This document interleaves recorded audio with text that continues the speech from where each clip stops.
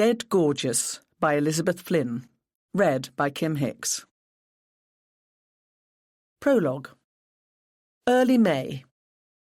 The Passionista magazine third anniversary reception had begun well. With the lights, the wall coverings, and the highly polished black floor, the stevedores who once worked in this converted Docklands warehouse would have had trouble recognising the place. Designers, columnists, editors, models, trendsetters, fashionistas, and a galaxy of stars mixed and mingled, making air kisses as they came together and small talk as they moved on. Passionista had laid on the champagne and hors d'oeuvres with a lavish hand, and every one of the faces obliged with a photograph in return, adding their smiling, designer-clad endorsement to the grand Passionista logo sparkling on the wall. A fashion show added attraction to an already glamorous evening. The magazine had persuaded a couple of the big houses to let their junior designers loose to showcase their work. In a large salon just down the hall from the main party, a whole team of people had been working all evening to get ready for the event. Amid the maelstrom in this other room, a young woman stood, tense with excitement. Behind her, chaos reigned. One of the fledgling designers, in meltdown, darted here, there, and everywhere, not even trying to hide his panic. "Is Bogue in?" he asked of nobody in particular. "Where's my coffee? That hem's dropped a bit. This is a disaster. Everything's going wrong. What about Style and Harper's? That button's coming loose. We need a stitcher. Over here, now! Has anyone seen if their seats are filled? Oh, my. I really think that's got more tease than the law allows. Turn round, darling. I need to see if that back seam sits right." Somebody called in a stage whisper that they'd seen one or two well-known fashion bloggers taking their seats, and a fraction of the anxiety disappeared from his face. Nobody paid him a great deal of attention. They were all too busy trying to get his collection onto the catwalk. Only the models remained still and docile as makeup artists covered incipient pimples and downplayed the shadows of too deep cheekbones. Hairdressers hoped and prayed the gel was up to the job, stitchers got on with last-minute alterations, and dressers eased them carefully in and out of garments few of them could afford. And when they were ready, they were checked again, the hair, the makeup, the threaded eyebrows, the waxed and spray-tanned legs. The woman had her back to them all. This booking meant so much to her. She was determined not to blow it. An event like this could get her noticed. By Balenciaga, Gucci, Ivano King, or someone like that. Her family back home in Russia, in a village near the Estonian border, would easily recognise such a name. They'd all chipped in to help her get to England, and she wanted to make them proud. She was the first on, and stood ready, even though most of the guests still hadn't come in from the reception. Someone shouted her name, and she turned carefully so as not to dislodge her hair, and saw her new-found Polish friend Asher threading away towards her through all the chaos. "Clara," said Asher as she reached her, "is so exciting. I speak with assistant to a designer who thinks her boss will like my work." Asher's eyes shone. "Even more, there is possibility of internship at her company. She will show him my designs and contact me." "Brilliant," Clara responded, keeping as still as she could. "I also have news. We have chance of rooms in the house." "Oh, tack! Wow, is true?" Both young women longed to leave the hostel where they had met and really get started on their big adventure in the London fashion world. Da, said Clara. "Is in nice place. Richmond. I get details later when I see Igor." Okay, said Asher. "It's on Tube Line, I think." They were new to London but had quickly grasped how pivotal the underground transport system was to life in the capital. "I go now. Circulate some more." She beamed at her friend. "Many people now coming in from reception. Fashion show will start soon." Clara inclined her head carefully and turned back to face the direction in which she would move onto the catwalk. She knew the excitement she felt right now could not compare with the rush of adrenaline she would experience when her turn came. The show began. Her music. Her signal. She raised her 6 feet of beautifully proportioned frame onto the runway, allowed herself a second to savour the moment, and moved forward into the glare of the lights. She had come a long way to make this short walk. An hour later, she could tell it had gone well. Clara's part finished with the first collection, and she was able to get changed and watch the second from the back of the room. She heard the buzz, sensed the excitement, watched the nodding heads and animated conversations, and knew the evening had been a success. 2 columnists passed her, and she heard a snatch of conversation. "I've always had a bit of a passionista." "Oh, darling, that's excruciating, but I won't forgive you if you don't use it in the byline." They laughed and passed on to more champagne. Clara didn't get the joke. Her English wasn't up to it. She scanned the room looking for any sign of Asher, but couldn't see her. She presumed her friend must be networking until the last possible moment. By this time, she had other concerns. She looked around for Igor and saw him on the other side of the room. He'd been helping set up the show earlier and would no doubt soon be busy with dismantling it all again. Right now, though, he was leaning against the wall, watching her, knowing she would have to seek him out eventually. He stood up as she approached, a small, malicious smile playing around his mouth. "You have it?" she asked. "Duh." He reached into his pocket and brought out the tiny plastic pouch with its precious stash of white powder. He held it up as though to keep it out of her reach. "Give!" He shrugged and handed it to her. "Relax, Clara. I tease only." She snatched the packet, turned away from him, and moved across the room. Orderly, disciplined activity had replaced the earlier sense of chaos and panic, as everything that had been used in the show was packed up and moved out.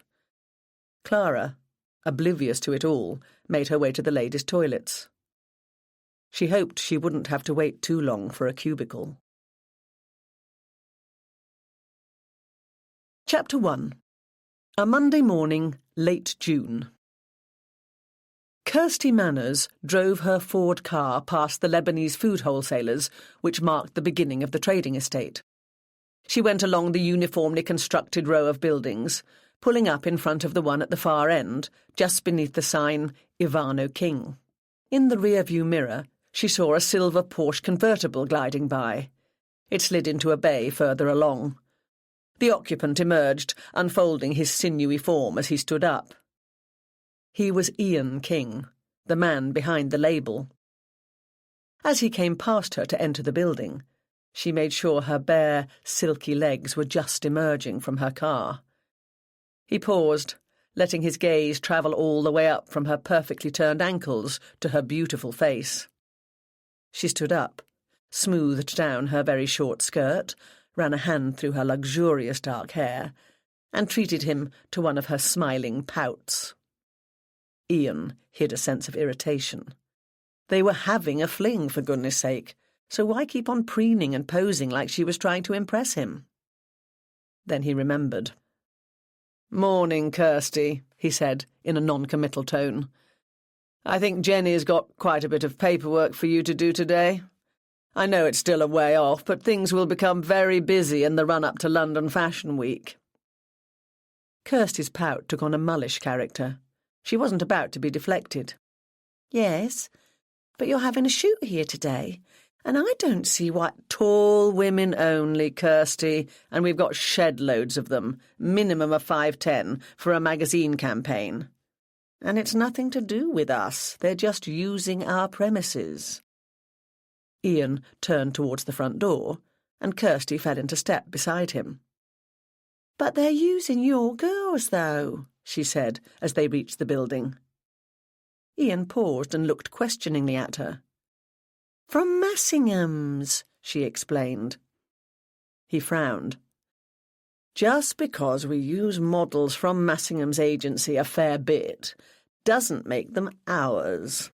Other people use them as well." He held the door open for her to precede him into the building. Kirsty smiled to herself as she entered. If she couldn't be a part of the shoot, she'd at least managed to ensure that her flatmate, Sandra, a model who did meet the height requirement, wasn't on it either. She'd known of the casting, but hadn't given Sandra the details. She wasn't having her strutting about the flat going on about it. From a first-floor window, Eleanor Chandler watched the arrival. In spite of herself, her heart softened for a moment, as it always did at the sight of Ian. Her lip curled, however, as she watched Kirsty's performance. Seated at her desk on the other side of the room, busily sorting the post into separate piles, Jenny, who ran the office, paused in her work and glanced up. She watched Eleanor's face, saw its expression soften, then harden again, and addressed the safest option. "Kirsty's arrived, has she?" Eleanor turned towards her. "How can you tell from over there?" she asked. Jenny grinned. "I don't need to look out of the window. I just know from the look on your face." Eleanor pursed her mouth into an expression of disapproval and came over to Jenny's desk. "I do wish Ian wouldn't mix business and pleasure. She's in Gucci today. I bet it's a knock-off. I don't suppose for one moment she earns enough for the real thing. Not as a clerical worker and receptionist."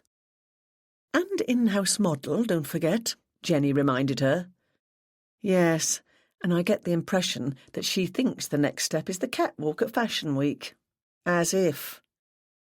"She doesn't even walk all that well, really, does she?" said Jenny. "No, she doesn't stand a chance.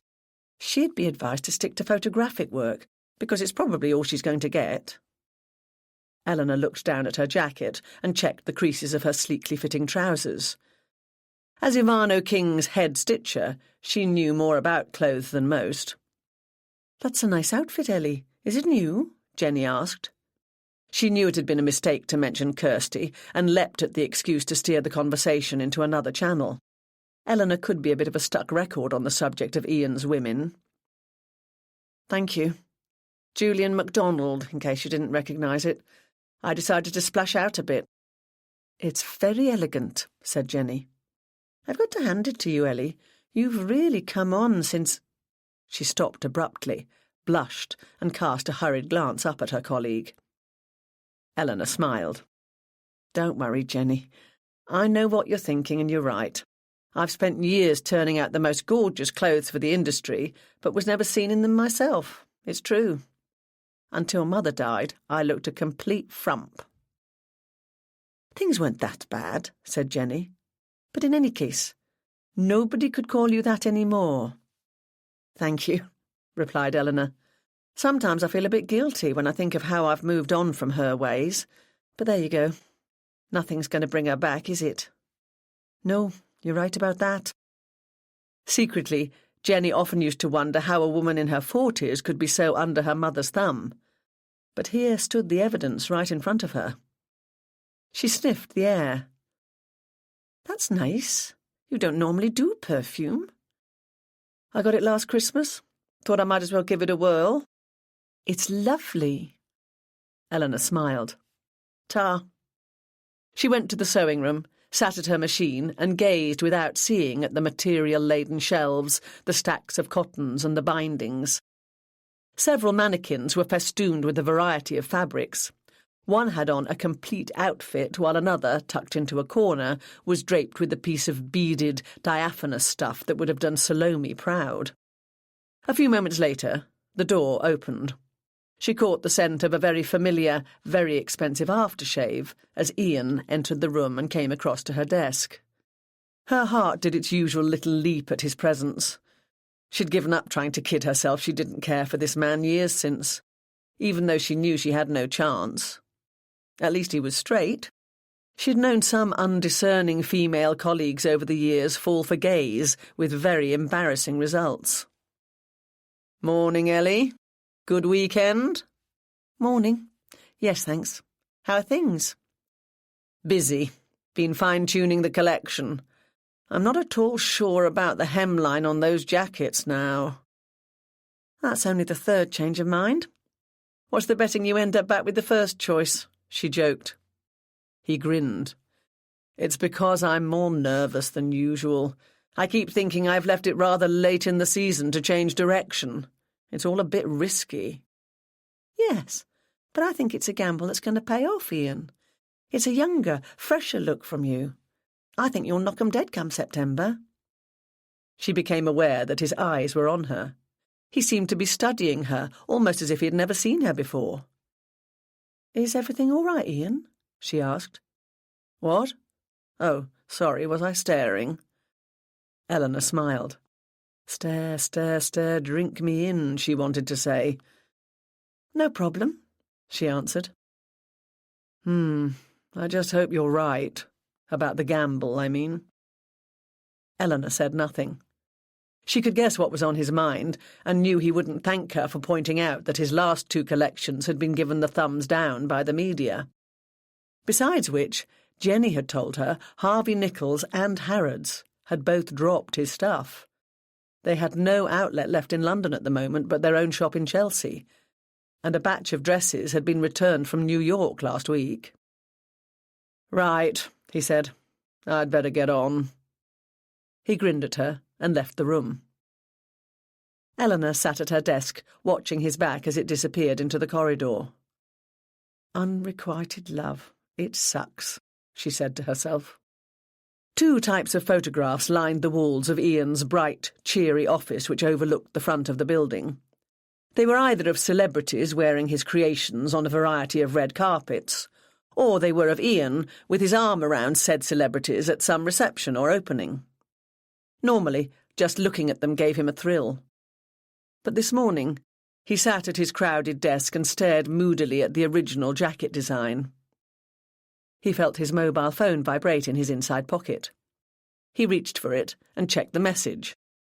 Kirsty had written, 11 out of 10 for last night, you hunk. He deleted it and put the phone back in his pocket. He could see this developing into a problem. He'd have to do something about it. But Kirsty was a slightly different kettle of fish from his previous women. He'd need to disentangle himself with some care. Meanwhile, he had more urgent matters to consider.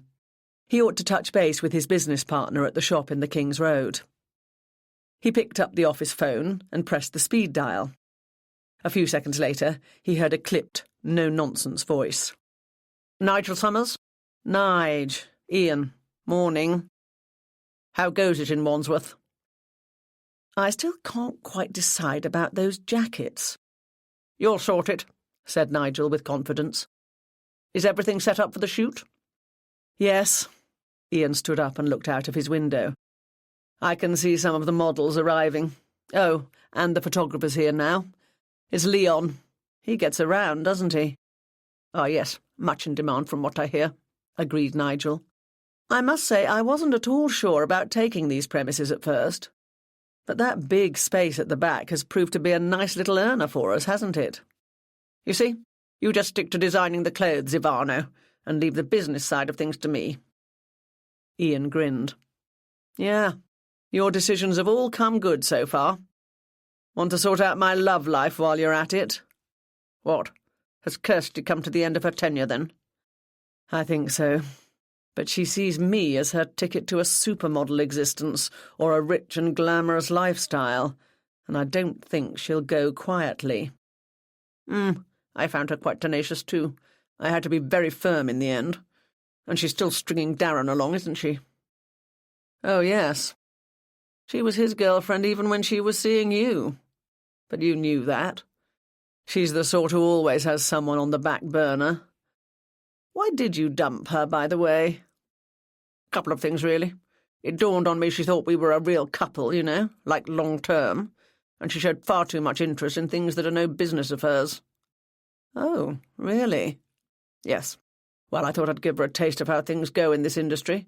Took her to a bash in Wapping, you know, the one Passionista magazine threw, you remember? You couldn't go because you had the flu." "Oh, yes. Was that wise, taking Kirsty, given who provided the entertainment that night?" "Oh, you'd have to be really in the know to suss that one out. Leon was there too, come to think of it, busily snapping away. Anyway, Kirsty was surprised by all these Ukrainian and Russian models being there. She asked me how they got to know about the inn parties when they could hardly even speak English. 'Well, darling,' I says, 'that's what it's like now. There are loads of them over here. The old Eastern Bloc has more tall model types than you can shake a stick at, and they learn English soon enough.' Then she got into conversation with one or two of them, and I left them to it. Although I have to say, I didn't take her to the party to network on her own account. I expected her to stick with me, because you can't take it away from her. She looks good on your arm. And then there were the lines. Ah, shocked, was she? Had no idea it goes on? Oh, no, I think she knew it went on. But to see it happening so blatantly pulled her up a bit. Then, if you please, she wanted to know who supplied the stuff. No way. I kid you not. Kirsty, I said to her, you're a big girl, be sensible. It's there if you want to try it, but either snort up or shut up. There are some questions you just don't ask. Just at that moment, the door to Ian's office opened, and Kirsty walked in with some letters in her hand. "Ah, Kirsty," said Ian loudly, so that Nigel would hear. Into the phone he said, "I'll catch you later," and replaced the receiver. Kirsty, with the same smiling pout that had been on her face in the car park, walked over to his desk and perched herself on the edge of it. "I'm loving the hemline like that," she said. A sudden silence came over the room. "What do you know about this hemline?" A look of alarm came and went in Kirsty's eyes. "Nothing, Ian. I'm just saying I like it." Of course. Thanks for the post." Kirsty relaxed and smiled. "Leon wants to know if you're up for a drink when the shoot breaks for lunch." "I'll let him know," replied Ian. "Don't bother to go back to him with a message. I'll go down and see him in a minute. You just get back to Jenny." Kirsty shook her head in a way that made her hair fall languidly back over her shoulders. She opened her eyes wide and let him take in the pose before she spoke. "OK. You'd be amazed at how much I'm learning about the business in this job. I could be a help to you." Ian seriously doubted that. It would take more than a smattering of knowledge to turn this self-regarding princess into a useful colleague. "Really?" he said, in a voice heavy with sarcasm. "I thought you were interested in taking on an intern. I could put you in touch with a good one." "Don't bother. Nigel's already told me about one. A Polish woman. I interviewed her and thought she was suitable, but she didn't turn up for work.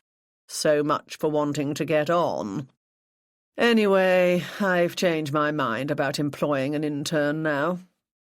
I'll see you later," he said, by way of dismissal. He shook his head as the door closed behind her.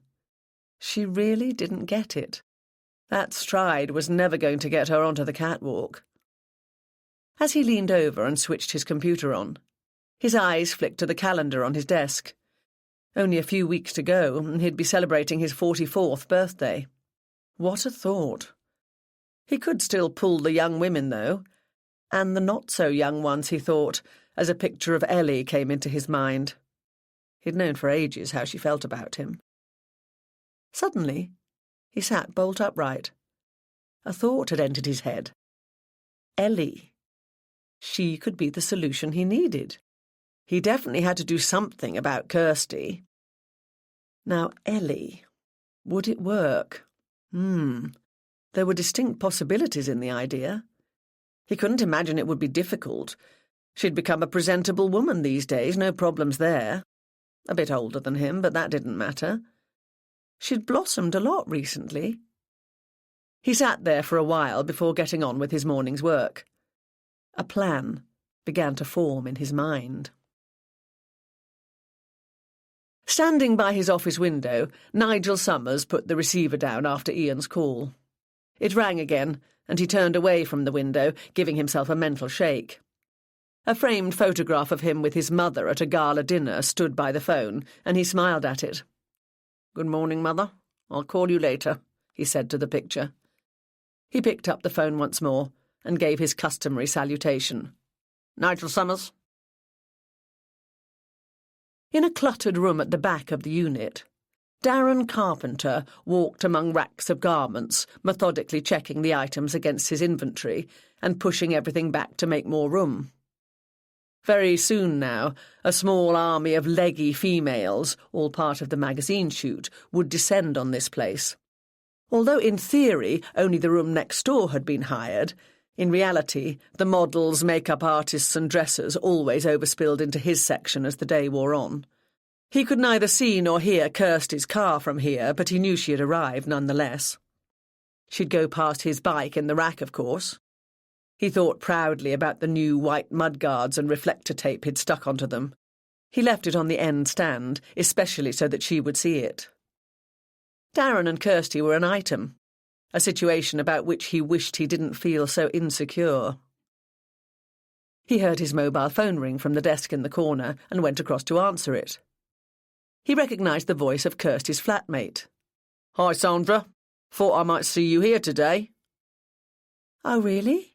Why?" "We've got a shoot on. From the look of the girls, I reckon you're the same type." Sandra let out a wail that was half anguish and half anger. "My agent never mentioned anything, but I bet Kirsty could have given me the details so I could have tried out for it. I bet you. The cow." Darren let a moment pass without saying anything. The uneasy relationship between Kirsty and Sandra bewildered him. "I know what you're going to tell me," he said. "You do?" "Yeah, I seen her, didn't I? She was with him." A brief pause ensued. It briefly crossed Sandra's mind to wonder about this sighting, but she didn't want to go down that route. All she could do was to add a rider.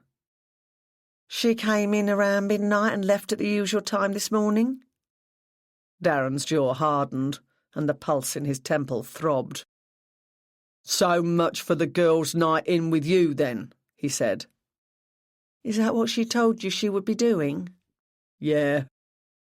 Sandra could see at once that Kirsty hadn't even bothered to think up a plausible lie, but she didn't say so to Darren. She didn't want to upset him too much. Sandra had her own hopes for Darren, and getting him to look upon her as something other than a listening ear into which he could pour his woes about Kirsty was proving to be a delicate business. "Don't worry. I'm here for you, Daz," she said. "Thanks, Sandy. You're a star. I better go. Talk to you later." He put the phone down and stared into space. He clenched his fists and flexed his muscles, making the huge biceps bulge at the tops of his arms. If things went on like this, he knew he would soon be teaching her a lesson. Kirsty was his girl. She had to get that through her head. Kirsty sat at the desk opposite Jenny's and got started on her day's duties. She looked at the pile of filings she'd been given with dismay. Office work hadn't been part of her career plan. But almost the first thing she'd learned in this industry is that you didn't spend your time dashing from one exciting modelling job to another. In fact, some weeks you considered yourself fortunate to even get sent to a casting. Still, she had an ace up her sleeve. Things had gone well with Ian the previous evening. A top designer like him must surely be able to use his influence to get her jobs. She had high hopes for her future. Raj Wickramasinghe, the pattern cutter, breezed into the room. "Morning each," he said. "Hope we all had a good weekend." Kirsty smiled uncertainly at the newcomer.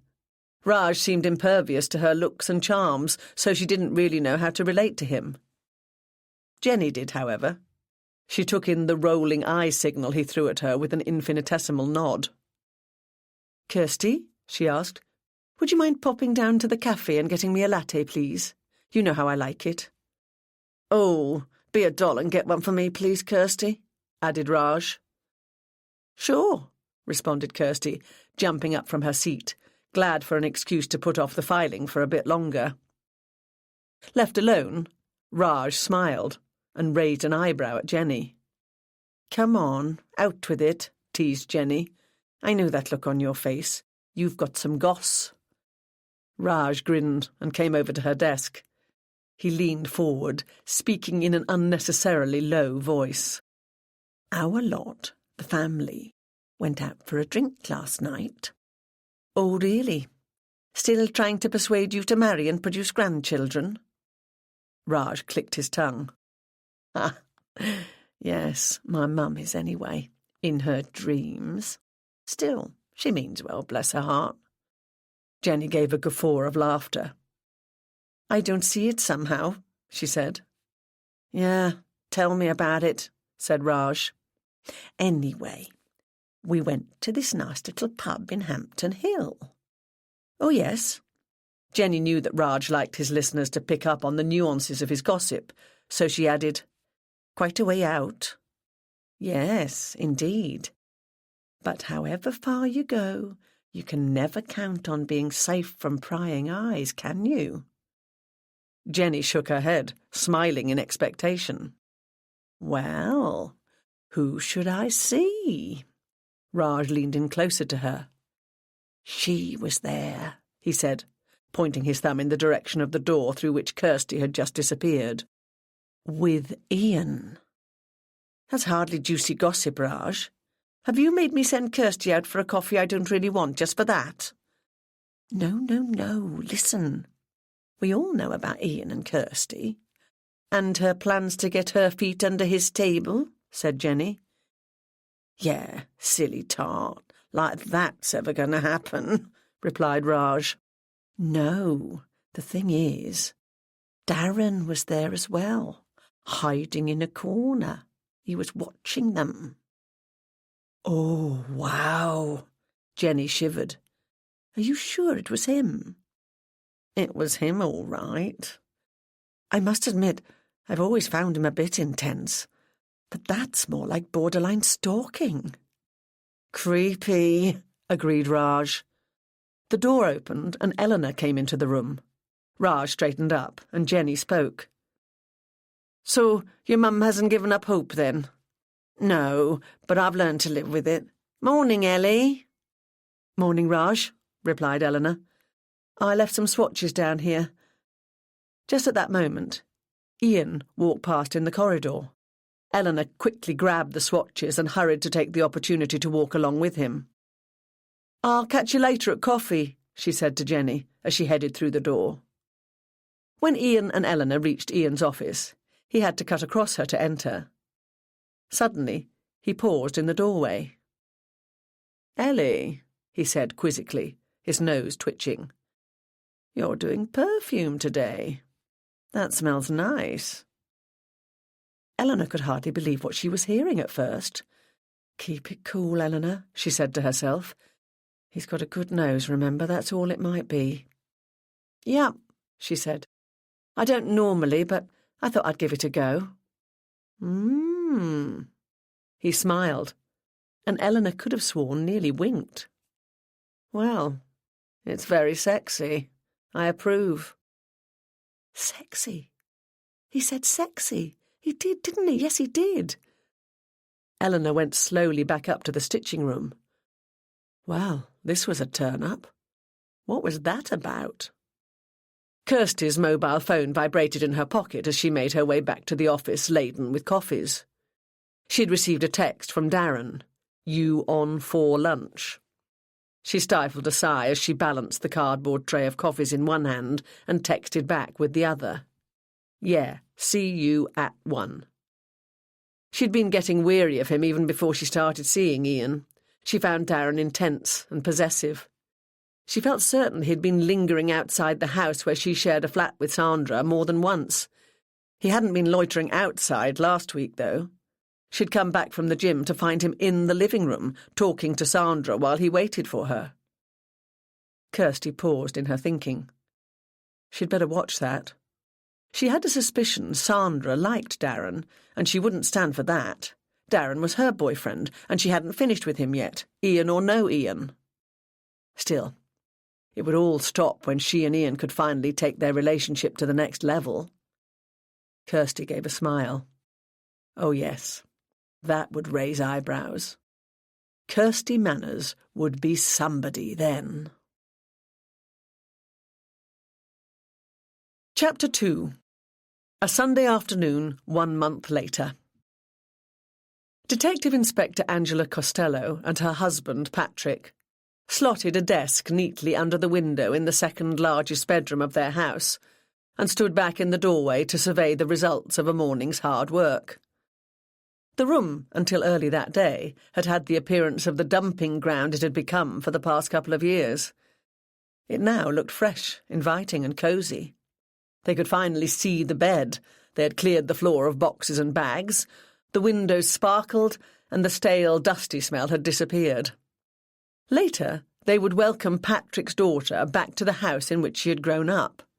And until as late as yesterday, Angela had feared they might have to park Madeleine in the cramped quarters of the smallest bedroom unless they managed to get their act together.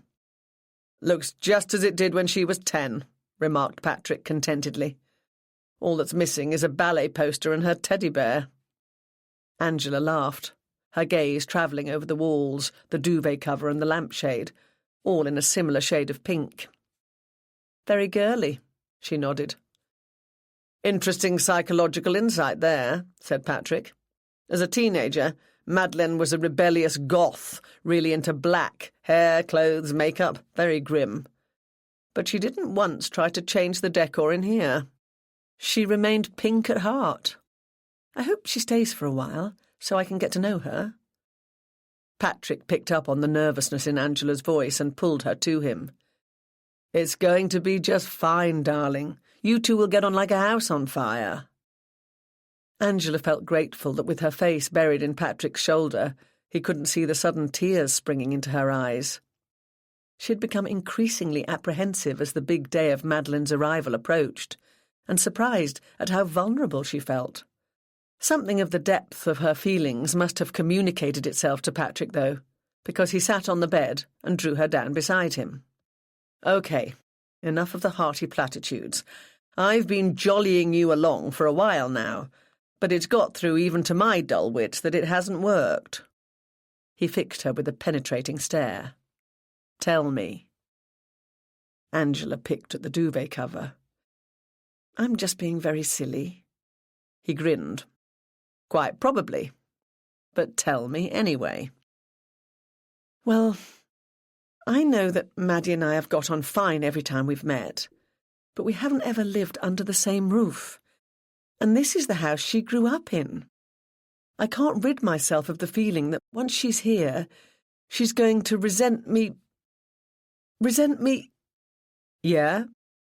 "You know." "Say it, sweetheart." Angela took a breath. "Taking her mum's place." The words came out in a rush. "There, I've said it. I know you'll think I'm stupid, and you might be right, but anyway, that's what's been worrying me. This was her home first. You loved her first. And—" There was a pause. "Come on, you might as well get it all out." Angela shrugged diffidently. "You loved Louise first." Patrick gave a gentle laugh and hugged Angela tight. "You soppy old thing," he said. "Actually, I didn't love Louise first. I'd been in love at least twice before I met her." "Yeah, but you didn't marry those others." "True." He thought for a moment. "OK, Angie, here's the deal. I loved Louise very deeply. When she died, I thought the world had ended. I cried, I raged, I got seriously drunk, and I shook my fist at God.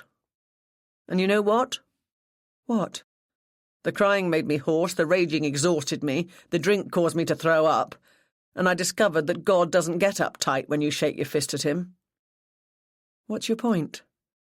"I did grieve for Louise, for a long time. But that was 16 years ago. I've moved on, and so has Maddie." Angela looked doubtfully at Patrick. "Honestly, when we were courting and I told her of our plans to marry, she was thrilled to bits." "You're joking." Angela's face presented such a picture of puzzlement that he laughed out loud. Finally he said, "Don't you realise? You set her free." "What?" "Yes, you numpty. She was quite concerned about her poor old dad." "Old?" "She was only 17 when we met, remember? She could see me getting old, doddery and more lonely. She felt responsible. In spite of her goth phase, the teenage moods, the tantrums about staying out late and all that, you know, she's a good kid at heart. She worried about leaving me to go off and live her own life. And then you came along. Oh. Angela felt her spirits lift. I hadn't thought about it like that. A bit like a knightess in shining armour. Exactly. Angela was silent for some moments. Thanks, Paddy. Are you still nervous? Yes, but in a different way now. What am I married to? You're married to a numpty, she said, embracing him. Kirsty Manners smiled with satisfaction as she looked at her computer screen. What she had produced looked businesslike. It would create just the impression she wanted. She glanced at her mobile phone. The text she had just sent was still visible. Go on, ring, she thought. She wanted to see her plan working. It rang. Ian's face appeared on the screen. Kirsty snatched up the phone. Ian. Her voice sounded tremulous, near to tears. Kirsty, this is outside of working hours. You know what we agreed.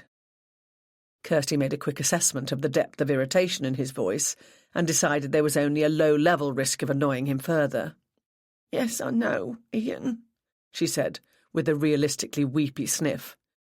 But I'm having a particularly hard time today. You know how it is. Some days are worse than others. Yes, I do, but I had no choice. I have to be free, I told you that.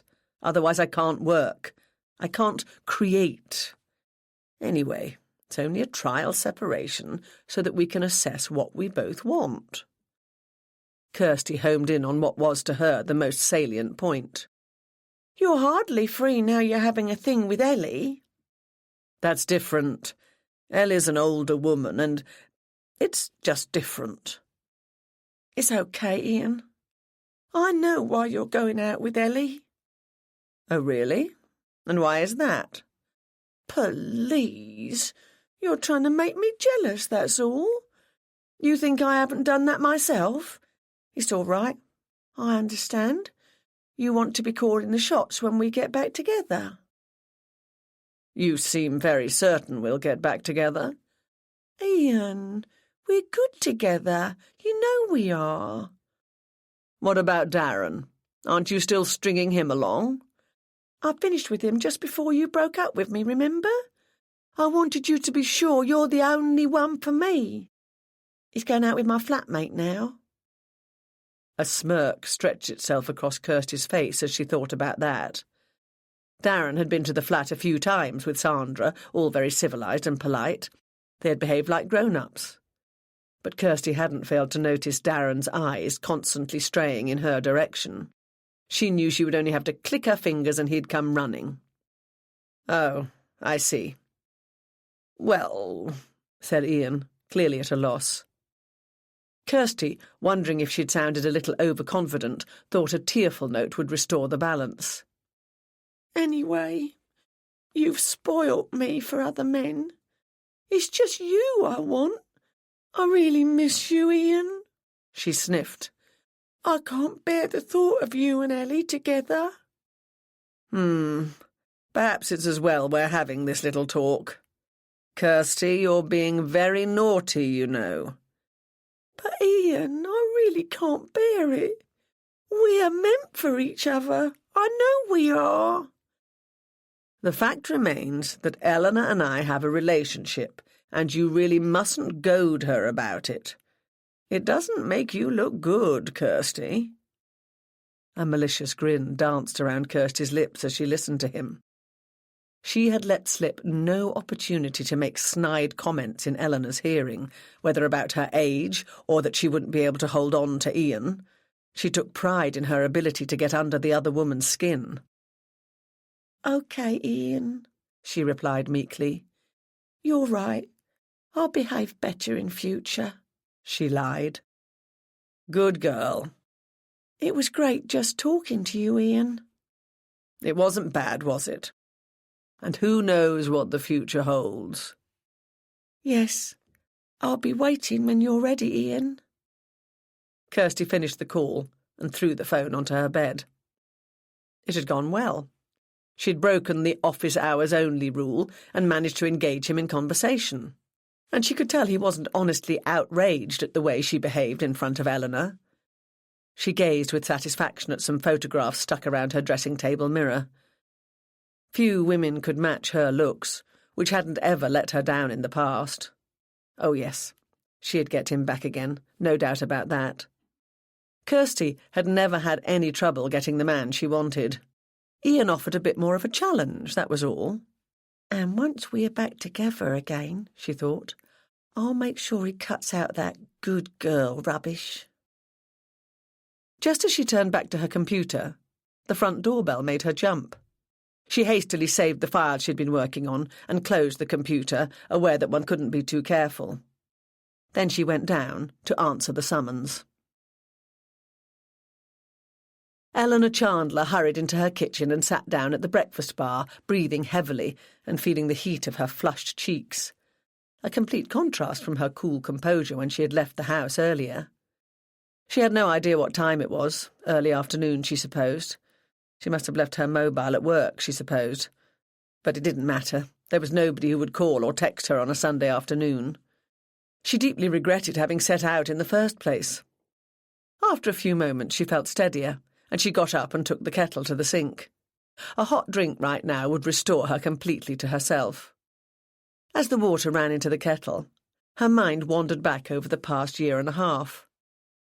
She wouldn't ever have believed her life could change so radically. 18 months ago she'd been a dowdy woman dominated by an overbearing and autocratic mother. The only place she had shone had been at work. She knew her stuff there. For that one thing she felt grateful to the late Mrs. Chandler. Her mother had taught her to sew from a very young age. Eleanor turned slightly and cast her eyes upwards in the direction of the old woman's bedroom. For more years than she cared to remember, she had fetched and carried for the cantankerous invalid. Eleanor shuddered at the memory of the humiliations she had taken, the sniping comments, the put-downs. She had known she had finally cast off the maternal shadow when she and Ian first made love. Could it really have only been 3 weeks ago? It had happened in the very bed from which her mother had refused to rise for the last 10 years of her life. Just at that moment, the front doorbell rang, and a smile lit up Eleanor's face. She wasn't expecting anybody, and only one person ever visited her spontaneously. She put the kettle down and hurried along the passage, her heart pumping now for a completely different reason. She threw the door open and smiled into Ian's face. "Hi, Ian, I didn't expect to see you today." Ian returned her smile. The arm held behind his back now came round to reveal the bottle of champagne in his hand. "Neither did I. I've still got an appointment this evening, but my afternoon became free when my golfing buddy cancelled at the last minute. So I thought, is this an opportunity, or is this an opportunity?" Eleanor beamed delightedly, but hesitated on the doorstep, unsure of herself. In spite of her many years in and around the fashion industry, she had little experience with men. And she'd wanted this one for so long, she felt uncertain how to handle the situation now she'd got him. She liked to think of herself as a quick learner, though, and as Ian stepped across the threshold, she found a riposte she thought worthy of the occasion. "Did you bring any oysters to go with that champagne?" she asked, injecting a suggestive note into the question.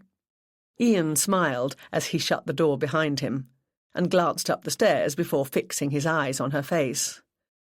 "I don't think we need any oysters, do we?" She gave a small laugh, knowing she sounded like a sophisticated woman now, not a gawky schoolgirl anymore. He smiled down at her.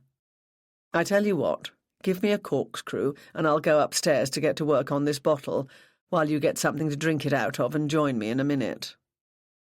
"Good idea," she said, glad that she could lay her hands immediately on such an item. She stepped into the kitchen, took it from a drawer and handed it to him. "I've got some champagne flutes in the dining room, but I'll have to dig them out." Ian bent his tall frame over her and kissed her gently on the lips. "Don't be long," he said. She felt the warm flush of anticipation rising up through the whole of her body. "I'll be right there," she replied. She knew just where to find her champagne flutes, having recently transferred the box of glasses from the old sideboard to her new wall unit along with the pile of other things. A cousin had given her the champagne glasses in a rush of uncharacteristic generosity one Christmas, and she had never taken them out of their wrapping. Eleanor's mother had considered both the giver and the gift frivolous, ridiculous. She found the package and pulled it open, setting out 4 of the flutes behind the glass-fronted shelf higher up, and hastening upstairs back to her lover with the other 2. Sandra Hodges fed another coin into the pinball machine in the Tone-Up Jim's coffee bar and pulled on the handle to start the game. Her heart wasn't really in it. Much as she liked sports and keeping fit, even she felt a little surprised at Darren's capacity to work out. If she had wanted any confirmation that she really loved him, hanging about here a good hour after finishing her session just because he was on the premises would have provided it. Disconsolately, she left the game and ambled over to a table near a small bar where a muscular man with close-cropped hair stood spooning coffee into a percolator. He looked up and winked at her as she sat down. Darren and Sandra had been coming to his gym for a couple of years, long before they were an item. He'd got to know them very well, and on occasions even trusted one or the other of them to guard the reception for him if he had to be elsewhere. He had a pretty good idea what was on Sandra's mind. "Want a cup, Sandra? On the house?" "That's nice of you, Tone. Yes, please." The eponymous Tone, owner and manager of Tone Up, brought the drink over to her table, straddling the chair next to her and turning a sympathetic gaze on her face. Not for the first time, he wished Sandra didn't regard him as merely a good friend. He sighed and put the thought out of his mind. "It'll come good, Sandy," he said after a few moments. Sandra gave a rueful grin. "Yeah, I'm sure. He's just a bit difficult right now." "The path of true love and all that?" "Yeah, I know. It's just that when you first start going out with someone, that's when you expect it to be very intense, all hearts and flowers. I mean, it seems to me we got on better when we were just friends. I knew he was paying attention to me then, really listening like, you know. It was great." Tony said nothing. He knew, and felt sure Sandra did too, the reason she and Darren got on so well as just good friends was because Sandra provided the perfect listening ear into which Darren could pour all his sorrows about Kirsty. Only a month had passed since Kirsty had finished with Darren, and in Tony's opinion he'd jumped into this relationship with Sandra too quickly. He had his own ideas about why that had happened as well. "I'm sure it'll be great again, Sandy," he said to comfort her. "You just need to give it a bit of time. Let the dust settle." Sandra smiled at him. "Thanks, Tone. You're right. I'm expecting too much too soon, really." She looked gratefully at him. "There you go," said Tony. "It was a real blow to his pride getting dumped by Kirsty. He thinks the body beautiful is all any woman could want in a man, and you've got to admit it, he is honed to perfection." Sandra gave a small laugh. "You're not kidding. I've never known a man who could hit the weights like he can. It's either that or the cycle racing. He's like a man possessed sometimes." She looked at Tony, and her expression became conspiratorial. "But let's face it, Tone. That's not what motivates Kirsty, is it?" "Ah, no way. I saw that early on when she first turned up here. I tried to hint as much to him, but I don't think he got it. You could be an old crock, but if you've money, power, prestige, especially money, Kirsty's going to be interested in you. She and Darren were never going to go the distance." Sandra laughed. "No, he'll realise that in the end. He's much better off with me." She pulled her shoulders back and smiled, feeling more optimistic. She'd had a few little talks like this with Tony recently, and he always managed to make her feel better. Tony discerned the change of mood and moved on to a different subject. "How's the work going? Earning enough to pay the rent?" "Nearly. I'm doing less and less temping to fill in. Got a shoot tomorrow, as it happens, for a catalogue, sportswear." "Sportswear? That's right up your street," said Tony, as he began to fish for something in his pocket. "Off to the back room to indulge your vice, Tone." He stood up and grinned ruefully. "Had one already. Just don't want to squash the packet." Tony limited himself to 2 cigarettes a week, which he smoked in a little room behind his counter. Now and again he was joined by Kirsty, who liked the occasional smoke but hadn't wanted Darren to know. "OK," said Sandra, standing up. Something she could see through a glass-panelled door at the other side of the room suddenly caught her attention. "Oh, there's Darren's bike." Tony followed her gaze through the glass to the covered passageway alongside the building, shielded from sight of the road. He allowed some of his more regular, trusted clients to store their bicycles there. "Yeah?" Tony looked puzzled.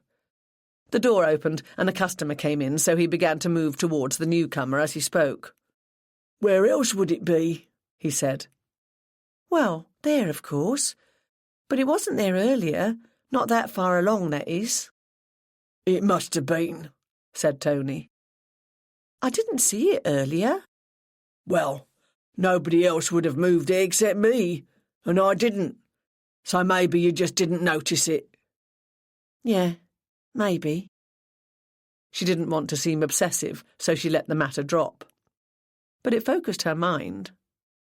Her real problems were nothing to do with Darren being such a keep-fit fanatic and keen cyclist. Those things she could deal with. He hadn't really got Kirsty out of his system. That was the crux of the matter. She had seen the way his eyes strayed to Kirsty when he came to the flat and she was home. Sandra suddenly felt a frisson of fear. Darren was a brooder, and once or twice Sandra had definitely sensed that he could become violent. She sighed.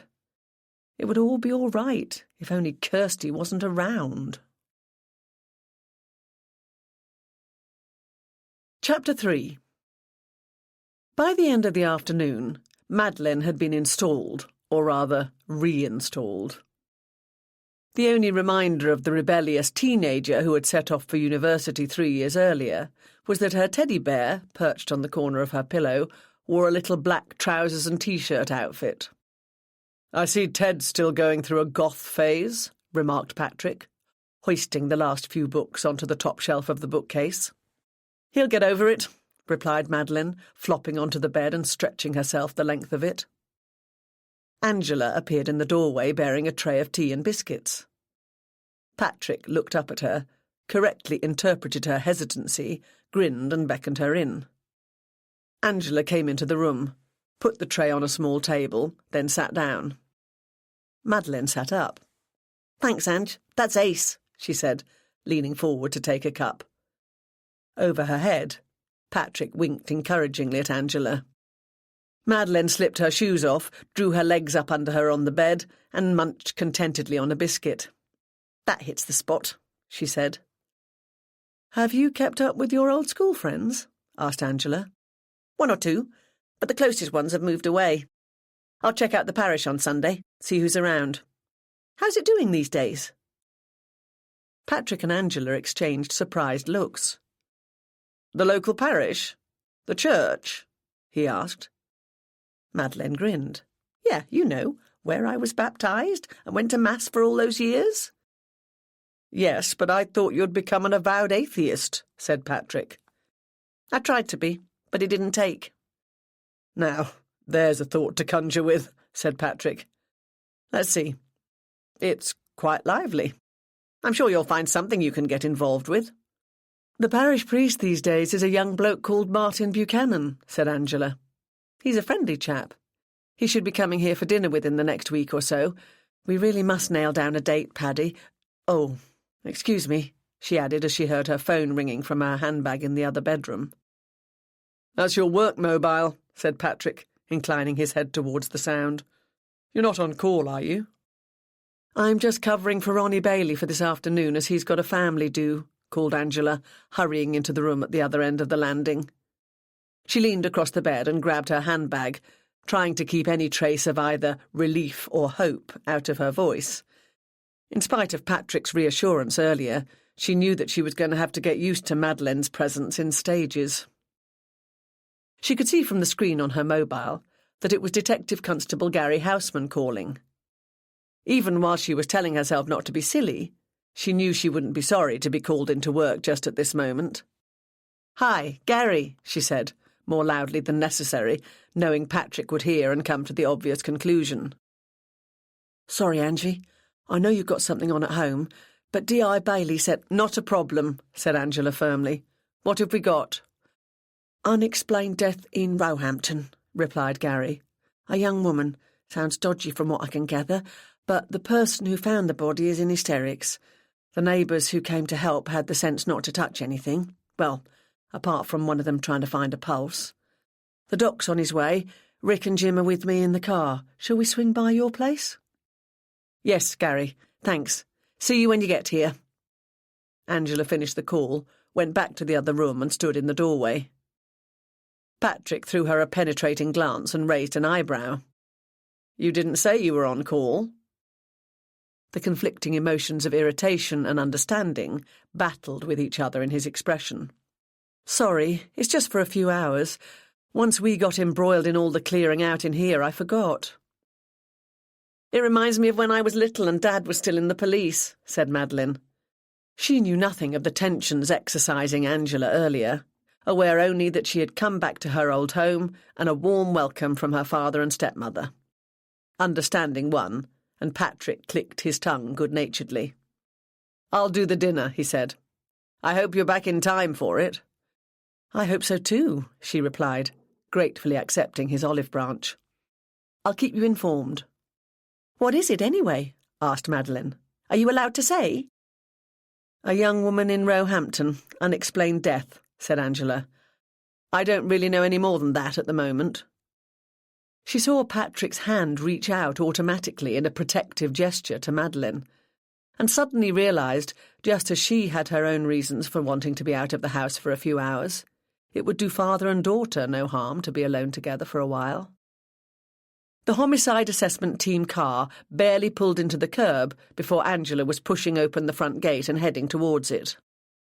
"OK, have you got any more information yet?" she asked Gary Houseman as she slid into the front passenger seat and clicked her belt into place.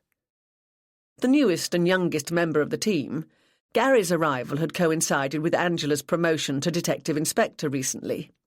Two other members of the unit, Detective Sergeants Rick Driver and Jim Wainwright, sat in the back.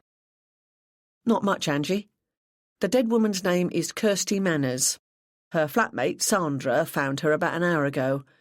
Apparently Sandra that is, came home to find Kirsty lying face down across her bed.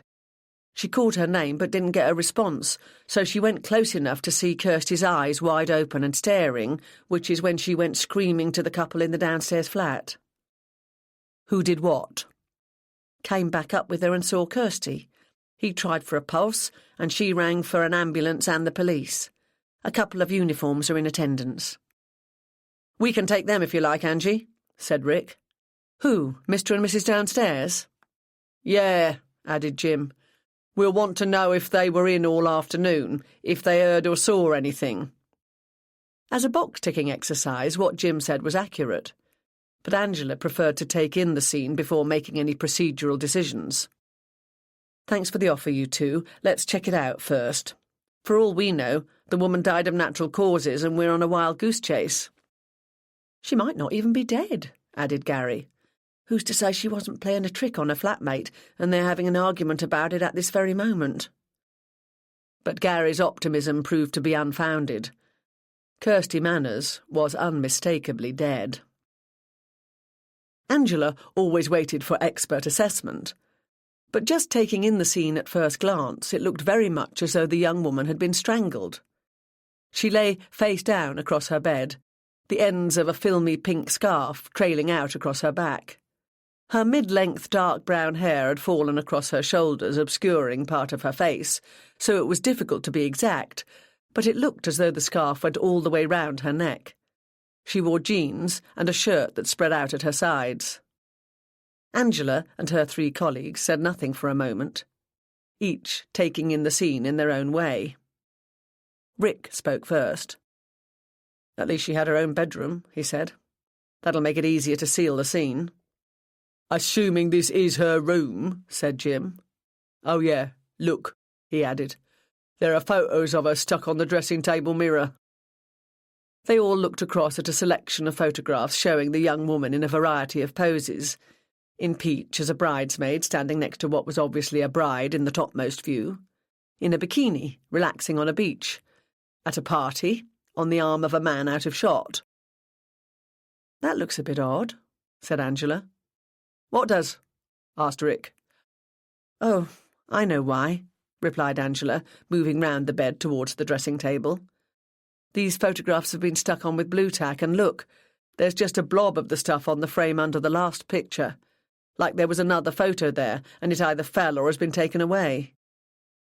All 4 officers looked down at the surface of the dressing-table and on the floor all around the area. "If there was another photo there, it hasn't just fallen down," said Jim finally. I wonder if it'll matter to us," remarked Angela. "It might turn up," said Gary. "The Sockos will find it if it's here anywhere. Or maybe the flatmate will know what was in it." "You're right," said Angela, giving the photographs another glance. She would look more thoroughly at them all later. They would go through the dressing-table contents and the wardrobe. They would scrutinise her diary and address book, her mobile phone and her computer. They would turn over every detail of Kirsty Manor's life to find out who had ended it. She continued to gaze silently down at the body, stretched out on the bed. She must be close in age to Madeline, she thought. She sighed, remembering Patrick's hand reaching out to Maddie as soon as he heard about the death of a young woman, and realised this murder inquiry would have a different resonance for her. "Everything makes a difference," she whispered to herself. "Angie?" asked Gary. Angela blinked and looked at him. "Sorry, just thinking aloud." They heard a noise in the hallway. Jim slipped out, returning almost immediately. "The doctor and scene of crime officers are here." "Yeah," replied Angela, stepping back from the bed. "We'd better get out of here and let them get on with their stuff." They filed out of the room, standing aside in the hallway to let the Socco team and police doctor enter. They headed for a door at the end of the hall and found themselves in the flat's sitting room. "Did you take a close look at those photographs?" asked Jim. "A hot girl like that must have had a boyfriend. We'll need to round him up." "I bet you had no problem with geometry at school, did you, Jim?" thought Angela.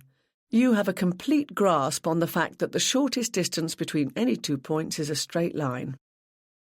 "We'll round up everybody we need to," she replied, putting a slight emphasis on the word everybody. "OK," she continued. "I presume the flat downstairs has more or less the same number of rooms as this, so I'll take up your suggestion, Jim. You and Rick ask if you can talk to Mr. and Mrs. Downstairs in one room, while Gary and I see the flatmate in another. Did you say her name was Sandra, Gary?" "Yeah, Sandra Hodges," answered Gary, consulting his notebook. "OK. Rick, you and Jim know what questions to ask. We'll meet back up here after we finish the interviews and take it from there." All 4 officers made their way down to the apartment below, whose occupants showed Angela and Gary into their bright, cheerful living room before withdrawing with Rick and Jim to sit round their kitchen table. Within a short space of time, a WPC led a pale-faced, shocked-looking young woman through the door. In the way with which Angela had now become familiar, Gary found a chair where he could sit unobtrusively, his notebook open and ready. Angela assessed Sandra's build and colouring as very different from Kirsty's. Tall, she must have easily made about 5 feet 10 or 11, Angela guessed. Her slim body looked taut and muscular. She wore her blonde hair pulled back into a ponytail and was dressed in trainers, jogging bottoms and a T-shirt. Her eyes were red-rimmed and swollen, and her face blotchy from crying. She stumbled a little as she walked across the room, holding on to the policewoman's arm, and allowed herself to be settled like an invalid into the armchair. Angela took out her own notebook as the door closed softly behind the WPC. "I know you've had an awful shock," she began gently, "but you do appreciate that we need to ask you some questions, don't you?" Sandra nodded. Her eyes filled with fresh tears. "I can't get that image out of my head. I just can't. They've been great, Mel and John, who live down here, you know. I don't know what I'd have done without them. They're going to let me stay with them tonight, 'cause I don't think I can go back up, you know." "I understand," said Angela. "Thank God for good neighbours, eh?" "Yeah." Sandra managed a weak smile. "Right," continued Angela after a short pause. She found official spiel a useful tool for getting to the nitty-gritty, so launched herself into it. "I'm Detective Inspector Angela Costello, and my colleague over there is Detective Constable Gary Houseman. There will have to be a post-mortem examination to find out exactly how Kirsty died, and until we know for sure, we have to treat it as a suspicious death, hence the questions." She stopped. Through the clear signs of shock and distress, Sandra had turned a pair of very alert, very focused blue eyes upon her.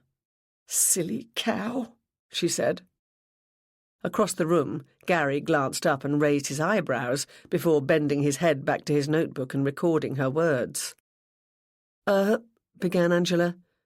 She gave the other woman an interrogative look and waited. Sandra shook her head in an exasperated gesture. "Oh, the way she was with blokes and stuff. She was just so up herself and didn't see how she could upset—" She blinked and gazed directly into Angela's eyes. "If it turns out to be murder, you won't find any shortage of candidates, you know." Chapter 4. Angela looked at Sandra Hodges for a moment and recognised what she had seen many times before in people caught up in murder. The shock was beginning to wear off.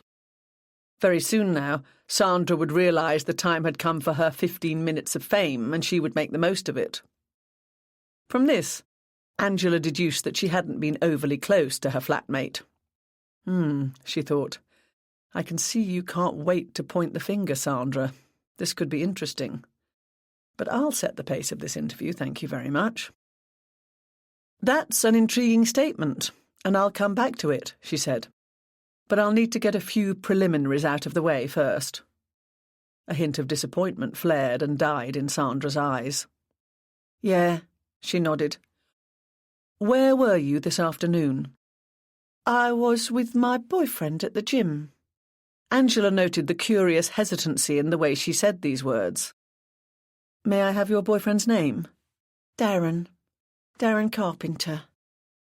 "And where is the gym?" "It's the Tone-Up Gym in the High Street." So less than 2 minutes away, thought Angela. "What time did you come home?" 4 o'clock. "Was Darren with you?" Again she detected the curious hesitancy in Sandra's voice. "No," she said. Angela made another note and looked up at Sandra. "Did Darren drop you off outside the house, or did you leave him at the gym?" "I left him at the gym." The hesitant note had completely disappeared. No problem answering that question, thought Angela as she made another note. "Will you describe to me exactly what you saw?" Tears welled up in Sandra's eyes again, and Angela had no doubt they were genuine. "I found her just like you saw when you went in," she replied. "I didn't touch anything." "That's very helpful for us, thank you. Could you go through what happened from the time you came home?" Sandra wiped her eyes. "Just as I was putting my key in the lock, Mel and John came through the gate. We said hello and that, and they went into their flat." Angela nodded. The house, comprising the 2 flats, had been built in the 30s as a family home. In the conversion process, the original front door giving onto a wide hall had been taken away. 2 front doors, each opening onto a narrower passage, one containing the staircase, had taken its place. "So then what?" she prompted. "I came up to our flat. Kirsty had her door shut. The whole place was very quiet." "Is that normal?" Sandra thought for a moment. "It depends. One of us might have the telly on or the radio. Sometimes we like to play computer games, which can be a bit noisy." Angela nodded. "I wonder if Maddie's going to make a noise about the place," she thought. "But you were struck by the quietness," she said.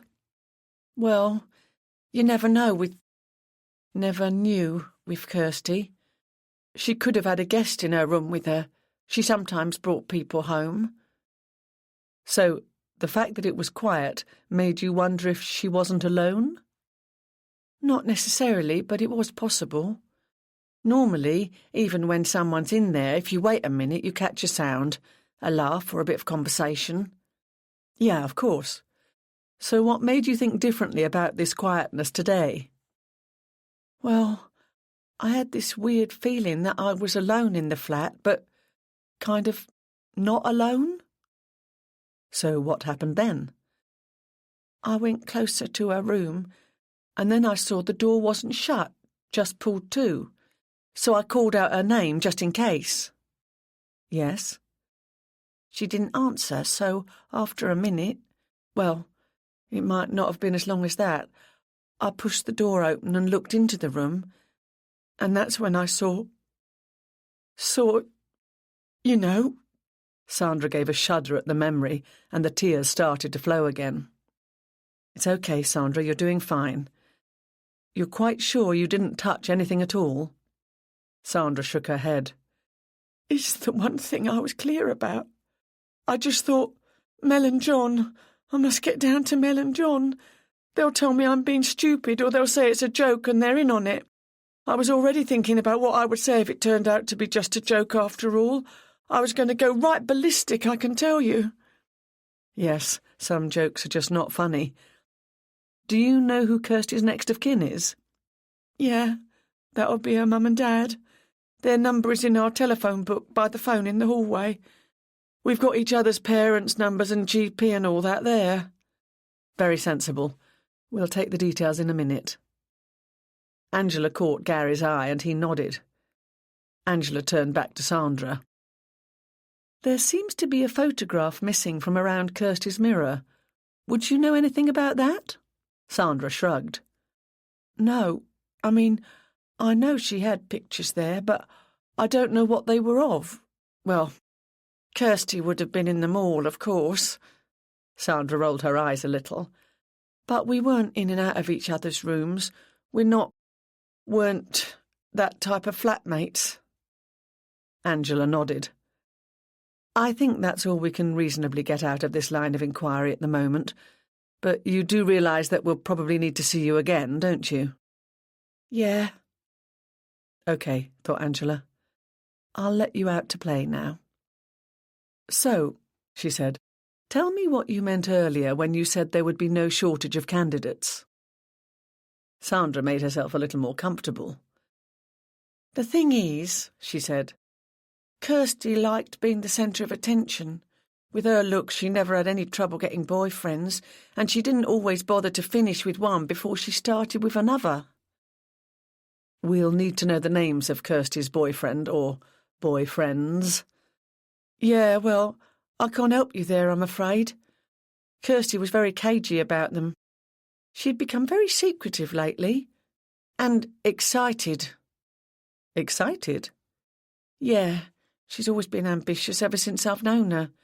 She's a model when she gets the work, which isn't as often as she likes. But lately, I think she'd broadened her ambitions. She talked about going places." "What did she mean by that?" A look of frustration passed across Sandra's features. "I don't know. I got the feeling she'd managed to land some important boyfriend and it was giving her ideas." "But you don't know who he is?" "No. Someone she'd met through her office, I suppose. In the office? You said she's a model. Yeah, well, it's not that regular and she has to pay her share of the rent, so she has had a regular job. But that's in the fashion industry as well. She reckoned working there would give her inside knowledge of any jobs going. Lately, though, she'd started saying she wasn't going to be a clothes horse for much longer. She would be moving on to better things. I'm a model too. That's why someone introduced us at the gym, thinking we'd have something in common. But recently, she seemed to look down her nose at me a bit, even though I get a lot more work than she does. And she boasted about the posh, show-busy parties she got to go to. But her boasting didn't include giving you any names. No. Sandra cast a knowing look at Angela. You can make things seem better than they are if you keep a bit of mystery about them, can't you? And whoever she was seeing, she wasn't bringing him or them back to the flat. OK, thought Angela.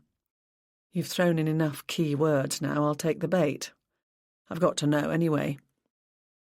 Where did Kirsty work? She asked. The satisfied look of a teacher pleased with a promising pupil passed across Sandra's face. She worked for Ivano King. Angela raised her eyebrows. Gucci, Jean-Paul Gaultier, Balenciaga, and Ian King, the man behind the Ivano King label. He was right up there with them. You can see why Kirsty had such big ideas, Sandra said as she saw Angela's recognition of the name. Angela nodded. And you don't know who she was seeing? Sandra shook her head. No, she was always throwing famous names about when she wanted to impress me, but she could be very cagey when it suited her. She took a lot of calls she said were to do with work when she wasn't actually in work. Oh, really? Well, that's what she said, but it could have been a cover if she was seeing someone from the office. Or more than one person, as you suggested, replied Angela pleasantly. Yes, of course. Angela made a couple of notes. You've definitely tried to point me in the direction of Kirsty's workplace, Sandra, she thought. And I have to ask myself, why? She smiled at Sandra, on whose face the pleased teacher's expression was still in evidence. So you met Kirsty at the gym? Yes. Angela nodded, taking in again the honed physique and sports clothes. How long ago? There was a pause as Sandra pulled back a stray hair. About a year, she said. The pleased teacher had disappeared, and Sandra had stopped meeting her eyes. Was Kirsty very keen on fitness? The expression on Sandra's face now became almost a sneer, but, Angela reflected, she did look as though she took fitness very seriously. I don't think so, she said. Not really. She did enough to make it worth her while paying the fees, but that was about it. She knew she looked good in a leotard. You've seen her. Well, you can't take it away from her, not now. She was beautiful, and she knew it. You get a lot of blokes coming through a gym and they all like to look at her. She enjoyed that. Out of the corner of her eye, Angela saw Gary shift in his seat. It was his way of asking permission to speak. Go on, Gary, she said. Was there any rivalry among the men over Kirsty? Angela nodded her approval of the question. I don't think so, not seriously, said Sandra. They all knew she was spoken for. Angela looked sharply into Sandra's face, but the other woman was gazing down at her fingernails. Oh, you're definitely not comfortable parting with that snippet of information, thought Angela. Spoken for? Was she engaged? Asked Gary. No, nothing like that. Sandra looked up at him. Kirsty was the sort of girl who was always spoken for. As I say, if you want to find out about the current man, I suggest you talk to the people where she worked. Oh, steer us away from the gym, why don't you? We'll leave things on that ambiguous note for now, thought Angela. You'll keep, Sandra. Thank you, she said. I think that's all for the moment. I'll get back upstairs. Just give Detective Houseman your contact details. And Darren's, please, because we'll need to chat to him too. Angela watched Sandra closely as she said this, but the prospect of bringing Darren into the investigation didn't seem to produce any further tension in her. Is there a key to Kirsty's room? Yeah, it should be in the lock on the inside of the door. OK, we'll lock the room for now, but obviously you'll need to come and go in the rest of the flat. I'll just check with our crime scene people and ask them to let you know when they've seen all they need to. I'll have to get my clothes and stuff for tomorrow. Yes, of course. We won't keep you waiting any longer than we can help. Angela emerged from the downstairs flat. She rang the bell to be let in upstairs, and as she waited she discovered that word of something going on had reached the neighbours. A couple of people were leaning on the front gate of the house across the road, ostensibly chatting to each other, though their eyes were fixed on the door to Kirsty and Sandra's flat. A dog walker hovered nearby. Casting her glance a little wider, Angela saw a couple of curtains twitch. A few more people walked past looking pointedly at the house, quickly averting their eyes when they saw Angela looking at them. By the time Jim opened the door, Gary had joined Angela, and they all made their way up to the living room. OK, what have you got? She asked. Jonathan and Melanie Bingham, replied Rick, flicking through his notebook. Moved in about 6 months ago. Said Kirsty and Sandra already lived here then. Nice pair. All got on OK. Had a drink and a meal together now and again. Nothing too heavy, but they were friendly. They thought there'd been a bit of tension between Kirsty and Sandra recently. They don't know details, but they think it might have been over a bloke. Said Angela. I wouldn't be surprised if they're right. I'm sure the flatmate's got more to tell us. And the scene of crime team need to get in here as well, Angie, said Rick. Yes, of course they do. Just before we clear out of their way, what do we know about the scene? No sign of forced entry, came 3 voices very nearly in unison. Angela laughed. Wow, we have a chorus. A couple of tenors and a bass, if I'm not mistaken. OK. There's not much more we can do here at the moment, so let's get back to the incident room and feed what we've got into the computer. I might even get to sit down to dinner with Patrick and Maddie, she thought, realising with a pleasant surprise that she looked forward to the prospect. From outside came the sound of a vehicle pulling into the curb. Angela stepped over to the window. A private ambulance had just drawn to a stop in the street, a local undertaker working with the coroner's office. The few neighbours in evidence earlier had now swelled to a small crowd and abandoned all pretence of being anything other than intensely curious about whatever was going on. This reminded Angela of something she hadn't set up yet. Rick and Jim, will you get house-to-house inquiries underway? She asked. She turned back to a study of the people outside, but couldn't see anybody who looked like a journalist. Her 3 colleagues joined her at the window. No sign of the press as yet, said Rick. Just what I was thinking, answered Angela. Below them, 2 men were pushing a wheeled stretcher through the garden gate. I think we'd better go while the going's good, she added. They waited until the undertaker's men had gone into Kirsty's room before slipping out to the car. Within 10 minutes, they were settling down to open the case in the privacy of their own incident room. A couple of hours later, the car, now containing just Gary and Angela, drew up in front of Angela's home. Thanks, Gary, said Angela, gathering up her handbag. Could I just use your loo, please? Asked Gary. Sure, no problem, she replied. Come on in. She pointed him in the direction of the bathroom and went into the living room. Patrick looked up at her with a smile. He knew she didn't like to launch straight into shop talk the minute she got in. Madeleine, not knowing this, had no inhibition about expressing her natural curiosity. How was it? She asked, springing up from the sofa on which she had been lounging. Angela grimaced. Not as bad as some I've seen. It looks like it might have been quick and clean, but we'll know more after the post-mortem. Will you have to go and watch? Yes, probably, unless DCI Stanway chooses to go. What exactly do they do at a post-mortem? Mads, darling, began Patrick with a note of caution in his voice. Just at that moment, the attention of all 3 was arrested by the appearance of Gary in the doorway. He blushed slightly at the sight of 3 pairs of eyes turned towards him. "Thanks, Angie," he said. Angela went over to him. "Gary, I don't believe you've met my family, have you? This is my husband, Patrick, and my stepdaughter, Madeleine." Patrick came over and shook Gary's hand. "Hello. I think you're fairly new to the CID, aren't you?" he asked. "Yeah, still wet behind the ears," grinned Gary. "Were you involved in that murder at Wimbledon?" asked Madeleine. "Yes, that was my first case." "Were you at that press conference, the one Angie had to make a statement at? That was really cool. I saw it on the telly in the uni bar with a load of my friends, and I was telling everybody, 'That's my stepma, that's my stepma.' They were all dead impressed. So was I, to be honest." Angela turned to Patrick and mouthed the words, "Stepma? Impressed?"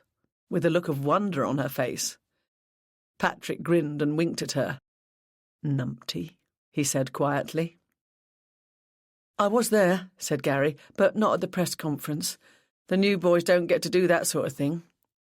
"Where were you at uni?" "Brighton." "Oh, that was one of my choices, but I ended up in Nottingham." He looked around at them all. "Well, thanks for the use of the bathroom, Angie. I expect you're wanting to chill out and have some supper now, so I'll see you tomorrow." His glance took in Patrick and Madeleine, lingering infinitesimally longer on Madeleine. "Nice to meet you," he said. Angela showed him out and came back into the living room. "I didn't know police officers were allowed to be so cute," said Madeleine. Chapter 5. Eleanor gazed down on Ian's face as he dozed. She had done a lot of gazing on this face in the past few weeks. She could still hardly believe the way things had changed between them.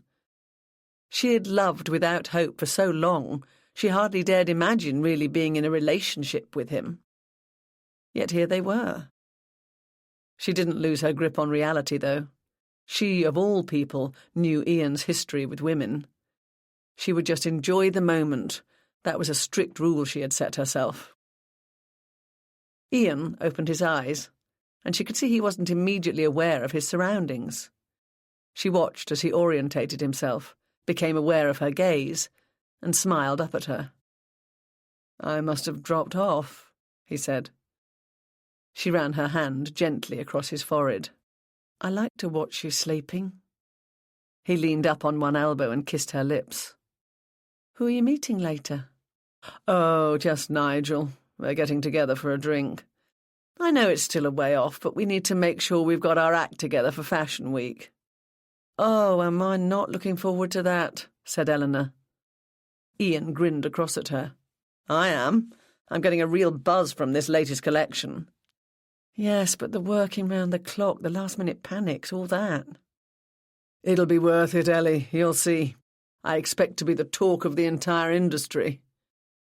"You've certainly been adventurous. I've got to hand it to you." Getting away from shop talk, have you heard any more from your little pal? "I had a text this morning. Much the same, I'm afraid. Still in love with me and wants me back. Who knows how long this pining will last?" "I think you've got her all wrong, Ian. I don't think she's pining at all. That is one very hard-nosed young woman, and it's my guess that all this pining, as you call it, is part of an act. She likes the idea of going out with a rich and famous boyfriend. She wants that lifestyle." Ian smiled. "No flies on you, are there, Ellie? OK, the truth. I know she's a pushy, ambitious little cow, and I know what she's after. The thing is, I'm keeping her sweet until I can be sure she hasn't got hold of any of my designs and might leak them." Eleanor opened her eyes wide. "Wow, are you sure?" "Well, that's just it. I'm not. I know she got at my laptop a couple of times visiting my pad. She said she was just catching up on Facebook and Twitter, but I don't know, and I need to be sure." "Of course you do. Do you think she would leak them?" "Not while she thinks she can get me back. She called me this morning and I pretended I was a bit annoyed about her calling me at home, which isn't part of our agreement. But I'll let her think I'm changing my mind about breaking up with her and engineer a visit to her flat. Then I can make sure that somehow I get a good look at her laptop and wherever else she might have kept anything like that." "That's more cunning than I would have given her credit for. She's been no end of a nuisance to me at work. I wish she'd just settle for Darren." "I'm not sure what's happening there. That's what some of her texts have been about, actually. She did drop him, but apparently he's now going out with her flatmate, which I suppose means he's still coming round to her place. To be honest, I got the impression she was a bit frightened of him." "I wouldn't be surprised, the size of him. He's a brooder, is Darren, the type to suddenly explode. Mind you, a bit of fear might be good for her. She's so cocksure of herself." Ian grinned as he picked up his trousers from the chair where he'd draped them. "No prizes for guessing she's got up your nose."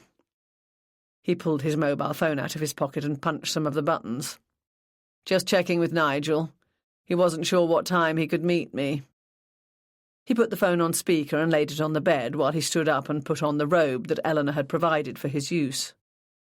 His call was answered on the 4th ring. "Nigel Summers?" "Oh, hi, Nigel," replied Ian. He switched off the speaker and picked up the phone. Yes, you weren't sure. 7:30? No problem, Nigel, I'll see you there." He finished the call and smiled at her. "Look, Ellie, I'd better take a quick shower and dash, I'm afraid." "No probs." Eleanor's eyes devoured Ian as he moved gracefully along the passage and disappeared into the bathroom.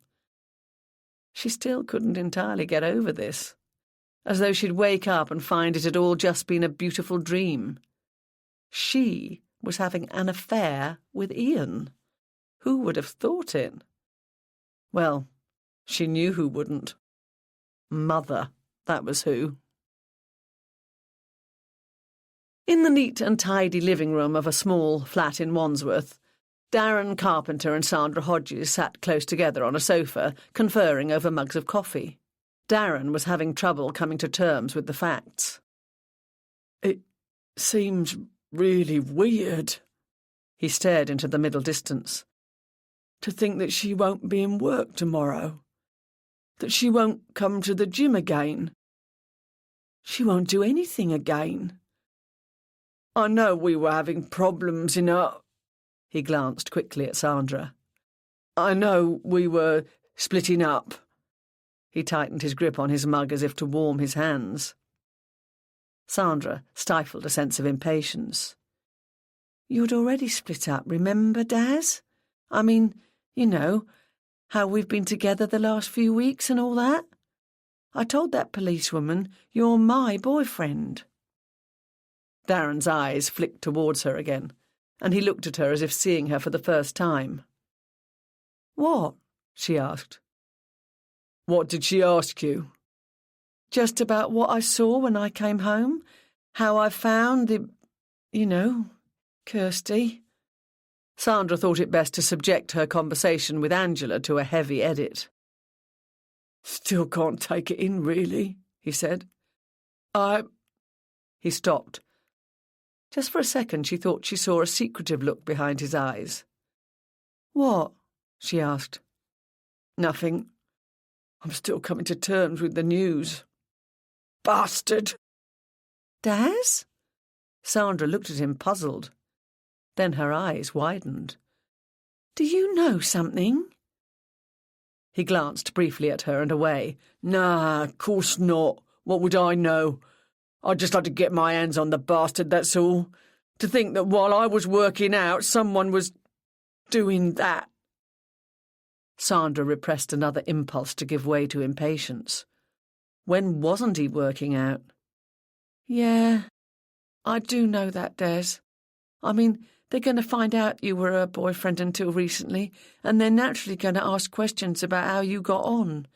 They'll be looking for someone with a motive. They might think, as you'd split up." Darren roused himself then. He put his mug on the small table in front of them and sat up straighter. "I'll soon put them right," he said, with more energy than he'd shown since she'd arrived. "They won't be able to pin anything on me." Now it was a sigh that Sandra stifled. All she really wanted was for Darren to take her in his arms and tell her everything would be all right. They would get through this together. Inwardly, she admonished herself. There were all sorts of different reactions to grief and shock. It was only fair that Darren be allowed to deal with the situation in his own way. Not until 9 had Sandra risked escaping in search of Darren. She had to be the one to tell him. Mel and John were concerned about her going out on her own so soon after such a nasty event, and for a moment it looked as though John would insist on coming with her. She managed to reassure them she would be okay, though, and she'd be back soon. Sandra put aside her personal frustration at Darren's response. Right now they had practical matters to deal with. "You're going to hear about all this tomorrow," she said, "and when you do, act surprised." Darren looked at her and furrowed his brow. "Why?" "Because it probably won't look good if you're seen to know already. If it comes out that I've been round here discussing the case with you, it might seem like we're, you know." "No, what?" She fought against exasperation. "It might seem as though we've met up to get our stories straight." Darren set his mouth in the stubborn way that Sandra didn't like. "I ain't got no story," he said, thrusting out his chin. "I was at the gym all afternoon, and that's all there is to it. And you came round here to break the news to me. That's only natural. It's no secret." "OK, you're right," said Sandra in her most encouraging voice. "I wasn't thinking straight. That's all you've got to say. I really wasn't thinking. It must be the shock." "Yeah, well, that's understandable, really." He gave her a smile which was probably meant to show understanding, but he made no accompanying attempt to put his arms around her and comfort her. As she made her way back to Mel and John's, Sandra found herself going over the events of the day. That little secretive look he had given continued to puzzle her, because it was unlike him. What you saw was what you generally got with Darren. And then there was the business of the bike. She didn't want to contemplate this, really, but Sandra hadn't ever been one to duck difficulties. Somebody had definitely moved that bike. Ian King put 1 whiskey and soda and 1 gin and tonic on the table and sat down beside Nigel Summers. Both men sat in silence for a few moments, gazing out from the Richmond pub garden across the paved area separated only by a low wall from the riverside embankment, thronged with people all out enjoying a drink in the evening sunshine. "Nice place," remarked Ian as he contemplated the scene. "Isn't it, though?" replied Nigel. "I often come here of an evening, especially at this time of the year." He cast a sidelong glance at his companion. "I meant to ask, I haven't heard you mention her for about a month, so I presume you've sorted out your love life." Ian smiled across the top of his glass. "That's a very discreet way of putting things." Nigel grinned. "OK. I heard you had a thing going with Ellie, so I stepped back in amazement, gasped and said, 'What, are you sure?' Oh, OK then." Ian laughed. "Ellie's all right. She doesn't make demands, she has no agenda, and she's got a darn sight more conversation than Kirsty will ever have. But—" "Oh? What's the but?" "I am not quite free of Kirsty. She's always on the phone or texting me. She thinks she can win me back, and she's being really horrible to Ellie." "You're not putting up with that, surely?" "Only until I'm sure she's no threat to the new collection." "What?" Nigel's eyes opened wide. I think she managed to get into my program and transfer some of the original sketches to her own laptop. She hasn't come right out and said so, but she's made 1 or 2 comments about the new designs, betraying suspiciously more knowledge than she should have. I'm going to soften her up and take a look. Then it'll be goodbye, Kirsty." "I told you she showed too much interest in things that are no concern of hers, didn't I? Once you're satisfied about the safety of the collection, you want to get that girl completely off the payroll." "How nice to be in agreement with one's business partner," said Ian. The 2 men chinked their glasses. Chapter 6. The following morning, in the general office at Ivano King, Eleanor remembered that Raj had been planning to gatecrash a show business event during the weekend. "OK, so did you get into the after-show party?" she asked him, as they poured their first coffees of the day. "Oh, my dear, yes. All the humble pie I ate to get there was worth every morsel. I was this close to Lady Gaga." Eleanor widened her eyes, suitably impressed, as Raj brought his palms to within inches of each other. "I say, sweetie, are you OK?" said Raj, breaking off his narrative and staring at her.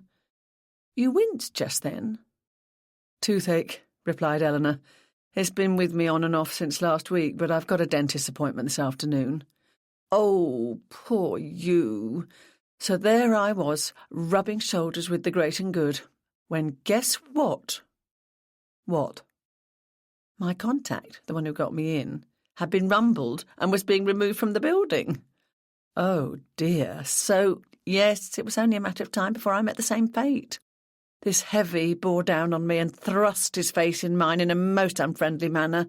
I don't know why he bothered. It's not like I wasn't going to go quietly. Sounds most unpleasant. Yes, I went from a study of Lady Gaga's perfect maquillage to making a close acquaintance with the bouncer's ugly open pores. Well, to be honest, they were more like slightly ajar. You know how I hate to bitch. Eleanor was full of sympathy. Oh, what a shame for the evening to end so badly. Raj widened his large brown eyes in astonishment. Badly? What are you talking about? It was a fabulous evening. Imagine being thrown out by Lady Gaga's bodyguards. It beats the time I was thrown out of the Brits by One Direction's driver. Eleanor laughed. You're amazing, Raj, you really are. The sound of footsteps pounding along the corridor outside startled them both. As they looked up, the door flung open and Jenny burst in, evidently very upset. Her breath caught in a sob and she sank down onto a desk chair, gasping. Her colleagues exchanged alarmed glances and advanced towards her. "Jenny, are you all right?" asked Eleanor. "What's happened?" Tears welled up in Jenny's eyes as she stared up at Eleanor. "I've had the most dreadful shock," she said. "She rang here. Well, I'm the office manager. She would ring me, of course," she gabbled. "Who rang you? And what was the message?" asked Eleanor, speaking quietly and calmly. This worked. Jenny took a deep breath and gathered herself together. "Kirsty's flatmate rang me to say that Kirsty wouldn't be in to work. I was just getting the sickness book out, thinking, oh, she's picked up a chill or something, when she said that she's dead." "Dead?" exclaimed Eleanor. She and Raj turned stunned eyes to each other before giving their attention back to Jenny. "Jenny, that can't be right," said Raj. Completely calm now, Jenny was ahead of her two workmates. She gazed at them with a solemn expression. "She's not only dead, she's been murdered."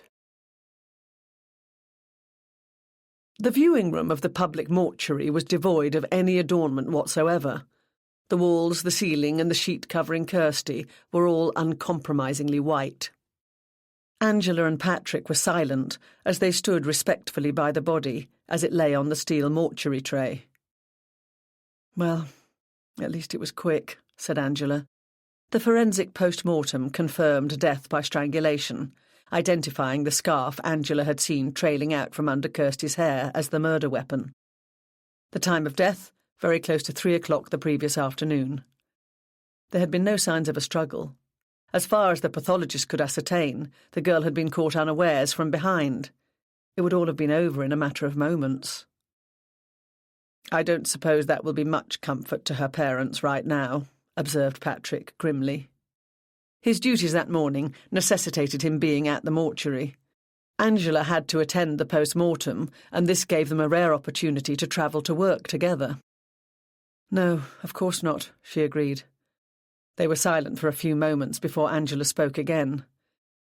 "Jim's the only one who mentioned it yesterday, but I can see what he means about her looks now," she said, taking in the neat, regular features, surrounded by an abundance of luxuriant brown hair. Kirsty had been about 5 feet 5 inches tall, with not an ounce of spare flesh on her slender body. That's something her parents asked me about. Having been told she was strangled, they thought her face would be bloated. "Ha! Readers of detective fiction," remarked Patrick. "But it doesn't always follow in real life, does it? Have they been in yet?" "Yes, I was here when they formally identified her." Angela clutched Patrick's hand and let it drop again. "Rather harrowing." "I can imagine. Where are they now?" "I've left them with the family liaison officer. I've got to talk to them, but I thought I'd give them a bit of time to move on from the initial shock." "Of course." Kirsty's parents were huddled together in the interview room when Angela joined them a few moments later. Tears fell unchecked over haggard cheeks. One of Mrs. Manners' tissues was in shreds on the table, and another was going the same way. Mr. Manners had an arm round his wife and his head on her shoulder. Angela nodded at the flow, took out her notebook, and sat down near the grieving couple. "Mr. and Mrs. Manners," she began in a gentle voice, "I can't begin to imagine how you must be feeling at the moment.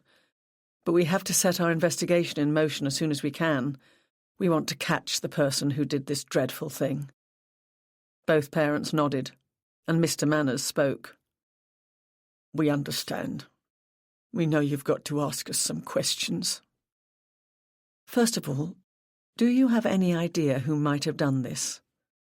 The couple shook their heads. "We've got no idea," said Mrs. Manners. "It's hard to believe anybody would want to...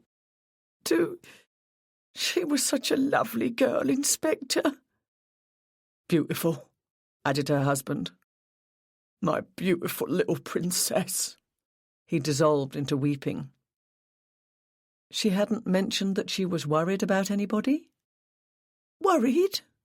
Mrs. Manners' brow furrowed. "Yes, in the sense of perhaps a friendship that had gone sour and the other person had taken it badly, or somebody with a grudge for some reason." Angela had been trying to keep things general, but Mrs. Manners homed straight into one type of relationship. "She always had lots of boys after her," she said. In spite of her grief, her voice held a note of pride. "Oh, yes. No worries there. Well, she was so stunning, wasn't she, Babs?" said Mr. Manners, rallying. His wife nodded. "Right from when she started senior school, they were like bees round a honeypot, weren't they, Ray?" "Yes." Ray turned to Angela. "With her looks, we told her she should be choosy." "Choosy?" asked Angela. "Yes, you know. Go for someone with a bit of class. Well, class and money. Someone who could keep her well. We told her she should be ambitious, that she could be someone. With her looks, she could have been a supermodel." There was something tragically naive about this notion, and Angela's heart went out to them. She thought back over what Sandra had said about Kirsty and the suspicion that she was in a relationship with some kind of high flyer. It seemed that Kirsty had taken her parents' advice on board. "So, did she have a boyfriend?" she asked. The look on both their faces gave Angela part of the answer. "He was a nice enough lad," said Barbara, damning with faint praise, speaking more to her husband than to Angela. Evidently, she had reiterated this opinion frequently. "Bit too Neanderthal for my liking," said Ray, addressing Angela. "Who are we talking about?" asked Angela. "She met him at the gym," replied Barbara. "But they work at the same place too now. He got her the job, in fact. She'd finished with him, actually, but he was still hanging around." "No, they don't want to get the message, do they?" added Ray.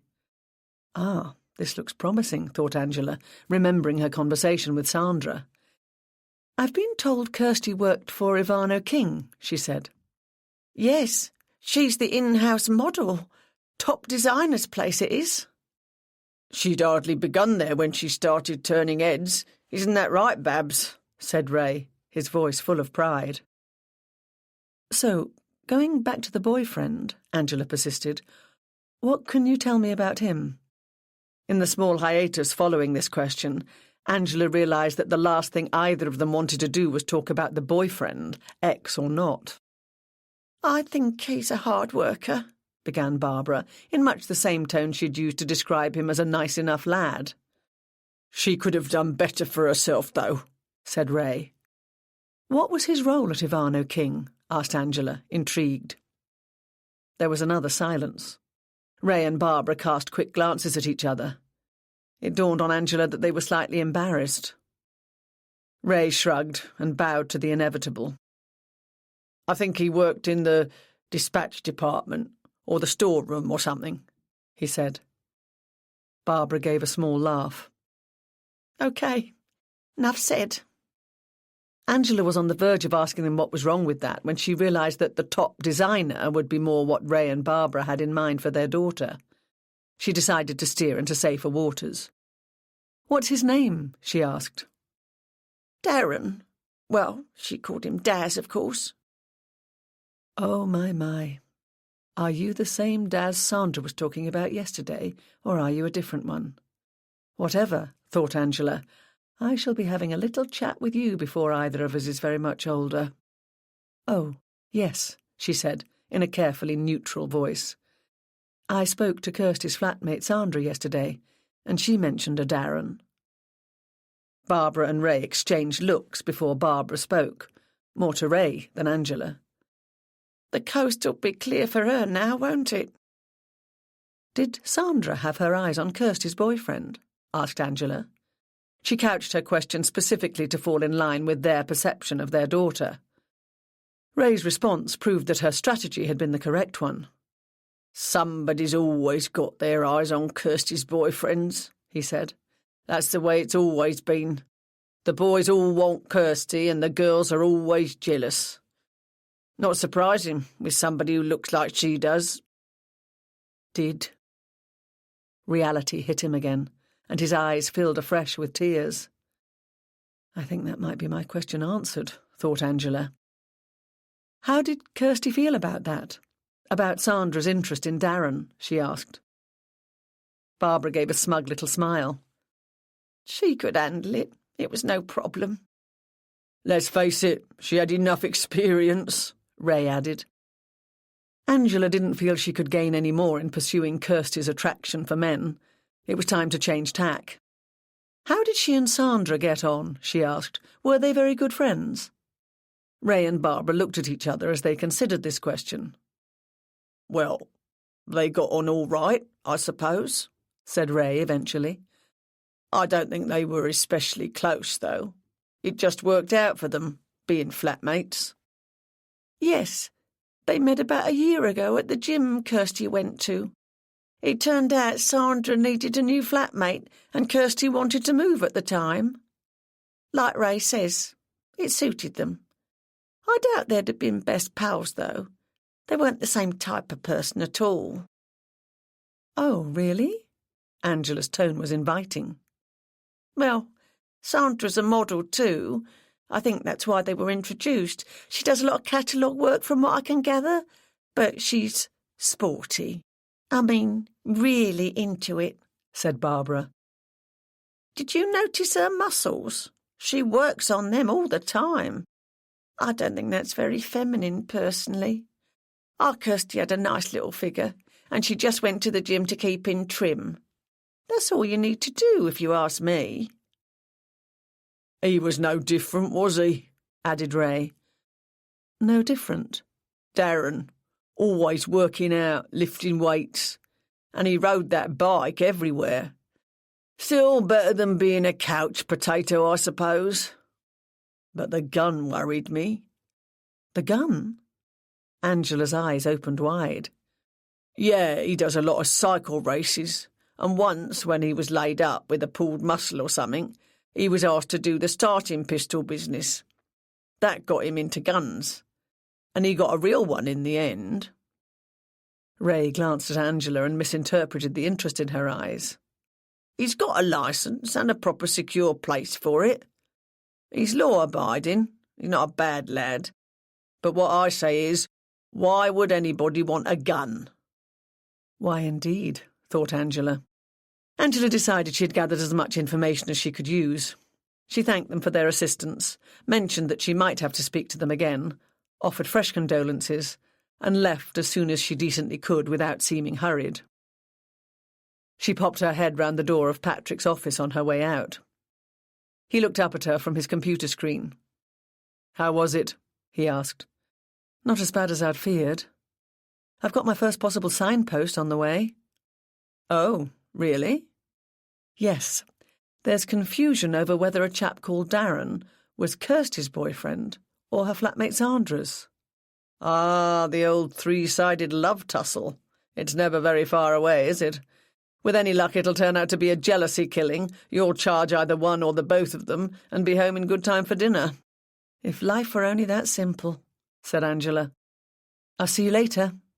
She blew him a kiss. "Ciao, sweetheart," said Patrick, returning the gesture. Half an hour later, Angela hurried into the incident room to find her boss, Detective Chief Inspector Stanway, standing in front of Kirsty's caseboard, taking in the information they had so far pinned or written there. Jim, Rick, Gary, and two other detective constables, Leanne and Derek, were grouped around on chairs or on the edges of desks. It pleased Angela to see them all together. This team had worked with her on the murder at the Wimbledon tournament, her first case after her promotion to DI, and she couldn't help but feel a bond with them. She slid onto a vacant chair just as Stanway turned round to face the room. "Ah, good morning, Angie. No, you can come here. I'm putting you in the driving seat. I went to the scene last night, but I just missed you." "Oh, I'm sorry, sir," said Angela, annoyed with herself for blushing at the delicately implied criticism. "We spoke to the immediate neighbours and the flatmate and set up the house-to-house, but I didn't think there was anything else we could reasonably do. If we'd hung around, we'd just have been in the way of the scene-of-crime team." "Absolutely no problem," soothed Stanway. "I just wanted to touch base with you all right at the beginning. You can see I've assigned you the same bunch of miscreants you had on the Wimbledon case." A burst of polite laughter met his quip. He turned back to the board. "It looks like you've got off to a flying start. I know it's early days, but have any angles emerged yet?" "Just a couple so far, sir. Kirsty's parents told me her boyfriend is a chap called Darren, but yesterday the flatmate—" "Sandra Hodges?" "Yes, said she was at the gym during the relevant time with her boyfriend, Darren." "We're talking about the same Darren, I presume?" "I think we are, but that's something we'll be checking out, of course. It also seems, according to Sandra, that Kirsty didn't limit herself to one boyfriend anyway." This could get mucky." "Possibly, sir." "What's the other angle?" "Well, Sandra didn't lose any time pointing me in the direction of Kirsty's workplace and suggested we would find no shortage of candidates there." Stanway's eyebrows rose up to his receding hairline. "Oh, did she indeed?" He turned back to the board to refresh his memory. "Ivano King. Are we talking about the dress designer?" "Yes, sir." Wasn't one of these people shot some years ago?" "That was Gianni Versace in Florida." "Ah, American gun laws. Not so easy over here, but... maybe some of them live a bit close to the edge. Is there something about the fashion industry that makes it more likely for somebody to be murdered?" "I don't think so. It seems to me that Sandra may be pursuing some agenda of her own." "Ah, well, I'll leave it to you, Angie." Stanway rose and ambled to the door. "You know how to proceed. Let's hope it's a simple case of the old eternal triangle and you can soon wrap it up," he said, echoing something of Patrick's remarks earlier. Angela took his place, facing the team. "I don't think we'll be getting off so lightly," she said. "If what the flatmate says is anything to go by, we're talking about an eternal polygon." "Put it about, did she?" asked Jim. "That's the impression I've been given so far," Angela replied, "but that could turn out to be wrong, of course." "I hope so," said Gary. "A complicated love life won't make our job any easier, will it?" "Quite," said Angela. "OK then, let's get on with it. Where's her laptop and mobile?" "With the lab," said Leanne. Well, the laptop is. No mobile was found. Really? That sounds very odd. Yes, Gov. The senior crime team searched everywhere. Must be something incriminating to the perp on it, said Rick. You'd think so, wouldn't you? Right, you keep a close eye on that, Leanne. You know what we want off them. Yeah, Leanne grinned.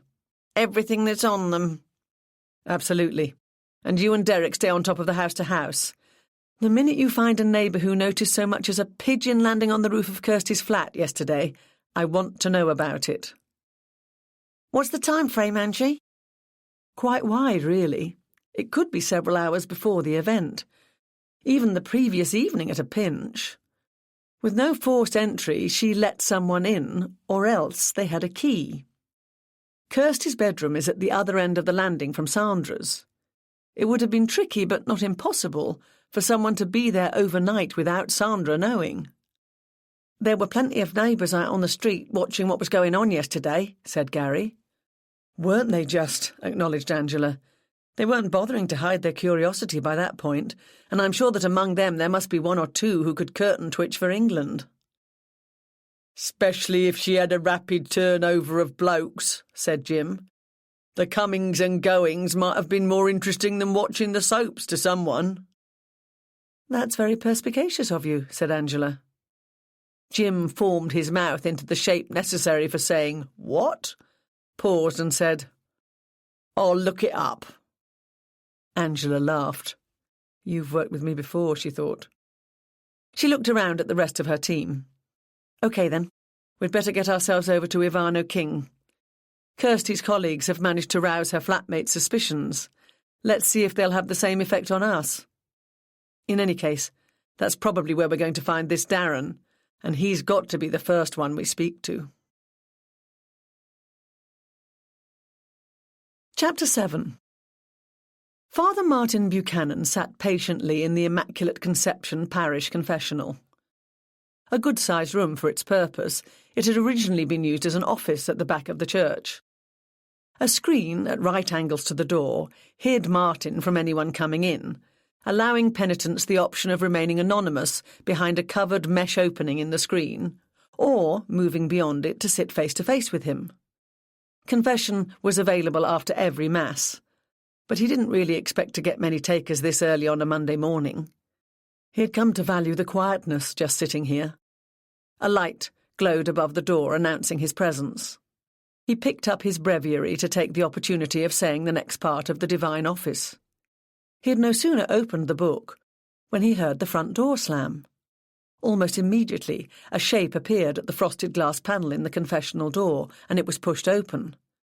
A young woman, who obviously didn't care for anonymity, moved past the screen into the body of the little room. In a previous life, before his ordination, Martin would have opened his eyes very wide at the sight in front of him and said, "Wow!" However, he'd changed a lot in his journey to the priesthood. He'd learned to look behind a pretty face, for one thing, and he could sense a great deal of tension in this woman. Even fear. Her eyes kept darting towards the door, and she held her head at an angle, as if listening for a sound from outside. He smiled pleasantly at her and put his breviary down on the ledge at his side. "Good morning," he said, adjusting the purple stole round his neck. She saw the gesture. "Please," she said, "not confession." Her accent wasn't English, some sort of Eastern European, he thought. Puzzled, Martin lifted the stole from around his neck, brought it briefly to his lips and put it to one side. "Are you a Catholic?" he asked. "Back. Yes." She perched on the edge of the chair, her whole body trembling, rigid, poised to fly. "Then why—" Martin stopped. It wasn't his place to ask. "No matter," he said. "How may I help you?" But she volunteered an explanation. "If I confess, you'll not be able to tell peoples." Martin's stomach turned over. "What's the problem?" He struggled to keep his voice steady. "I come here for fashion industry, meet peoples, many fashion designers here, and I choose one with same name like me."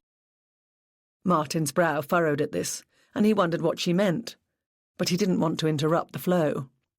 He say he help, but I no see him anymore. Now I am prisoner. They want me do bad things with men, at parties.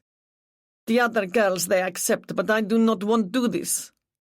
She broke off, apparently unnerved by the sound of keys being jangled in the aisle beyond the door. Martin kept his voice to a whisper. "Young lady, I can help you. Stay here and I will help you." His mouth felt dry. The room suddenly darkened and the young woman jumped. Martin peered round the screen and caught sight of a huge shadow passing by the frosted glass panel in the door. He got a fleeting impression of close-cropped hair and a dark bomber jacket. And bulk, the size of the man. "Is Igor," she whispered. "He not look for moment, and I run from house. I run round corner, along this street, that street. I think I escape, but then I see him. I see church. I run in."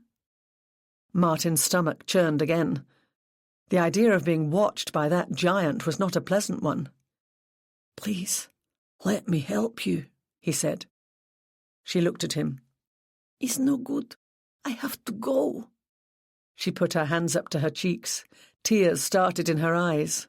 "I'm frightened. I think they steal my looks. I need my looks." Gazing into her pretty face, Martin's heart went out to her. The shadow appeared again at the glass panel. "Hide, so he not see you," she said, on a note of rising panic. Martin let himself be persuaded by the fear in the woman's voice. He moved further back behind the screen and crouched down. The door opened, and he heard an angry grunt that sounded like, "Usher." The woman answered him. "It's quiet, empty. Nice to pray here." Martin could hear the fear in her voice. Another grunt, this time more peremptory in tone, sounded from the doorway, and the woman got up and left the confessional. After a moment, Martin rose and went into the main body of the church. He was just in time to see the front door swing shut. Jenny saw the police car arrive. All morning she'd been drawn time and time again to the window, from her desk where she'd hardly done a stroke of work. She couldn't have said exactly what she was looking out for, but when she saw an unfamiliar car draw to a stop just by Ian's Porsche, she knew it was the police, and felt, strangely, as though a burden had been lifted from her. She didn't have to be anxious about the murder anymore. The police were here to take over. She watched 3 men and a woman emerge from the car, before getting up and heading along the corridor towards the stairs leading down to the pleasant, airy reception area. Jim was just about to ring the bell when the door opened, and the detectives found themselves staring into Jenny's mild 30-something eyes. "Good morning. I'm Detective Inspector Angela Costello. Are you here about Kirsty?" "Yes." Jenny stood aside to let them pass into the building. "So it's not a horrible mistake, or some sort of joke in very bad taste, then?" "I'm afraid not," said Angela.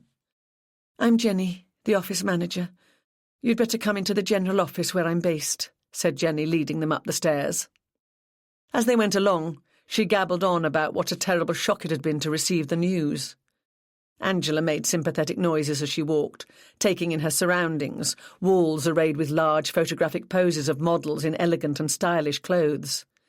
These were interspersed with a different type of picture: receptions, launches, gala occasions, celebrities, people in beautifully cut suits with smiling faces and champagne glasses.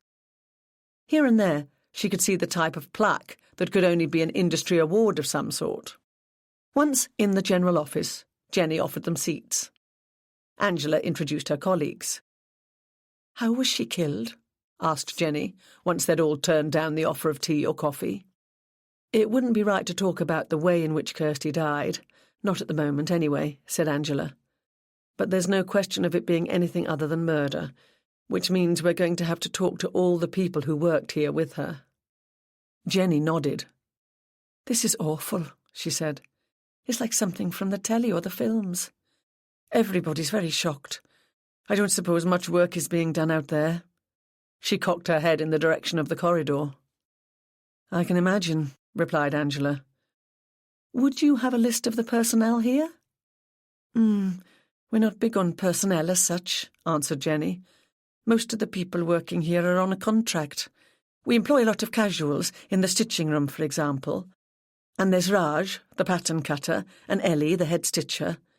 They always work here, even though they're on contract. Mind you, Ellie's not here at the moment. She had a dentist's appointment today. The thing is, said Angela, we'll need to speak to everybody here, whatever the terms of their employment. Are you a permanent member of staff? Yes. OK. Thank you for your help, Jenny. We don't want to disrupt your work any more than we can help. We're looking, first of all, for someone called Darren Carpenter. Angela saw speculation flare behind the other woman's eyes and could immediately imagine the conversation at lunch with Jenny's confidants. She hadn't been in the place for 5 minutes before she was asking to see Darren. You take my word for it. They've got him in their sights already. He's downstairs at the back. Dispatch is his official job, though he does some maintenance and a few bits and pieces as well. OK, DS Wainwright and DS Driver will start with the stitching room, while we're talking to Mr. Carpenter, if that's all right. No problem, replied Jenny. If you go down the stairs we've just come up and along the little passage leading to the back, you'll find Darren. She nodded at Rick and Jim. I'll take you up to the stitching room. Downstairs, Angela and Gary found themselves walking through a cluttered room lined with wheeled clothing racks, packed with garments shrouded in plastic bags and sheets. A man strode towards them through wide double doors set into the back wall of the unit. Angela took in the bulging biceps, the top pulled tight across a muscular chest, and the powerful-looking legs straining against a pair of combat trousers as he moved. She raised her eyebrows. Cool thunder thighs, she murmured. Looks like a bruiser, doesn't he? Agreed Gary. You wouldn't want to get on the wrong side of him. Oh, you never know. He might be a gentle giant. Yeah, right. Angela was still chuckling at Gary's cynicism as the man reached them. Yes? He asked. Good morning. I'm Detective Inspector Angela Costello, and this is Detective Constable Gary Houseman. We're looking for a Mr. Darren Carpenter. That's me. He stood back to let them pass, indicating a smaller room to one side.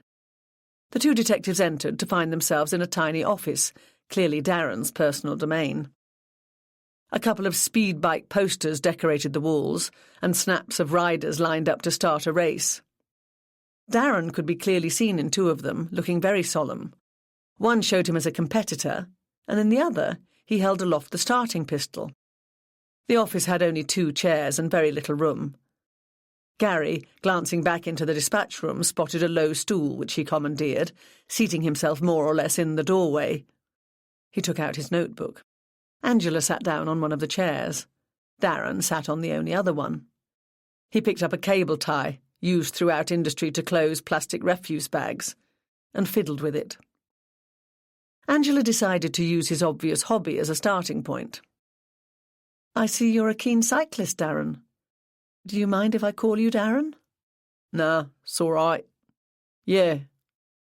Yes? Yeah, I'm into cycling. Silence reigned in the little room, Darren clearly waiting for their next question.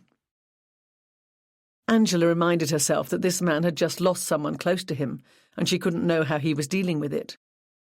She looked at the photographs of Darren with the starting pistol and gave it another try. I see you've got an official position in some races, she said. Darren glanced briefly up at the photographs. Yeah, I pulled a tendon. Couldn't race for a while. Another silence. A movement from Gary indicated that he wished to ask a question. Angela cast a glance at him and nodded her permission. Is there much difference between a starting pistol and a real gun? He asked. Yeah. Is it easy to tell them apart? If you're an expert. All Darren's utterances came out of his mouth and dropped like dead weights into the ether.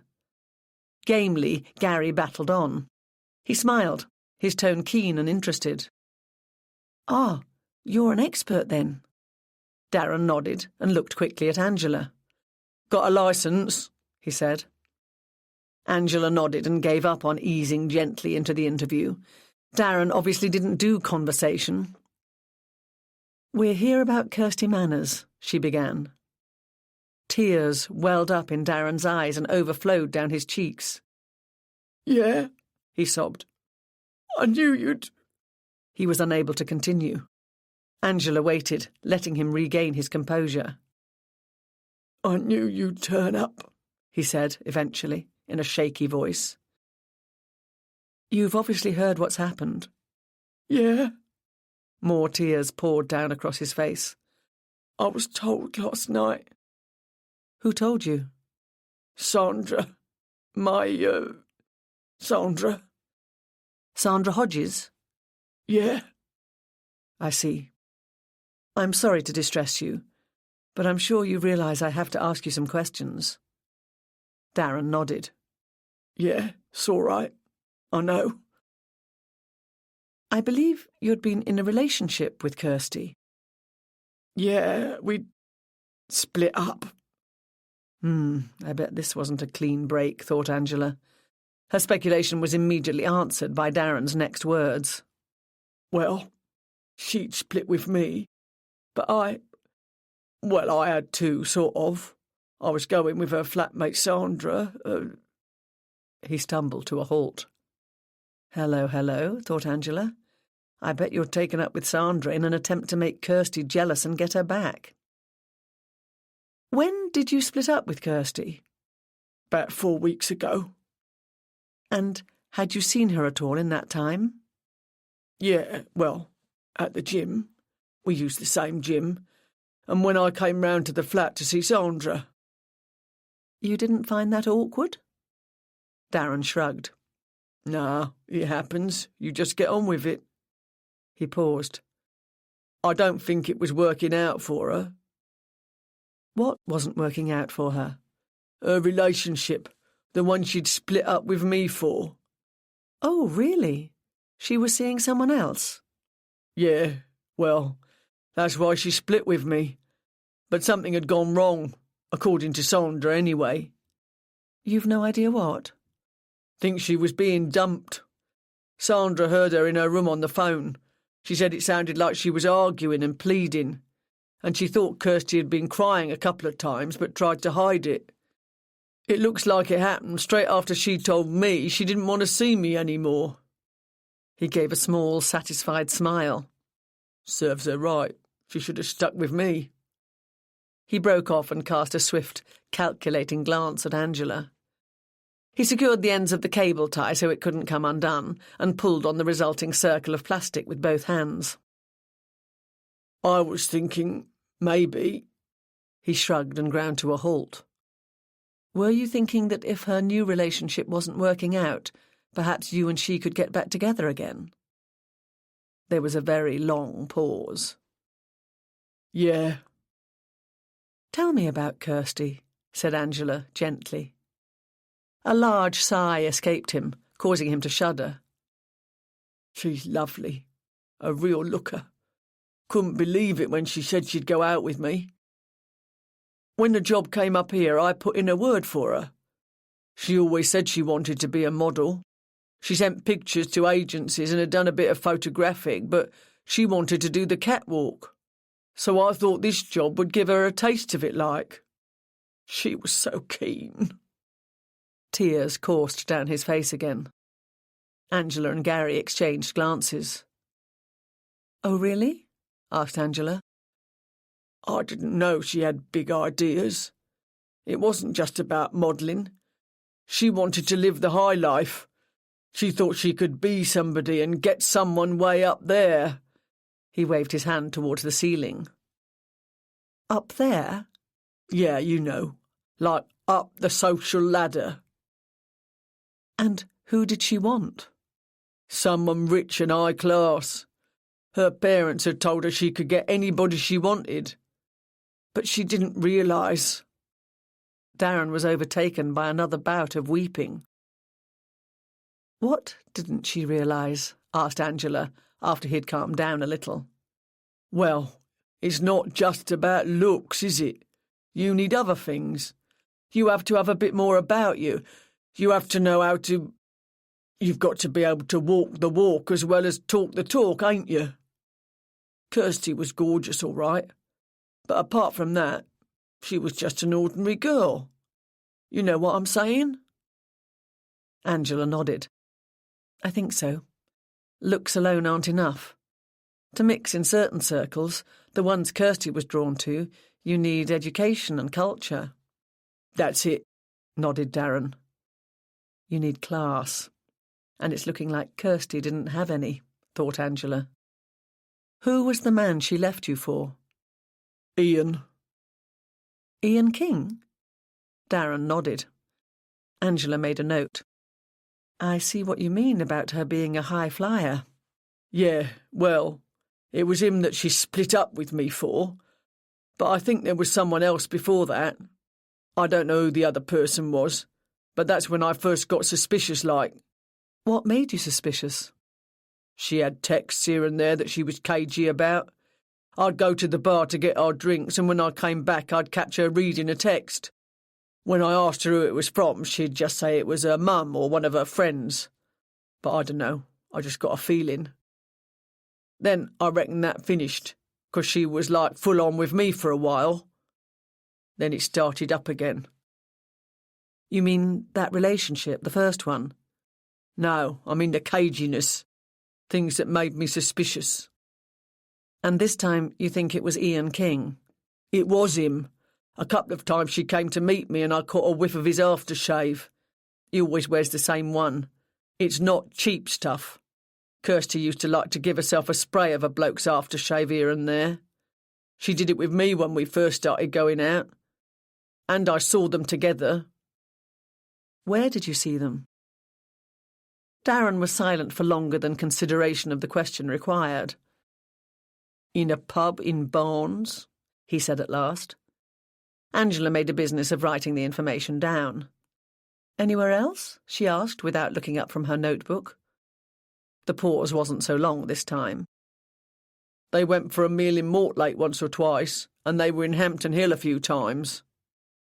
You've been following her, haven't you, Daz? Thought Angela. She wasn't surprised. There was something brooding about him, obsessive even. And you've no idea who the first man was? Nah.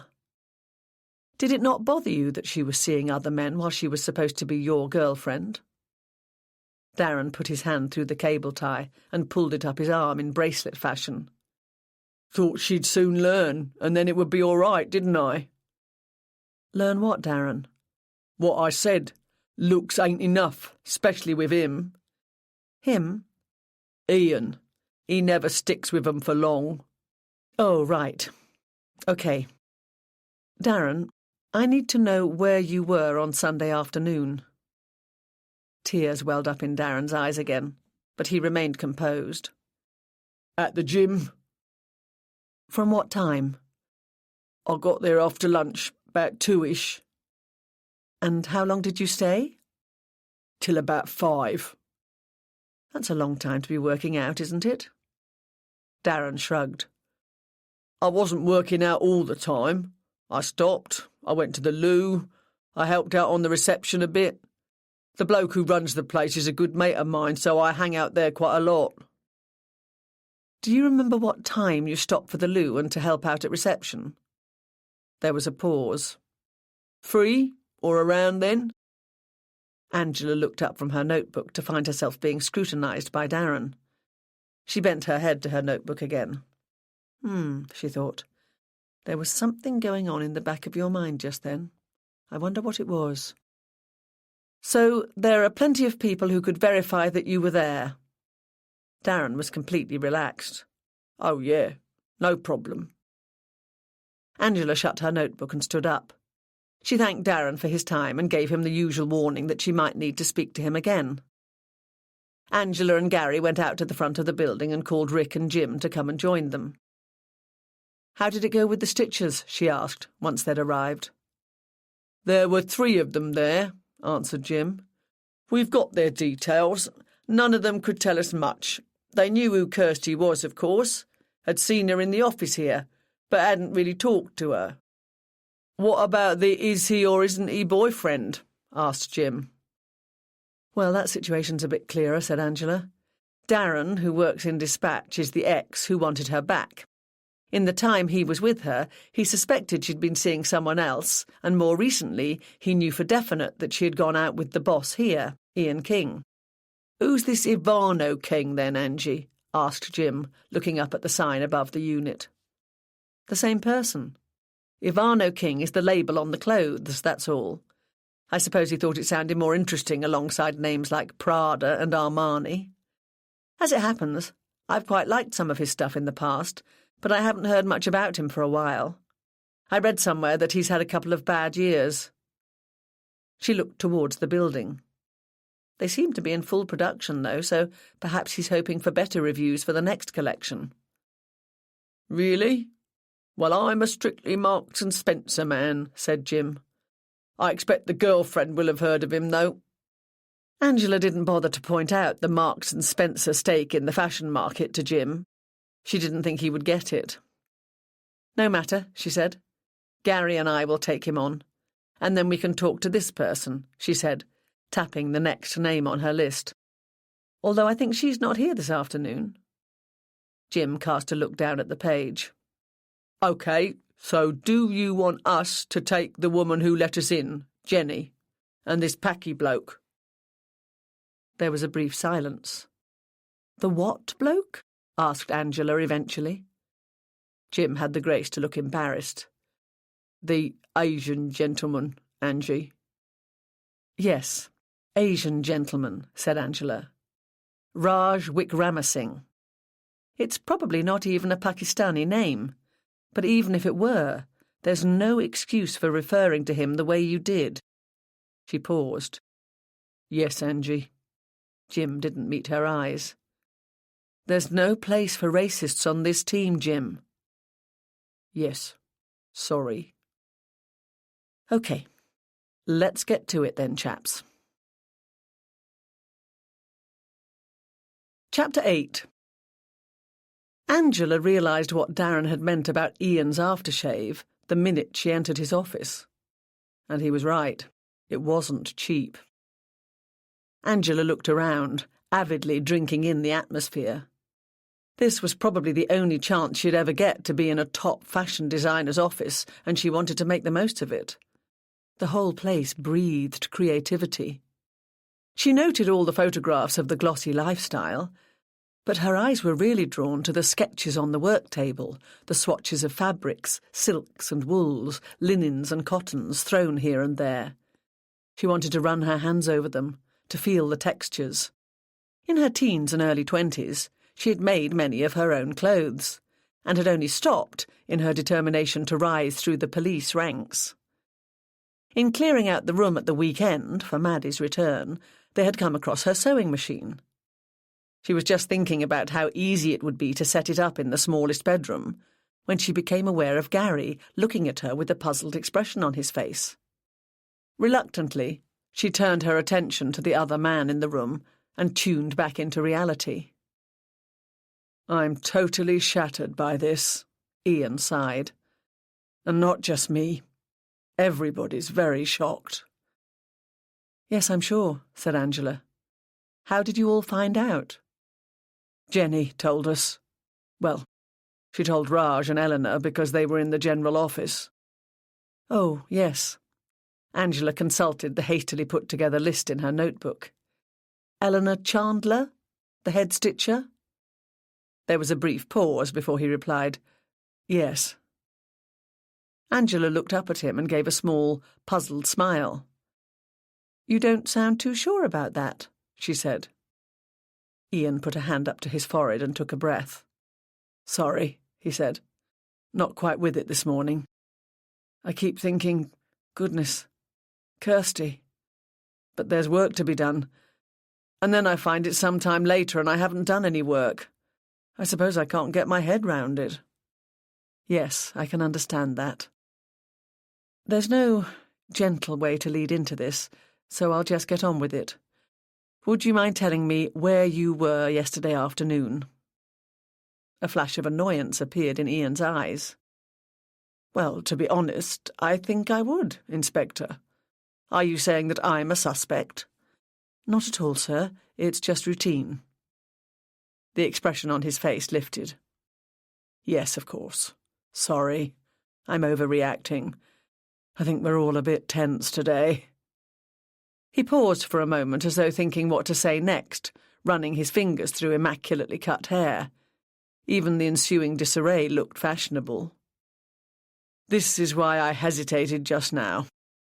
In the past few weeks, Eleanor and I have become rather more than just boss and employee, and as it happens, I was with her all yesterday afternoon.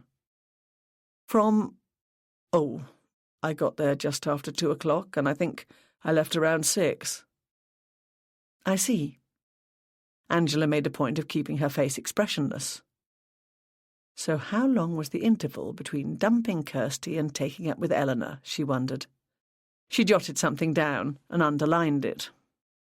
The thing is, Ian hurried on, seeing her making notes, my relationship with Eleanor, it's not generally known, and I'd be grateful if it didn't get out. We won't be telling anybody, said Angela.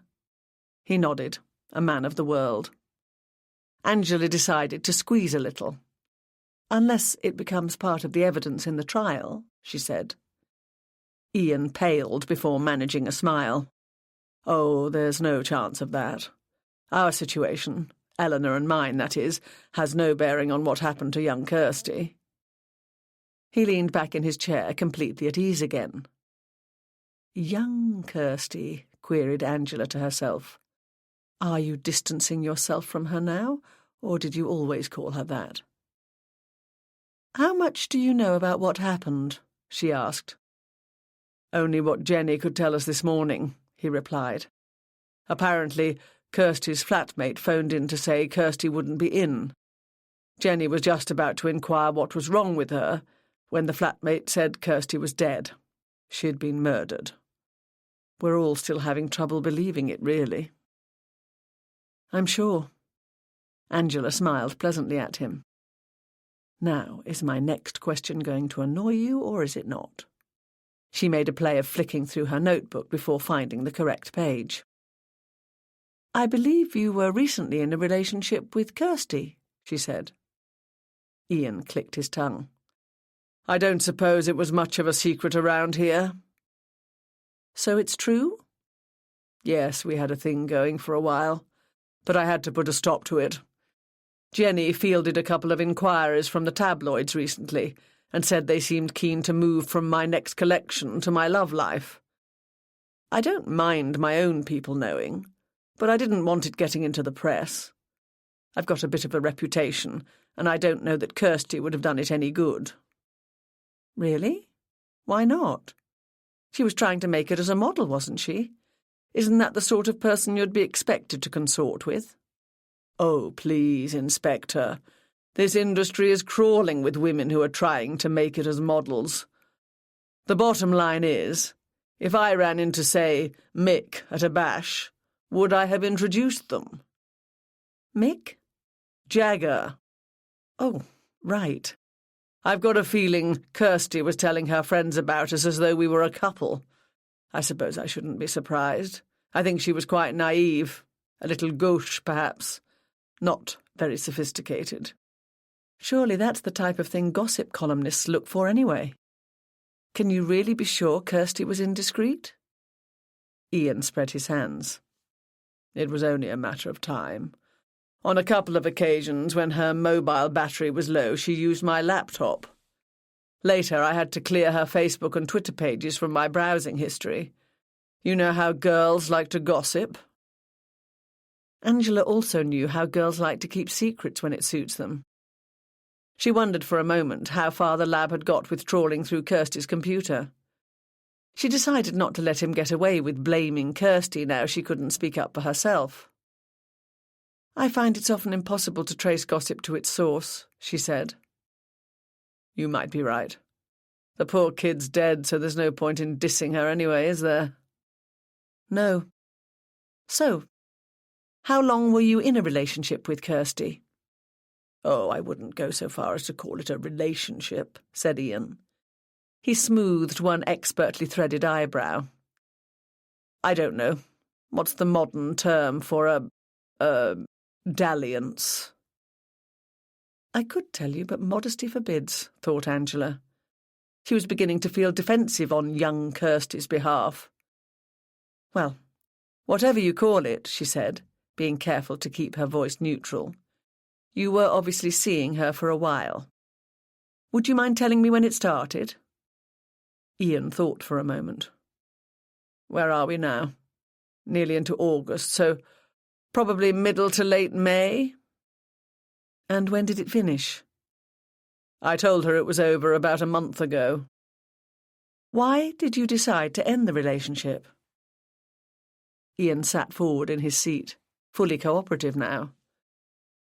Bottom line, Inspector, Kirsty looked good, knockout in fact. But she didn't cut it, as one got to know her better. Her conversation was quite limited. There's only so much interest I can feign about which of her friends had said what about another one, or the goings-on in soap operas I've barely heard of. I'm afraid I tuned out a great deal of the time, or my head would have been filled with a significant amount of unwanted information. It's as I said before. Would I introduce her to Mick? Or Hugh? Yeah, Hugh Grant, I get it, thought Angela. So, you thought it best to finish it? Yes. I also think she was hoping her association with me would be a kind of leg up into modelling. But the fact is, she had zero chance of setting foot on any catwalk of mine, or, I strongly suspect, of anyone else's. Why wouldn't she have made the grade as a model? Too short, for one thing. Plain fact of life, I'm afraid. Also, Kirsty didn't walk well, and she liked to loom large in the picture. At the end of the day, we employ models to show off the clothes. We don't make clothes to show off the models. So, how did she take it when you finished with her? Not good, I'm afraid. Can you be more specific? Oh, you know, tears and protests. I tried to let her down gently. I used the difference in our ages, tried to point out that she'd be a lot happier with someone nearer her own age. But she was very upset, said that she loved me and wanted me. That sounds as though it was difficult. It was. So I took the avuncular route. Well, that's what I was trying to do in my mind. Whether she took that on board or not, I don't know. I said we'd still be friends and that she could still come to me with any problem she might have. Angela thought for a moment. She took in his high-end polo shirt, the peak detail as good as the Ralph Lauren label that was no doubt sewn into the back of the neck. He liked hobnobbing with celebrities and dropping their names into the conversation. He was very aware of his own image, and that image was youthful. She wondered if he was capable of being avuncular to his actual nieces and nephews, let alone his ex-girlfriend.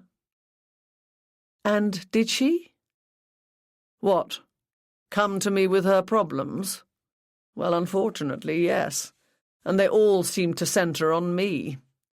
It was clear she was experiencing a great deal of difficulty getting over me, poor child. Oh, get me a bucket, someone. I want to puke, thought Angela. She wondered what Gary was making of all this. Were you still in contact with each other until yesterday? The last text I had from her was yesterday morning. Do you still have any of these texts? I'm sorry. I tended to delete them as soon as they came. Can you tell me the nature of yesterday's message? Oh, the same as all the others. She wanted us to get back together again. She said she realised she'd been a bit shallow, but she was changing, learning lots of things, and she knew we could make a much better go of it this time round. He paused. I'm a high-end dress designer, Inspector. I've dressed rock stars and Oscar-winning actresses. That's the world I move in. She wasn't easily going to come up to scratch, if at all. What about when you saw her here at work? Did she try to speak to you alone? Oh, yes. She would come in and chat to me, mostly a tale of lovesick woe. I have to say I was trying to help her through it. I bet that was totally counterproductive, apart from feeding your ego, thought Angela. Right, well, I think that's all for the moment. But I'm sure you understand we may need to see you again as the investigation progresses, she said. Oh, yes, absolutely no problem, replied Ian. He was a picture of reasonable helpfulness, but didn't try to disguise his relief at the ending of the interview. Of course, I'll need to speak to Miss Chandler to verify your account of yesterday afternoon. I gather she's not here this afternoon. That's right. Would you like her address? Angela noted down the address, and a few minutes later she and Gary joined the others in Kirsty's office. Your eternal polygon theory's holding up, said Rick, looking through his notes. Oh, yes? Yeah. Raj Wickramasinghe was filling us in on the office gossip, Jim cut in. He seems to have quite a sense of humour. Oh, really? Remarked Angela, noting the conciliation in Jim's words. Let us in on the joke, then. He was with his family in some pub when he saw Ian King and Kirsty Manners come in. But he says Darren Carpenter was there as well, watching them and making sure he wasn't seen. Jim broke off and looked at Angela. That might be important, eh, Angie? Oh, yes, noted, said Angela, doing so. That confirms the impression I got from him. Anyway, Raj says she was making up to him like nobody's business, said Jim, adopting what they assumed to be Raj's voice. She was going all out to impress him, bending over backwards, probably literally as well as figuratively if you take my meaning. Silly tart, she didn't even have the sense to wonder why her date was happening in a suburban backwater. A more savvy woman would have at least expected a Mayfair restaurant. The chunky, darts-playing macho Jim's efforts to reproduce Raj's crisply camp utterances and arch manner of expressing himself made them all laugh. Ah, bless, said Angela. Well, Ian King was very open about the situation with Kirsty. Mind you, he didn't go so far as to dignify it with the term relationship. He called it a dalliance. Not what I'd call it, said Jim. Angela laughed. Right, you two. Get off to the incident room and start feeding what you've got into the computer. Gary and I are going to talk to the head stitcher, the new lady in Ian's life, apparently, and his alibi for the events of yesterday. The door of Eleanor's house in Putney opened to reveal a brunette in her 40s, of average height and build. Her face, neither pretty nor plain, benefited from very well-applied makeup. She looked inquiringly at them. "Miss Eleanor Chandler?" asked Angela. "Yes." "We're sorry to disturb you. I'm Detective Inspector Angela Costello, and this is Detective Constable Gary Houseman." Eleanor stood back a little. "Ah, yes, I was told to expect you. Come in." She showed them into a comfortable living room decorated in shades of peach and cream. Every single item in the room looked new, and Angela thought she could detect the faint smell of fresh paint. "Have you been decorating?" she began, sitting down in the armchair indicated. Gary went over to an upright seat in a corner and took out his notebook. "Major interior overhaul, more like," replied Eleanor. "My mother died a year or so ago. Her taste got stuck in her mother's era, and she hated change. She had been an invalid since my teens, bedridden for the last 10 years of her life." "That must have been difficult for you, juggling work responsibilities with caring for your mum." Eleanor shrugged. "I managed. I tried to be the dutiful daughter. A home help came in each morning and, well, we got into a routine."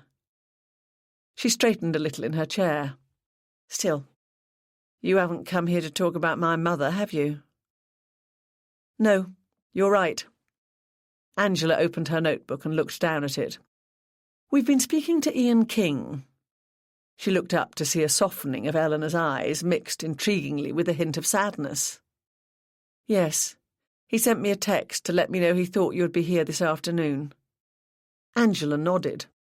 "Obviously we need to check on the movements of everybody who knew Kirsty, especially those who had been, closer to her."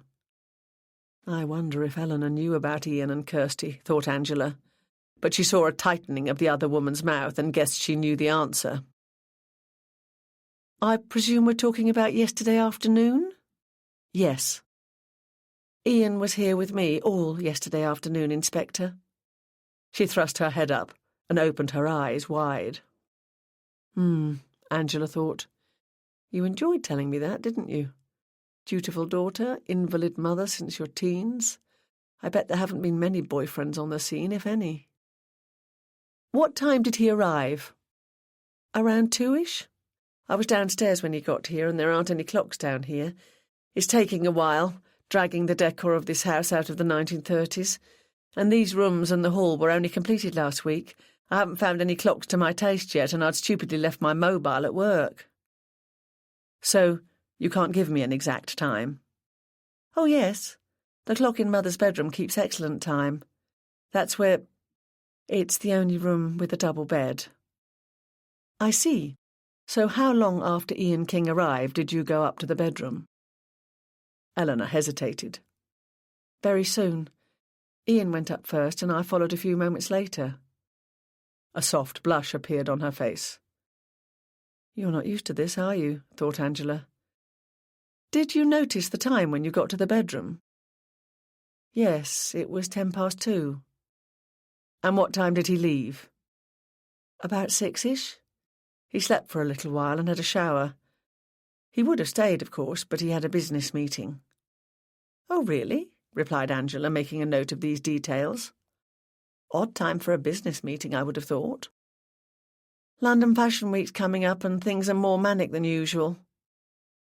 Eleanor couldn't avoid a smile of satisfaction as she spoke.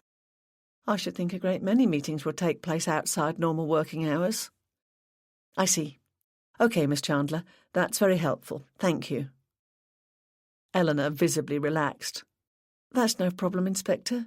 I'm glad to help. But the very idea of Ian being a suspect is quite strange. The fact is, I had much more cause than he to want Kirsty dead. Chapter 9. Angela opened her eyes wide and stared at the other woman. Sorry, I didn't mean to be flippant. It's just that it's been quite a month, and Kirsty was involved. Involved? That's probably the wrong word. How shall I put this? Her loss was my gain. I'm aware that Ian King had been having a relationship with Kirsty until recently. Oh, he's told you. Well, he had no reason to hide it, really. I know one isn't supposed to speak ill of the dead, but in spite of her looks, she really was very ordinary. And since Ian finished with her, she'd been quite a nuisance to me. Oh, really? How?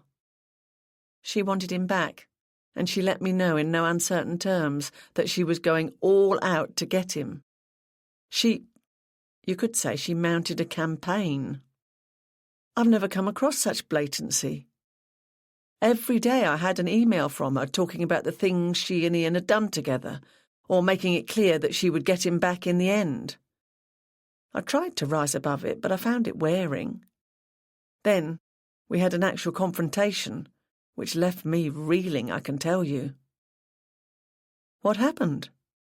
She actually came into the sewing room one morning, when I was on my own, thankfully, to have it out with me. I could hardly believe what was happening. What did she say exactly? Eleanor's cheeks turned crimson, while the colour seemed to drain from the rest of her face. What she said exactly was that the very idea of me sleeping with Ian disgusted her, as I'm way too old for any such thing. She said he would very quickly tire of me.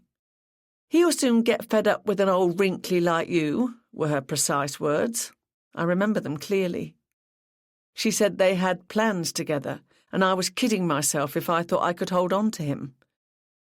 I've never been involved in such an unpleasant scene, but at least it showed me just what type of person she was. What my mother would have called a very common little piece.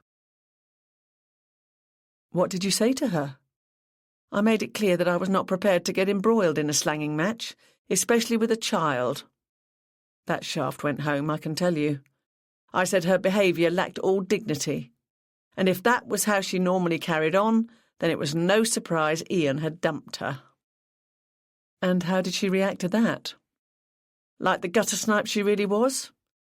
Ian and me have a good thing going, Ellie, and I'm going to get him back. Eleanor mimicked Kirsty's estuary accent. Really, Inspector, the whole scene was ludicrous, and it's not as if she didn't already have a boyfriend. You're talking about Darren Carpenter. His knuckles don't quite scrape the floor when he walks, and he's okay if you like the sporty type. Perhaps that's the problem. Kirsty didn't strike me as being particularly sporty. Ah, yes, we've spoken to Darren. Yes, I'm sure you have. A considering look appeared on her face. I don't know if it's relevant, Inspector, but Ian mentioned that he thought Kirsty might be afraid of Darren. Angela made a note. Yes, it is relevant. Thank you. When did he say this?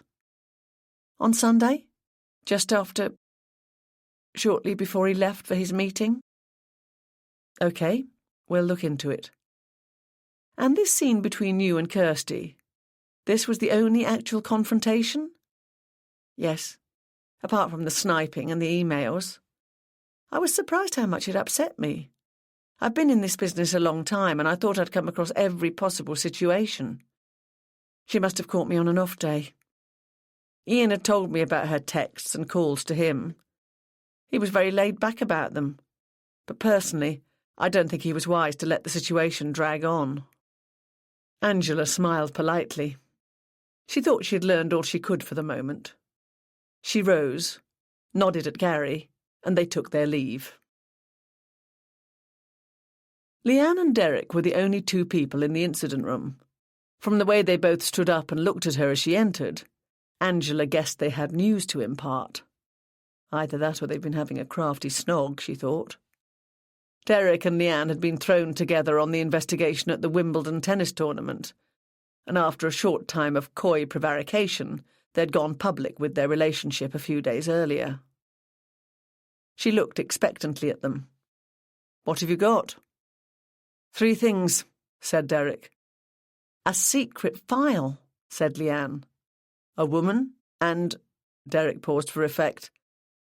"Somebody on a bike," finished Leanne.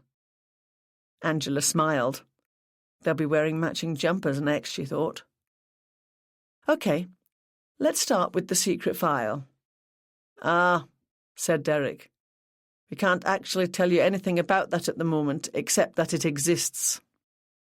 The lab people have been back to us with most of what they found in Kirsty's computer.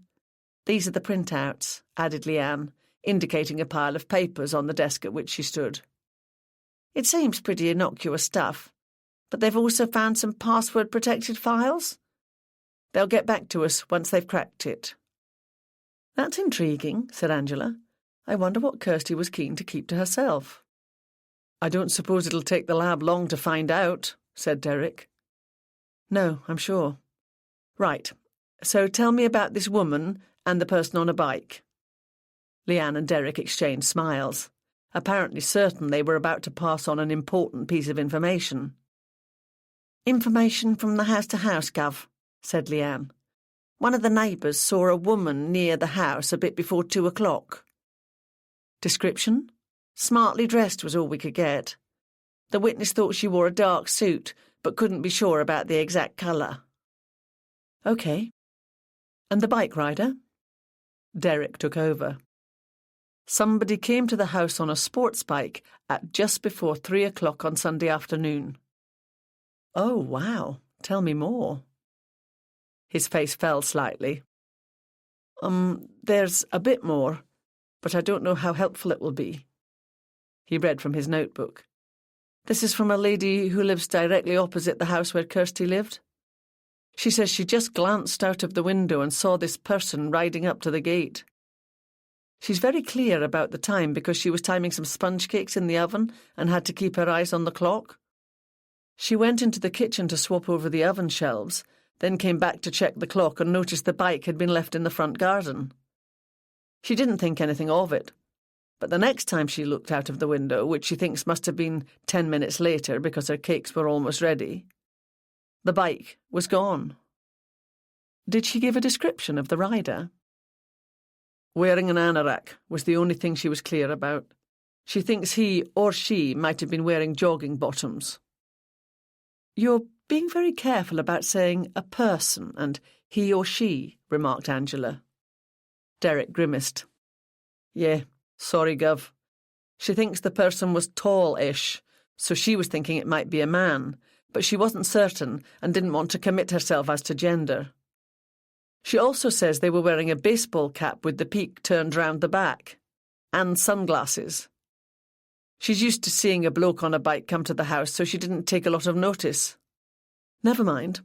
What about the bike? She reckons it was just like the one she's seen before, a rust colour apparently, and whoever owns it has fixed reflector tape on the mudguard, so it's quite noticeable. That's what she's used to seeing? Yes, Gov. OK. Get Darren's bike checked out before you do anything else. Will do, chorused Derek and Leanne. Angela looked at Gary. OK, so we've got a smart woman in a dark suit and a person on a sports bike, she said. As regards the bike, I know he says he was at the gym all Sunday afternoon, but Darren Carpenter's got to be our first guess, said Gary. No question of it, she agreed. We get the pleasure of Thunder Thighs again. But not today. It's getting late, and I want to go through the stuff from Kirsty's computer, see if I can get an angle on her. An hour later, Angela got up, stretched and yawned. That's enough, she said. I'm calling it a day. She looked across to where Gary was sitting, gazing intently at a computer screen, and saw he was playing Patience. There's a black 9 in that top right-hand corner that can come down on that red 10 in the middle, she said. Gary jumped and turned round, a deep crimson blush suffusing his face. Oops. Sorry, Angie. Angela laughed. He closed down the game, stood up and came over to her desk. Did her laptop throw up anything of interest? The jury's out. Oh, yes? I'm somewhat intrigued. There's a great deal of what you'd expect. Emails between Kirsty and her friends, between Kirsty and her mum and dad, and all the usual jokey ones that go round. She didn't do a great deal of surfing, mostly to dress shops, fashion houses, Facebook and Twitter. In the last few weeks, though, she'd trawled loads of modelling agencies and gone to Company's House a few times, and 2 or 3 other sites which give advice about setting up a business. That's a bit odd for an aspiring model. Maybe related to these big ideas she's supposed to have had. Yes, that's what I wonder. We should be able to shed more light on that once the lab has broken open these password-protected files. It's a blooming nuisance about her mobile phone. Its absence has got to be significant, hasn't it? Certainly looks that way. Unless she lost it somewhere, which I think is unlikely. Angela wandered over to the whiteboard to scrutinise the pictures taken from Kirsty's dressing table mirror. These might have been taken on a mobile phone. Ah! She raised her eyebrows and looked pointedly at him. Ian King. He said he'd had a text from her yesterday. Well done, that detective constable, smiled Angela. They both reached for their notebooks. Angela found the relevant page first. Yesterday morning, which would be... Oh, it's still Monday, so it's still yesterday morning. The last text I had from her was yesterday morning, she quoted. So, we know she had her phone on the morning of her death. The perp must have taken it. Something on it is very incriminating. That makes sense, agreed Gary. They didn't just delete whatever it was, they took the phone. Time must have been of the essence. Which would tie in with the bike being there and gone again in about 10 minutes. Yes, indeedy. I suppose it could be anything, a text, a contact detail. But a photograph had been pulled away from the dressing table mirror. Suppose the missing picture was also stored in her phone. We've got no way of finding out for certain, said Gary. Angela grinned at him. Oh, I'm not so sure. Who knows what will come to light as we go along? OK, just before I switch off for the night, let's set down a marker. We're definitely talking about premeditated murder, most likely perpetrated by someone well known to the victim. That's about the size of it, Angie. Angela stretched again. Right. Now I'm going to do a scarlet. Gary looked at her, his face bewildered. Johansson? O'Hara, as in Gone with the Wind, said Angela, grinning. I'll think about that tomorrow, he laughed. Oh, right. Do you want me to drop you off? What? Oh, yes, thanks, Gary. I was forgetting I haven't got the car today. Driving to the coroner's with Patrick this morning seems a long time ago. Madeleine, listening intently to her iPod, was just approaching the house as Gary and Angela drew up a short while later. She stopped and waited until Angela got out of the car. Evening, stepma. How's it going? Hiya, Maddie. We've made a start, replied Angela, turning back to the car and pulling her bag and briefcase from the back seat. Madeleine bent down and grinned across at Gary. Hi, Gary. Gary leaned across the passenger seat. Hi, Madeleine. How are you doing? What are you listening to? I'm good, thanks. It's a compilation of opera choruses. A friend at uni gave it to me for my birthday last year. Has it got the Anvil chorus on it? Madeleine smiled. Coming up next. Want a blast? Yes, please. Gary leaned back again so that Madeleine could get into the car. Angela called out, Good night, and got back a distracted, See you tomorrow, as Madeleine settled herself in the front passenger seat. Smiling, Angela shrugged and went into the house. Patrick, examining a lasagna through the glass oven door, looked up and smiled as Angela came into the kitchen. She went over and dropped a kiss onto his lips. I hope you don't mind. I've invited Martin round for dinner, he said. Father Martin? The very same. No, I don't mind. That's good. He called me today. He wants to ask our advice about something. Our advice? That's what he said. He sounded a bit agitated, to be honest. So, of course, I said he'd be most welcome, and we'd been meaning to invite him anyway. Absolutely. It'll be a good opportunity for him to meet the returning prodigal. Patrick laughed. By the way, I thought I heard her voice in the street. You did. She's cozying up to Gary in the car. They're listening to some music. Patrick raised his eyebrows. I thought he seemed a bit taken the other night when he was here. Angela nodded. And she thought he was cute, if I remember. Patrick looked at her. Do you think... Angela spread her hands. I haven't a clue. Patrick turned his attention back to the oven. We'd better watch this space then, hadn't we? Chapter 10. The space didn't take long to be filled. Angela couldn't help being amused by the sheepish expression on Gary's face as he came into the house behind Madeleine a short while later. I've been invited in for a coffee, Angie. I hope you don't mind. Gary recognised, as Madeleine didn't seem to, that having a junior officer coming into her home on a social basis might not be what Angela wanted. She smiled to reassure him. Not at all. You're very welcome. There's a murder all over the front page today. Kirsty somebody. Is that the one you had to go and see to yesterday, Angie? Asked Madeleine. Yes, replied Angela. What a stunner. She could have been a model. Which is probably the only reason she made the front page, said Patrick dryly. Sometimes I hate the way the media manipulates the news. Madeleine looked at Gary. The way the media carries on is one of Dad's soapbox things, she said. She turned back to Angela. Will you be doing a press conference? I wouldn't have thought so, Angela replied. But you never know. OK. Madeleine's nose twitched, and she turned her head towards the oven. Hey, something smells good. I'm starving. In the kitchen, out of Gary's eye line, Patrick raised his eyes to heaven and gave a good-natured shrug. It's very nearly ready, and you'll spoil your appetite if you go drinking coffee this close to eating. Oh, Madeline managed to look a little abashed and threw a quick, questioning glance at Angela and her father. Angela picked up the hint and grinned at Gary. "Do you want to stay to dinner, Gary?"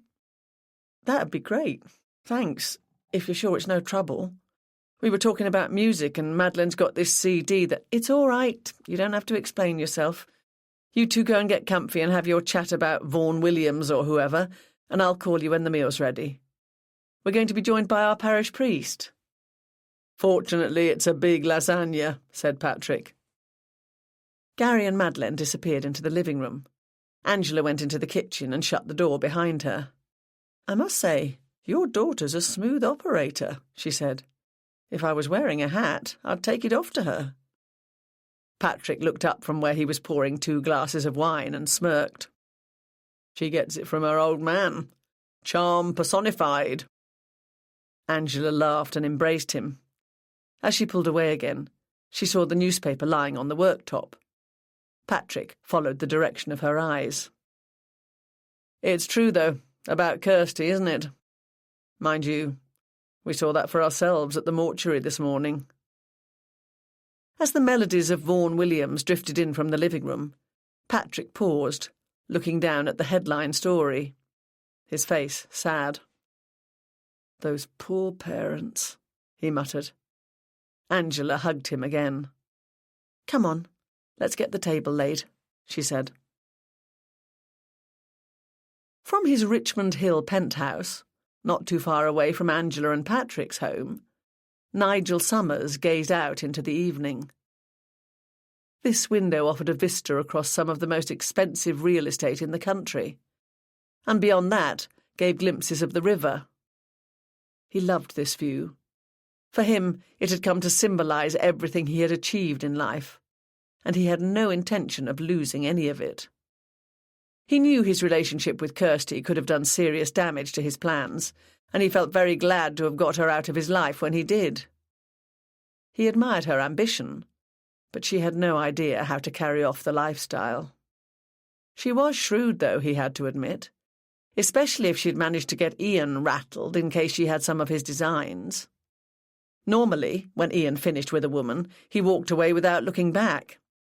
But from what Nigel could gather, he was still taking calls from her on the day she died. Nigel felt restless and uneasy. If he had had his way, all connection with Kirsty would have been severed some time ago. Absently, as he turned the situation over in his mind, he drummed his fingers on the elegant French-polished console table. His gaze wandered from the view through the window to the silver-framed picture of himself with his mother, a similar photograph to the one on his desk at work. Mother was always very understanding about his women, but he knew she wouldn't countenance Kirsty for a moment, and Nigel trusted her judgment implicitly. Sinking into his sumptuous sofa, tastefully upholstered in top-grain leather, Nigel felt for his CD player remote and let flow a soothing surge of Sibelius. "Oh well," he mused, "let's hope the worst is over. If my name was going to come up in connection with that little trollop, it would surely have done so today, when the police came to the unit." But still his mind hovered stubbornly over the debacle of Kirsty. Looking back now to that morning when the telephone call had come, he'd barely had time to lift the receiver to his ear when Ian spoke. "Nigel, it's Ian." And Nigel had been immediately alert, instantly detecting an indefinable quality in Ian's voice that did not augur well. "Morning, Ian. Is there—" "I won't beat about the bush. Something awful has happened over here. Well, not over here exactly. It's just awful." Fearing that the call would go contrary to Ian's stated intention, Nigel interrupted. "What is it?" "Kirsty." "Yes, what about her?" he prompted. "Bad news, Nigel. I'm afraid she's dead." Nigel gasped. "Dead? Did you— You did say dead, didn't you?" "I did. But it gets worse. She was murdered." "Ian, what on earth's happened? I mean, do you know anything about it?" The bare facts only, so far. It seems she was found dead yesterday afternoon by her flatmate. I don't know what to say. It doesn't appear to have anything to do with us, but the police might want to interview those who knew her. Good grief, yes. Whether it's got anything to do with us or not, can't you just see the headlines? Oh, yes. Ivano King girlfriend found murdered, intoned Ian. Exactly. Whatever shall we do? We'll play it cool for a start, replied Ian. There's no such thing as bad publicity. We can't be implicated. This isn't going to rebound on us. We can relax as far as that goes. The whole world loves a good murder, and it won't do any harm if Ivano King is seen to be a bit close to the edge. Nothing like a tragedy to set tongues wagging, and nothing like a bit of gossip to bring us to the forefront of minds that had almost forgotten us. You're right, agreed Nigel, beginning to rally from the shock. On the face of it, he continued with a new note of optimism, there's no need for me to be questioned at all. I haven't been involved with Kirsty for a while. I can rely on you to be discreet, I know, but you'll keep me fully informed as things develop. Of course, said Ian. He'd spent most of the day on tenterhooks, half expecting some plod to appear in the shop asking for a word. He'd already worked out how to handle such an eventuality. Of course I knew Kirsty, officer. We had a little bit of a thing going for a while, but that's been all over for ages. Nigel had rehearsed the conversation. He'd be fully cooperative, his eyes wide, his face open and honest. He'd gloss over the fact that he was the one that dumped her. Looking back, I think I just offered a stepping stone to something more high-profile, officer. She caught Ian's eye and she was off. Well, you can't really blame her, can you? He's got celebrity status after all. Nigel heard no more from Ian until late that afternoon, when he called to say the police had been to the unit, interviewed the staff, and seemed satisfied with all they had discovered. Nigel allowed him a sigh of relief at this point. As the Sibelius piece died away, the opening bars of Ravel's Bolero filled the room. He'd keep his act on the back burner, but it seemed less likely to be needed after all. He remembered with a profound sense of relief the moment he had taken the opportunity to destroy any sign of a connection between them. It was the day, not long after taking her to the Passionista party, he had earmarked for telling Kirsty he couldn't see her any more. This had assumed an aspect of urgency when it had dawned on him that she had long-term plans for their relationship, which hadn't been his intention at all. Still new to her job and wide-eyed at the famous names and show-business connections all round her, Kirsty had seemed both starstruck and naive. He hadn't grasped the depth of her ambition. It wasn't just about him. It was about living in his world, a high-flying, executive, celebrity-filled world. She saw modelling as the route to what she really wanted. Kirsty wasn't sophisticated, but neither was she stupid. Some of the things she had said about the hiring of the models, for instance, showed that she had a cunning grasp of matters which surprised and, if he was being truthful, worried him. It was then that he realised she could make life difficult. She had to go. She'd taken his announcement badly. The look of shock had been immediately followed by the appearance of tears. Her deep blue eyes overflowed. She even looked lovely when she was distressed. "Why, Nigel, why? We're getting on so well. We're good together. I thought we had something special. I love you. I don't want to break up with you." Then she'd tried to seduce him out of his decision with sex. It was the only bargaining counter she had, really. It always came back to that. She seemed to think if a woman gave a man everything he wanted in the bedroom, he'd give her everything she wanted out of it. That was where she showed her naivety. He'd benefited from that last session of love-making, though. She'd gone all out to impress. He could still become a little breathless at the memory. And then, unusually for her, she'd fallen asleep, which is when Nigel had found himself alone in his living room with her mobile. He'd been aghast at what he found in the phone. She had kept every text they'd ever exchanged, not that there were many. But even those few were too many. He was honest enough to admit to himself that here he had been the naive one. He located his own number in her contacts list and deleted it. He then went meticulously through the phone and got rid of every possible thing which could link them.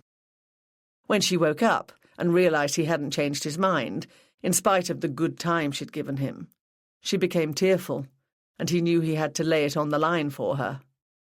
He'd played it straight. "Look, Kirsty, we've had a bit of fun, a laugh, but that's all it was, and it's over. It happens. Now you've got a nice little job out at the unit. If you're sensible, you'll just keep your head down and get on with it."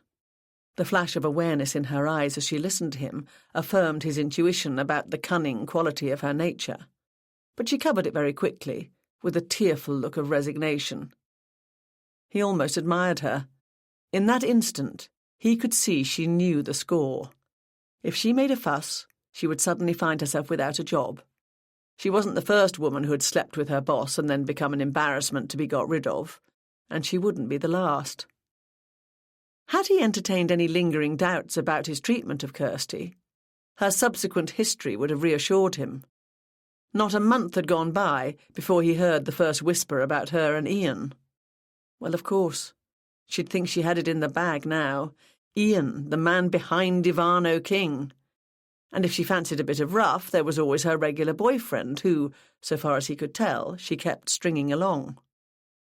Nigel smiled, settling further into his sofa as he considered this. Oh, yes, that young lady knew exactly what she wanted, and she went straight for it. He still hadn't got his head round her now being completely off the radar. It felt odd to think she'd gone. Happily, though, the police hadn't even cast a look in his direction, and he knew Ian wouldn't mention it. There was nothing left to link him with her at all. Ian's Porsche glided smoothly to a halt outside his front door. He sat for a few moments, staring absently at the street. He felt as though he'd been at work for much longer than 8 hours and was completely drained. He'd had no deep affection for Kirsty, and in any case considered himself in control of his emotions normally. The traumatic effect of the day surprised him. Events themselves had been bad enough to begin with, but a couple of the tabloids had ferreted out his connection with Kirsty. Jenny had got rid of them efficiently, but he knew they would try again. He took a deep breath, exhaled slowly, and made himself relax.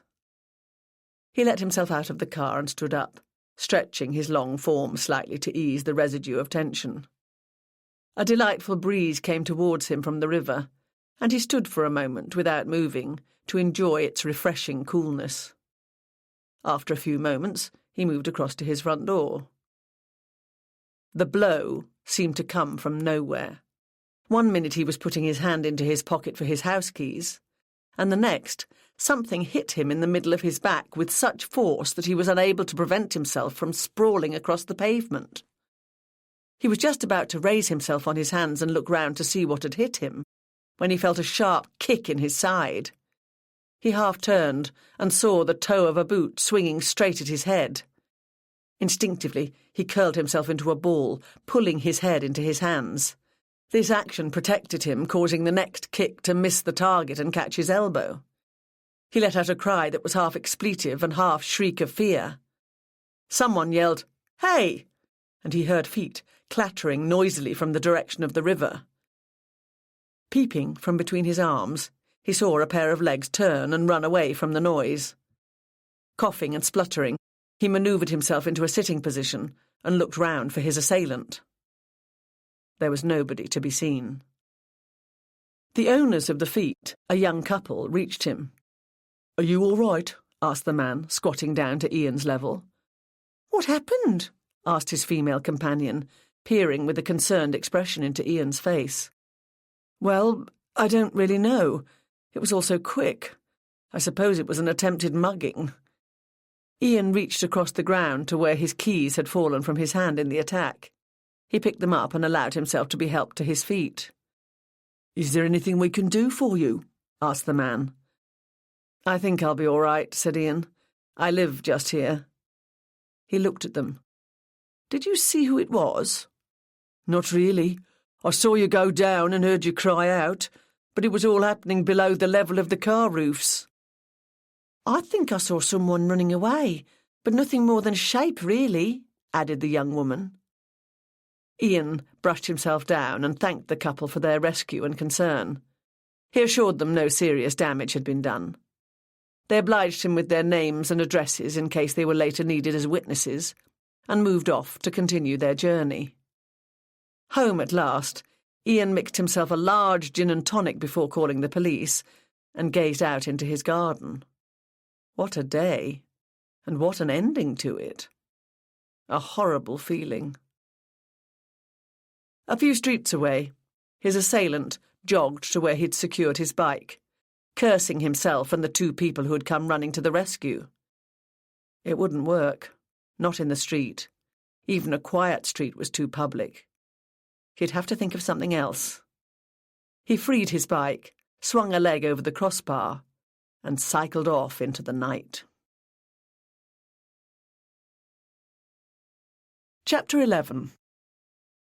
The conversation around the table drifted pleasantly and easily through a variety of topics, a good selection of jokes, and a lively discussion about the relative merits of Chelsea Football Club over those of Arsenal. Cheerful and replete, as they poured the coffee to end their meal, Gary and Madeleine politely excused themselves to continue listening to the music of their choice in the living room. Angela and Patrick turned to Martin. "You sounded a bit worried on the phone today," began Patrick. Martin replaced his cup with thoughtful care into its saucer, weighing up what to say. "Yes, I had a disturbing experience this morning in the confessional." "Oh, enough said." "Oh, nothing like that. I can share all of it and not break the seal. It wasn't confession. This young lady knew what she was doing and emphasised that she wanted me to tell someone about this. The trouble is, I haven't much to go on. But if what she said is true, it's very worrying, both from my point of view as a pastor and legally." "Tell us," said Angela. Martin went quickly through the events of that morning. When he finished, he sat back and gazed into two solemn faces. "What do you think?" he asked after a moment. Angela stood up. "I think I'd better get Gary in here," she said. Gary came in, listened to the story, took notes and looked at Angela. "Do you reckon it's related to our current investigation?" he asked. "I don't know," she replied, "but we'll have to throw it into the pot." She turned to Martin. "We're currently investigating the murder of a young woman. Did you read about it?" "I think I did." "There's a fashion industry angle to it, so you never know, there might be a connection." "Location, location, location," said Patrick. That hadn't escaped my notice either," replied Angela.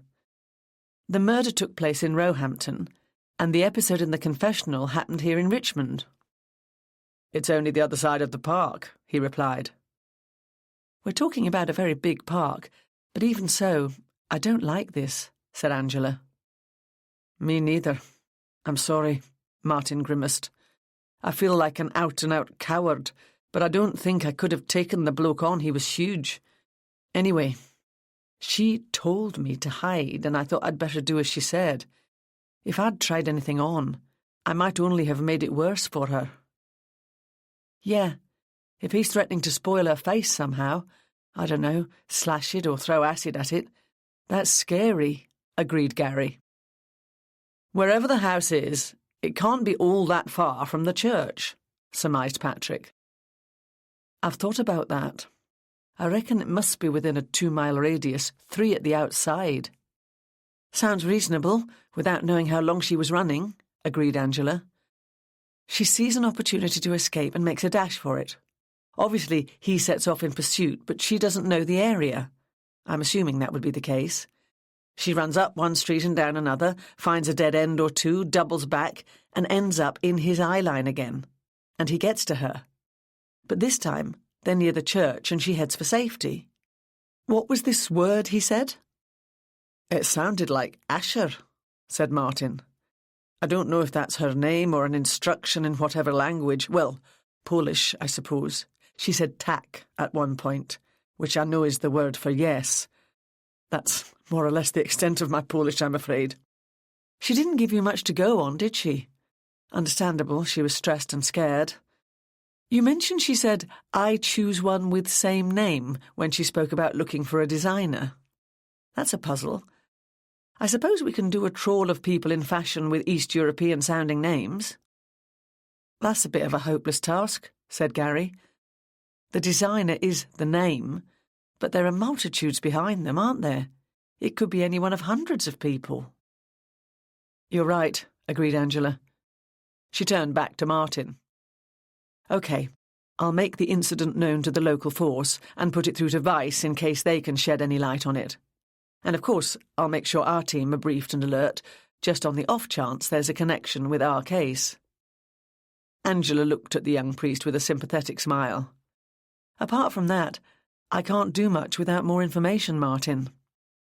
Thanks, Angie. I know there's not a lot to go on. I just keep thinking of that woman's face, the threat hanging over her, the things she and the others might be forced to do against their will. I know she said the others agreed, but surely under some very nasty form of coercion. Angela nodded. Sadly, it's a common story. Droves of them come over here from Eastern Europe, promised good jobs, only to end up in the sex trade. It's heinous.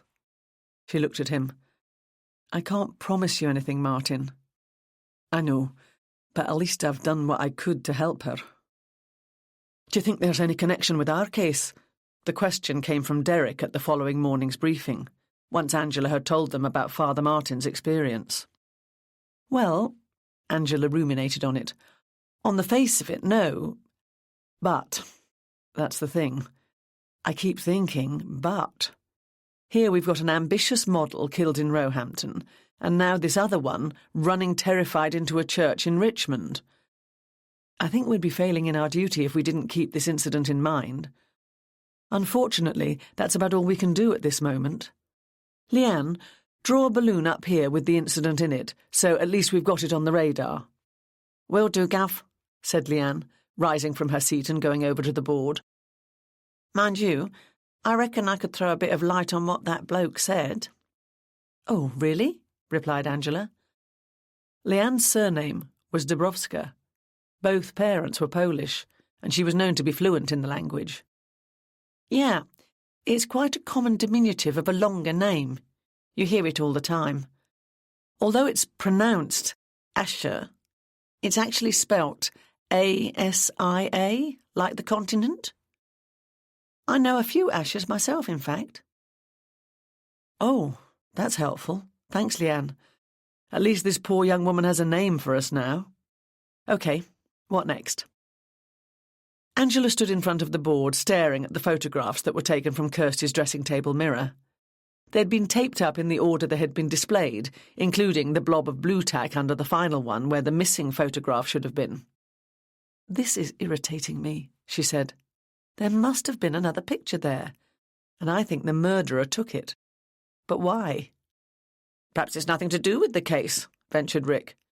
Perhaps she took it down because she didn't think she looked good in the photograph. Angela nodded, considering this. OK, anything's possible.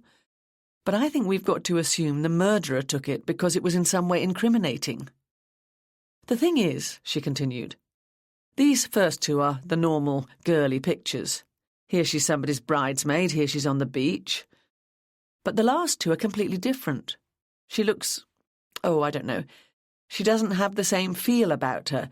She's different, less natural. She's trying to impress or something. She looks to me like someone with an agenda. Angela looked round at her team. I'm sorry. Can't you see what I mean? Do I sound daft? I can't think how else to put it. For my money, the missing photo belongs to the final two. She's at a party. But I get the impression it was a particular kind of party, not just a gathering at a friend's house. Hang on a minute, said Gary, walking to the front and taking a closer look at the photograph. Yeah, he said, after a moment's scrutiny. What? Asked Angela. Look, he said, pointing. There's some sort of sign just on the edge of the photo. It's the end of a word, S-T-A, and I think that's an I just before that. So it's a word ending in ista. Oh, yes, said Angela, peering. You're right. It looks like a board attached to the wall. Like at those show-busy fashiony type parties. Oh, yeah, said Leanne. The sort of do you get pictures of all the time in mags like Hello and OK, where they're launching something so all the celebs who turn up get photographed in front of the sponsor's logo. They have to earn their free champagne somehow, said Angela. I think you're right, Gary. That would account for the totally different feeling I get about Kirsty in these photos. Well done. OK. She turned round to the rest of the team. Something ista, anybody? Most of them looked at each other in puzzlement and shook their heads. Leanne frowned in concentration. Leanne, you at least look like it's not a complete mystery. It could be Passionista. It's a fashion magazine, she replied. Ah, said everybody else. Leanne giggled. If you lot could only see what you looked like just then. Angela laughed. It's a shame there was no photographer to record the moment. Ah, hang on, that's it, she exclaimed. What's it? They asked, more or less as one. These types of events have an official photographer and probably also photographers from various magazines and newspapers in attendance, looking for stuff for puff pieces in the media, if nothing else. Yeah, said Rick. But what Kirsty had were just snapshots, not glossies or anything like that. They just looked like the sort of thing you'd take on your mobile phone and print up later. Yes, but if there was a professional photographer there, he or she could have taken a shot at the same moment, or something very similar. We might at least get an idea of what the murderer might be trying to hide. Angela looked pointedly at Derek and Leanne in turn. I'm looking at my ace researchers. Derek grinned. We'll get on to it. I want to know everything about this do and see every available photo from it. Right, Gov, replied Leanne. Oh, good. A bit of progress, I hope, said Angela. Now I need to set up another meeting with Darren Carpenter. She went into her office and was on the point of picking up the phone to do this when it rang. D.I. Costello? Angie? It was Jim speaking from the incident room. Looks like somebody got missed out on the house-to-house. Angela quashed the immediate judgment that rose to her mind and told herself that, no, Jim wasn't trying to get anyone into trouble. And you're telling me this instead of going and dealing with it because... Got a bloke at the front desk who lives next door to Kirsty Manors, and he's wondering why nobody's been to see him yet. Says he's got information pertaining to Sunday's incident, I quote. Oh, don't tell me. I want to speak to the officer in charge. Got it in one, Angie, said Jim. Angie sighed. No worries. I'll talk to him. The rest of the house-to-house is underway, isn't it? Yeah, all sorted. OK. Put Mr. Next-Door Neighbour in an interview room. I'll be down in a minute. Angie left her office and headed downstairs, making a quick detour through the incident room to ask Gary to set up the meeting with Darren. Within a few moments, smile in place, she breezed through the door and found herself looking into the pinched features of Ronald Sanders. Everything about him was thin. Thin hair clung limply to his head.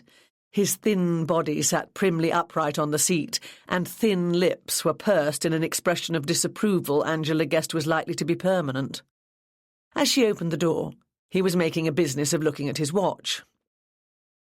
I was wondering how much longer I would have to wait, he began in a grudging tone. Angela had the distinct impression he was miffed by her prompt appearance. She sat down and opened her notebook. I bet you always demand to see the head honcho in any given situation, don't you? She said to herself. Seconds later, Ronald Sanders confirmed this impression. I asked to see the officer in charge. Is that you?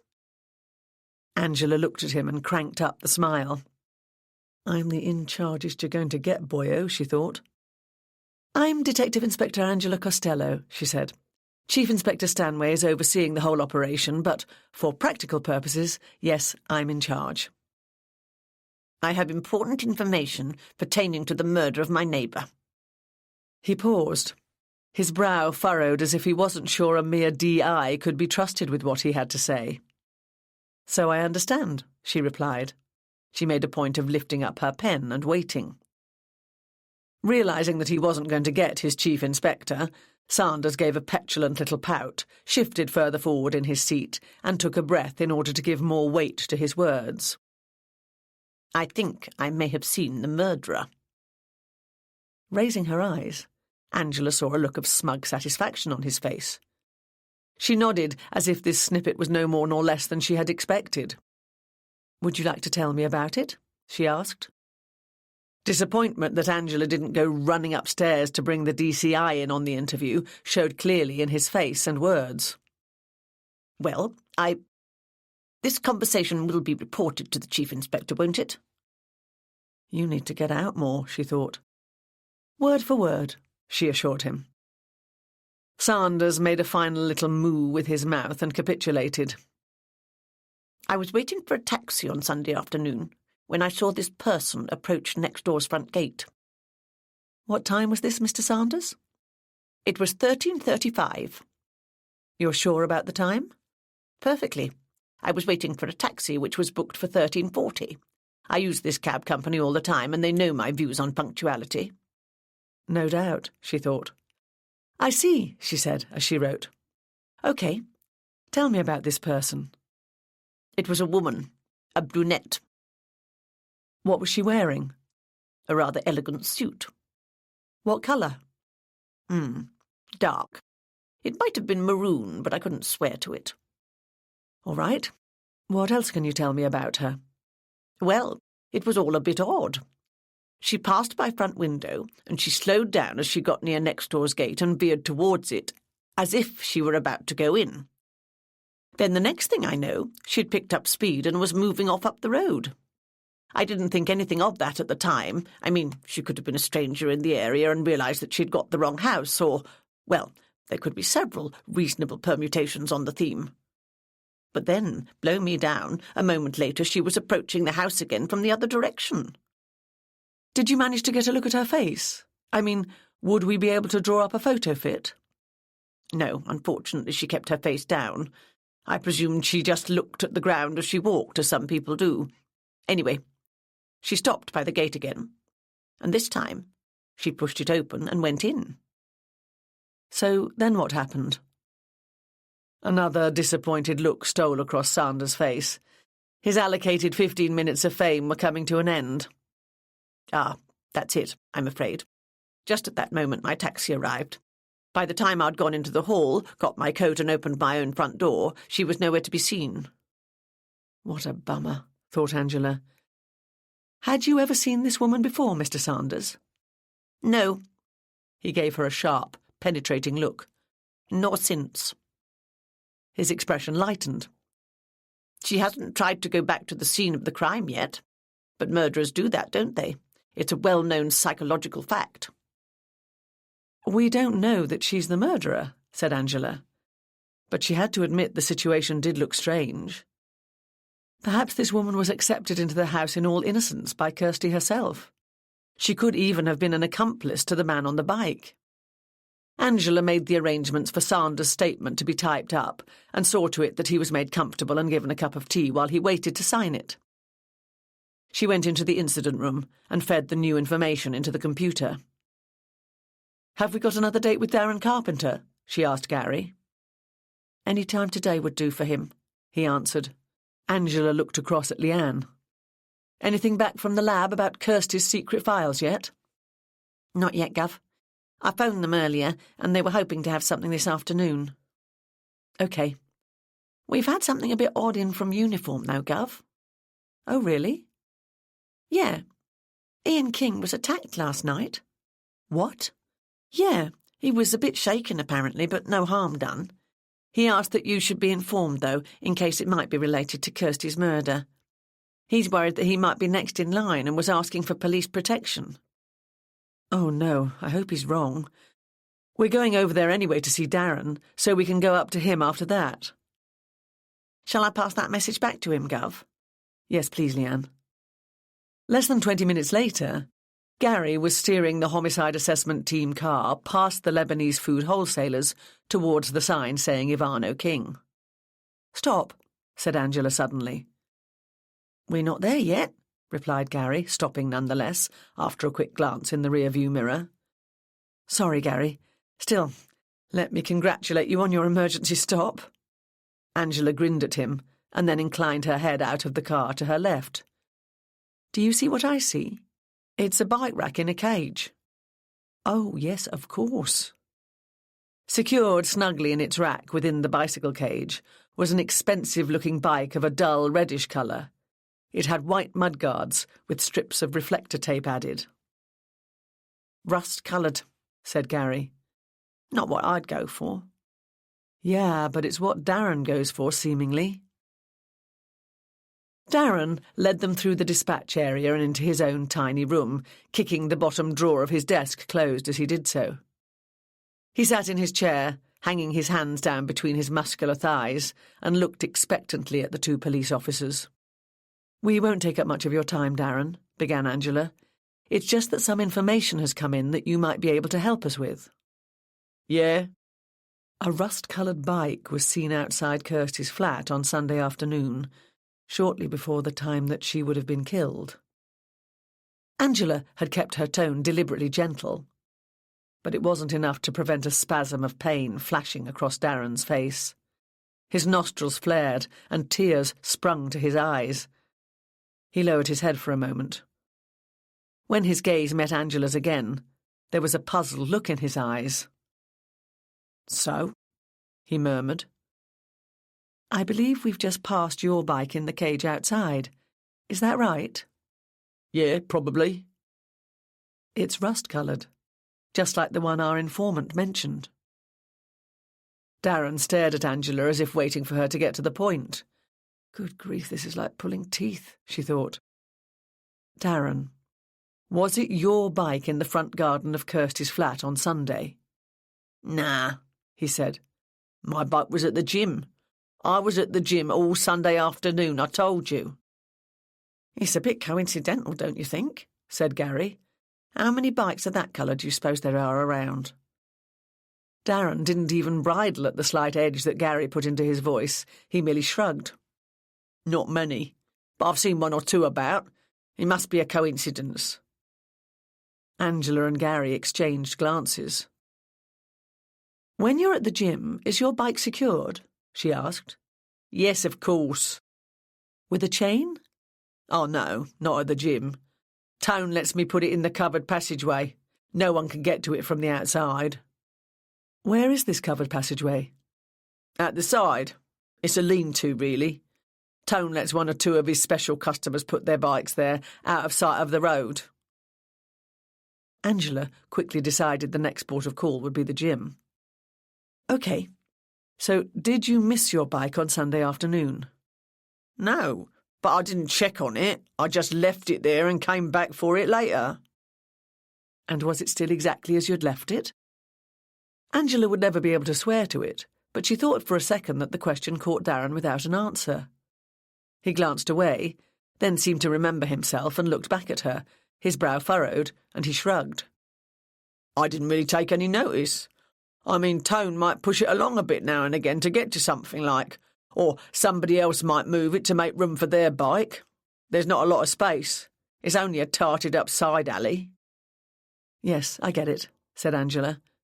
"So you left your bike where you normally leave it and came back to it later when you were ready to go home, and that was that?" "Yeah." "OK, that's it for now," said Angela. "I believe a couple of our officers have already been to see you about your bike." "Yes, they wanted to dust it for prints." "It's a matter of elimination as much as anything else," explained Angela, wondering why she was bothering. The matter seemed to excite no emotion in Darren whatsoever. "Sure, no problem," he replied. "Right," replied Angela, standing up. "We just need a word with Mr. King. It's back along that passage and up the stairs, isn't it?" she asked, pointing. "Yeah, but he's out." "Oh, really?" Saw his car go past quite a while ago." "OK, we'll catch him another time," said Angela. At least he's not sitting around brooding about being the next victim, she thought. She glanced back as she walked through the unit. Darren was staring intently down at the bottom drawer of his desk. At the back of her mind, she wondered why. It was some moments as Gary nosed their vehicle through the labyrinth of roads before either of them spoke. "Getting blood from a stone might have been a bit easier," began Angela. "Darren? Yeah, not very forthcoming, was he? I feel drained at the mere thought of ever having to interview him again." "Yes, mind you, I don't think it's because we're the police. I get the impression he'd be like that with anyone. Like... Taciturn is the expression you're looking for," said Angela. "And I think you're right. Still, we can't all be stimulating conversationalists. And he's got plenty of brawn to make up for brains." "That's not quite fair," countered Angela. "He's definitely not stupid." They had reached the end of the estate by now, and Gary slowed before pulling out onto the main road. "We'll have to file him under strong silent type then," he said. "He certainly looks strong." Angela was quiet for a moment. It wouldn't have been a problem. Physically, I mean. "What? Killing Kirsty?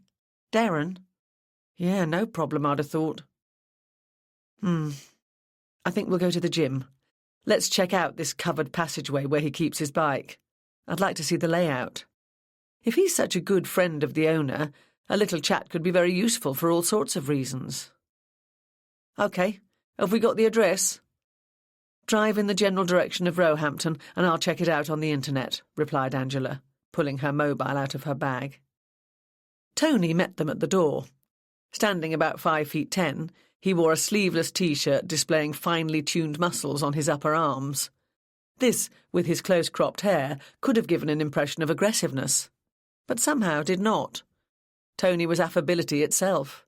He showed them round, pointing out the particular apparatus Darren liked to use, confirming without being asked that Darren had indeed been there the previous Sunday for most of the afternoon. The covered passageway, when they got to it, looked a simple affair. Originally there had been an alley at the side of the building. This had been built over by, effectively, a lean-to. A glass door gave into the passage from the back of the club's reception area, with another door giving onto the street at the further end. Angela and Gary shuffled through the small area, easing their way past various bits and pieces of gym equipment, to read a notice attached to the wall beside the street door, asking patrons leaving by this exit to shut the door firmly behind them. "That's partly for insurance purposes," said Tony, seeing Angela take in the notice. "There's only a couple of people I let store their bikes here anyway, and none of them would dream of not shutting the door properly. As you can see, I've got some gym equipment here as well. Anything stored in here is completely safe, I can vouch for that." "Yes, quite. So really, there isn't any access to the club from the street by this passage?"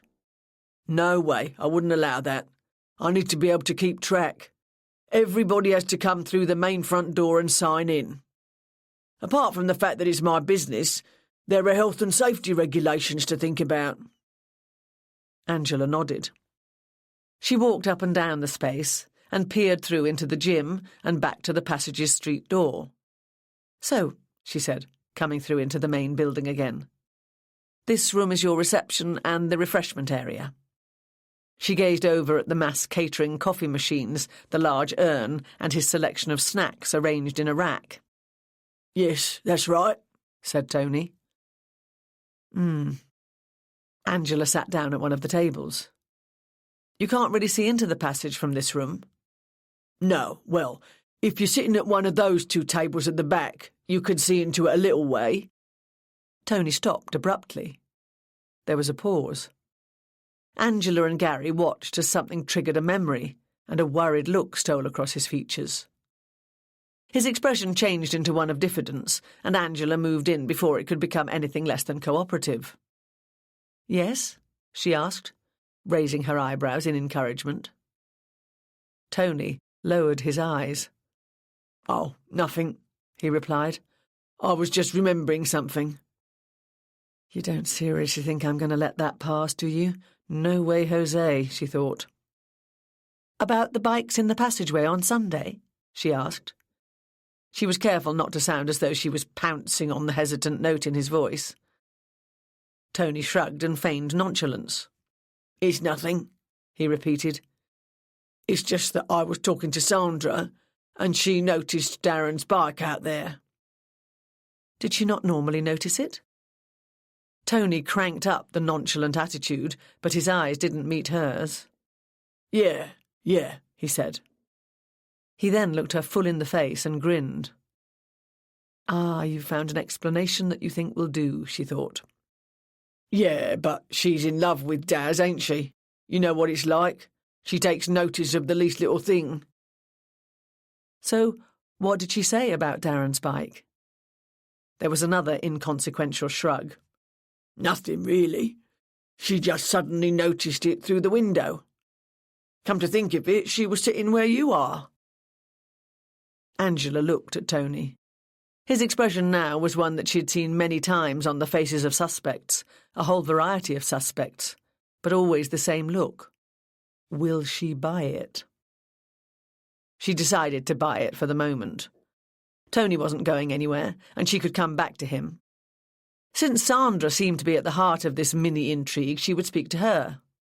She thanked Tony for his cooperation, and they left. "Little bit of a mystery here," said Angela, as she buckled her seatbelt round her a few moments later. "I like to iron out the wrinkles as I go along."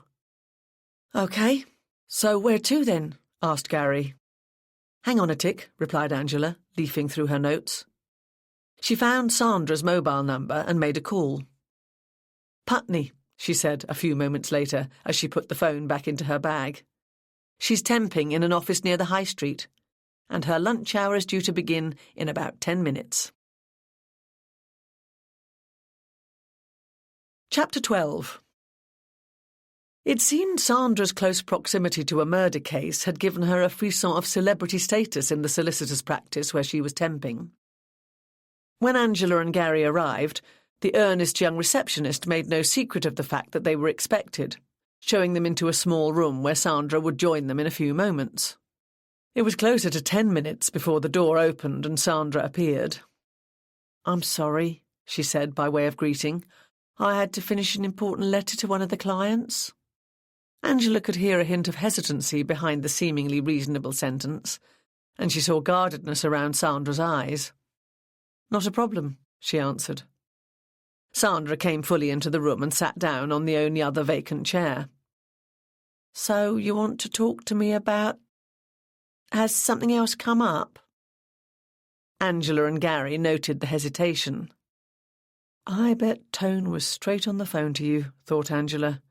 "I'd love to know exactly what he said." "Yes, we're just checking up on the business of Darren storing his bike in that lean-to at the side of the gym." It would have been hard to miss the sudden tensing of Sandra's whole demeanour. She had enough sense to try to hide it behind a rather brittle smile, and she made a business of getting comfortable on the seat. "Yeah?" she asked. 10 out of 10 for sticking to a one-word answer, thought Angela. She could see Sandra gaining mastery over herself. "OK, let's make a pincer movement and see if I can approach from the flank." "Did many of the clients store their bikes there?" she asked, assuming an innocent expression. "Not many," replied Sandra, a smug look appearing on her face. "Daz is a favourite client. He's been going there so long. Tone's a friend by this time. He even runs some of the sessions and helps out on reception sometimes." "I get it. So Darren stored his bike there on Sunday afternoon?" "Yes." "Was it there all afternoon?" "Yes," said Sandra firmly. Her voice was calm and level, but the guarded look in her eyes intensified. "We were told you mentioned the bike while you were sitting at one of the tables in the reception area," said Angela, convinced Sandra already knew exactly what Tone had and hadn't said. Her expression lifted a little. "Well, there you go then," she said. "Could it have been moved at any time? By anyone else, I mean?" Sandra appeared to consider the matter. Well, Tone might have moved it if he'd gone in there for something. He keeps some stuff in there. He could have pushed the bike along to get at whatever he wanted and then pushed it back further along than it was before. That would explain why I couldn't see it at one point and then suddenly noticed it. Right, said Angela. She made a note. She looked at Sandra and smiled. Thanks. If we need to come and talk to you again, we'll let you know. Of course. Sandra returned her smile, but there was no mistaking the relief in her face. Back in the car, Angela looked across at Gary behind the wheel as she pulled out her seatbelt. That's all a bit interesting, don't you think, Gary? What did you make of it? Gary furrowed his brow. Something's not adding up, he said. And what do you suppose that is? They seem to be a bit twitchy about where the bike was over the time of the murder. That's what I thought. But to all intents and purposes, it's completely innocent. Darren cycles to the gym and puts his bike where he always puts it, does his workout, probably sits about a bit socialising, then gets out his bike and goes home again. So why are they uptight? That's what I'm wondering. Right. Darren, Tony and Sandra. They've all got to be very big blobs on our radar. I reckon so, agreed Gary. OK, let's do that Virgin Mary thing until I've fed everything into the computer. Come again? The Virgin Mary? Angela smiled. We'll ponder this in our hearts. Oh, right. For a minute I thought you were going to have me saying the rosary all the way back. Angela laughed. You can say whatever prayers you want, just so long as you don't close your eyes while you're doing it. Everybody seemed engrossed with their computer screens when they arrived. Angela made a beeline for her 2 detective sergeants. Rick and Jim, have you gone through the rest of the house-to-house inquiry? Just doing it now, answered Rick. It doesn't give us much. Most people seem to have been watching the telly, dozing or out somewhere. Sunday afternoon, what can we expect? Said Angela. Can you dig out the information on that woman opposite Kirsty's flat? The cake maker who saw a cyclist arrive at the house? Yep, said Jim, scrolling down. Here it is. Mrs. Sylvia Marchant. OK, go back to her and dig a bit deeper. I also want to know if she had any sort of relationship with either Kirsty or Sandra. Anything from passing the time of day when they met in the street to being bosom pals. OK, Angie. She headed back to a free console and sat down, just as Gary's hand put a cup of coffee on the desk. Oh, nice one, Gary, thanks. What have I done to deserve you? I know who to crawl to, he grinned. You'll go far, young man. OK, have you been pondering? Yeah. It's possible that either Tony and or Sandra know Darren went somewhere on his bike during the afternoon. Right, and they're covering for him. Angela grimaced. That wouldn't make life too easy for us. They were almost smooth in giving their answers today. By the time it came to court, they'd be completely twitchless. Yeah, you're probably right. Mind you, that theory raises the question of why Darren? Why he'd want to kill Kirsty? Yes. But if it turns out to be him, he won't be the first to kill someone he loves. Oh, hang on. I've had another thought. Angela stared into the middle distance for a moment, before looking speculatively at him. We know Darren's a keep-fit fanatic, right? Right, and he's into guns. Yeah, but forget the guns for a moment. How about this for a scenario? Darren comes to the gym as per, and he gets stuck into his session. So he's concentrating on the weights and the treadmill and whatever else it is that he does. Yeah? And he's pretty single-minded, is our Darren. That's the impression I have of him anyway. Head down, eyes front, get on with the job. She looked at him. Do you see where I'm going with this? Gary narrowed his eyes. Oh, yes, he's so into his workout, he wouldn't know if somebody else took his bike out for a while. Got it. Gary beamed. I'd say that's a definite possibility. Sandra's a tall, muscular woman. She could fit the bill as the person seen by Sylvia Marchant, and I don't think we'd have much trouble thinking up a motive for her. Yeah, and if we dig a bit, we might come up with something for Tony. They're definitely going to be revisited. OK, well, that's good. That was bothering me, but I feel a lot clearer about the gym situation now. Out of the corner of her eye, Angela could see Leanne and Derek coming towards her. She looked round and nodded them forward. Yes? Have you got something? Yes, Gov, said Leanne. The lab has got into those password-protected files. She waved some pages at Angela. Oh, great, let's have a look then. Angela took the pages and laid them on the desk. The first few showed a series of sketches. Each one depicted a garment drawn in clean, economical lines. At the bottom of each page, the initials IK could be clearly seen. I suppose these are designs Ian King had been working on, said Angela, pointing at the initials. The thing is, I wonder if he knew she had them on her laptop. It seems odd, agreed Gary. I'd have thought dress designers were very cagey with their work, until it appeared officially, that is. Yes, me too. We've got to see him again anyway, so we can let him know where we found these. What else have we got? She uncovered the next sheet and saw what seemed to be a page of letter-headed paper for a company. The paper was blank apart from a centred letterheading, Massingham Models. This company name stood out in large, bold, green italic print. Underneath, in smaller italics but the same colour, followed the words address, telephone number, fax, email and website. But none of these were actually given. Beneath that came the words company directors. Then, about halfway across the page, the name Kirsty Manners. Said Angela. How very odd. It's a funny sort of letterheading, that's for sure, agreed Derek. No way of getting in contact with the company. And her name on the board of directors, finished Angela. I keep hearing how Kirsty had told people that she was going to be someone. She wanted a particular lifestyle. Maybe this is her sketching out a fantasy until the dream could come true. That could be it, agreed Leanne. She might have been designing a letterhead for the company she hoped she'd run herself one day. She was obviously trying to find out something about business. She visited the company's house website quite a bit, didn't she, in her surfing? Yes, but Angela laid the page on the desk. I'm wondering, though. Gav, said Leanne. Well, look where she's put her name. It's halfway across the page. What does that make you think? It looks like she had the sense to realise she wouldn't be top dog. She would only be one of a board of directors.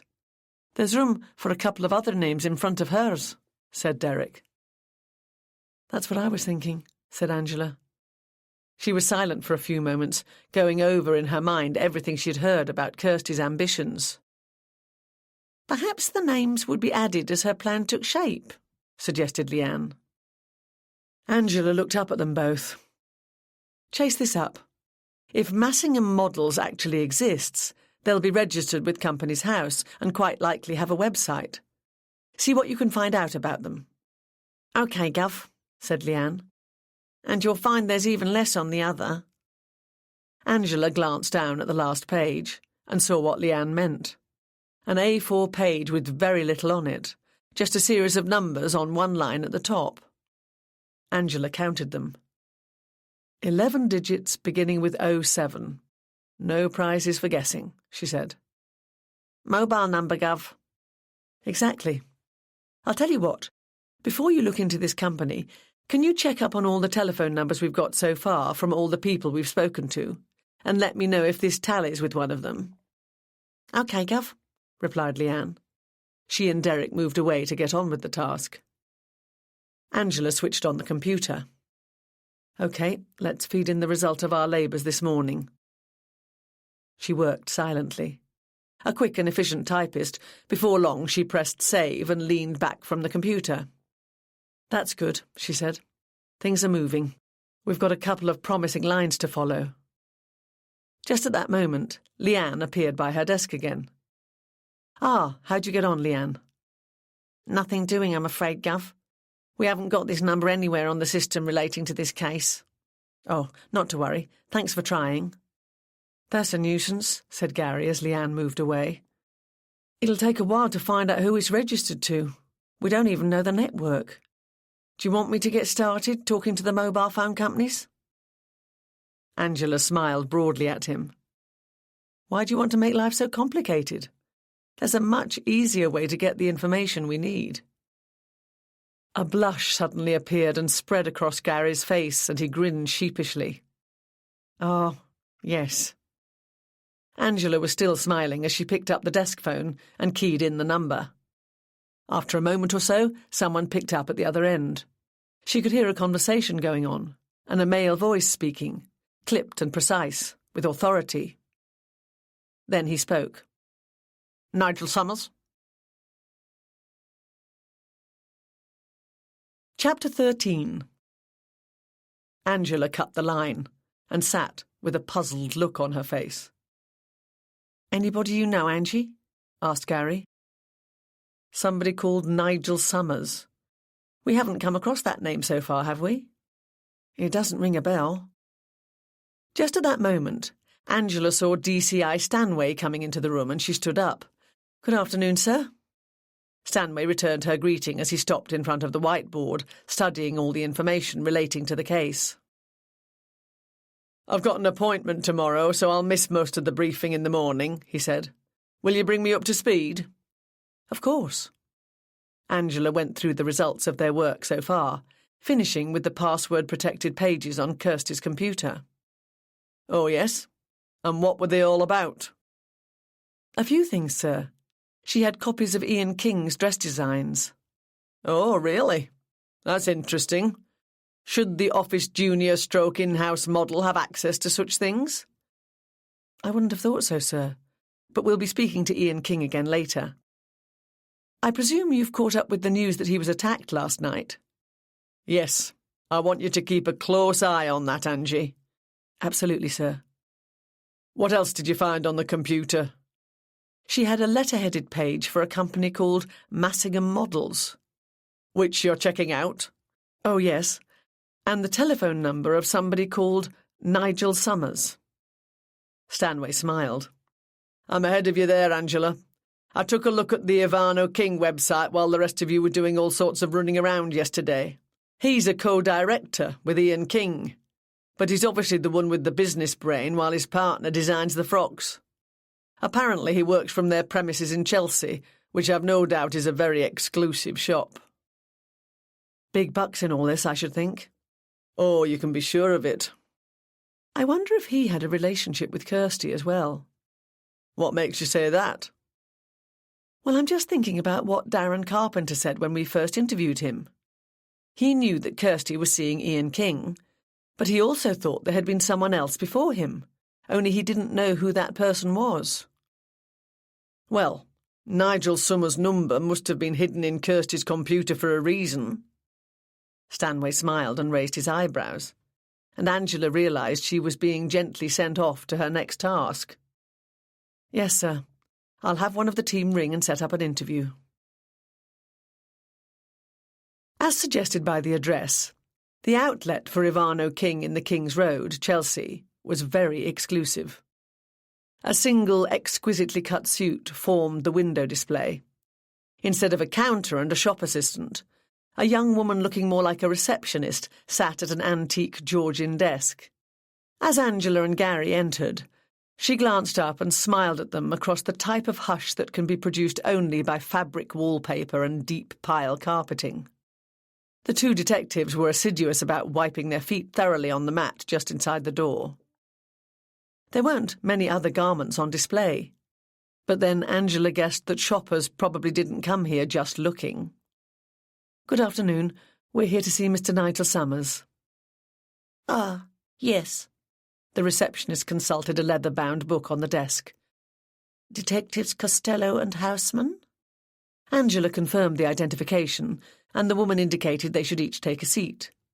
She vanished into a room at the back of the shop, and they heard her mounting some stairs. So, they own the whole building then, surmised Angela. I bet it costs a bomb to keep going, said Gary. Before Angela could reply, they heard footsteps descending the stairs. The receptionist reappeared, asking them to follow her. The carpet pile was less deep up here, but Angela still felt her shoes sinking into it as she walked. Nigel Summers was standing up to greet them from behind a large walnut desk supporting one desktop computer and one laptop. "Please, sit down, Inspector," he said, indicating a chair in front of his desk. "Can I get you anything? Tea or coffee, perhaps?" Angela sat down, declining his offer. Gary had already found himself a perch on one side of the room. "I just need to ask you a few questions," she began. "About Kirsty Manners." "That was terrible, just terrible. What an awful shock." Nigel shook his head in horror as he slid onto his seat behind the desk. "Yes, I can imagine," said Angela sympathetically. "So," Nigel focused their conversation, "how may I help you?" His gaze was open and direct, and his smile pleasant. But he'd picked up a pen and was tapping the end of it up and down on his blotter. "Did Kirsty ever come here?" "No, as far as I know, she hadn't ever been in this shop. She would have no reason to.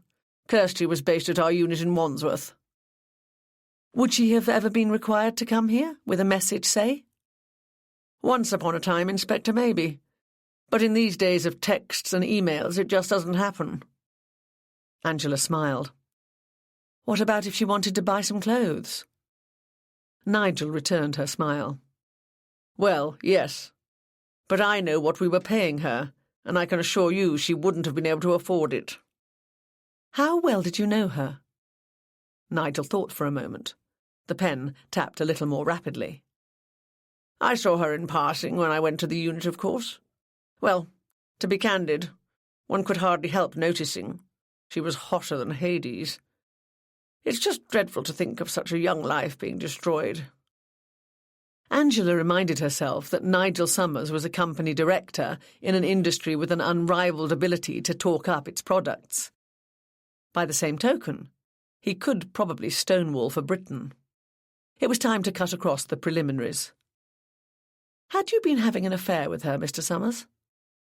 The pen stopped tapping, and the eyebrows went up into the forehead. "An affair, Inspector? That's a bit of a leap from seeing her in passing, isn't it? What on earth makes you think Kirsty Manners and I were having an affair?" "You haven't answered the question, and you've chucked the ball back into my court," thought Angela. "OK, let's bring up the heavy artillery." She had your mobile number stored in a secret file on her computer. There was an involuntary movement from Nigel, and the pen dropped to the floor. "Excuse me. Oh, there it is." But it was too late. Angela had seen his true reaction. Though gone in a flash, it had unmistakably been, "Damn and blast the woman." Nigel scrabbled under his desk for the pen, sitting up again within seconds, smiling and urbane. He raised his hands in a gesture of surrender. "OK, I'd better come clean. I did have a bit of a fling with Kirsty, but it didn't last very long, and I can assure you it was over and done with weeks ago." So Ian King had a dalliance, Nigel Summers had a fling, and Darren Carpenter was in love, thought Angela. She considered her next question. Nigel must have taken her silence for disapproval, because he spoke again. "She knew the score, Inspector," he said, unable to keep a defensive note out of his voice. "The score?" asked Angela. "You know, that's all it was, just a fling." "I'm not the arbiter of your morals, Mr. Summers. What was she like?" A puzzled frown creased Nigel's brow. "How do you mean, what was she like?" "Just what I say. It's important to get as complete a picture as possible of Kirsty, and we can get this only from the people who knew her when she was alive." "Ah, yes, I see." "So what was she like?" "Well, let me see now. If you'd asked me that before, Before our, Fling? Yes. I started off thinking that she was just about the most stunning-looking woman I'd ever seen. Then, after I amended my opinion to stunning airhead. But that didn't last long. Oh? So she wasn't an airhead? Was she bright? Intelligent? No, not especially. Well, that's not quite right. She was a long way from stupid. Cunning and calculating is more how I would put it. She had assimilated some fundamental lessons. She knew how to flatter all right. If she was to be believed, I achieved a height of sexual prowess during our time together that even I wouldn't aspire to. And as for my job, Ian's lucky to have a man like me. How I managed to keep the label going was just amazing. An ironic grin appeared on his face. I didn't inquire how she came to that conclusion. As you can probably imagine, she agreed with more or less everything I said. We could have carried on a bit longer if she'd kept to her side of the bargain. You know, I'd have brought her the odd expensive bit of bling and kept her in frilly knickers, and we'd have parted amicably when I was good and ready. To be honest, I'm surprised she was still with us. Ian planned to take on an intern, and I'd put him in touch with a likely candidate, but it didn't work out. So we kept Kirsty, who was keen to learn about life at an executive level. She was very, what's the expression? Single-minded, yes, that's it. She knew exactly what she wanted and went straight for it. And what was that? As far as I could tell, to marry well and live a life of luxury. Oh, not to be a supermodel? Nigel thought for a moment. She probably started off with that ambition, but I think it changed. I can imagine her as the prettiest girl at nursery, in the class at school, at Girl Guides or whatever. She thought her looks were her passport to the good life, you know. If modelling was the route to take, then that's the way she'd go. But to be honest, once she'd got her foot in the door, she must have started to realise the prettiest girl in the class was now surrounded by beautiful women. And the fact is, Inspector, not every girl who makes it as a model has a face that one can even call attractive. I have to be honest. I realised that she wouldn't come up to scratch socially among my friends and acquaintances, and dropped her fairly quickly. But she soon got her hooks into Ian. Just so long as it was somebody of power and influence and earning a packet. Nigel smiled and shrugged. I'm surprised she didn't bypass me and go straight for him in the first place. But maybe she didn't quite have the confidence at the beginning.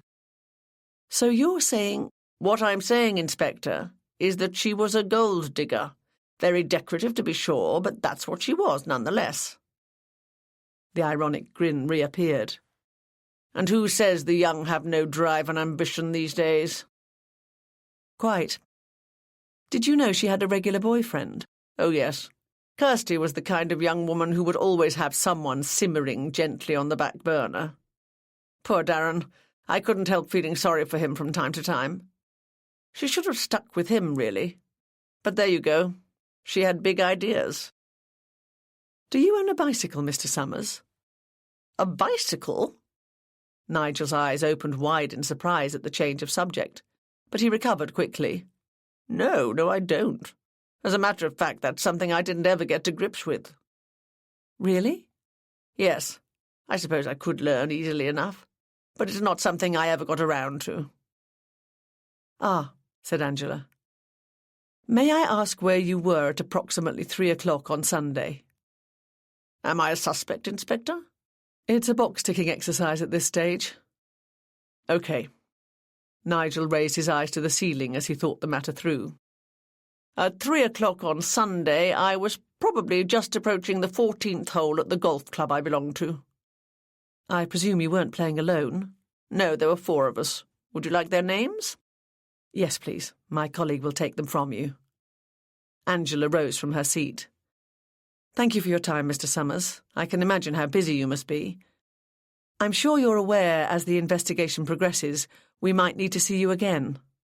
Naturally, Inspector, replied Nigel, also standing up. I'll be here if you need me.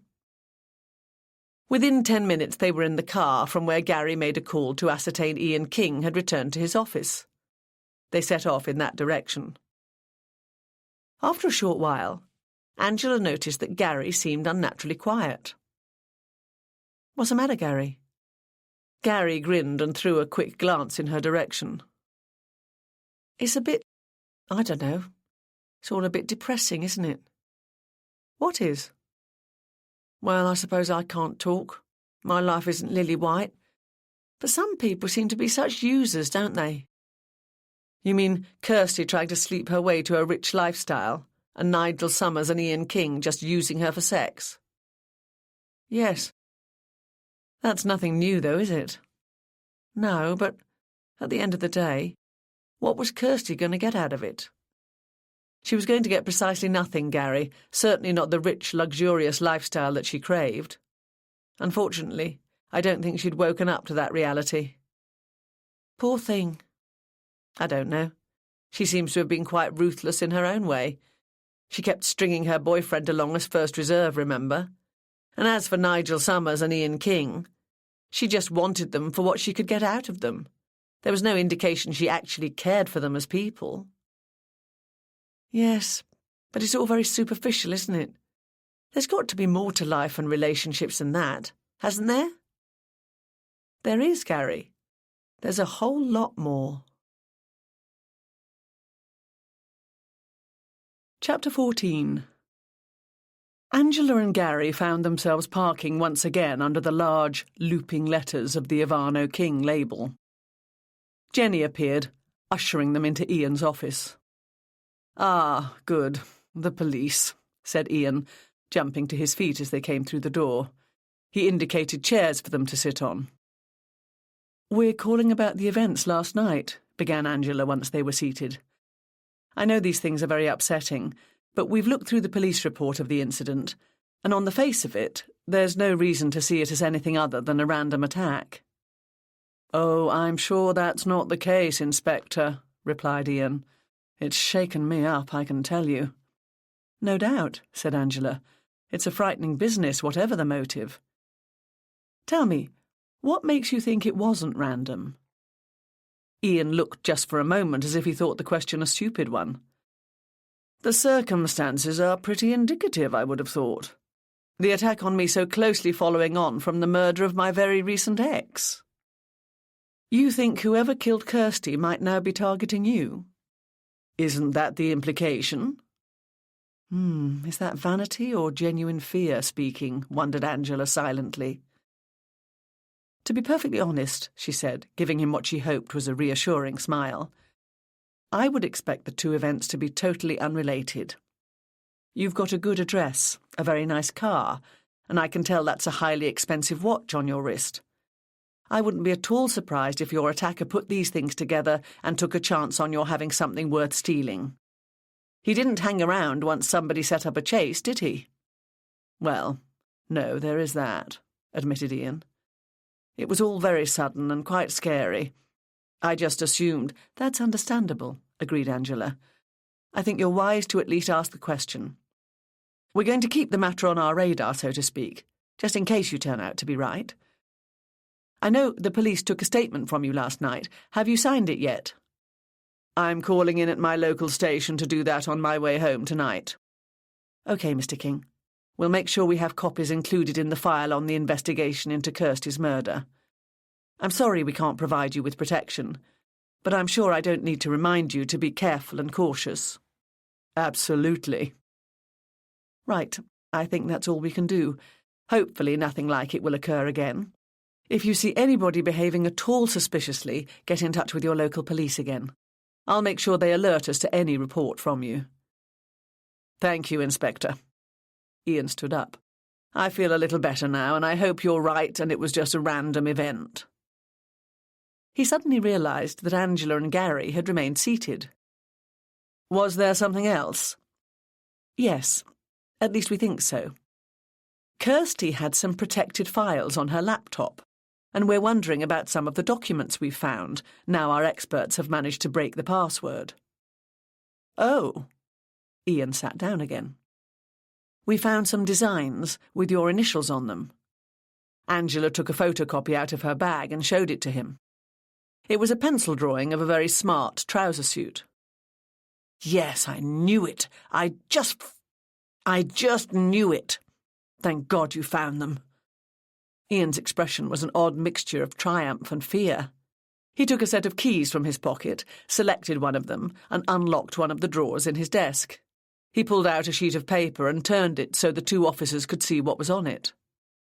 Angela and Gary were gazing at the same sketch of a trouser suit. "Ah. Yes, Inspector. This is from my new collection. I must ask you to immediately forget you've seen these." "No problem. We won't be talking to anybody about them," Angela assured him. "How come Kirsty had them on her laptop?" "That's a very good question, and one I wouldn't mind knowing the answer to myself. I can only imagine she went trawling through my computer when I wasn't aware." He flicked a glance across at them. "Asleep, maybe. There were 1 or 2 occasions when this could have happened." "What would be their value to Kirsty, though?" Hard to say. She knew most of us are paranoid about our work and would be horrified at anybody seeing them until they appear on a catwalk. That's just the way we are. She might have thought it gave her a hold over me." "But you split with her all the same? Weren't you worried that she would publish and be damned?" "Inspector, I know a great many more people in this industry than Kirsty. She would soon have found every door slammed in her face. In any case, although we'd split, I made sure I left things a bit open, so to speak, until I knew for certain what she had. I planned to string her along with the thought that we'd get back together again." Ian put the page back in his drawer and relocked it. "Calculating, I know, but you have to take precautions when there's a loose cannon about, and I couldn't be completely certain that she had my designs. He raised his eyebrows at them. "I do like to have control over all the copies." "I'm sorry, I can't return them to you just at the moment. They might turn into evidence. I'll give you a receipt for them, though. We'll keep them perfectly safe." Ian pursed his lips as though he might protest, but merely gave a curt nod. "Okay." Father Martin Buchanan closed the door of the presbytery behind him and gazed in both directions along the street. He had 2 things: some free time before confirmation classes started, and a plan. "To the right first," he said to himself, and struck out. Martin tended not to wear clerical dress in his spare time, so he looked like any other 30-something young man as he ambled along in sweats and trainers. He'd given a lot of thought to the frightened young woman in the confessional the day before, and the more he thought about it, the less he liked it. Once he'd shared the story with Angela and Patrick, he'd felt a bit better. But it still wasn't enough. Even though they'd reassured him about his actions, he still felt bad for ducking down behind the screen. Somewhere, in a house in one of these highly respectable suburban streets, one of his flock, kept against her will, faced who knew what awful threat for not complying with the wishes of her captors. She might even now be suffering a punishment for having tried to escape. Martin had decided to turn his private prayer into a walking event. He planned to trawl the streets around the church and see if he could find the house. They couldn't stay indoors all the time. What had the young woman said? "They want me do bad things with men at parties." Unless the parties took place in the house itself, the women would have to come out, no doubt escorted by a hulking giant like Igor. And if they happened in the house, then guests would arrive. Either way, it would cause traffic. And he might just manage to pass at the right moment.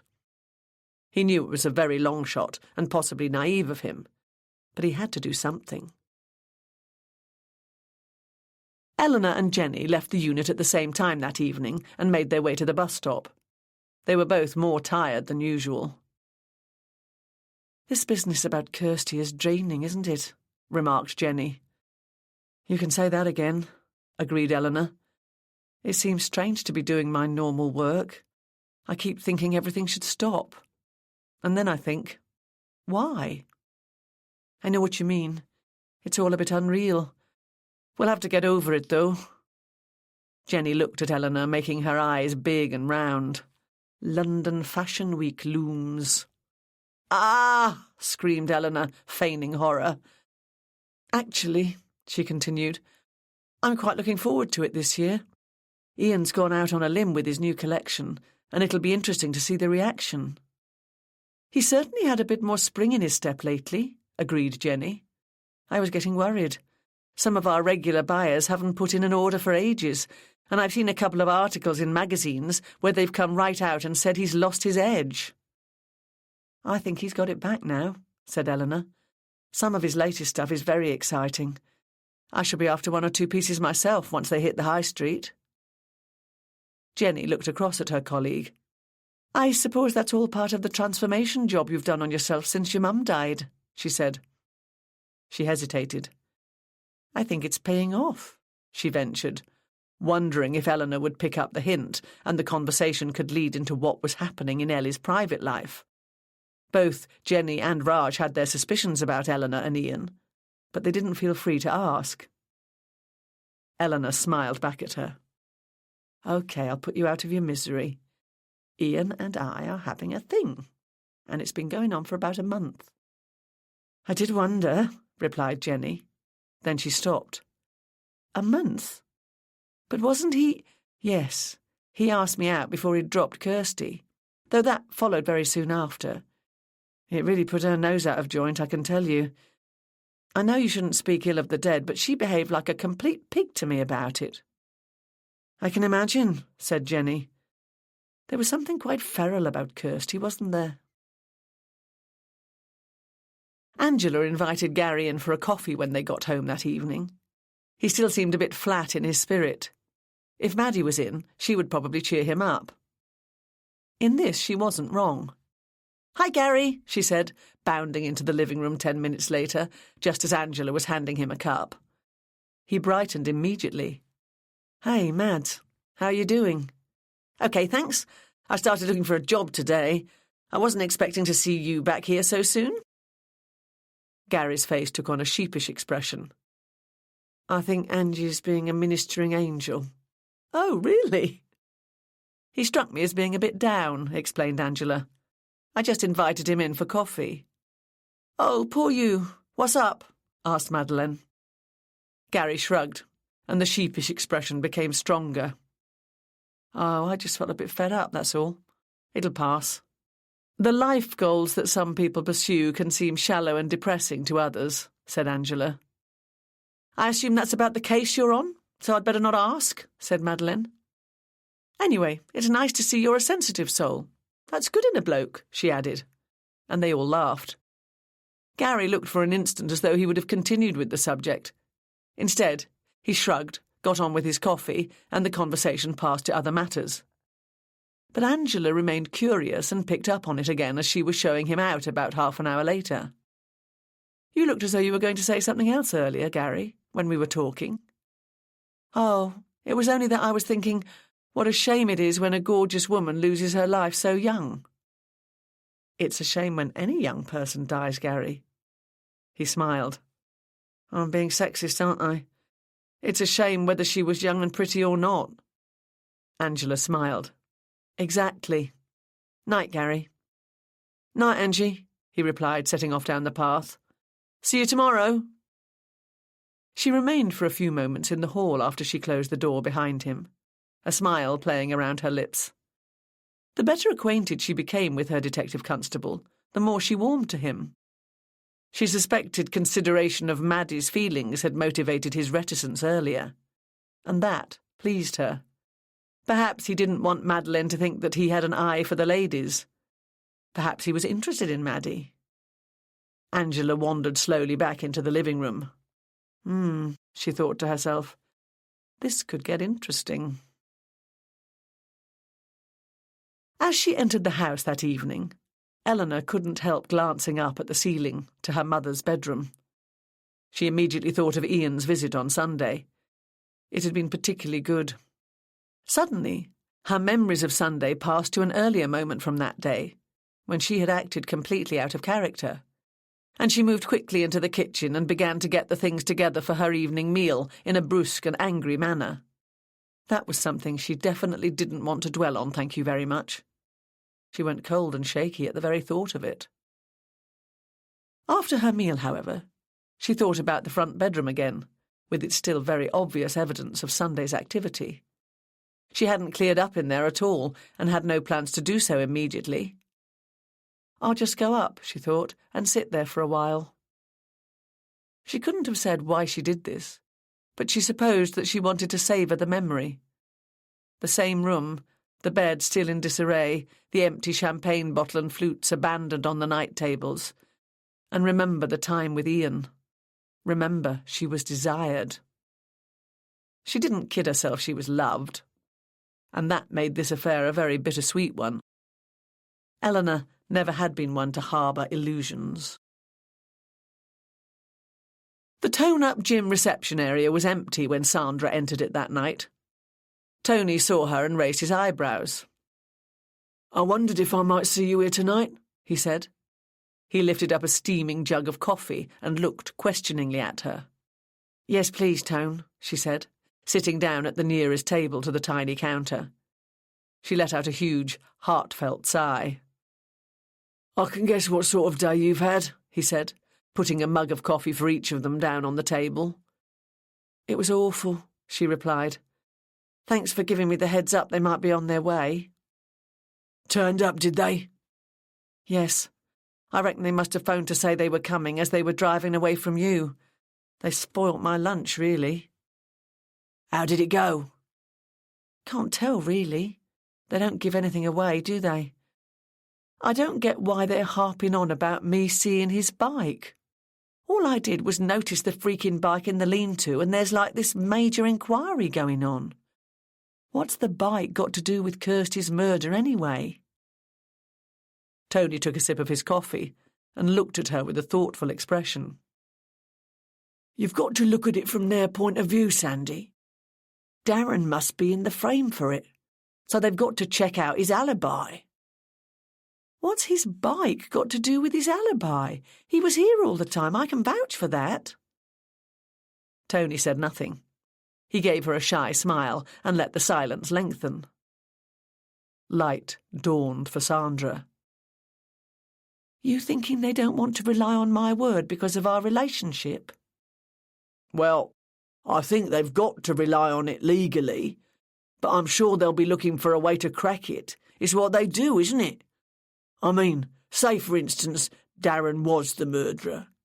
He would have had to get over to your and Kirsty's place quickly and back again to the gym." Sandra saw the sense of this and nodded. The bike would have been perfect for that. She found herself suddenly having to fight back tears of frustration and anxiety. Sensing the way she was feeling, Tony reached over, laying a comforting hand on her arm.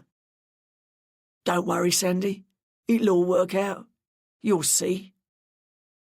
The tenderness in his voice surprised Sandra, and she found herself having to work even harder to keep the tears at bay. "What does Darren say?" he asked. "Oh," Sandra's frustration and anxiety turned in an instant to irritation. "Sometimes I wonder if he's living on the same planet as the rest of us. All I get from him is, I ain't done nothing, so I've got nothing to worry about." "Did you tell him the police were asking about the bike?" "Same thing, Tone." "The bike was in the lean-to all afternoon, wasn't it? So what's the problem?" Sandra produced such a close imitation of Darren's voice that Tony let out a short, involuntary bark of laughter. She recognised the humour of the moment and grinned. The truth was, she had become increasingly frustrated with Darren. He seemed not to be aware of her feelings at all, not to understand when she tried to talk to him. If only Darren could look at her with a gentle, caring expression like Tony's right at that moment. She picked up her mug and tried to cut off that line of thinking. Tony looked at Sandra for a moment, as if deciding whether or not to pursue the subject. Finally, he spoke. "Why did you suddenly mention the bike on Sunday, Sand?" She cast a puzzled glance at him and shrugged. "I dunno. I just saw it and mentioned it." "If you remember," said Tony carefully, "you said it hadn't been there earlier." "Yeah, but that could easily be because it had been moved along a bit. You're always in there for stuff."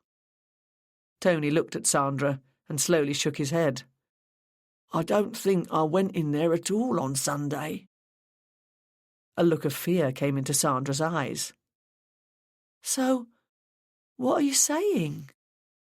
I'm not really sure, replied Tony. The thought worried him, and the realization that he hesitated to share his growing suspicion with Sandra unnerved him even more. Chapter 15. Clara looked around and gave the ghost of a smile as Asher came into the kitchen. Good morning, she said. Morning, replied Asher. She had picked up from the television that English people mostly just said that one word. Have you any news? Asher shook her head. No, I have to wait still. Pavel says he sees him at fashion shows, but he very busy man. He say, if I be patient and don't make fuss, he will try to find opportunity. But you met him once? Oh, yes, he very nice. Say I very promising. Say he will help me. Asher deliberately made her voice sound cheerful. Her housemates had problems of their own. She faced the truth. All hope had evaporated of ever hearing from her contact, the man who had promised to help her get started in the English fashion industry. Clara nodded. You want coffee?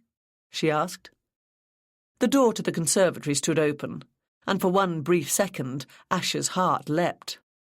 It sank almost immediately as she saw the bulky form of Igor coming along the garden path towards the house. He veered off and went in through the French windows to the dining room. Clara saw the hope flare and die on Asher's face. He more careful now, she said, since Monday. Asher raised her shoulders and let them drop again. Yes, it was now Wednesday. Not for the first time she realised how this incarceration could easily make her lose track of the days altogether. She thought again of her mad dash through the open front door, the sprint along the street, the feeling, the glorious, ecstatic feeling that she'd managed to get away. She'd do the same thing again without hesitation, but she didn't think she'd get another opportunity. She just thanked God it was Igor pursuing her. That was a blessing, really. Igor hadn't been in a church in his life and didn't know the slightest thing about confessionals. If it had been Pavel, the whole story would have ended differently. He would have gone straight round to the other side of the screen and likely as not would have attacked that poor priest. Asher couldn't remember how many times she had played that scene back in her head, though by now she felt convinced the effort had been wasted.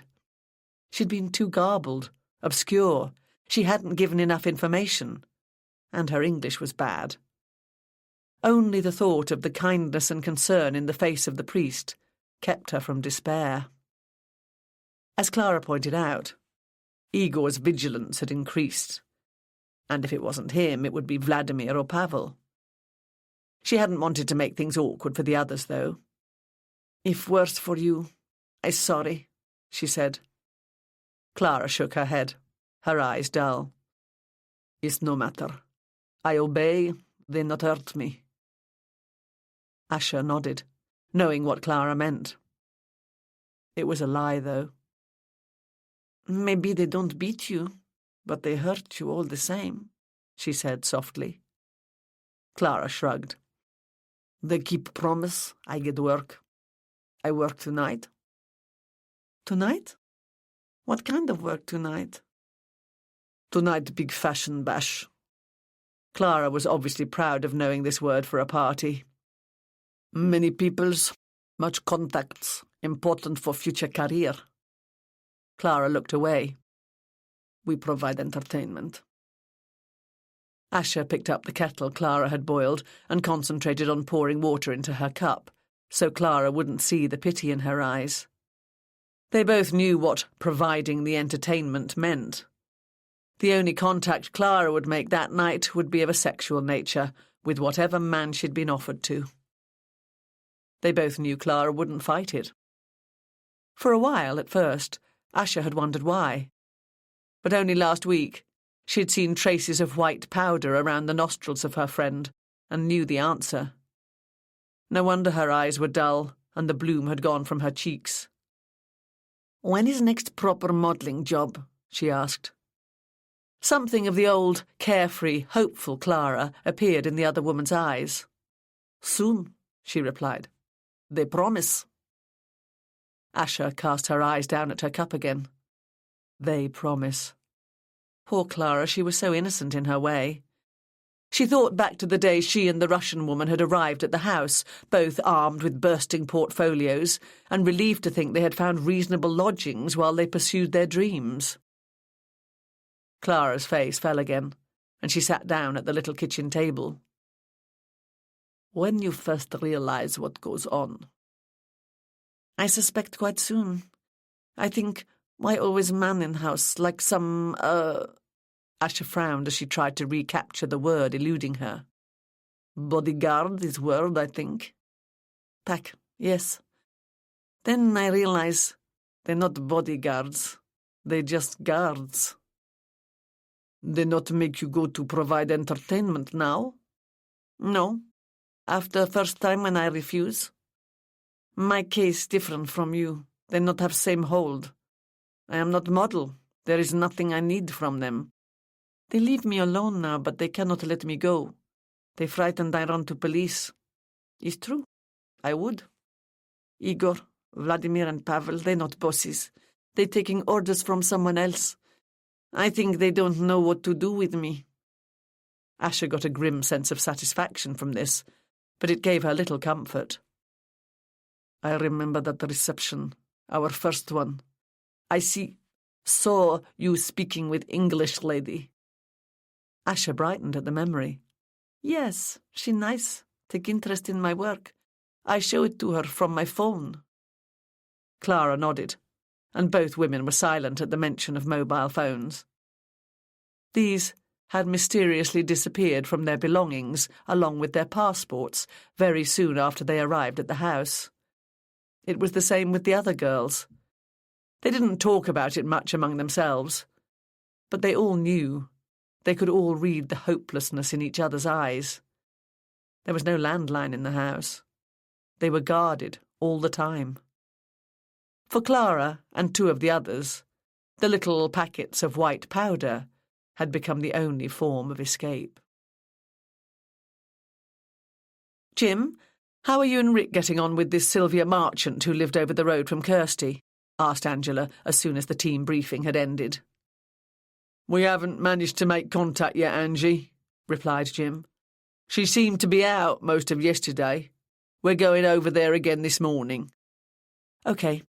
I've had a couple of thoughts about Kirsty's flatmate, Sandra, and that bloke that runs the gym."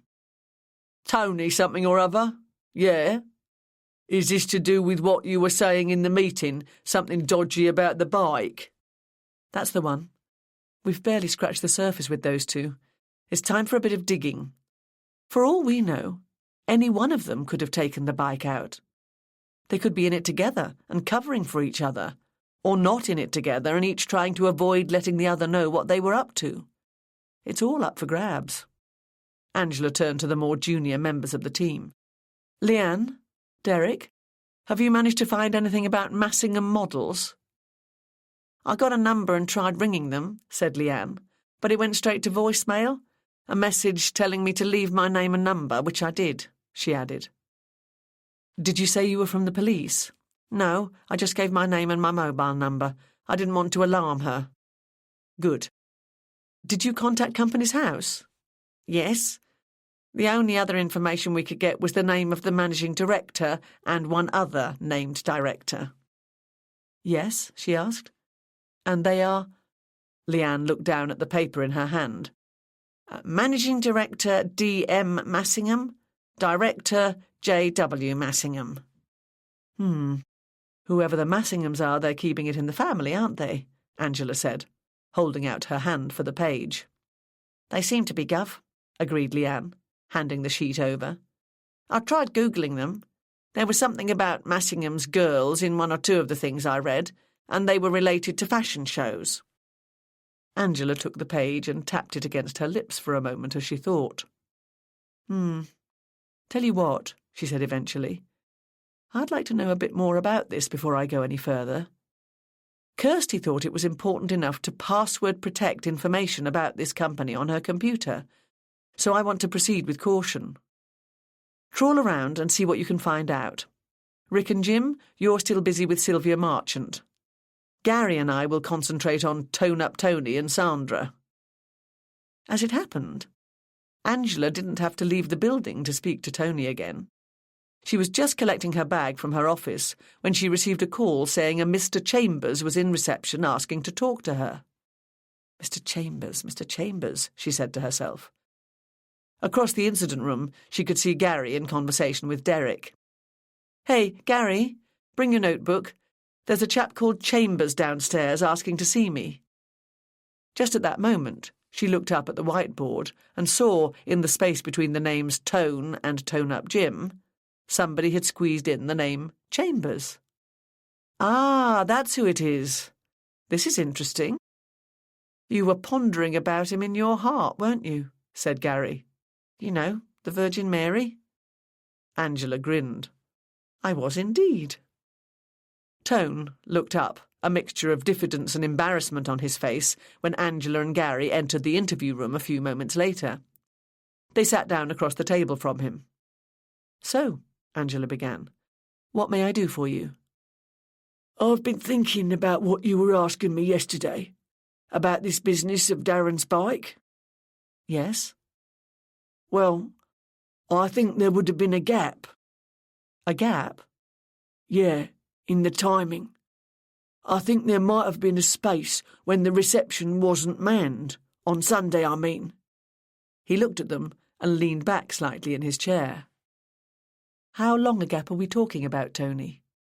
Tony fixed his eyes on the surface of the table. His hands clenched and unclenched compulsively. "Maybe half an hour, or even a bit more," he said eventually. "At what time?" The eyelids remained resolutely lowered. "About 3:15. "And when did you and Sandra have the conversation about seeing the bike in the lean-to?" Tony looked up. The worst was over. 20 past. Exactly the period covering the time of the murder. Angela and Gary made a point of not looking at each other. "How can you be so certain about these times?" Angela asked. Tony was more relaxed now. "I'm guessing at the time before 3, but I don't think I'm far out. I'm sure about the end time because I had someone booked in for 15:15. It was a new client looking for a personal trainer, and when he arrived, the first thing he did was apologise for being late, so I automatically looked at the clock." "I see. And is the reception area generally left unattended?" "Not often, but lately it's been the norm round about that time on a Sunday. I always go out for my ciggy then. There's a little room behind the counter in reception." Angela was no smoker, but she was reasonably certain it didn't take half an hour to smoke a cigarette. Something of this thought must have shown in her face, because Tony continued, "The thing is, I'm a personal trainer as well, and that's how I'm building up my client base. And I only had this one client booked in for last Sunday afternoon." "I see," said Angela, but she didn't quite. "This timing still isn't clear to me. The reception was empty for—" "Sorry, yes, I'm not explaining this very well. Sunday afternoons, I generally know exactly who's there and who isn't. If anyone goes into any of the rooms, there'll be someone there I can trust. Darren or someone will be in the weights room, for instance, and there'll be Sandra or another person I know well doing cardiovascular stuff. I mean, anyone coming into the club won't get very far without being noticed and challenged." "Isn't that still risky, though? Didn't I notice a till on your counter?" "Oh, no. When I'm at the back, I can see the till and the counter from where I sit. It's just that I can't see the front door and that whole side of the room where the lean-to is." "I'm still not sure why it takes half an hour to smoke a cigarette." "It doesn't," replied Tony. "But I take a bit longer, especially lately. It's a chance to chill out, to have a think. I only opened the gym a couple of years ago, and I've been working flat out to build it up the way I want it. Now it's taken shape, I'll let myself relax a bit here and there. OK. So, what was said about the bike exactly? Tony took a deep breath as he marshalled his thoughts. It was nothing, really. Sandy just said, "Oh, there's his bike," or something like that. And I said, "Where else would it be?" And she said it hadn't been there earlier. That's all it was. Could the bike have been moved along at all? I suppose so. Did you move it? Tony swallowed. I didn't go into the lean-to at all on Sunday afternoon. Angela looked across at Gary's notebook and watched him write down the details of the conversation. She gave an infinitesimal nod and turned back to Tony. Do you have any idea why we asked about the bike? Tony shrugged.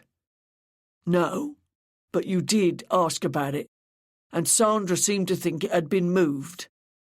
Then I thought about my ciggy routine and realised maybe it was significant. OK. Thank you very much for coming to see us, Tony. You've been helpful.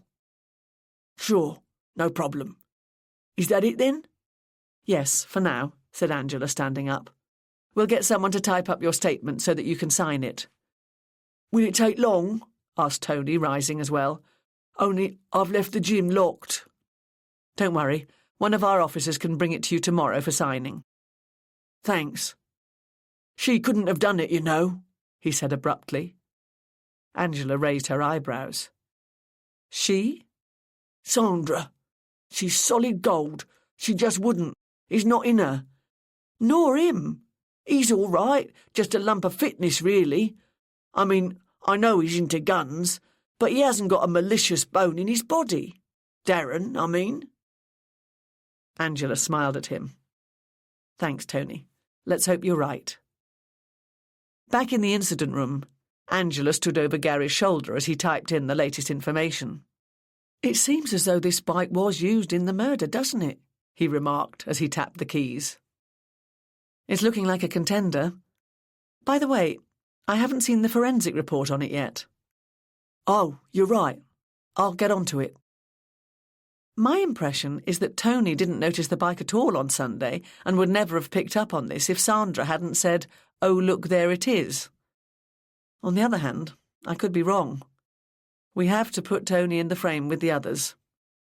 Gary stopped typing and looked a question at her. Think about it, Gary. If the reception stood empty for about half an hour, give or take, then nobody was there to clock Tony. We've only got his word for it that he was chilling out in the little room behind the counter. You're right. Say the perp did use the bike to whip round to the flat and kill Kirsty. How much time do you reckon that needed? Not much. It would take little more than 2 minutes to cycle from the gym to the house. Kirsty lets him in. Or her? No, if it was Sandra, she can let herself in. It could have been another woman. Yes, of course. But whoever, I get the impression they wasted no time on pleasantries. The attack came from behind, so it took her by surprise. It would have all been over in a matter of moments. Easily, I'd think. If this is how it happened, Kirsty could have been dead within 10 minutes of the murderer cycling away from the gym. Then the bike has to be returned to the gym and put back into the lean-to. This is where he or she took a big risk. They couldn't know they wouldn't be seen wheeling the bike back through the reception. Angela sat down. Hang on, let's think about this, she said. At the start of the enterprise, Matey comes into an empty reception and goes into the lean-to. Does she come in from the street or from further into the gym? Either. Let's say he. He wheels the bike out through the lean-to front door. Ah! Angela's eyes lit up and she raised a finger in the air. Oh, yeah, said Gary, picking up the thought.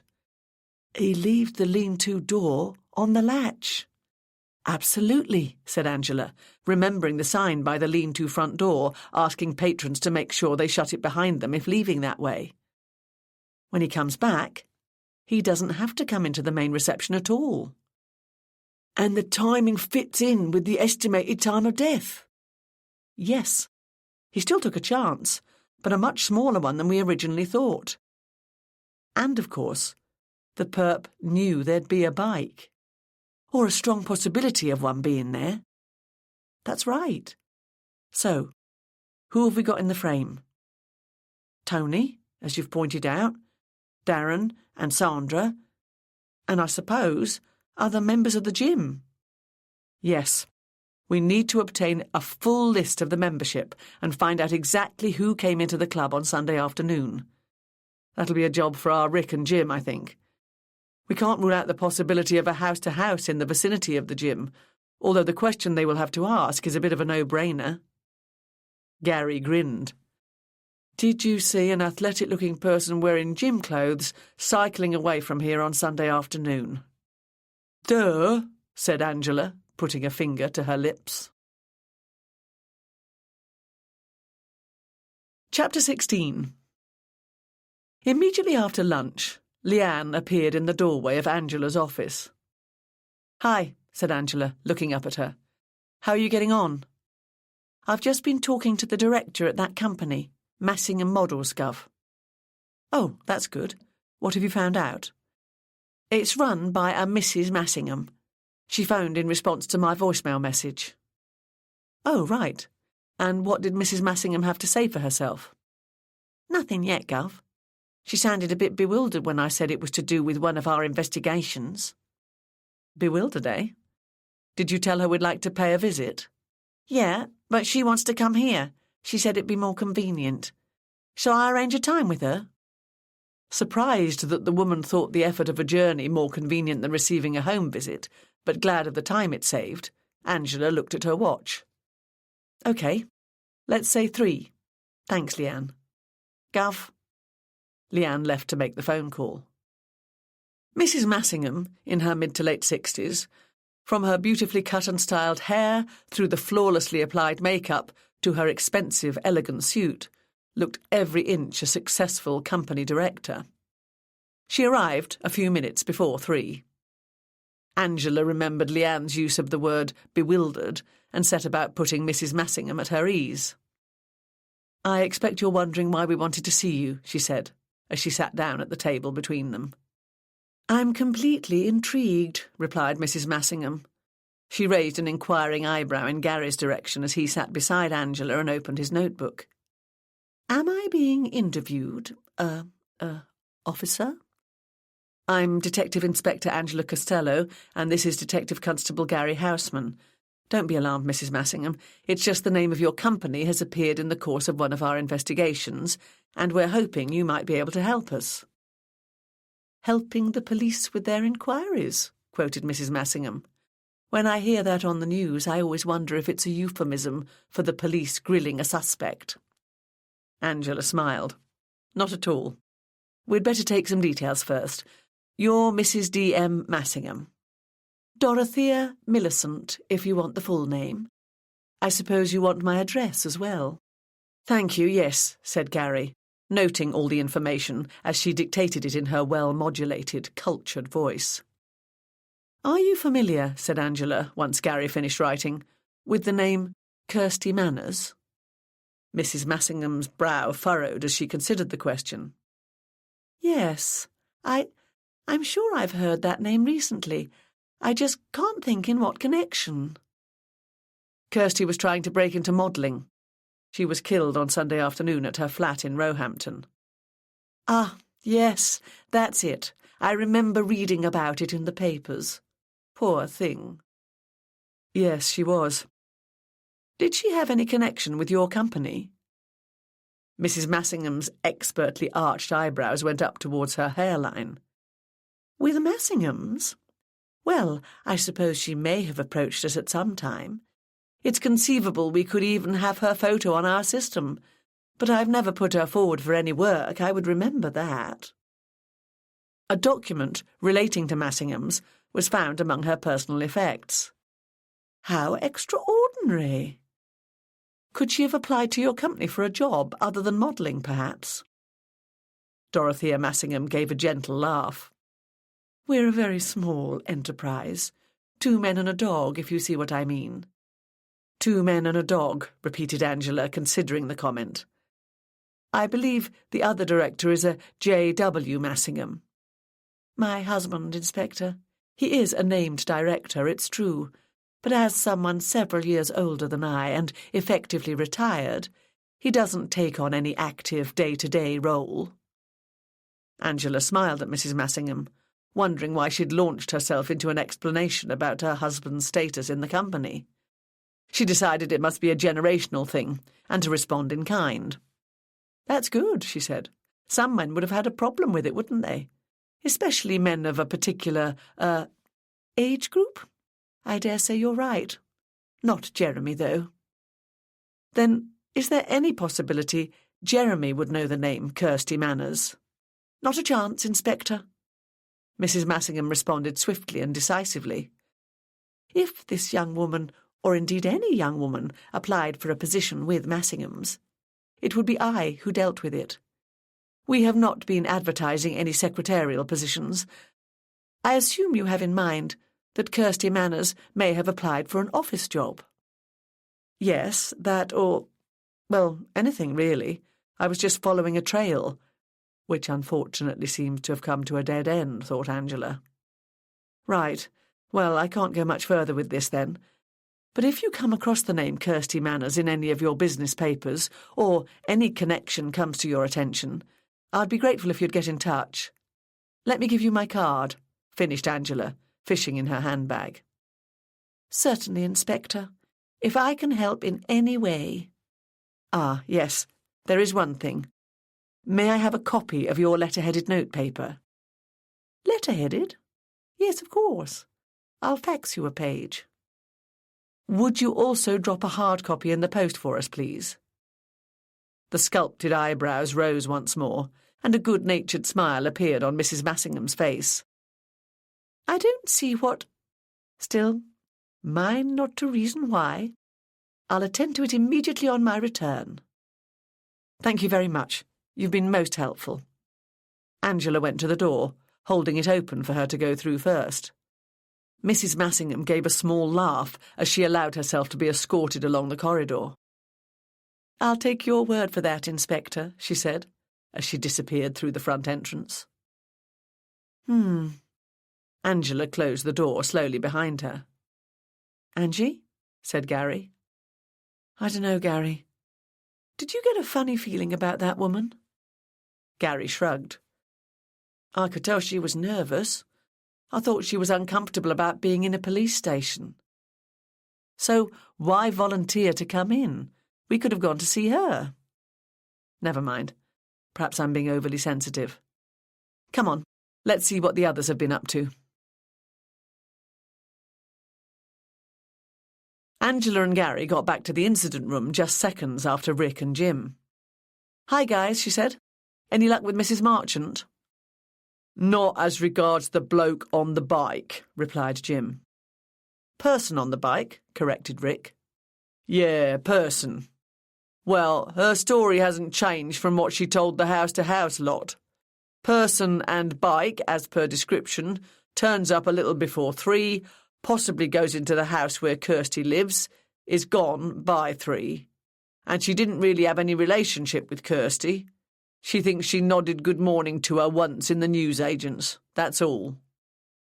I don't think it's going to get any better than that, Angie, said Rick. No, I suspect you're right. And we've only got the next-door neighbour's account of this woman who was seen earlier. Angela stopped abruptly, and everybody looked at her. No, we haven't, she said. Several pairs of bewildered eyes turned towards her, which made her laugh.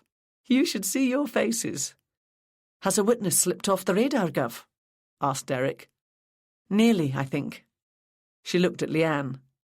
Leanne, remember telling me the house-to-house had thrown up information about someone on a bike and a woman in a dark suit? Yes, Gov. And afterwards, Jim called and told me Ronald Sanders was in reception, asking why nobody had been to see him yet, and asking to speak to... Angela spread out her hands. Her prompting was rewarded with a small chorus of "the officer in charge," followed by a communal "Of course." Good-o. That means someone from the house to house had already mentioned this woman. "Check it out, will you?" she said to Jim and Rick. "Whoever it is might have got a better look than Sanders did. The timing is a bit earlier than the murder, but we don't know the circumstances. She could still be the murderer." "Or in on it with the perp, maybe," suggested Jim. "Possibly," agreed Angela. "We'll get on to that," said Rick. "How did things go with Massingham Models?" "I've now spoken to the director, Mrs. Dorothea Millicent Massingham. She didn't know Kirsty apart from reading about the murder in the papers, and can't think why we've found a connection." "Did you tell her?" "Oh, no. This trail needs a bit more work on it yet." "Hello," she said, breaking off as she saw Gary coming across the room towards her with a paper in his hand. "What's that?" Gary handed it to her. "It's the report on the bike from forensics. They found a clear thumbprint and some fingerprints on the crossbar of the bike." He mimed the action of picking up a bike by its crossbar to a chorus of "ah" from everybody in the room. "Our hypothesis is looking more and more likely, isn't it?" suggested Angela. "If I wanted to take a bike quietly, I think I'd be inclined to pick it up and carry it rather than wheeling it away, wouldn't you?" "Oh, yeah," agreed Gary. "Unfortunately, the print isn't known to us." "Don't be downhearted. It might become known." "Needles and haystacks come to mind," said Rick. "You might be right," said Angela. "Never mind, Gary. It's a hoop we have to jump through. Feed the information into the computer, and that's another box ticked. I'm presuming they found loads of Darren's prints as well?" "Not as many as you might think. They reckon he wiped the bike down on a regular basis, which is why they think this one is so clear." I'm not surprised. He looks the sort of bloke who'd really take good care of his stuff. The other thing to do is make sure we've got Tony Chambers and Sandra Hodges' prints." "Yeah," said Gary. "I'll get on to it." Dorothea Massingham hurried up the garden path and entered her house. She'd managed to maintain her sang-froid throughout the interview with D.I. Costello, but anybody seeing her at this moment would have recognised her agitation. Her natural pallor had gone, replaced by a bright red spot on each cheekbone, completely negating the effect of the blusher she'd put on before setting out. She'd been thinking she'd make herself a cup of tea, but as she closed the door behind her, she knew she would opt for a stiff drink instead. But she was nothing if not efficient. She went into the office and faxed a copy of Massingham Model's letter-headed notepaper to the number on Angela's card. Then she took the same sheet, put it in between two pieces of cardboard, and slipped the whole thing into an envelope. It would go into the postbox when she went out later. She'd been planning a quiet evening in, but that would have to change now. She poured herself a gin and tonic and sat down, sipping it slowly. After a few moments, feeling much calmer, she picked up the telephone and dialed a number. When the phone was picked up at the other end, she spoke before the person could even say hello. "I've just come back from a most interesting chat with the Detective Inspector Costello." She heard an intake of breath at the other end of the line, but didn't wait for any speech. "She seems a nice woman. I'd probably take to her if the circumstances were different. Astute, gets to the point, doesn't miss much." There was silence at the other end. She raised her eyebrows. "However, it looks like I might have been missing something. What do you think?" After a few seconds, there was a mumbled response. "Indeed we will have to talk," she said, "and very soon. I shall see you later." Dorothea put the receiver down without even saying goodbye. Chapter 17. "You're being niggled at, I can tell," said Patrick, as he laid the table that evening. Angela had managed to get home in time to do the cooking, and she now came into the dining room with the sugar bowl in her hand. "What?" she asked, putting the bowl on the table. "Well, for a start," replied Patrick, picking it up again immediately, "do you intend for us to sprinkle this on our steaks?" Angela blinked. "Oh, I'm just not with it." She took the bowl and disappeared into the kitchen, returning a few moments later with a tray bearing 2 steak and salad meals and the salt and pepper pots. "By George, she's got it," said Patrick, sitting down. "It looks lovely, but the state you're in, I'm a bit hesitant about taking the first bite."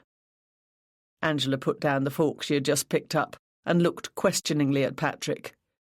"Did you say something, darling?" He grinned. "Yes."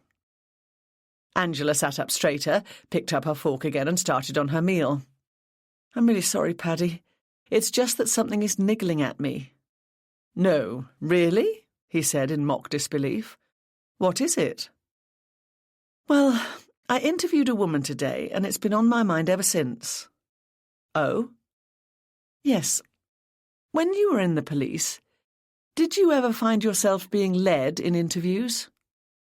"Rather than doing the leading, you mean? I had plenty of suspects who would lead the interview if I gave them the chance and tell me only what they wanted me to hear. But that comes with the territory. It could even be useful to, get an angle on where he or she didn't want me to go. You can learn quite a bit that way." "That's exactly it. I've had that before in an interview, and I play it by ear, depending on the circumstances. But I was puzzled by this woman today." "Can you put your finger on what it was?" "No. If I could answer that, I don't think I'd feel so niggled at. It's not as if this woman is a suspect. She's only got a marginal connection to the case from the looks of things." "But you're left with this impression?" "Yes. There was some tension in her that didn't sit with the whole interview." "If she's got something to hide, she should have made more of an effort to relax. She's a blob on your radar now, isn't she?" "Yes, of course she is. That's it. I'll do a bit of digging tomorrow. More than likely I'll find I can cross her off my list." Angela's face cleared, and she laughed. "Right, sorted. I can enjoy my dinner now." "That's a relief. I was beginning to wonder what I might end up with for dessert." They heard the front door open as Madeline came home. "In the dining room," Patrick called out. "Evening, Peeps," she said, appearing in the doorway. "Hi, Mads," replied Angela. "Your steak's in the oven. I've only just served, so there's no need to reheat." "Thanks, Angie," said Madeline. She joined them after a few moments with her plate in her hands and sat down at the table. "Look what I've done," she said, holding out her arm. There was a long tear in the sleeve of her blouse. "I'm really cross about it. I put it on for an interview this afternoon, but I particularly wanted to wear it tonight. I think I ripped it on a door handle. Fortunately, I'd already had the interview." "How did it go?" asked Patrick. "I felt it went pretty well. But you know what it's like. Got to play the waiting game now." "Indeed. Shame about the blouse, though. It's a very smart one," he said. "Yes, elegant is the word I would use."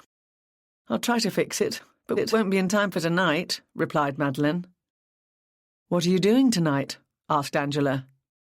"Gary and I are going out for a drink." "What, my Gary?" Madeline laughed. "He's not yours, but I know what you mean. Yeah, that's the one." "He's kept that very quiet. Not that I asked him what his plans were for this evening." "I think he tries to keep home issues out of the workplace." "Very wise," said Patrick. "Bit of a bummer about your blouse, though," said Angela.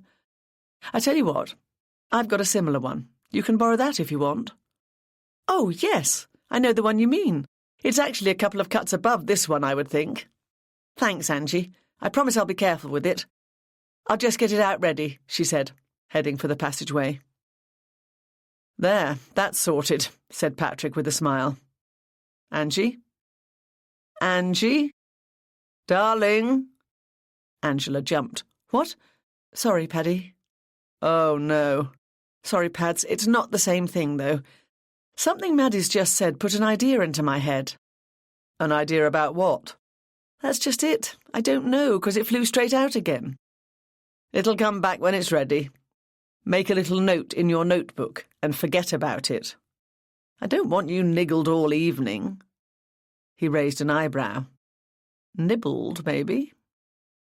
Angela smiled and winked at him, as Madeline came back into the room. "OK, folks, what have we got?" asked Angela the following morning as she stood in front of the team. "We've got a bit more on this woman in a dark suit, but not much, Angie," said Jim. "Spill the beans."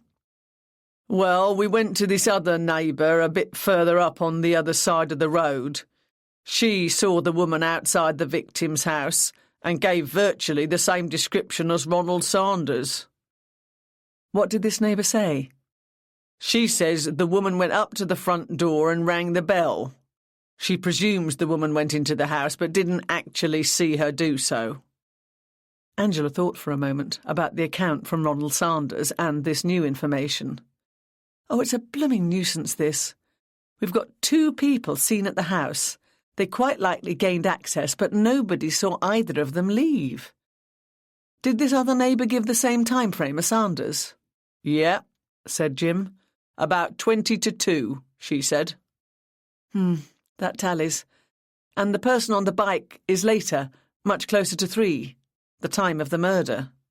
"They could still be connected, though, couldn't they?" said Derek. "Absolutely. Well, keep digging, everybody," said Angela. "Rick and Jim, take Tony Chambers' statement to the gym and get him to sign it. I know it wouldn't normally be your job, but I want you to push a bit about Sunday afternoon. I don't think he's a man with an easy conscience, and you might come up with something." She turned to Derek. "Did a fax come in from Massingham's yesterday after I'd left?" "Got it here," he replied. "The page we took from Kirsty's computer is with it." "Ah, great. Thanks, Derek." Angela took the 2 sheets of A4 paper. Superficially, they looked very similar. But a second glance showed that the font wasn't quite the same. And, of course, Kirsty had added her name to the one on her own computer. Leanne, passing by at that moment, stopped and looked. "No prizes for spotting how many differences there are between them," said Angela. Leanne laughed. "The interesting thing is how close Kirsty's version is to the real thing. She'd obviously had either possession of or a very good look at the real letter-headed notepaper at some point. It's not exactly top secret, though, is it, Gav?" "No, that's true. But we haven't come across any other connection between Kirsty and Massingham's. She might have applied to them for work once. Dorothea Massingham said she wasn't on their books as such, but her photograph might be on their system." "That's another box that needs a tick, then?" "Yep," said Angela, and moved towards the door. On her way back to her office, she ambled past where Gary was sitting. "Enjoy your date last night, Gary?" He looked up at her and gave a sheepish grin. "I didn't say anything because—" Angela waved away his words. "Gary, you don't have to consult me about your social life. Did it go okay?" Gary relaxed. "Yeah, it was very good. We only had a drink and walked along by the river, but—" "What?" Angela was frowning. "Sorry, Gary. It's just that talking about last night has reminded me of something that was said at dinner. It struck me at the time, but I can't think why, and the memory is still eluding me. Oh, it drives me crazy when that happens. Never mind. If you don't think about it, it'll probably come back to you." "For sure. In any case, something needs looking into that was nibbling away at me last night, too." "Nibbling? Niggling. I mean, niggling."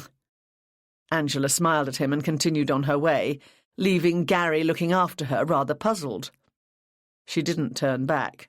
She knew she was blushing and didn't want him to see it. She sat, staring at her console for a long while. She closed her eyes and let her mind wander back over the interview the previous afternoon.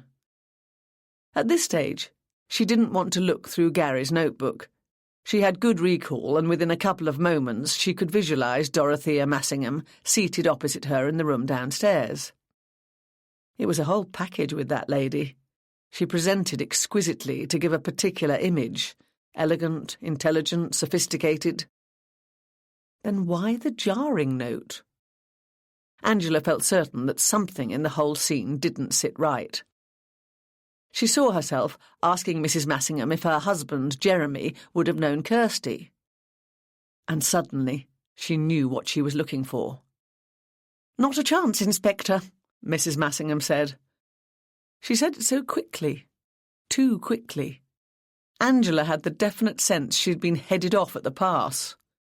We're not going down that road, was the message. That led Angela on to wondering why Mrs. Massingham had been so firm in asserting it was more convenient for her to come to the station rather than have the police visit her in her home.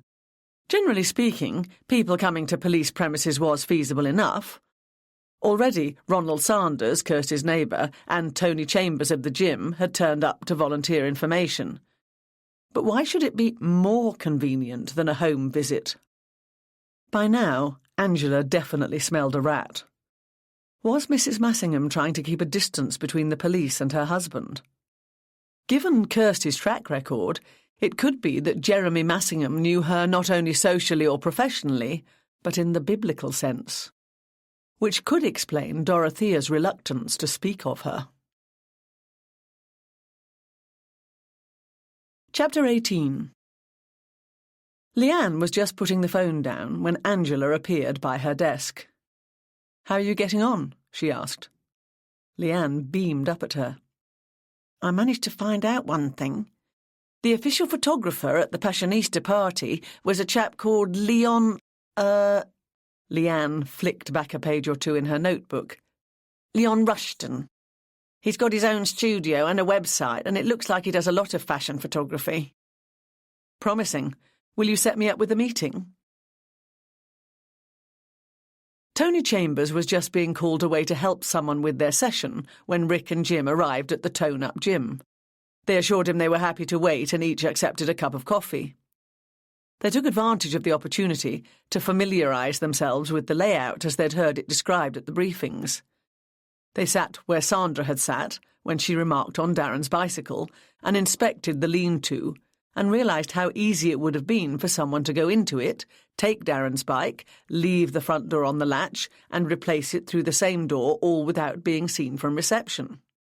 "It would have taken a bit of nerve," opined Rick, sitting down with his coffee. "But I think our bloke's got that, hasn't he?" "I reckon so," agreed Jim, strolling around the little reception area, peering at posters and looking at the notice board. "He cycled up to Kirsty's gate in broad daylight and left the bike in the front garden while he did the deed." "Allegedly," cautioned Rick. "Yeah, OK." Jim joined his colleague at the table. "The thing that's always struck me is the risk he took. The bike could have been stolen while he was inside with Kirsty. I mean, it's a valuable bike." "Probably wasn't too bothered." "He was bothered enough to take it back to the gym. That must have been part of the plan." "True. We don't know that he didn't put a lock on it, though." "Maybe. In any case, he had to take a bit of a risk at some point.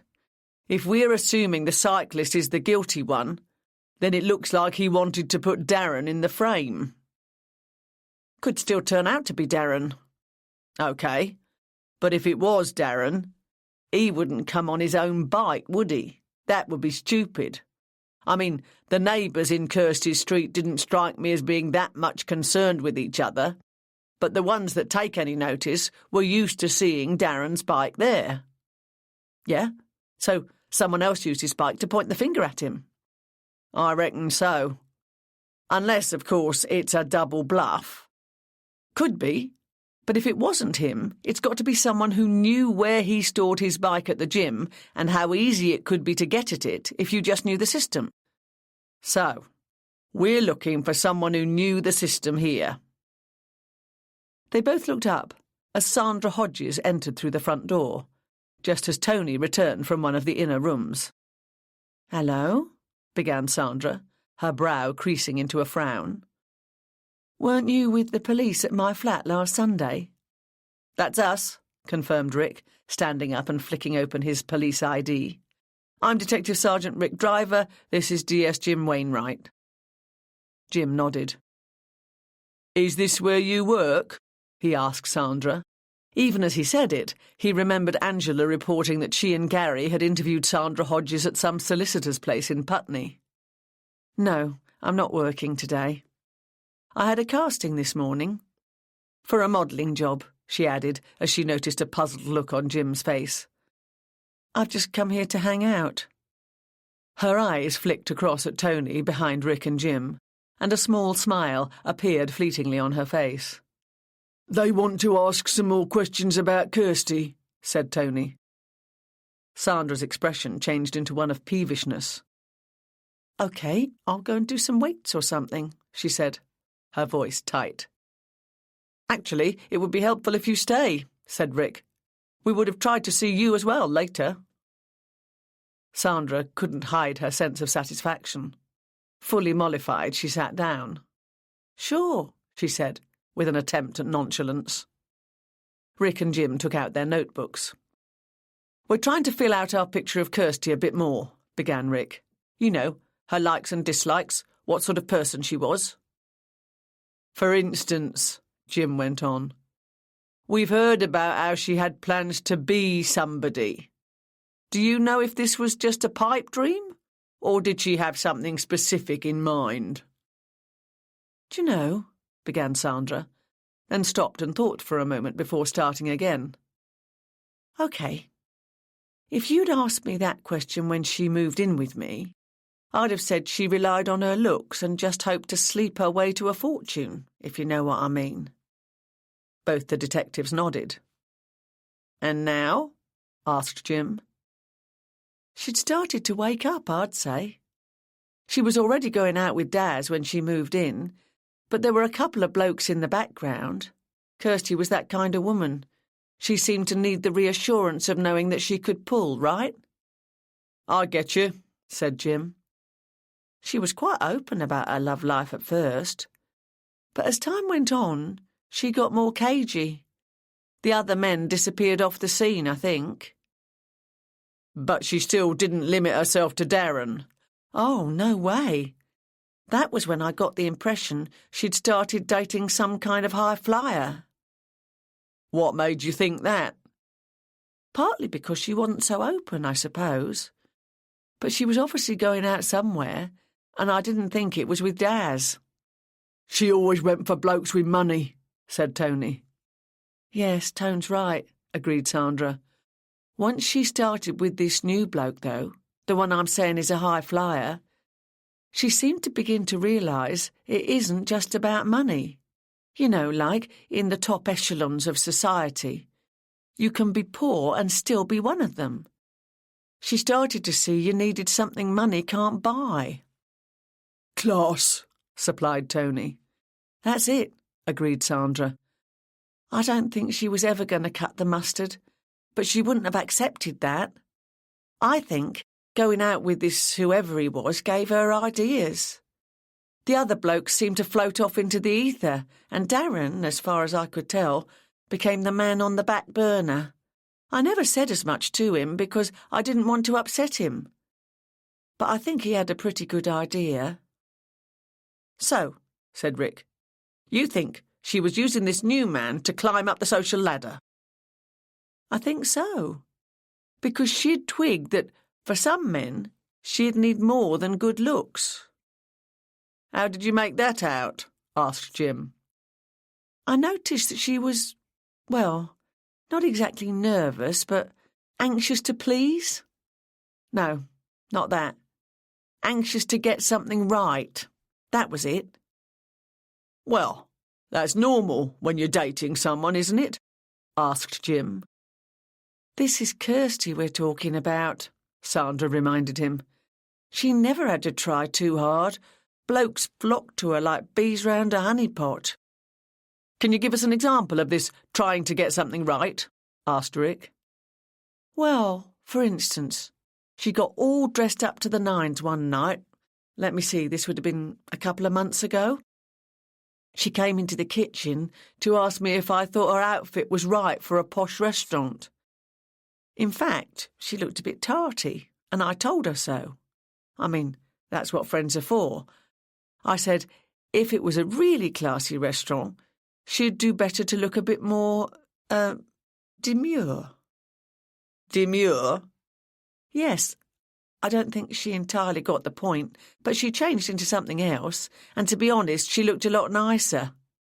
Anyway, I'd already gone to bed when she came home, so I didn't ask her how it went until we both got in from work the evening after. She surprised me by saying she'd realised I was right. The clothes she'd changed into were a lot more suitable and, how did she put it? Oh, yeah. The outfit was commented on favourably. That was it. Anything else? Asked Jim. Actually, said Tony, I noticed her attempts to change her image as well. The policeman's eyes turned towards him. In what way? Asked Rick. Well, she wasn't an out-and-out Cockney. She spoke what they call estuary English. But I noticed she tried to alter her accent a bit here and there, and she definitely began making an effort not to drop her H's. She used to join me sometimes in my little cubbyhole back there for a crafty fag. She didn't want Darren to know she smoked because she didn't want him going on at her about it. Darren's into health in a big way. So what did you talk about on these occasions? Asked Jim. That's where she surprised me most of all. At first, she chatted on about other people who came here and keeping fit. But then it changed. She started asking me about the business side of running a gym.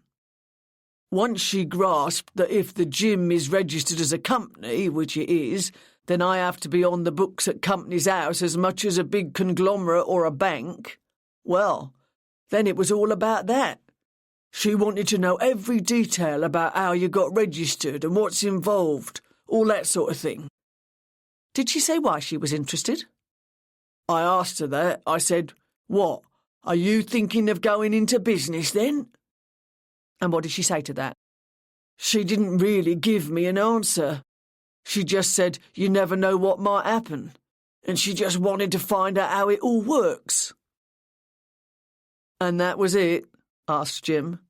Nothing more along those lines? No. She came back to the subject a few times, but it was only to go over the same ground, make sure she'd understood it right. OK, said Rick, consulting his notes.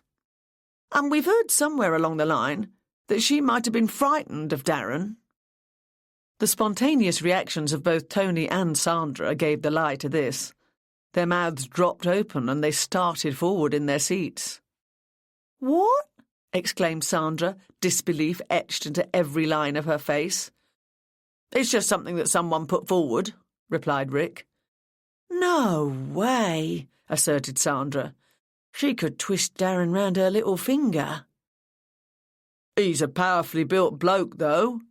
Jim was determined to pursue it to the bitter end. He and Rick hadn't actually met Darren and were working solely from Angela and Gary's description. But Sandra and Tony didn't know that. "I would think twice about getting on the wrong side of him," he continued. Tony shook his head with a smile. "Daz is a gentle giant," he said. "Wouldn't hurt a fly. And he was absolutely besotted with He broke off and smiled a little sheepishly at Sandra. "It's all right," said Sandra, returning his smile. She came round to stand behind him and rested her hand on his shoulder. "It doesn't matter any more." Tony half turned to look up at her and grasped her hand. They remained in that position and looked at the two policemen. "That's right. It doesn't matter any more," said Tony. "In any case," continued Sandra, "Darren was here all Sunday afternoon. But you lot already know that." "Don't forget what I said about when I was having my ciggy break, Sandra," said Tony. "Oh, yeah, of course." She turned to Rick and Jim. "I'd be very surprised if it was Darren," she said. "But, I assume he was here all afternoon because he normally is. That's his routine." "But you weren't watching him the whole time?" "Well, no. Obviously he went to the loo now and again and got himself a drink. But that would have been all. And Tony's right. He's obsessed with Kirsty. I thought we were getting it together, but I can see now that I was fooling myself. It just wasn't going to happen, not with her around." Jim raised his eyebrows as he noted this. Looking at him, Sandra realised how it might sound. "I mean," she said, a hurried, nervous tone in her voice, "I was already beginning to realise that and accept it. I was okay with it. Not a problem." Rick caught Tony flashing Sandra a look which he interpreted as, "Don't protest too much." Quickly glancing at Sandra, he managed to catch a glimpse of an answering nod. She took a breath. "It's like Tony said," she continued, in a level voice. "Daz is a gentle giant, really. He's probably a borderline stalker, but he wouldn't harm her." The two policemen nodded, closing their notebooks to indicate they'd had all the answers they needed for the moment. They thanked the pair for their time. As they left the premises, Rick glanced back and saw Sandra sitting down very close to Tony. The way she leaned into him and his arm snaked around her neck left no room for doubt about their relationship. "That was a bit useful," said Jim as they reached their car. "Too right," agreed Rick. "I wonder how they'll take it if we come back and ask Tony where Sandra was, or Sandra where Tony was." "That's it," said Jim. "You could include Darren and say any one of them could have disappeared for 15 minutes or so, and none of the others would have been any the wiser." Ian had learned caution. He parked as close to his front door as he could and checked the street before getting out of the car. He continued to look all around as he crossed the pavement, making sure he had the key ready in his hand to slip straight into the lock. Once inside his flat, the chain went on, and he breathed a sigh of relief. A few days had passed since the attack, but he wouldn't forget it in a hurry. He went over to the window overlooking the street in front of the building. His stomach knotted itself into a tight ball. Yes, there was someone out there. He couldn't see the person standing near the lamp-post, but their elongated shadow was thrown along the pavement. This made the second night he'd been aware of the presence outside. After mixing himself a salad and putting a ready meal into the microwave, he checked again. He saw a tall shape wheel a bicycle from behind a nearby tree and ride off. He cycled home, aware of the frustration building up inside him. He wasn't sure how much more of this he could take. He was going to have to do something soon or he'd burst. But he realised now the man's own area wasn't the right place. He needed somewhere familiar, a place he could act with confidence. It was a big job he was planning. He had to be in control throughout. Chapter 19. Father Martin turned left out of the presbytery. It was now Friday morning, a fine, bright day, and he had just enough time for what would be his third investigative walk before an appointment with an engaged couple to discuss their wedding plans. His two previous walks didn't lead him to the right location as far as he could be aware, but hadn't dimmed his hope of success. People had to come out from their houses sometime. You just never knew. He had his rosary with him today, and he set off along the road, fingering the beads in the pocket of his jogging bottoms. He rounded a corner and stopped dead in his tracks. Immediately he berated himself and began to walk again, knowing he had to walk past, showing no interest, and he might very well be wrong. He moved forward at the same steady pace, telling himself to stay calm even though his pulse raced.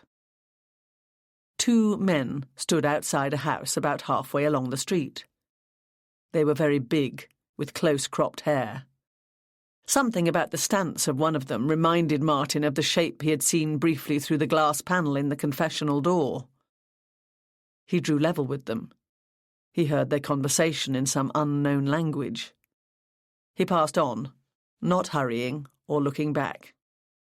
When he reached the end of the street, he went through a pantomime of not being quite able to decide which way to go next, before turning round. His little act had been unnecessary. The men had now disappeared. He gazed along the other side of the street. Now, Doesn't God just go before me, he thought. Katie D lives along here. He crossed the road and approached a house nearly opposite to where he'd seen the men, and rang the bell. Catherine Devine, bespectacled, middle-aged, and a stalwart member of the charismatic prayer group, opened the door and beamed when she saw who was standing on her front step. "Martin," she exclaimed delightedly, "this is a nice surprise. Come in." She turned and led the way into her front room. As he followed her in, he saw what a good view she had of the houses over the road. "Take a seat, Father M," she said. "What can I do for you?" Martin sat down. "Well, this might sound very odd, Kate," he replied, "and believe me, I'm not being a nosy Parker. But I'm wondering about the people who live in the house nearly opposite you." He pointed. "The one with the blue door." A sudden silence settled in the room. Catherine looked at Martin with an expression on her face that made him think his quest hadn't been in vain after all.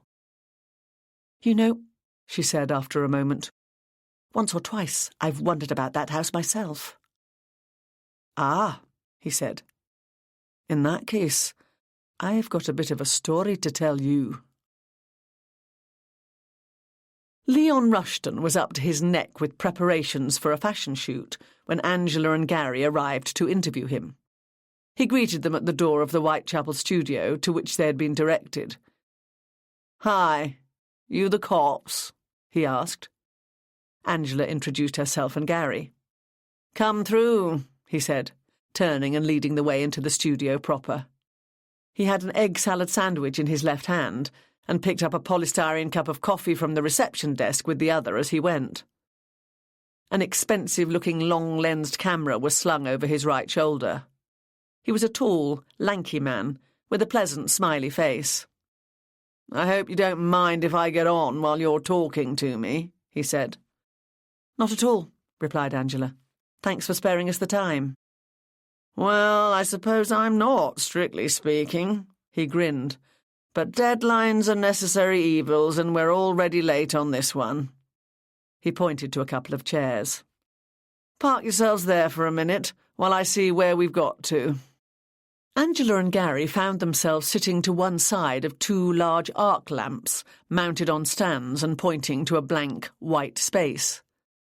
Several racks of clothing in plastic covers lined the opposite side of the space, and in one of the remaining corners, rather huddled together, 5 girls sat while a small team of hair and makeup artists got them ready. "Cool," said Gary. "They're all so lovely. You can see what Kirsty was up against, can't you?" "And this lot have the necessary height," agreed Angela. "Yeah, they must all be nudging 6 foot," agreed Gary, casting an admiring glance at several pairs of long, smooth legs. Just at that moment, Leon came back to their side of the room with a fold-up chair in his hands. He pulled it into shape and sat down. "Okay, how may I help you?" Angela took out some photocopies of the snaps found in Kirsty's room and handed them to him. "The originals of these are part of an investigation we're dealing with at the moment." Leon took them and immediately identified the event. "Oh, yes, that was the Passionista bash. Quite a while ago now, I think. Do you need me to check my diary?" "Yes, please. We'll make sure we take all the details we can before we go. But do you recognise the woman in those pictures?" Leon held his hands out in an apologetic gesture. "Really sorry. In my job," he cast a hand back to indicate the women on the other side of the room, "it's just that I photograph so many, you can imagine how it is." "Oh, but hang on. Is this the woman who turned up on the arm of Nigel Summers?" "It's possible," said Gary. "I remember him being a bit peeved. Arm candy's supposed to stay on your arm, isn't it? But she struck out on her own a bit. I seem to remember seeing her in conversation with 1 or 2 of the other women there." "Why would that annoy Nigel Summers?" asked Angela. "Oh, it wouldn't have been that so much. I think she was found trying to get into a back room where she hadn't been invited. Some things in this business are a bit delicate, aren't they?" Angela and Gary turned inquiring looks onto him, and Leon gave them a disarming smile. "Me, I keep my head down and my eyes on the job. But let me give you an innocent example. Supposing you took your date to a show business party, and he or she went around asking the celebs for their autographs." "I don't think that would be quite right," said Angela. "Spot on. It isn't. You have to know how to behave in different situations, and I don't think this girl did. In any case, I've run into Nigel a few times since, and she wasn't with him." "Oh, wait. The police asking about—" "Yes," said Angela. "She's now dead. Murdered." "Oh, my, yes, I did hear about that. I'm sorry. I should think that's the last thing Ian King needs right now. He's having a tough enough time as it is at the moment." "Oh, really?" asked Angela in her most inviting manner. "It's no secret. He's had a couple of very bad years. The word is he's lost his edge. We'll have to see what sort of reception he gets for this year's collection. But as for your inquiries, I don't think I can be much help to you." Leon's attention was distracted by a woman coming up to him. He turned towards her. "Sure thing, Bethany," he said. "I'm all ready, just waiting for the word. Are the two in the swimsuits sorted?" Bethany, with her back to Angela and Gary, nodded, saying something they couldn't catch. "What?" exclaimed Leon in an amused tone. "You're not serious. Stacy and Oh, okay," he yelled across the open space. "Right, girls. Stacy and Tracy, can we have you in the swimwear now, please?" He turned back to the police officers as Bethany hurried away. "Sorry about this. Time's money and all that." "Not a problem," replied Angela. "We won't keep you any longer. I'm just wondering if it's possible to have any of the pictures you took at that party." "Easy peasy, you can have the lot. I produced a couple of sets and the magazine only wanted one. I can get them biked over to you later." "That would be brilliant. Thank you," said Angela, taking a card out of her bag. Suddenly, Bethany appeared at Leon's side again, muttering something in a worried whisper. "Oh, no," said Leon. "Just what we need." He turned to Angela. "Minor crisis, I'm afraid. The swimwear is stuck in traffic in a taxi coming up from Wapping." "Oh, dear," commiserated Angela. "And time is money." "Yeah," he said, and turned back to the assistant. "Okay, Beth, darling, get them into the next looks. We'll do the swimwear later." Bethany ran off again, and Angela stood rooted to the spot. After a moment, she became aware that Leon was looking expectantly at her. Hello," he said. She blinked. "Sorry." She gave him her card. "Right," he said. "They'll be with you later today." "What did you just say?" asked Angela. A bewildered look appeared on Leon's face. "I said they'll be with you later today." "No, before then." "Oh, the swimwear is stuck in traffic?" "No, looks, you said." "Oh, that. Yeah, I just told the girls to get into the next looks. We'll go back to the swimwear once it arrives. No biggie." "I don't get this. Looks?" Leon grinned. "It's just trade jargon for the clothes, the outfits, the designs, whatever. Here." He reached into a large holdall containing what looked like photographic equipment and pulled out a pad. He flicked open the pages, and Angela could see a different design on each one. "This is an old one from last year, but it's what's known as a look book." "That's very, very enlightening," said Angela. "More than you could possibly know." She slung her bag across her shoulder. "Thanks for your help, Leon," she said, moving towards the door. "I look forward to getting the Passionista prints." They were on the pavement before Gary spoke. His voice was excited. "Looks? So that woman in the confessional—" "Absolutely, Gary. She wasn't in the least worried about being disfigured. She's a dress designer. She must have come over here with a portfolio of looks, hoping to break into the industry." "They must be good." "Quite. Somebody thought they were worth stealing." Chapter 20. Angela phoned the office as Gary started the car and pulled away from the curb. Derek answered. "I want you to add a new note to the board," she explained. "It might be window dressing, but possibly not." She quickly told him what they'd learned from Leon Rushton. "Got it, Gov. Where are you off to now?" "We're on our way back by a circuitous route. We're going to try to catch Nigel Summers in Chelsea, then his business partner in Wandsworth. I just want to take the questions a bit further, see if I can rattle their cages a bit." "OK, Gov. See you when you get back." Angela finished the call. "Did you pick up on that other little matter of interest when we were with Leon Rushton, Gary?" "No, turn here. The city'll be clogged up with traffic. Head for Tower Hill and go along Lower Thames Street. We can drive more or less all the way to Chelsea along the side of the river." "OK," replied Gary, swinging the car round to the south. "Do you mean that comment he made about Ian King having lost his edge?" "Yes. He said Ivano King has had 2 very bad years.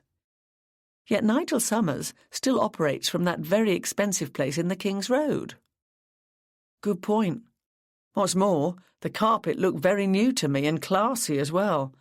And the place in Wandsworth was firing on all cylinders, wasn't it?" agreed Gary. "Yes, it was. None of the sense of gloom you get when people are worried about their jobs.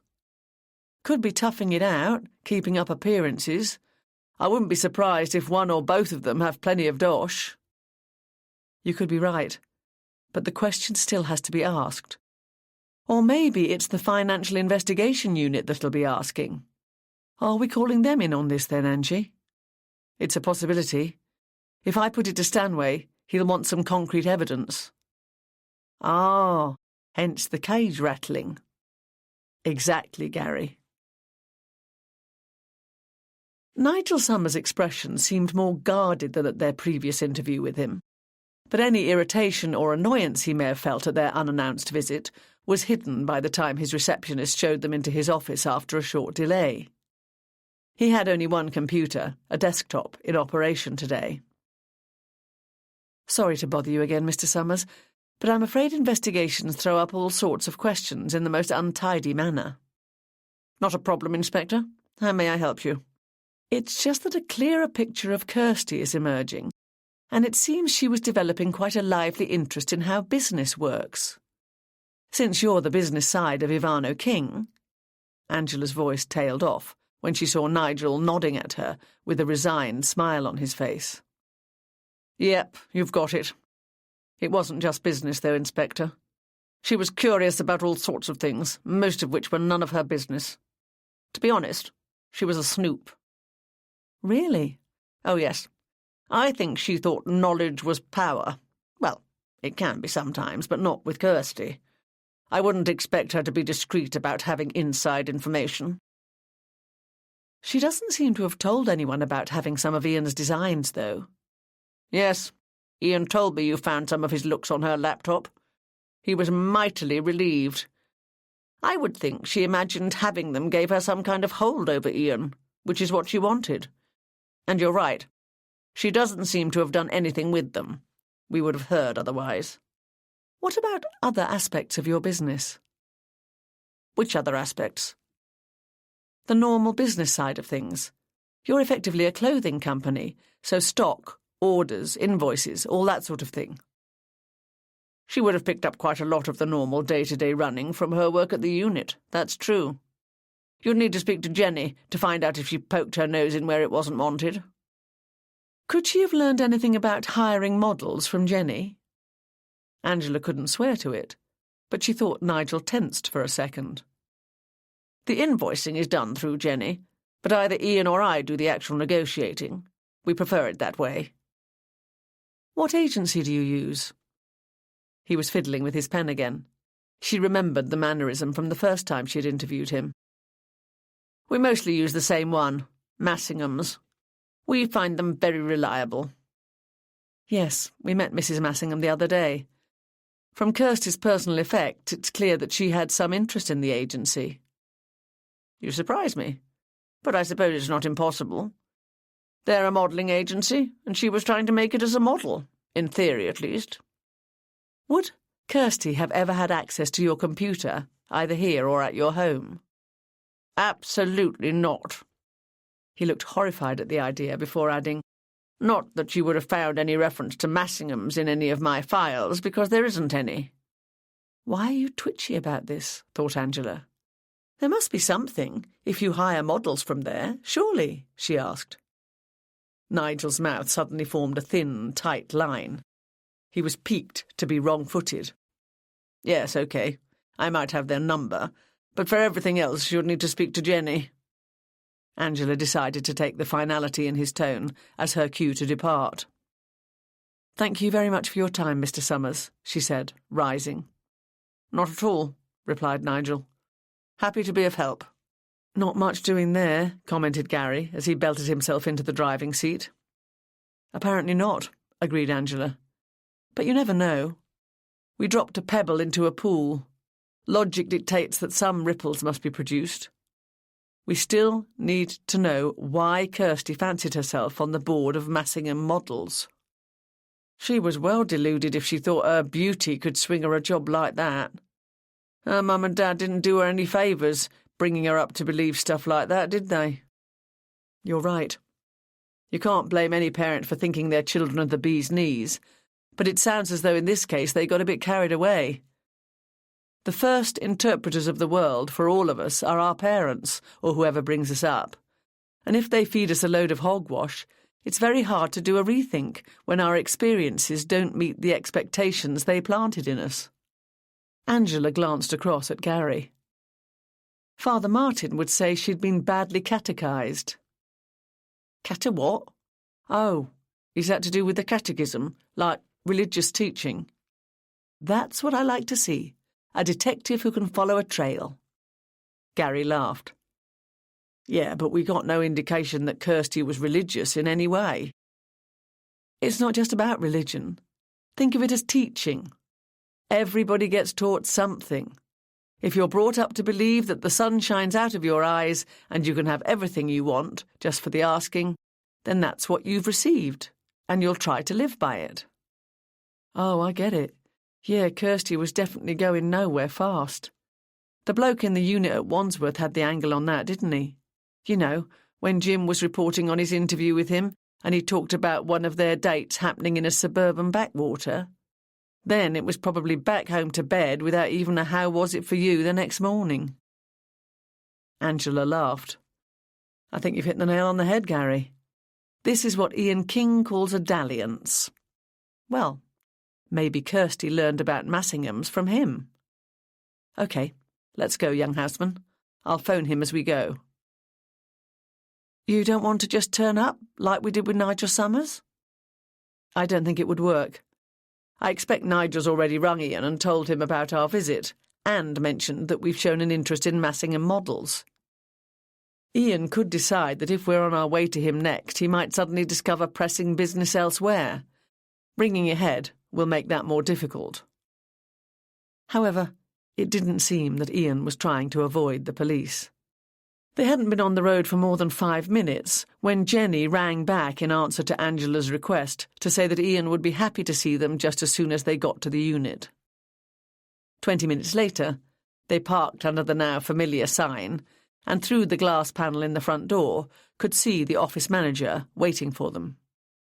Ian was doing something at his computer when Angela and Gary were shown into his office a few moments later.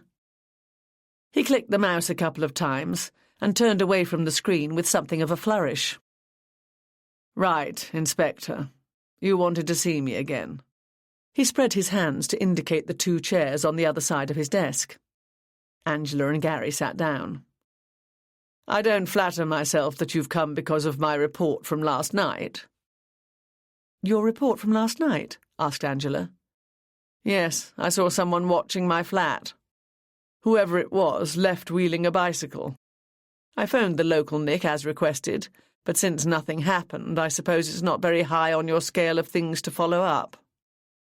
Although she knew somebody on the team would have logged this report and added it to the file, Angela fought down a sense of irritation with herself for not having checked through everything. "I'm sorry," she said. "I haven't been in the office very much. I'll make sure I read it when I go back." Ian waved away her apology. He'd dispensed with casual today and was wearing a superbly cut charcoal grey suit with royal blue coordinates. Angela could imagine Patrick looking just as good in the same clothes. Her mind drifted a little. It had been quite a while since Paddy had bought anything new. Ian shot his cuffs, rested his elbows on his desk and steepled his fingers. "So, what can I do for you?" he asked. Angela dragged her mind back from the contemplation of getting Patrick out of tweed and into charcoal. "Oh, it's just that 1 or 2 more things have come to light we think you might be able to help us with," she began. "OK, fire away," he said. Would Kirsty have known of Massingham models? Oh, I expect so. She could hardly work in the office here and not hear of them. She probably sent them photos at some point, trying to get on their books. Nothing else? I don't see what else there would be. Not for Kirsty anyway, Inspector. She didn't, for instance, have any involvement in the company? Ian's eyebrows shot up into his forehead. Kirsty? Involved in Massingham's? Not to my knowledge. How very odd. Odd? Why? It just seems strange to think of Kirsty being involved in any sort of business. What do you mean by involved? That's just it. We don't really know. The thing is, along with some of your designs, which you already know about, we found a copy of Massingham's letter-headed paper on her computer. Really? Ian laid his hands flat on the desk and produced full-on puzzlement. How weird. There was a brief silence, and when Angela didn't rush to fill it, he continued, I'm completely stumped. He thought some more. I can understand why she'd want to have my designs on her computer. Obviously, I'm not happy that she did, but it makes sense. I'm sure she thought it would give her a bargaining counter. But letter-headed notepaper, this is completely bizarre, Inspector. Angela cast her mind back over the picture of Kirsty at the Passionista event. Do you think Kirsty could have tried to pass your designs on to someone else? Ian took a very deep breath. That was my biggest fear. When you have as high a profile in this industry as I have, you can be sure there's someone out there who'd love to bring you down. Yes, I can imagine. Who would she have passed them on to? That's a good question. She networked where she could, but I don't think that amounted to a great deal, and I wouldn't think she'd made any likely connections. I remember you saying that she talked about her friends. Could you get any idea about them? Did she mention them much? Oh, Inspector, is the Pope Catholic? Kirsty's friends were her main topic of conversation. What sort of things did she say? Ian shook his head as though trying to rid it of confusion. You're asking me something there. I remember a lot of he-saids and she-saids, interspersed with a great deal of babble. Ian smiled. I tuned in only occasionally, I'm afraid. Do you know who her friends were? Ian raised his shoulders and let them fall again. I don't. I expect she had 1 or 2 she'd been at school with. I suppose she met others wherever she was working before she came to us. And she went to some gym on a regular basis. I'm sure she must have made some there. She didn't tell you any names? I think her flatmate was Sandra, and somebody called Tony was one of her friends at the gym. That's about it. Sorry. Angela nodded. She was being pointed back to the gym again, and she wondered if this entire visit had been a waste of time. Even as she had the thought, she dismissed it. The whole business of the designs on Kirsty's computer and her interest in the modelling agency made her sure there must be something more here to be ferreted out. but she couldn't identify exactly what it was. She thought. There's definitely something not quite right here. Something I'm not getting, but I don't know what questions to ask to flush it out. She stood up. Gary did likewise. Thank you very much for your cooperation, Mr. King. If I need clarification about anything else, I'll be in touch. Ian managed to more or less hide his relief that Angela was leaving. He rose with a smile. Certainly, certainly. Anything I can do to help. There's more there, said Angela, as Gary drove them away a few minutes later. I'm sure you're right, Angie, but... Yes, but... I was stumped. I suddenly felt I'd reached a dead end. There's something I don't really get, Angie. Yes, what? This letter-headed page. I mean, this business of fleshing out a fantasy, I don't get that. Oh, I do, Gary. I remember Patrick telling me once, when Madeline was about 12 and really into schoolgirl stories, she decided when she grew up she wanted to be the headmistress of a girls' boarding school. She designed the whole place, right down to the sports pavilion. She could even have told you the names of the school houses. I can remember doing something similar when I was a kid as well. Yeah, but not at 23, surely. Depends on the circumstances, I would have thought. A lot of athletes do it, apparently. They visualise themselves making the winning run or whatever. It's called neuro-linguistic programming. Oh, I think I've read about that. Yes. There is one question I wanted to ask and didn't. What's that? I'd like to know where I could get a suit like that one he had on. Patrick would look great in it. Gary laughed and slowed down to negotiate a roundabout. When they got back to the incident room, tiredness was etched on the faces of all the team, and Angela didn't need any hints to realise they were all hoping to be dismissed for the weekend. She couldn't help but sympathise as she took them all through a case conference that made sure they were up to speed on every development. Our best bet is still this cyclist who turned up just before 3 o'clock, she finished. What about this woman? Asked Jim. Any joy there? Not so far. I've interviewed Dorothea Massingham, said Angela, but I don't think she's the one we're looking for. In any case, her connection is very tenuous. Didn't that bloke Sanders describe her suit as elegant? Said Jim. Yes, he used that word. Angela made to move across the room. She hadn't been listening closely to Jim as he spoke, but his words suddenly registered.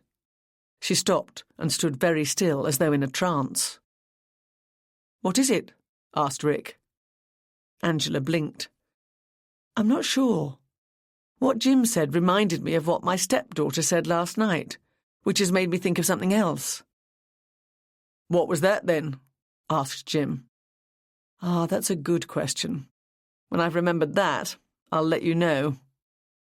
Angela gave herself a slight shake and grinned round at the question on the faces of each of her team. Sanders didn't strike me as being a fashion-conscious person, quite the opposite, in fact. Perhaps he thinks any jacket and trousers that match is elegant, suggested Rick. Oh, no, I think he was a bit more aware than that, protested Angela. Never mind. It's one of those niggly things which I'm sure will come back to me later. When it does, I'll let you all know. Look, it's late. We're all tired. Well, I know I am. Let's call it a day. Unless there's some sort of breakthrough, I'll see you all here first thing Monday morning. Angela didn't make it out to the street without interruption. The desk sergeant was in conversation with the motorcycle courier just as she was coming through the front entrance. D.I. Costello, called the sergeant. This one's for you. Could you sign for it, please? What on earth's that? She asked, coming over and looking at the bulky envelope with her name on it in large felt-tip letters. Then she saw a sender's label in the top right-hand corner. Leon Rushton Photography. Oh, great, she said. Yes, I know what these are. We've all knocked off for the day now, but I'll take them home with me so I can have a look tonight. Chapter 21. What's that? asked Patrick, coming along the passage from their kitchen to greet her 20 minutes later. It's a set of photographs which might turn out to be evidence. 1 or 2 of them, anyway. Oh, really? Where were they taken? At a fashion magazine reception a little while ago. Our victim was there, and I'm hoping for a snapshot the same as, or very similar to one that was removed from among some others in her bedroom. She grinned at him and planted a kiss on his mouth. I'm working on that theory anyway. The courier arrived at the incident room just as I was leaving to come home, and I couldn't be bothered to take them back upstairs. She took the package into the living room. So, did she get copies of the photographs for her bedroom then? No, I don't think so. The photographer only just about remembered her, which I don't think would have been the case if she'd contacted him for pictures. Besides, the ones stuck round her mirror looked like nothing fancier than printouts of phone snaps. I'm hoping that among these professional shots will be some from the same sequence, so we can get a match with what's there and identify what's gone missing. Patrick raised his eyebrows. You're an intelligent woman. There must be some reason why you don't just check her mobile for photographs. Angela smiled and nodded. Oh, yes, Paddywhack. We haven't found her mobile phone. Ah, and how do you know a picture was removed from her bedroom? Angela explained about the blue tack in the space left by the missing photograph, and Patrick listened thoughtfully. Ah. Patrick looked at the ceiling and placed his index finger on his forehead. Leaps to obvious conclusion. The murderer took it because it might lead you to him, her. Angela laughed. I can see why you made it to DI. She handed the package to him. Here, park these somewhere, please. I'll go and get started on the dinner. OK. May I have a look? I don't see why not. You know what the dead woman looks like. Patrick sat down on the edge of an easy chair, pulling the coffee table towards him, when the doorbell rang. I wonder who that is, said Angela, making her way to answer it. Oh, hello, Martin, she said, as she opened the door to find their parish priest standing on the front step. Martin was beaming at her and almost hopping from one foot to the other in overflowing excitement. You're looking very pleased with yourself, she added. Come in. Yes, thanks, I will, he answered, stepping into the hall. I think I've found her, he blurted out, unable to contain his news a moment longer. What? Found her? Oh, you mean that woman who came running into the confessional? Yes, I hope so anyway. If I'm right, she's in a house nearly opposite Katie D, who's on high alert, by the way, and says the police are welcome to use her front bedroom to maintain surveillance. Oh, wow, you've been busy, replied Angela. Come in here, Martin. Have a seat. Angela led him into the front room. Patrick looked up from a spread of photographs. Hi, Martin. Did I hear that right? You found that poor young woman? I think so, he answered. Of course, I could be wrong, but I was passing a house today. Near where Katie D lives, said Angela. Yes, actually we've got 2 or 3 parishioners along that street, but the others are out at work all day. Father Martin filled them in on his adventures of the day. That's really brilliant, Martin, said Patrick, as he continued to sort the photographs into groups. Well done for turning detective. Let's hope you're right. He looked up at him, across at Angela, and back to Martin. Of course, the police will have to approach cautiously. We've got an awful lot of people from Eastern Europe in England these days, and I should think a good few of them are big, chunky guys. Oh, I know it's not conclusive, agreed Martin, but the interesting thing is that Katie has wondered about the occupants of that house for a while. Oh, really? Said Angela. Well, that's something to be going on with. We can certainly take a look. Good, said Martin. Katie's a sensible woman and not at all fanciful. Martin drew to a halt, his eyes on Patrick, still bent on his task. He frowned as Patrick laid a photograph on the pile, and then his eyes widened in excitement. That's her! Patrick clicked his tongue in sorrow. Yes, that's Kirsty Manners, the victim. She really was a looker, wasn't she? No, shouted Martin. Not her! The other one! Patrick held up the photograph so they could all see it. It showed Kirsty standing beside an attractive blonde woman. "Do you mean—" began Angela. "Yes, exactly," said Martin. "That's the woman who came running into the confessional last Monday." A brief, stunned silence reigned in the room for a moment or two, until Angela broke it. "Are you sure?" "No doubt about it," said Martin. "I'd recognise that face anywhere. She's certainly good-looking enough to be a model." "As it happens, you don't have to be good-looking," said Angela, taking the photo from Patrick and scrutinising it. "Well, not for the catwalk, anyway. That's something I've learnt from this investigation. Actually, you know," she laid the photograph on her lap, "presuming they're both standing on the same level, they look to be roughly the same height, which makes her too short for modelling."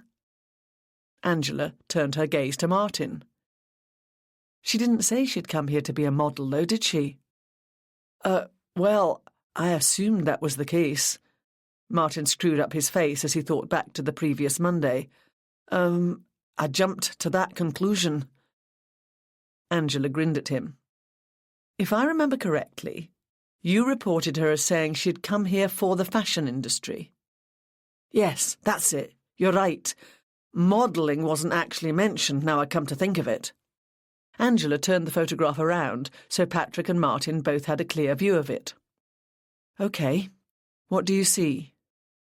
"Two young women at a social event," said Martin. "Dressed up to the nines, full make-up, hair, the works," added Patrick. "Posh social event," amended Martin. "What else do you see?" "Other people milling around. It's a regular party scene," said Martin. "And just off to one side there's a large board with letters ISTA on it," said Patrick. "Do we get a prize for this?" Angela laughed. "Nope. What I'm looking at is that they've both got mobile phones in their hands." "Who doesn't have a mobile phone in their hand these days?" asked Martin. "Ah, yes. But a mobile phone represents the freedom to communicate, independence." "And you haven't found Kirsty's," said Patrick. "Quite." "Oh," said Martin. "And that other young woman certainly didn't have any independence last Monday." "Precisely.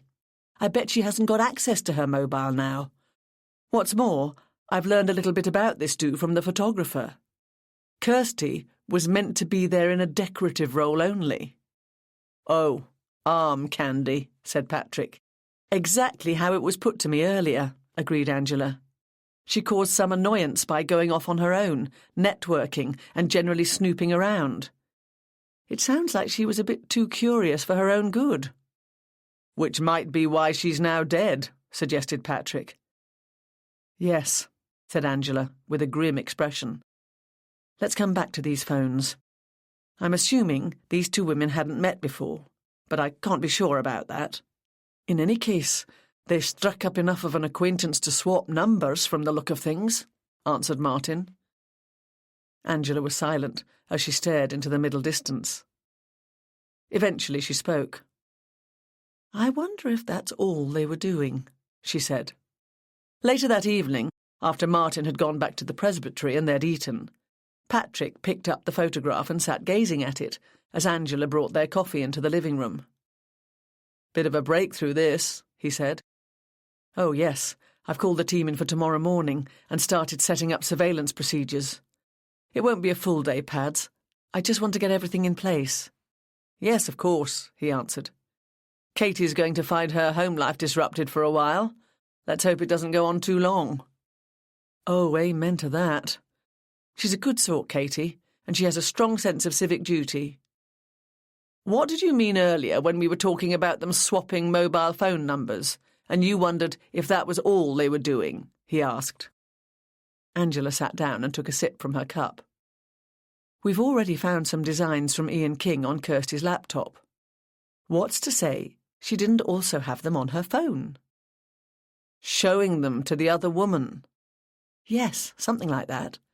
I haven't thought it through yet. But I'm getting a clearer picture of Kirsty. She liked to be on the inside of things. That's why she poked her nose in where it wasn't wanted. A worry for people with something to hide. Yes, but I don't think she wanted to be a threat to anyone. I think she just wanted to muscle in and be part of what went on behind the scenes. She didn't want to simply turn up for jobs and be told, wear this, wear that, stand like this, stand like that. She wanted to be somebody of more consequence than that. A dangerous path to tread, though, Patrick pointed out. Usually, whatever wheelings and dealings are going on backstage, so to speak, are already under someone's firm control. The territory is marked. Oh, yes. She was a silly woman playing with fire, and she'd already become a liability. So, Ian King and his partner loom large in the frame. Yes, they've got to, haven't they? The problem is with opportunity. They both have solid alibis. How solid? A round of golf for Nigel, and an afternoon session in bed with his girlfriend for Ian. Ah, tricky. Who else have you? Eleanor Chandler, the head stitcher, is a possibility, although she's the alibi for Ian. Kirsty made life difficult for her because she, Eleanor, supplanted Kirsty in a relationship with Ian. Not a strong motive for murder, I wouldn't have thought. No, I agree. I need to dig a bit more there. The flatmate, Sandra, had motive, means and opportunity. As did Tony, the bloke who runs the gym. Well, I don't know about motive for him, but he certainly had the means and opportunity. I can't discount Darren, because you never know what unrequited love will do to someone, and he most certainly had the opportunity and the means. Bit of a conundrum you've got there, sweetheart. Yes, and I still don't know if it all really ties up in any significant way with this woman from the confessional, apart from her being photographed at a party together with Kirsty.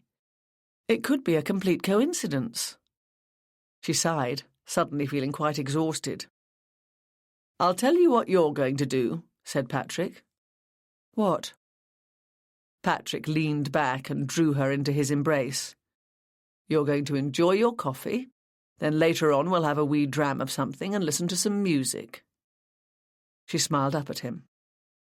Then what? Ah, then I suggest we get an early night. We can do something to take your mind off your work problems completely. Angela nuzzled her forehead contentedly against his chin. Sounds like a plan. The plan worked. Angela appeared in front of the rest of her team the next morning feeling completely refreshed. She pinned up the photograph of Kirsty with the unknown blonde and looked around at her team. Sorry to get you all in on a Saturday morning, but this new development is too important to be left until Monday. Not a problem, Angie, said Rick, speaking for them all. Looks like a breakthrough. I hope you're right, replied Angela. She pointed at the photograph. This was taken at a magazine bash a while back, she said, giving us a concrete link between these two individuals. Kirsty Manners here, and this woman came running into the parish of the Immaculate Conception asking for help last Monday. We think that she and some other women may be held against their will at this house. She tapped the address, now displayed alongside, and explained the sequence of events that had brought it to prominence. We've got the help of some uniformed officers, but I think we need to stay very hands-on. We'll end up spread a bit thin if we're on watch all the time, Angie, Rick pointed out. Especially if it drags on, added Jim. Yes, I'm aware of that, replied Angela. And of course, we can't be entirely sure this is the actual house. Father Martin didn't get a really good look at the man in the church, so we've got to keep up all the other lines of investigation. Derek and Leanne, I'd like you to go and camp out. You won't find it unpleasant. Katie makes a nice cup of tea, and I'm sure you'll find her willing to help. But obviously, do take in your own food. Jim and Rick, I want you checking in with them as much as you can. We need to know what's going on, if anything, and we want pictures, as many as we can get. All the comings and goings, said Jim. Not just that. The surveillance location is nearly opposite the house, so you might get a sight of someone inside one of the rooms. Just go for it. I want to know if a curtain so much as twitches. The team nodded and murmured acquiescence. Chapter 22. 24 hours later, as the front door downstairs banged shut, Derek drank the cold dregs of tea and put his cup back in its saucer. "That's Katie back from early mass. What are the odds she'll be up here with another cuppa in a minute?" Leanne laughed. "I'm not betting. I'll lose." They'd arrived after lunch the previous day and taken Angela's instructions to heart, coming loaded with supplies of food. Katie Devine wasn't under Angela's authority, however, so she had included them in her calculations for the evening meal. Derek and Leanne found the appeal of their shop-bought sandwiches faded very quickly compared with the aroma of a fried liver and bacon dinner followed by lemon meringue pie. And not an hour passed in which Katie didn't pop upstairs to ask if they were ready for another cup of tea. A full English breakfast had arrived the moment they'd come to take over from the uniformed officers who'd stood watch overnight. By this time, the sandwiches had dried up on a shelf in the corner. Leanne flipped through the overnight notes. 2 men and 3 women had been seen to leave the house at 9 o'clock. Photographs were taken, but they weren't very satisfactory. The car taking them to wherever they went had blocked the view and the chances of seeing anybody's face. The observers were merely left with the impression that the women wore elegant evening clothes. The party had arrived back around 4 o'clock. Only pictures of their backs as they disappeared into the house had been possible. Leanne turned a page, read a note, and looked across the road. "Oh," she said. "What?" asked Derek. "There's a note here about the curtains being pulled back in the upstairs front room at 10 o'clock last night." "I saw that. I thought it strange as well. Weren't they all out at that time?" said Derek. "They can't all have been, can they?" replied Leanne with unassailable logic. "OK, we'd gone off duty by 9, but 3 women and 2 men were seen leaving the house." "So that can't be everybody in the house." "You got it, Sherlock. Somebody must have been left behind." "Who amuses himself or herself by opening the curtains, nets and all?" A silence fell on the room.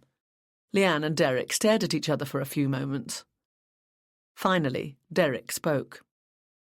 "Lee, babes, what would you do if you were being held in a house against your will?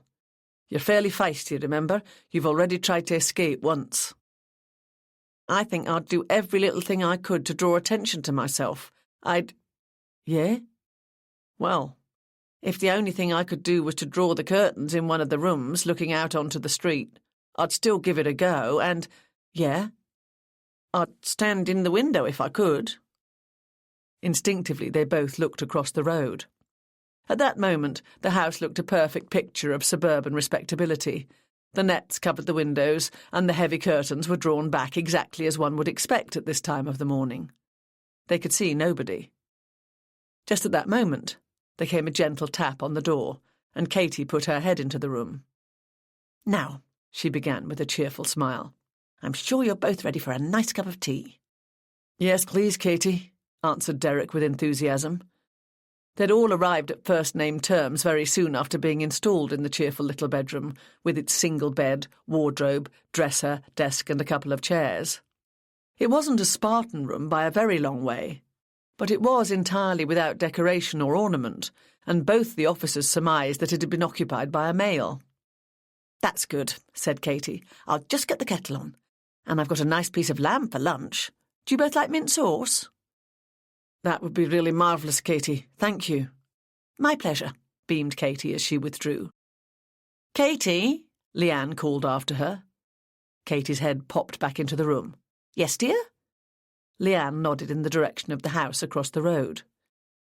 "The overnight notes say all the curtains were drawn back in that upstairs front room at 10 o'clock last night." Katie pushed the door back and came fully into the room. "Well, do you know, that's one of the first things I noticed about that house. The curtains are sometimes all drawn back, and sometimes they're pulled across at the oddest times of the day and night." "Have you ever seen anybody inside the room?"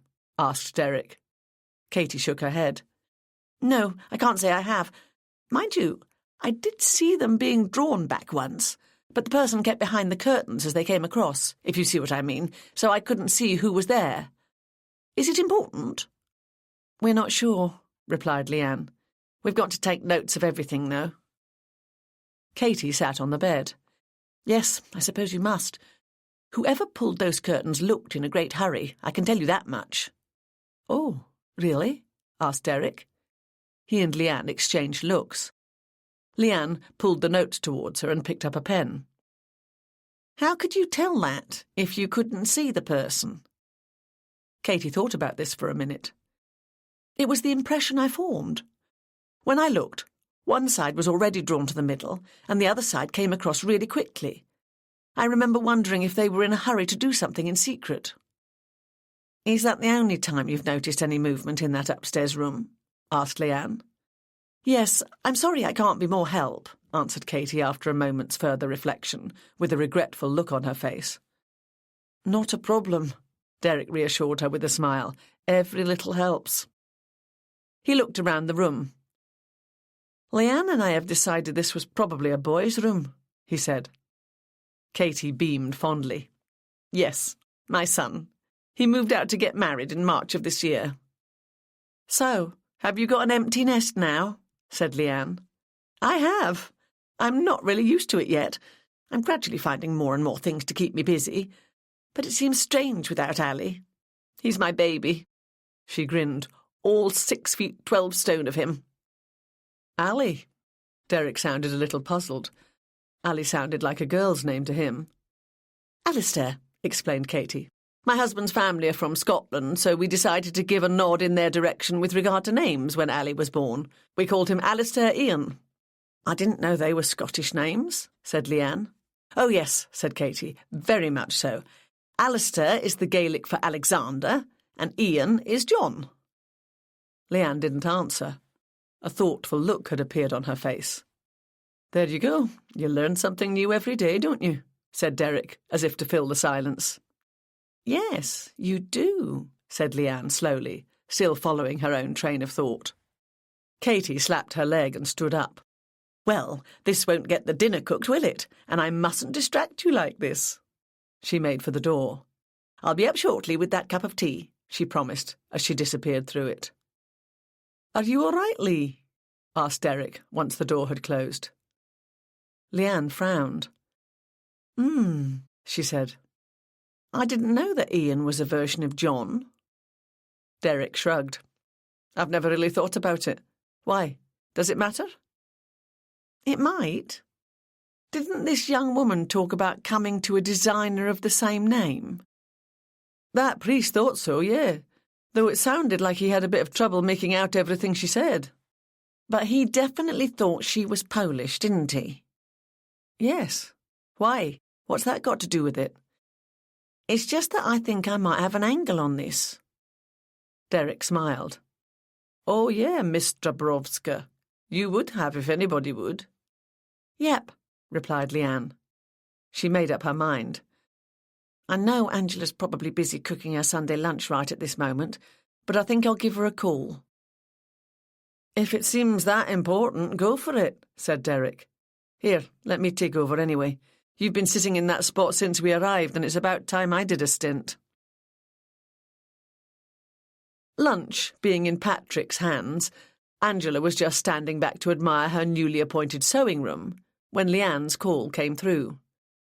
Patrick brought the phone upstairs and stopped on the threshold. "My goodness, you have been busy," he said. "I hope you're not going to disappear up here, buried under piles of material.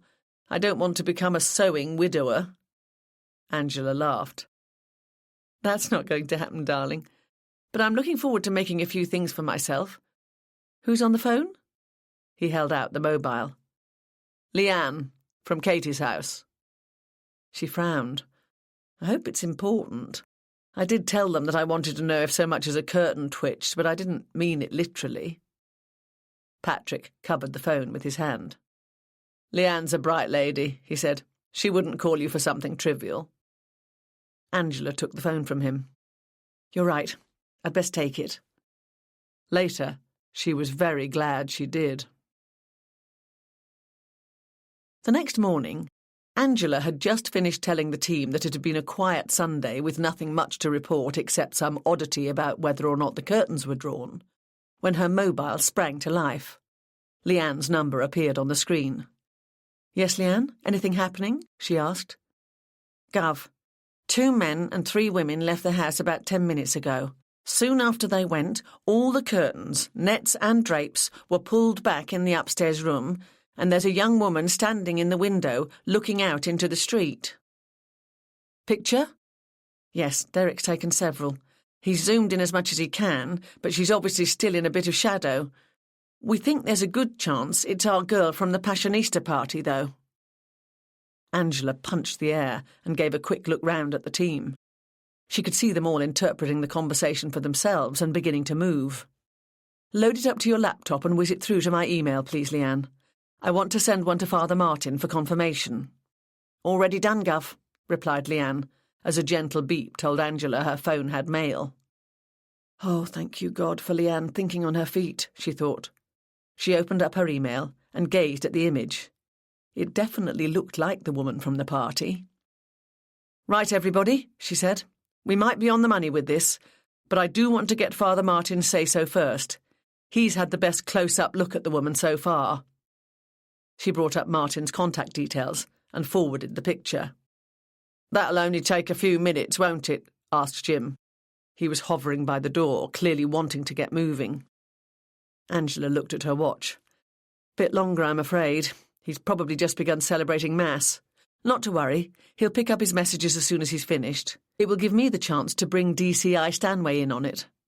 She beamed around at them. "Get on with whatever you can." "Ah, Angie," said Stanway as she walked into his room a few minutes later. "Got any progress to report?" "It's looking very much like it, sir," replied Angela. She held her phone out to him to show him the photograph Leanne had taken. "Oh, yes, the same woman as you have on the board in the incident room," said the DCI. "Have you sent it to your priest?" "Yes, sir." "And does he confirm it's her?" "I haven't heard back from him yet, sir, and I don't expect to for a while." Just at that moment, her phone rang again. It was Derek this time. "Excuse me, sir," she said, putting it to her ear. "Yes, Derek?" "The others from the house have come back, Gov. We saw the car turning the corner, 'cause you can see that end of the street from here." And just about the same moment we saw the car, we looked, and the curtains came across the window again. "Oh, bingo! Sit tight, Derek. I'm with DCI Stanway at the moment." She cut the connection and looked at her boss. "It looks like we're in business, sir." Stanway picked up the phone on his desk. "I'll get the backup sorted, Angie. I'll meet you at my car in 5 minutes." By the time Stanway joined Angela, she had alerted the rest of her team. 20 minutes later, saw the DCI's car nosing its way past Katie's house, looking for a parking space between the sleek vehicles belonging to this quiet residential street. Derek stood well back from the window in the front upstairs bedroom, his phone to his ear. "That's the house, Gov," he said, watching their car glide past the blue door. "OK, thanks," said Angela. Stanway drove on a little further, finding a place to pull in at a discreet distance. In the rearview mirror, Angela saw 2 more vehicles turning into the street. One, a patrol car containing Jim, Rick and Gary, stopped near the corner, out of sight of anyone in the house. The other, an unmarked police van, drove right on by to a space several cars beyond Stanway's. Angela knew 6 uniformed police officers sat inside, all eagerly awaiting the word to go. Angela and the DCI got out of the car. "How are we going to play this, sir?" Stanway smiled. "This is a sedate street in an affluent neighbourhood. We'll play it the way the locals would relate to. We'll knock on the door and make a polite inquiry." Even so, he took a walkie-talkie out of the pocket of his anorak. "Of course, we'll stay in touch with the troops just in case it all suddenly becomes not so respectable." Angela grinned. Just at that moment, her mobile buzzed and she took it out of her pocket. Martin had sent her a text. "Yep, that's the one. I'm approaching Katie's house now."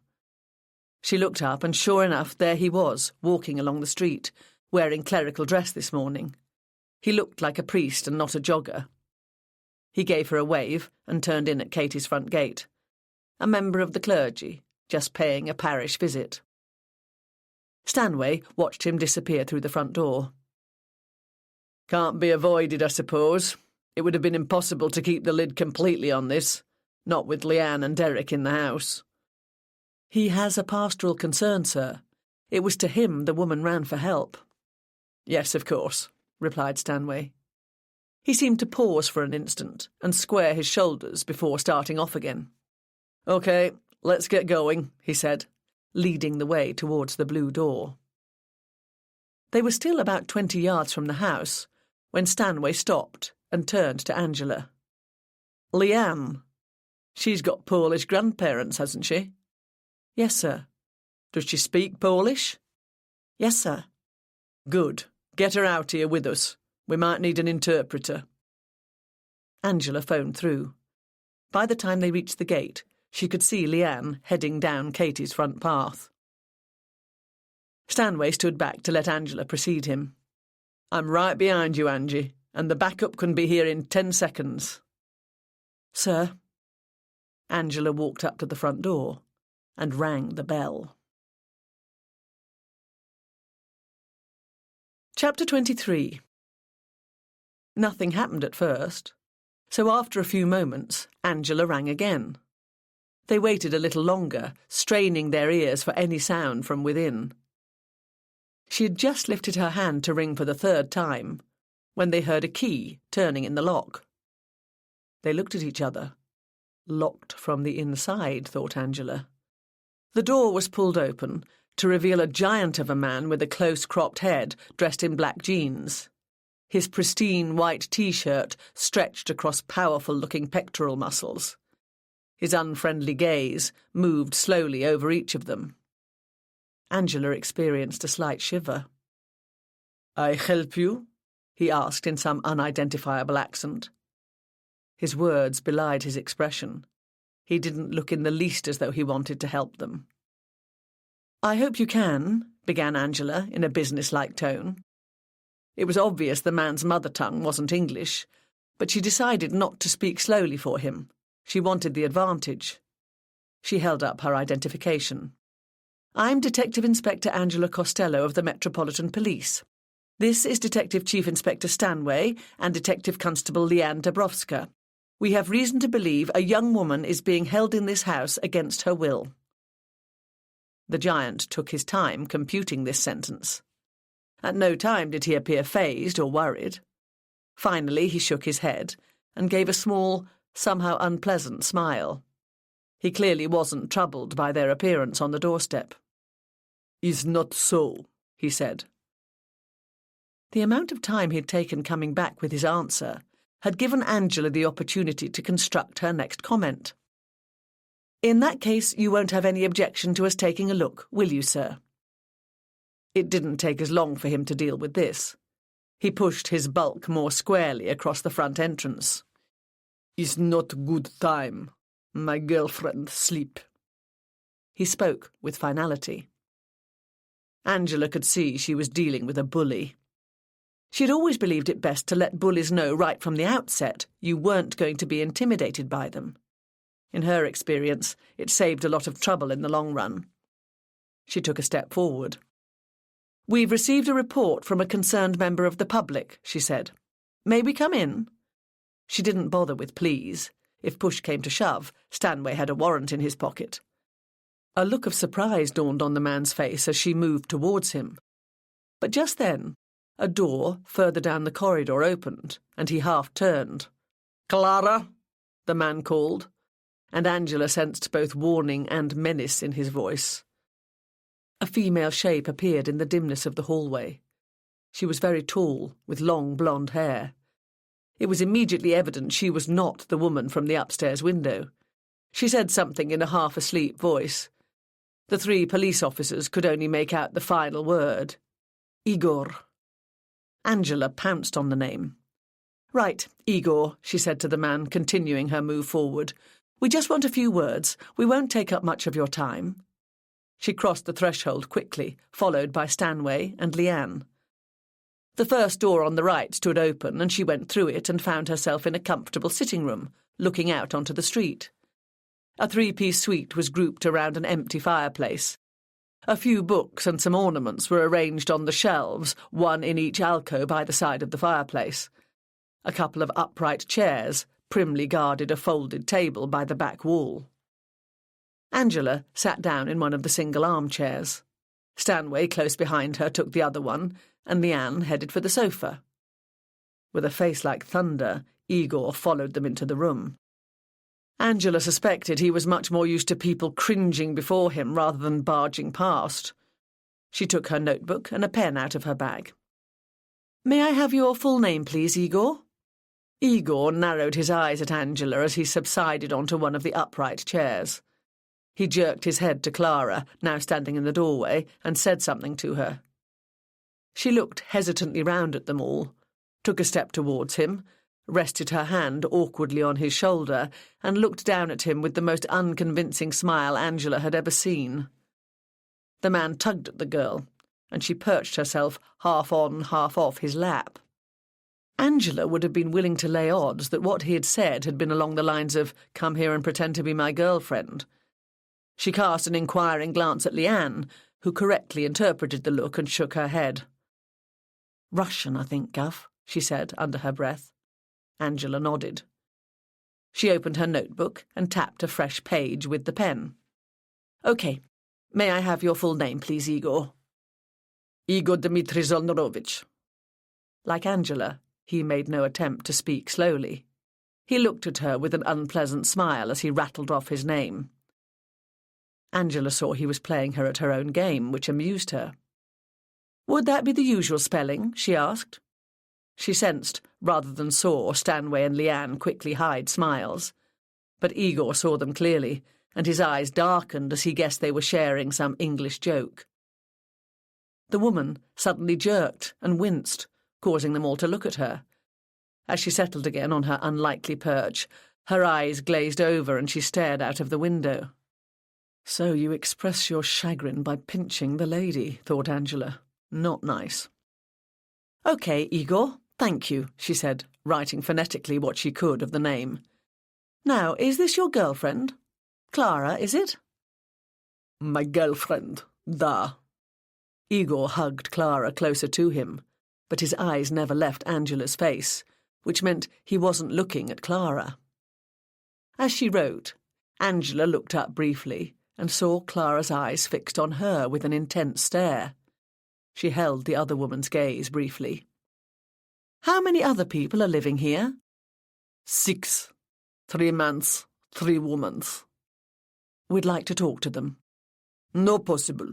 Sleeping," answered Igor with finality. He kept his eyes fixed on Angela, bold and intimidating. Out of the corner of her eye, Angela could still see the intense gaze of the woman on his lap. Stanway cut in. "The thing is, Mr. Zorovich, excuse the pronunciation, we have to take these matters very seriously. As I'm sure you're aware, you're living in a very nice borough of mostly affluent middle-class people." Stanway got into his stride and continued with what Angela suddenly recognised as his speech to the Neighbourhood Watch Committee given at a fundraising dinner earlier in the year. He was doing it for a reason. He leaned forward in his seat, casting a slightly dismissive gaze to Angela on his right and Leanne on the left, engaging Igor in a clearly man-to-man manner, and began spouting what she knew could become a lengthy analysis of local crime statistics. It worked. After some more of Stanway's monologue, Igor's attention diverted, with a puzzled frown, to the DCI, allowing Angela to look Clara fully in the face without Igor noticing. The minute she saw she had Angela's attention, Clara raised her eyes slowly to the ceiling. Then she repeated the process to make sure she was understood.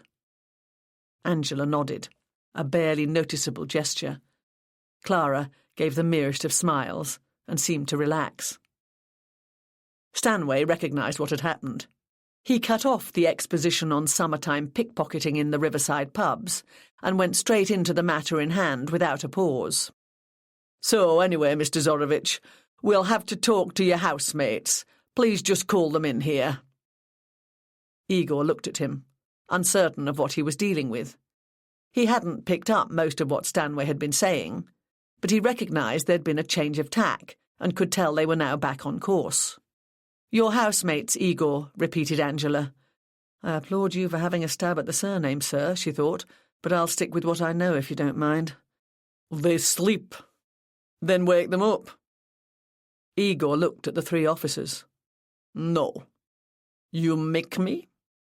His smile was contemptuous. He was baiting them. Stanway beamed at him. "No, I won't make you." He cocked his thumb behind him to the street. "My officers outside will be the ones to make you." He took the walkie-talkie out of his pocket and it cackled into life. Igor understood that without a problem. He stood up, unceremoniously unseating Clara, and stomped over to the window. It didn't take him long to locate the van outside, and he had no trouble assessing how many men it could hold. He barked an order at Clara, and she went out of the room. Seconds later, they could hear her knocking loudly on a couple of doors and calling out to people. 5 minutes later, 2 more men and 2 more women had joined Igor and Clara in the front room. The men in T-shirts and jeans were cast very much in the mould of Igor. They looked questioningly at him and threw wary expressions towards the police officers. The women, another blonde and a brunette, were tall and slim like Clara. There was a glassiness in their eyes, and Angela thought she could detect faint traces of what could be white powder just below the nostrils of one of them. As the room filled up, Igor spoke rapidly, no doubt giving them a rundown of what was going on. "So," said Angela, looking at them, "you 3 men are living here with your girlfriends." The 2 men who'd just walked in suddenly became alert, and each grabbed hold of the nearest woman. One said "da," the other said "tak," and they nodded their heads in a helpful manner. "A more unconvincing set of couples I've yet to see," said Angela, sketching quotation marks in the air. "Are you telling me there are only 3 women living here?" This was met with more das and taks and nods, even some smiles this time. They'd switched on full cooperation mode. The most cooperative, however, was Clara. She hung back behind Igor, and when Angela asked for confirmation that only 3 women were living in the house, she held out her hand and raised 4 fingers. "We think differently," said Angela, "and while we've got you all gathered here, we'll put this to the test." She looked at her young colleague. "Leanne?" "Yes, Gov." Leanne went into the hallway and stood at the bottom of the stairs. She took a deep breath, opened her mouth, and beginning with the name Asha, let out a very long, very loud stream of something in Polish. One of the 2 newly arrived men started forward and shouted at her. Stanway put out a hand to stop him and spoke rapidly into the walkie-talkie. The man shrank back and began speaking in a low voice to the others. In the brief silence before the sound of the backup team came tearing up the front path, a distinct noise came from somewhere far above them. They could all hear the muffled sound of someone banging and calling out. "She's up there, Gov," said Leanne, just as Stanway opened the front door and police officers overran the house. It didn't take long. Leanne raced up the stairs ahead of the backup team, and it quickly became obvious the missing woman was locked in the attic.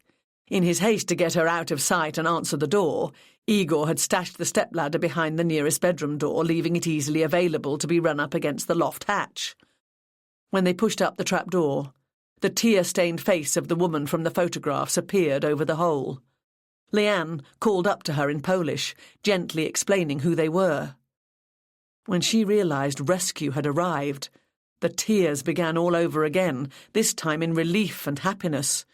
She was helped through the hole and down the ladder, shaking and sobbing, and all the while being comforted by Leanne. She clung to Leanne all the way down the stairs, out along the front path and into the street, where she finally stopped and looked around. A small crowd of curious onlookers had gathered, all wondering volubly what could possibly be going on. Only 2 bystanders, Katie Devine and Father Martin Buchanan, waited in patient silence as the scene unfolded before them. As she looked up and took in the crowd, Asher finally caught sight of a face she'd seen before. She recognised the priest from the confessional into which she'd run during her mad dash for freedom at the beginning of last week.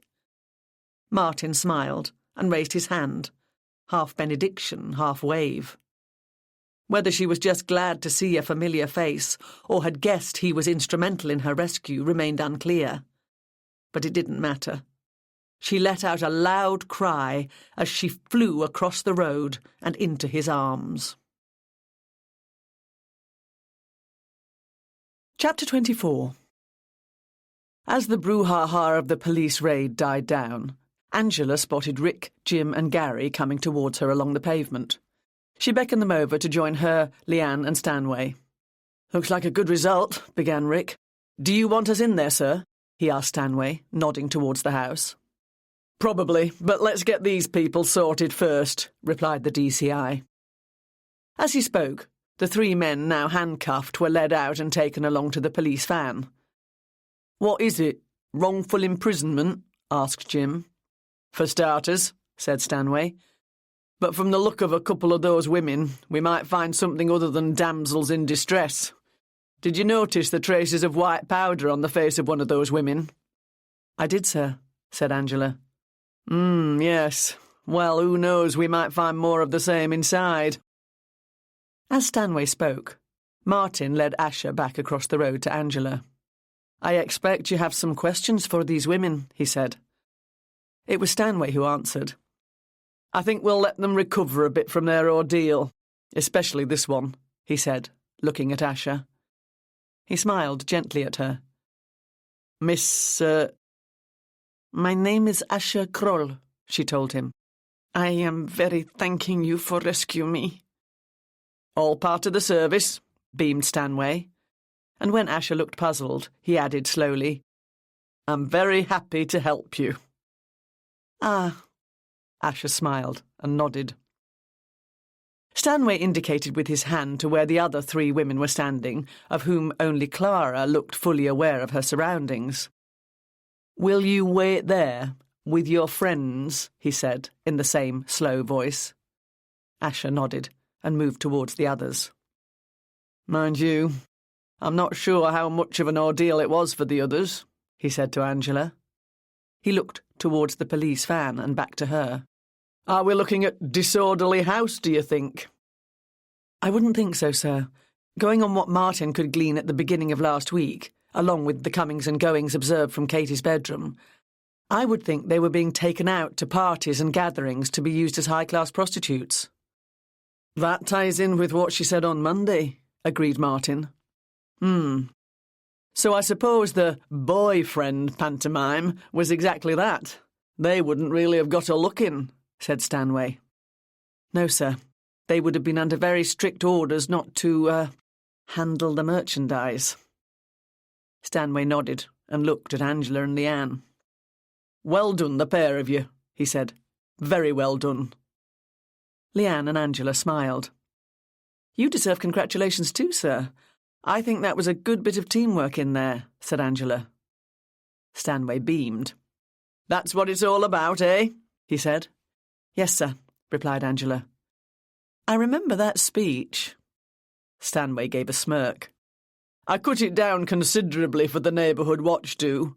I could have spun it out for 20 minutes. "It did the trick all right." Stanway nodded. "OK," he said. "The work goes on. We need to put these women somewhere until we can talk to them." "The nuns attached to our parish run a hostel for students," said Martin. "It's nearly empty at this time of the year. I can arrange rooms there for the time being." "Some of them might also need a detox programme," said Angela. Martin nodded. "The sisters will know how to access one. All sorts of problems turn up at that hostel." "Excellent," beamed Stanway. "Leanne and Derek, you get that sorted with the, father here.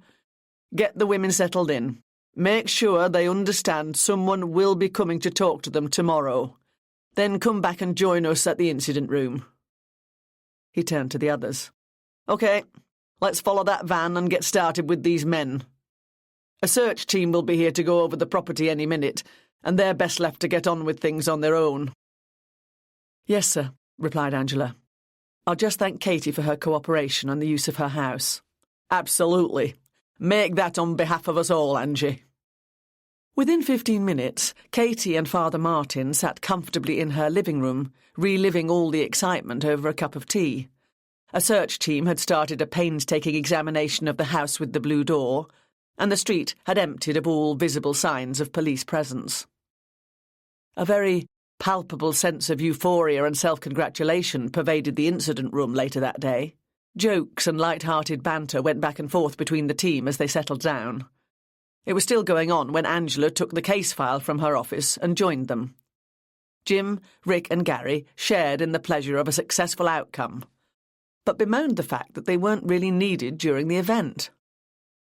I was hoping to rush in there, throw a woman over my shoulder and come running out, joked Jim, so I'd be a hero and you could all give me a pat on the back. We'd have to give you oxygen, more like, countered Rick. Apart from the one we already knew about, they're tall girls, aren't they? Yeah, they look more like they could pick us up and carry us, laughed Gary, when they're not strung out on something or other, that is. Silence suddenly reigned in the room. Yes, said Angela after a moment. I know we all feel good about the rescue, and it's only natural to have a laugh and a joke. But what was happening to those women stinks. Yeah, said Gary. They might have an addiction now that they didn't have when it all started. You can't be sure of that with the fashion industry, countered Rick. That's true, agreed Angela. Still, let's not wallow, people. We've got work to do. Yes, we don't really know if this gets us any closer to Kirsty's murderer, do we? Remarked Rick. Angela cast a glance at the picture of Kirsty and Asher on the board. We'll know more tomorrow, she replied, after we've spoken to that poor woman they shoved in the loft. Rick nodded. Asia, isn't it? I bet she'll have a better night's sleep than she's had for some time. The others were nodding and agreeing with him when Angela spoke. Yes, Asher, she said, giving it the correct pronunciation. Leanne looked up, caught her eye, and they exchanged smiles. Leanne's been educating me about Polish names and how they get changed into pet names. But I'm sure you're right. She should sleep very soundly tonight. Well, let me just say it definitively, once and for all. Congratulations, everybody, on a job very well done today. It went much more smoothly than we'd a right to hope for. But we need to get back to the task in hand. Jim and Rick, I want you to take those men. She looked at a page on her desk. I gather 2 of them are Russian and 1 is Polish. Rick and Jim looked pointedly at Leanne. No, said Angela, I want Leanne to go with Derek and speak to the women. Gary and Derek, get a couple of interpreters in. The men can stew overnight, and you can get started first thing in the morning. Oh, please will you arrange for a Russian interpreter for the women at the same time? I wonder if those ladies who look so spaced out today will be ready to talk to us after a night's sleep, or just desperate for their next fix. That's a point, said Gary. I wonder if they're even aware they've been taken from a bad place to a good one. We'll find out tomorrow, said Angela. Leanne can interpret for Asher. That's one lady who knows exactly where she is. Going through an interpreter with these blokes might make it more difficult to tell if they're stonewalling, remarked Jim. Oh, I think you'll get the measure of them once you've got into the interviews, replied Angela. But honestly, I doubt they'll be able to tell you much. I'd lay odds they're hired for their muscle and probably get their orders and their wages from a go-between. Whatever racket's going on, they won't know who's behind it. So do we try to find out who's pulling the strings? Or pass it on to vice and narcotics? Asked Gary. Good question, said Angela. Let's run with it a bit more. We need to do the first interviews at least. She looked across the room. Leanne, can you and Derek find out who owns that house? They might know what's been happening there, or be completely in the dark. But it's as good a place to start as any. Well do, Gov, replied Derek. Jim, Rick, even though we're not handing it over yet, get through to vice and narcotics, bring them up to speed, and see if the address is on their radar. OK, said Rick. Angela stood staring into space, a small frown on her face. Got nothing to do? He joked. I wish, replied Angela. I could really do with sitting down quietly to let my mind wander over all the facets of this case. All the different threads are floating about in my head, confusing each other. Unfortunately, this afternoon's events won't write themselves up, and I want the report finished before Stanway asks for it. She picked up the loose-leaf case file. Just as she raised it into the air to emphasise her point, the telephone rang on the desk behind her. The shrilling made her jump, and the file flew from her hand, pages scattering everywhere across the floor. "Oh, no." Gary ran forward. "Don't worry, Angie," he said. "I'll get this. You answer the phone." "Thanks." Angela turned and picked up the receiver. "D.I. Oh, yes, sir. Right away." She put the phone down and turned back to the room. "Hang on to that for me, Gary. Stanway wants a word." DCI Stanway turned from the contemplation of the roses on his windowsill with a beaming smile on his face as she entered the room. "We're getting mentioned in dispatches, so to speak," he said. "Oh, really, sir?" "Yes. The Assistant Chief Commissioner has heard about the operation over the weekend and the rescue today. She has asked me to extend her heartfelt thanks and congratulations to everybody involved." "Oh, great, sir. I'll pass that on. They've all been a bit hyper since we got back, but they're calming down now." "That's understandable, but yes, must get the noses back to the grindstone. You'll need interpreters for the interviews. I mean, I know they all speak English to a degree, but we want to make sure everything's clear." "I'm on to it, sir. Gary and Derek are making the arrangements. Jim and Rick can make a start on those 3 men first thing." "What about the women?" "I've asked for a Russian for the 3 models, but Leanne can deal with Panna Kroll." "Panna? I thought her name was Asher." Angela grinned. "Panna means miss. I've had a potted language lesson from Leanne over the weekend." "Oh, right. Well, you seem to have it all under control, Angie. I'll leave you to get on with it." "Thank you, sir," replied Angela, but she didn't get up from the chair. Stanway raised his eyebrows at her. "Is there something else, Angie?" "Yes, sir. My mind is becoming cluttered with issues around this case, and I'd like to go over them with you. Do you have a few minutes?" The DCI looked at his watch. "Not right now. I was due at a meeting 2 minutes ago. In any case, I know you. The stuff you kick upstairs to me is usually very relevant, quite likely off the beaten track, and will most probably take more than a few minutes." He smiled. "I don't expect the meeting to last all afternoon. I'll call you when I'm back." "Thank you, sir," replied Angela. She got up and made her way back to the incident room to find most of the team either working at computers or talking into telephones.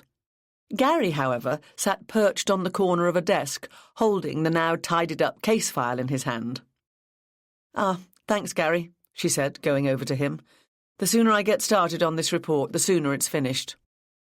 She reached out to take the file from his hand, but he resisted, holding on to it by one end, an odd look on his face.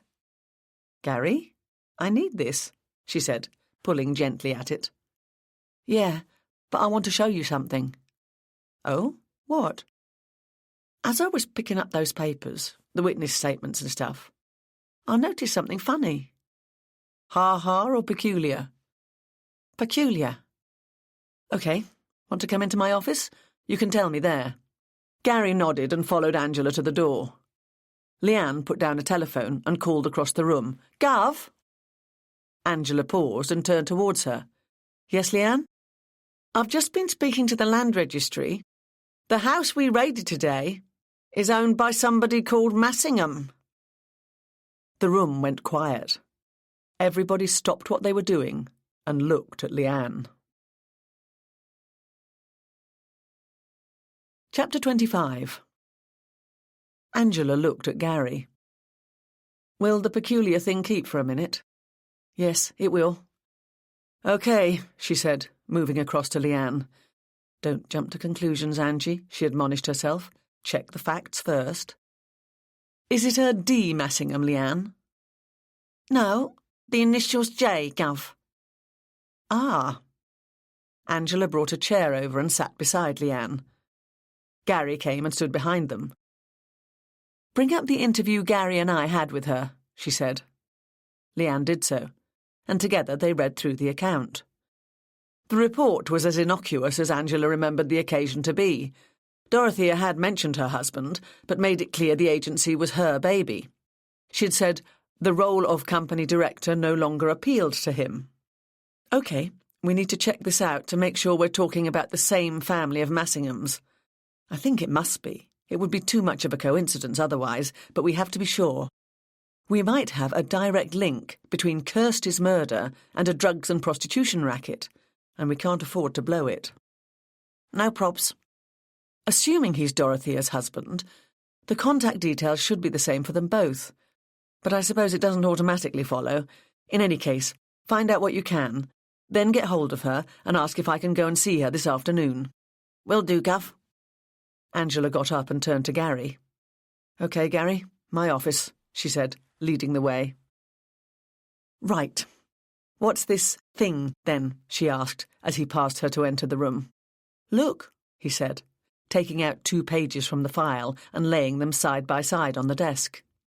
I noticed it as I was collecting up all the pages when they fell. Angela walked over to her desk. What am I looking at? You get 3 guesses. She laughed. Do I indeed?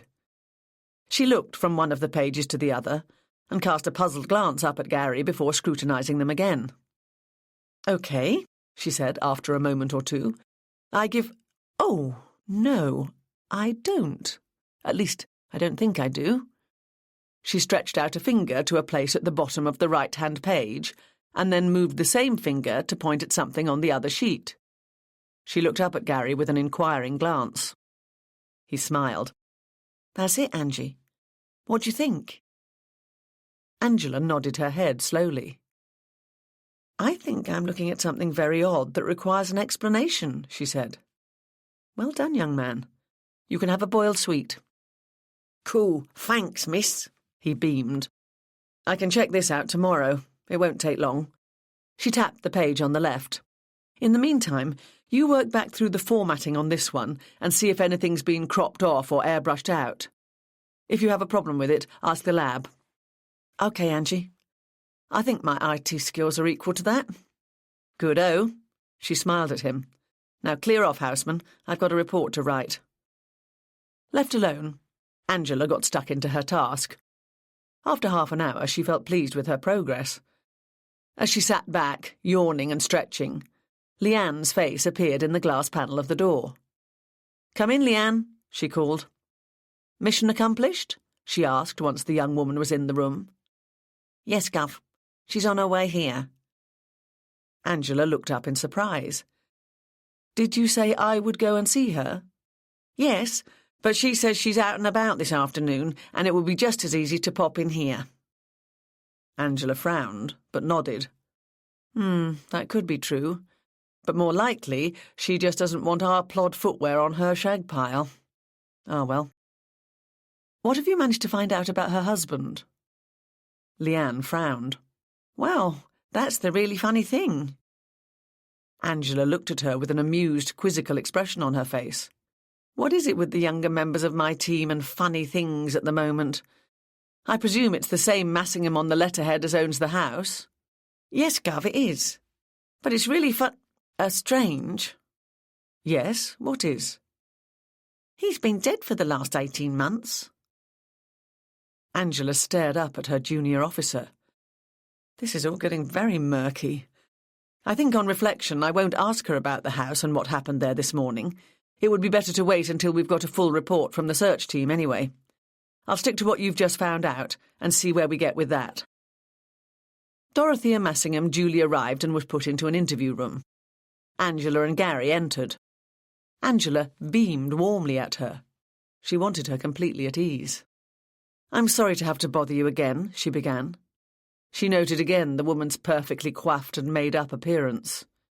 She certainly knew how to put her best face to the world. Angela didn't miss, though, that the air of tension had intensified. She noticed an ever-so-slight tightening of the lips. Not at all, Inspector. Think nothing of it. I'm only glad I was in the vicinity. It was very convenient to pop in. That's good. Well, it's just a small matter. Since talking to you yesterday about your company, I've discovered that the other named director— Ah, yes, I know what you're going to say. And you're right. She paused, and sudden tears sprang to her eyes. She clenched her lips together for a moment to gain control of herself. I'm sorry, Inspector. Please, don't be. Thank you. Yes, I know it's irregular. I have to be honest and admit it's partly laziness. Mrs. Massingham stopped and looked Angela full in the face. I presume we're talking about the fact that my husband is still listed as a director? Yes, considering— Mrs. Massingham nodded. Considering he died over a year ago. Yes, I do see why that would puzzle you. I'm sorry if I've created a— what do they call it? A red herring in your investigation? Yes, it's just that these little discrepancies loom large. They acquire a greater significance than they need to, perhaps, but there it is. I do see that, and I'm sorry for wasting your time. As I say, it's partly laziness, but mostly the difficulty of— She turned a regretful smile upon Angela. The difficulty of letting go. It only seems like yesterday that he and that we were— I understand, said Angela. The previous interview had proved good training for her.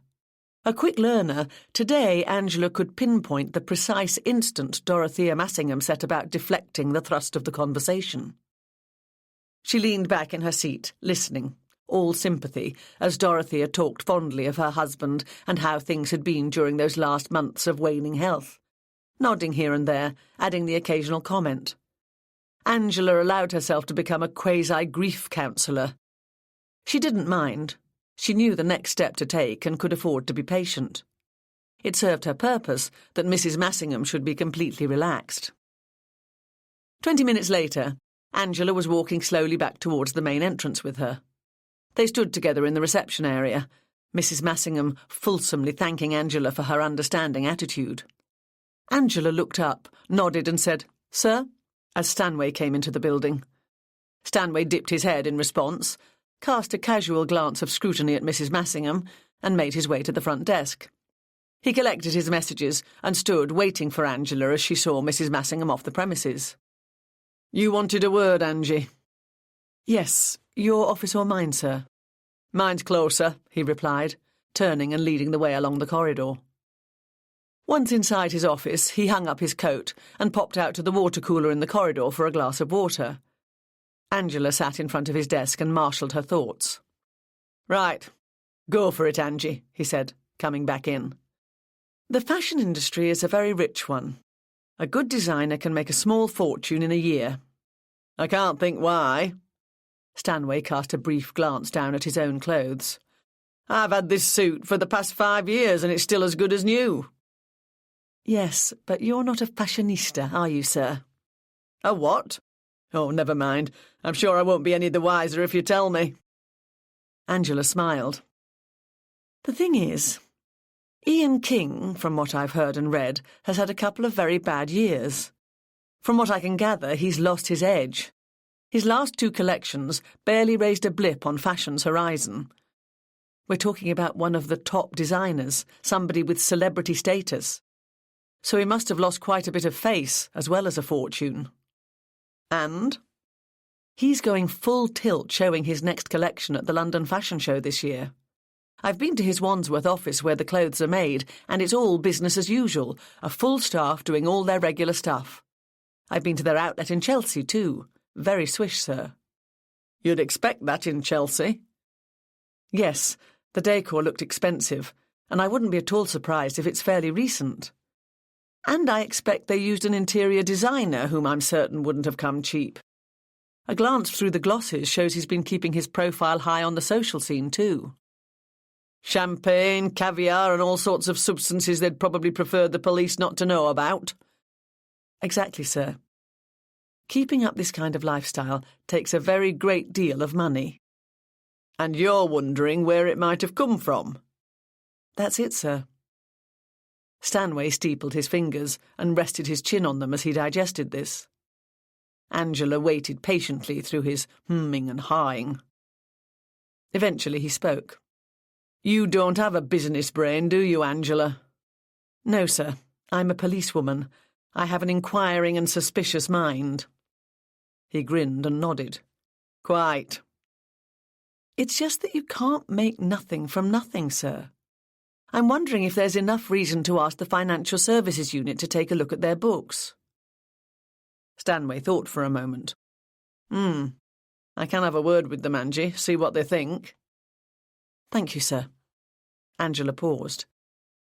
There's another small thing that's just come to light. Of course, it might be nothing. But while you're talking to the FSU... OK, let me in on it.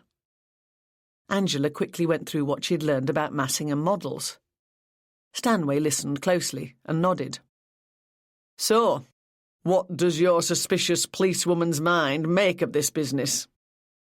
These facts have only come to light in the past couple of hours, and I haven't really had time to consider them properly. But I think that, unlike me, Dorothea Massingham is an efficient businesswoman. Leaving her husband's name on the list of directors isn't an oversight or the result of her grief. What do you think it is, then? A calculated risk. She just needs to name all the directors on the letterhead. It's most unlikely that anybody's going to run a trace on him. They'd just see the director and the named shareholder and think, that's all right then. There would be no grounds for further investigation. Yes, so it's a low risk. But all the same, why take it?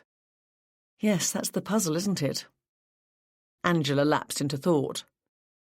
Stanway waited, and after a few moments she spoke. Well, she described the workforce of the company as being 2 men and a dog, so I know she's not a one-woman band, though... Angela stopped. Yes? I should think running a modelling agency can be quite an undertaking. I got the distinct impression she's not alone in the enterprise. But that was when I thought she meant her husband. And now we know she's not talking about her husband. Angela smiled. The people she's actually in business with don't want their connection with the company to be known. Exactly. Yes, I'll flag that up as well and pass on the details. We can't be too careful. Yes, a word with fraud, I think. He picked up the telephone. Thank you, sir. Angela got up and moved towards the door. OK, back to the team. See what they're all up to. Yes, indeedy. Stanway looked at her before dialling. By the way, what on earth was Dotty Finch doing here? Dotty Finch, sir? Yes, I got to know Dotty very well when I was a young constable. A lady of the night. Used to get pulled in regularly along with her colleagues. Though, mind you, Dotty always looked smarter than the others. I said to her one day, Dot, I said, you've got a good brain in your head. Why do you settle for this? She took my words to heart, but not in the way I meant. Would you believe it, the next time I had to arrest her, she was done for running a brothel. Stanway gave a laugh. And running it very efficiently, I believe. Last I heard, she'd struck lucky and nabbed herself a rich businessman. Sir, I don't know any Dotty Finch. Yes, you do. That lady you were speaking to when I came in. That was Dorothea Massingham, sir. Ah, Stanway gave her a big smile. Dotty Finch as was. I would have recognised her anywhere. This is becoming very interesting, Angie. He smiled into the middle distance as he cast his mind back. I must say she's scrubbed up very well. I always knew she could. Angela came back and sat down again. Chapter 26. Indulge me, sir, while I say this slowly. Stanway grinned. Go on, then. One of the documents on Kirsty's laptop has led us directly to a woman, Dorothea Massingham, who runs a modelling agency often used by Ivano King, a company about whose funding we have questions. Very succinctly put, Angela. And it now transpires this same woman, an ex-Tom, once ran a brothel. That's right. Interestingly enough, you don't seem to see it so much these days, but there was a time when the word model was a euphemism for prostitute. A bit before your time, Angie. You'd see it on the shop doorways and in the small ads. Well, you still get it, of course, but not nearly so much. Yes, sir, replied Angela, only half listening to him as she tried to gather up the strands of the investigation. Sir, that house we raided today. When Asher first ran into the confessional last week, she told Father Martin she came here for the fashion industry. Ah, yes. I remember you telling us at the briefing. I know where you're going with this. She had ended up expected to do things with men at parties, didn't she? And she said that the others went along with it. It looks like she got away with not complying because, well, my impression is that she couldn't be coerced with cocaine. And also she probably knew too much. Which I expect is why they stuck her in the attic when we came calling. Oh, yes. We'll see what fraud make of it. Always leave the expertise to the experts. That's what I say. Yes, sir. You'll need to revisit everything you've got so far. Not a bad practice in any case. And see if, how and where this new information fits in. He cocked his head to one side and smiled at her. I thought I'd save you the trouble of saying it. Sir? That's the answer to your next question about how to proceed. Nuh-uh. That wasn't going to be my next question. I'd already asked that and answered myself. Oh, really? And what did you tell yourself? What you said, sir. Stanway laughed. So, what questions had you moved on to? The ones you'd expect, really. How much did Kirsty know about this? And, if she did, was she aware of the full importance of it? And how had she reacted to it? Yes. This casts a whole new light on that sheet of letter-headed paper, doesn't it? Was she trying to muscle in? Was she trying a spot of blackmail, even? And was she killed because of it? Those are the very questions. Getting the hang of this job, aren't we? Angela smiled. I believe so. OK, Angie. All joking aside, I'll point fraud in your direction once I've made contact. Thank you, sir, she replied as she left his office. Back in the incident room, Angela quickly brought the rest of the team up to speed. If it turns out to be what it looks like, and Kirsty was trying to muscle in, she was playing a very dangerous game, said Jim, after Angela had finished speaking. No argument there, agreed Angela. But let's not become too blinkered. Fraud inquiries apart, our main task is still to find the murderer. And the most likely candidate is still someone who left a bike outside her flat the Sunday before last. Which brings us back to the gym, said Rick. Indeed it does. Tell you what, Rick and Jim, go back to her flatmate Sandra and Tony, who runs the gym. We can be a bit more focused now. Tony and Sandra are on our suspect list, and we haven't pushed them far enough yet. We can harp on about Kirsty's ambitions to start, suggested Rick. They'll think we've got nothing new, and they might relax and let out something without meaning to. Exactly. We need to chip away at them a lot more. And Darren. I've also got an idea about this lady seen outside Kirsty and Sandra's flat. You think it might have been Mrs. Massingham, Gov? Angela nodded. We've only got a sparse description, but I reckon Mrs. Massingham would fit that. Along with millions of other ladies, said Jim. Yes, but we've now got a reason to believe she might have been an interested party. She claimed not to know Kirsty when I first spoke to her, but I'm not relying on that. She turned to Leanne and Derek. Will you find out what you can about Mrs. Massingham? We know she has a record and was known to the police in former days as Dotty Finch, so start there. Will do, Gov. I want to go and see her, and I want a bit of background first. I'll bet she'll ask to come here, same as before, said Gary. She's not going to get the chance. Our next interview will be on her turf, but my terms. OK, everybody, let's get going. Within 2 minutes, Rick and Jim had set off on their errand, while Leanne and Derek disappeared in the direction of the kitchen to make a cup of tea before getting stuck into their tasks. Angela and Gary were the only two people in the room. "Are you and Maddie planning any more dates?" she asked. He flicked a glance towards her, slightly apprehensive. "I was planning to phone her later," he said.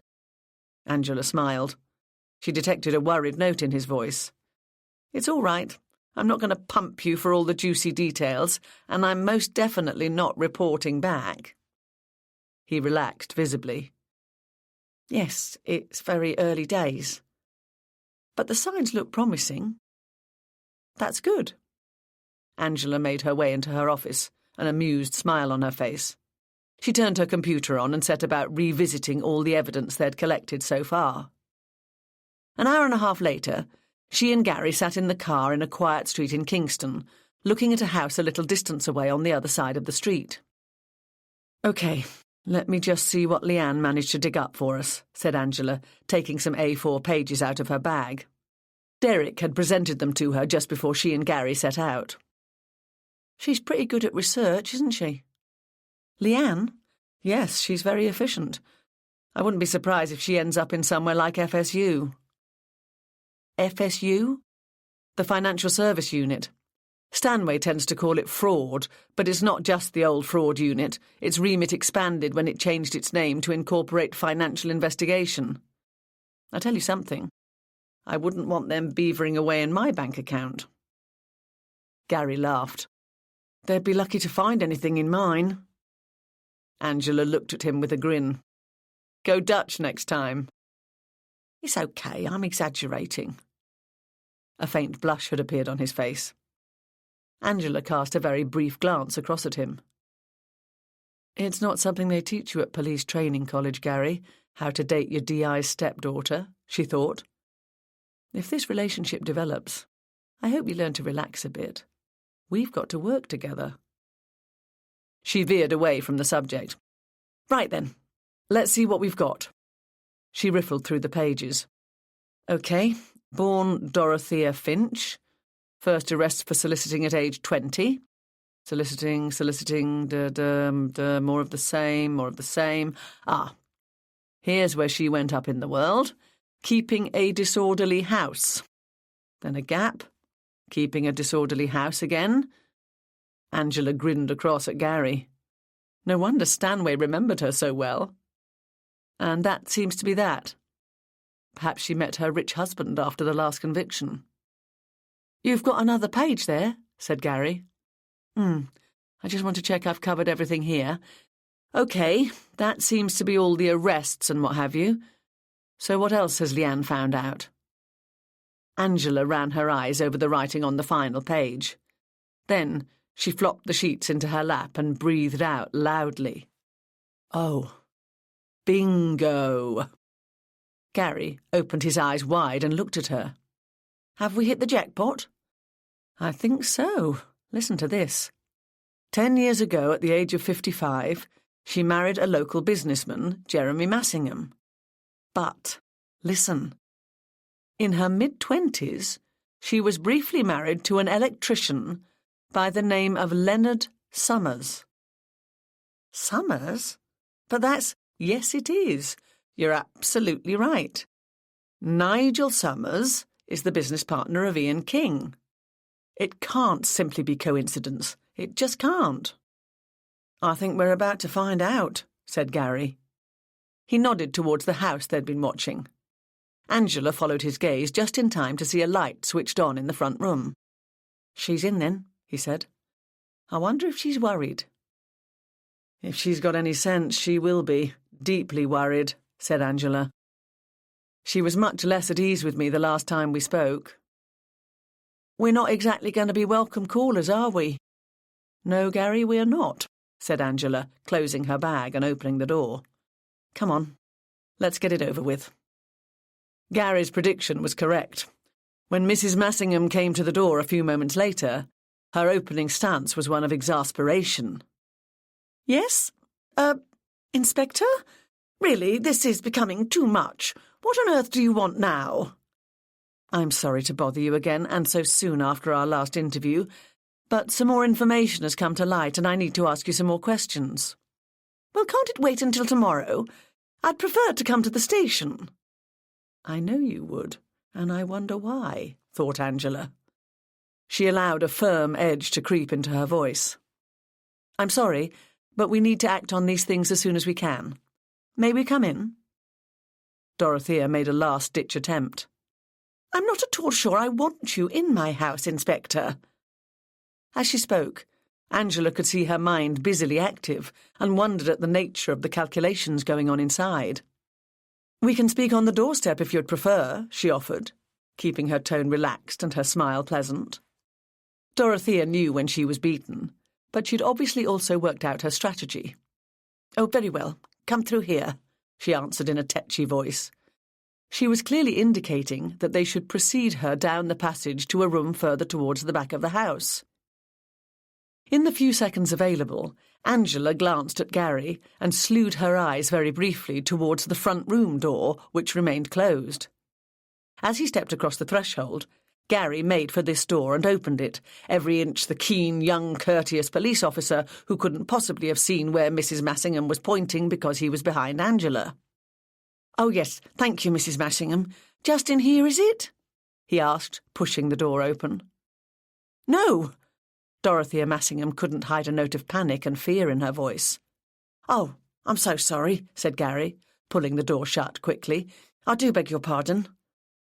Mrs. Massingham regained her composure and gave a tight smile. "I'm sorry, it's just that it's such a mess in there. I'm in the middle of decorating. It's better if we go into the dining room." "Decorating, eh?" said Angela. "I know what that's like. Total chaos, and you end up wishing you'd never started." Her voice was full of sympathy. Behind Dorothea's back, she gave Gary the thumbs up, and they exchanged the briefest of smiles. The glance she had managed to get into the front room had been enough. There was no sign of any decorating, but on the wall opposite the door was a large photograph. It showed Dorothea and Nigel Summers dressed in evening clothes and holding champagne flutes, smiling at the camera at what was clearly some upmarket social function. In the dining room, Dorothea moved swiftly round the table. They took seats at one end of the highly polished mahogany, while Dorothea perched herself on a chair halfway along the side. "Very well, Inspector. Fire away."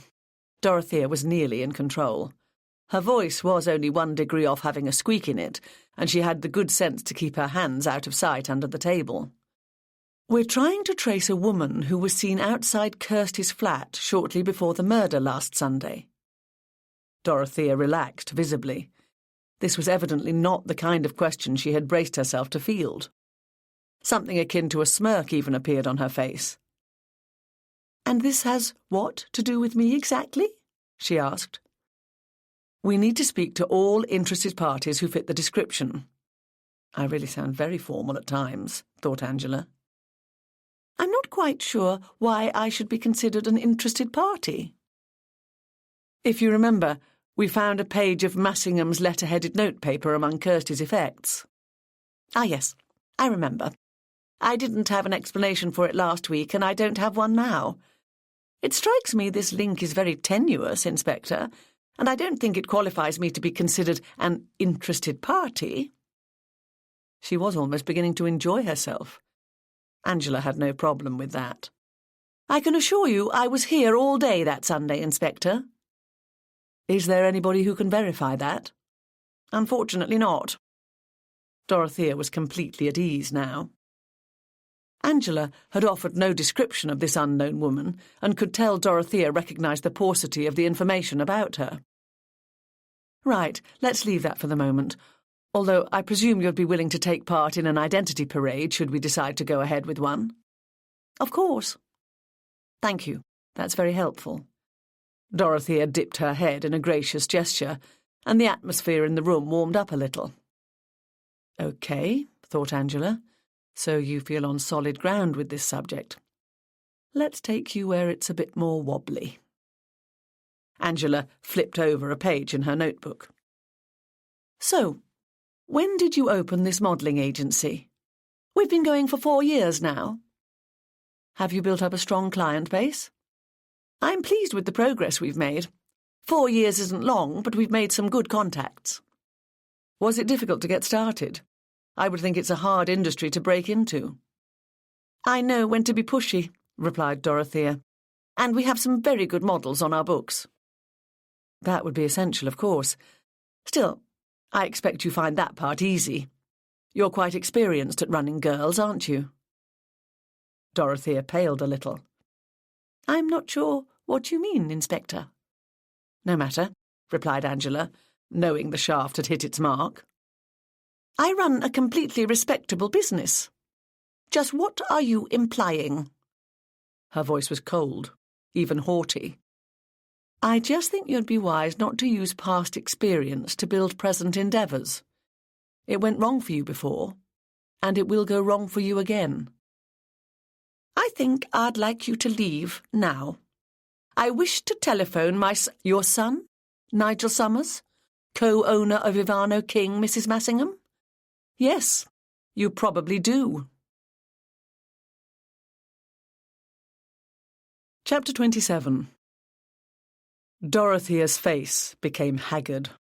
All the care taken in preserving and maintaining her appearance suddenly went for nothing, and she looked about 10 years older. But there was steel in Dorothea Massingham's character. She made no attempt to rush into hasty speech. She took a deep breath and pulled herself straighter on her chair. I was going to say, my solicitor, said Dorothea. She'd gone very pale except for 2 bright red spots high on each cheek. I haven't charged you with anything, replied Angela. I would prefer it if you didn't play games, Inspector. Angela stood up. Gary did likewise. I'm not, Mrs. Massingham. I'm trying to solve a murder, and it doesn't help when people withhold information. You own a property in Richmond, in your late husband's name? Angela would not have thought it possible for Dorothea to become any paler, but that was what happened.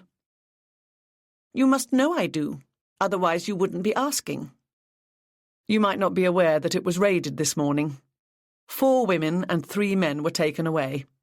We are certain that at least one of them was held in the house against her will. The 3 men are now in custody and will be questioned tomorrow. An involuntary gasp escaped Dorothea, and her hand clutched at her throat. Angela nodded at Gary, and they moved to the door.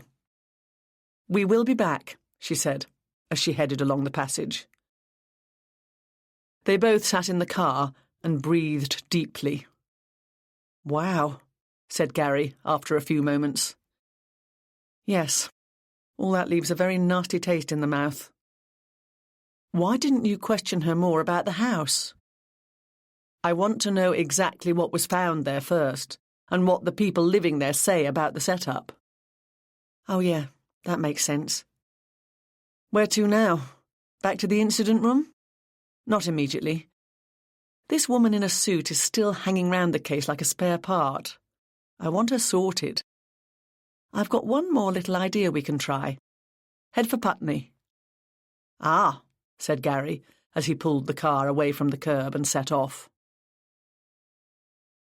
From where they were parked, they had a clear view of Eleanor Chandler as she came home from work. Today, she wore an elegant maroon trouser suit with an off-white blouse. She moved in a rapid, purposeful manner. She looks in a bit of a hurry, said Gary. She does indeed, Gary. I wouldn't be at all surprised if she's expecting a visit from the boyfriend. But have you noticed what she's wearing? Oh, wow, yes, top marks, Angie. Hold on, I don't know if I'm right yet. But it was Madeline describing her blouse as elegant that reminded me of Ronald Sanders using the same word. And every time I've seen Eleanor Chandler, I've noted how well turned out she's been. She looked across at him. I admit it's all very thin and wouldn't stand up as evidence, but it got me thinking. You might be right. Shall we go then? Let her get the kettle on and her jacket off first. Eleanor was just about to get up from her chair and go upstairs when the front doorbell rang about 10 minutes later. She quickly applied a little lipstick and ran a comb through her hair. Ian had called her while she was still on the bus, saying he would be round later, which could mean any time. Not expecting him so soon, she hadn't even made the bed from his previous visit. She went to answer the door. Inspector Costello, supplied Angela. And this is DC Gary Houseman, if you remember. I'm sorry to bother you again, but I've got a couple more questions. May we come in? Eleanor cast an involuntary look behind and up the stairs. I was just about to go up and, I've got to prepare for someone. I'm expecting a visitor.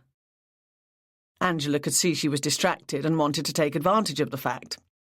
We really won't take up much of your time, she said. All right then. Just come in here, will you? Angela and Gary followed her into the smart living room they'd sat in on their previous visit. I wanted to get more details about this showdown that you had with Kirsty. A sudden flash of alarm appeared in Eleanor's eyes, and she quickly lowered them, noticing some speck on her trousers and brushing it off. Ah, I'm on the right track, thought Angela. Showdown, Inspector? Replied Eleanor, with only the slightest hint of breathlessness. I've already told you everything about that. Yes, I know, and you were very frank. I believe you said the incident occurred at work. Pause. Yes. Eleanor kept her eyes averted from Angela's, her trousers taking up all her attention. You're just not a natural liar, Eleanor, thought Angela. She let the silence lengthen for a few moments. I don't think that's quite right, is it? She said gently. Eleanor gasped and stopped what she was doing. I didn't have anything to do with Kirsty's death, she said, her face flushed, her eyes darting wildly and her lips quivering. Shall I tell you what I think happened? Suggested Angela. After a moment, Eleanor nodded, her face a picture of misery. You were fed up with the way Kirsty went on. She was blatant about her certainty that she would get Ian back, and she flaunted it all the time. But you've got far too much dignity to have a blazing row in the workplace where it would become gossip fodder, and you've worked there a long time. You knew it would become the talk of the office. Am I right? Eleanor nodded, her colour returning to normal. Angela's tone and manner were having a calming effect on her.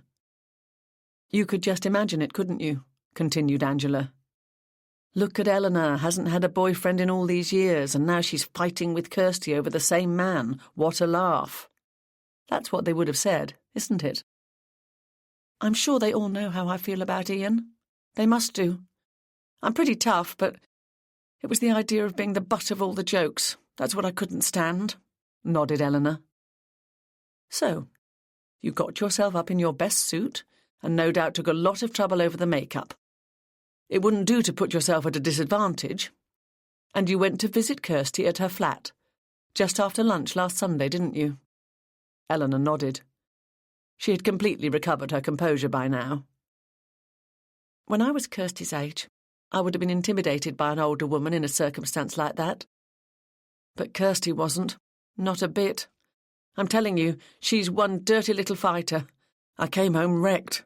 I can assure you she was alive and well, and to be honest, wallowing in victory when I left her. Wallowing in victory? Oh, yes. My mother always brought me up to behave in a ladylike manner at all times. I didn't think she'd succeeded until that Sunday, when I realised that Kirsty and I just didn't have a level playing field. Angela nodded. What time did you get home? Eleanor spread her arms. As I've said before, I don't wear a watch at the weekends, and apart from registering that it's morning, afternoon or evening, I don't have much of a sense of time. I just know it was around lunchtime, maybe early afternoon. Angela nodded, pleased that her guess had proved correct. Now that she was here, it seemed a good opportunity to explore. Angela always liked to feel the sense of any place that mattered in an investigation, but she had a problem.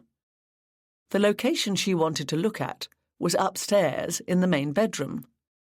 Getting into this would prove a delicate business. She took her time writing in her notebook as she considered how to pursue the matter. After a moment, she turned to Gary and looked meaningfully at him. Can you go over the details of this visit last Sunday, Gary, please? We want to make sure we've got them properly. Then we won't have to bother Miss Chandler again." Gary met her glance with a completely expressionless face.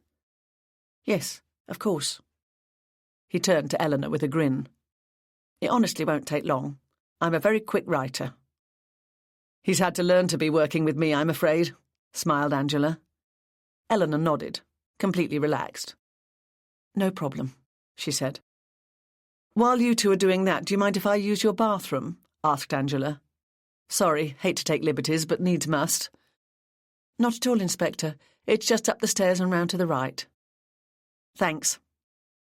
Angela left the room and went upstairs. The route took her past the open door of the main bedroom.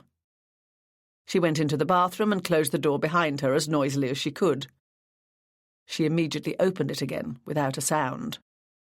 She could hear Eleanor dictating to Gary from downstairs as she tiptoed into the main bedroom. She noted the disarray that Eleanor was so keen to clear up, the bed linen, the discarded champagne flutes and bottle. She cast a quick glance around the room and froze.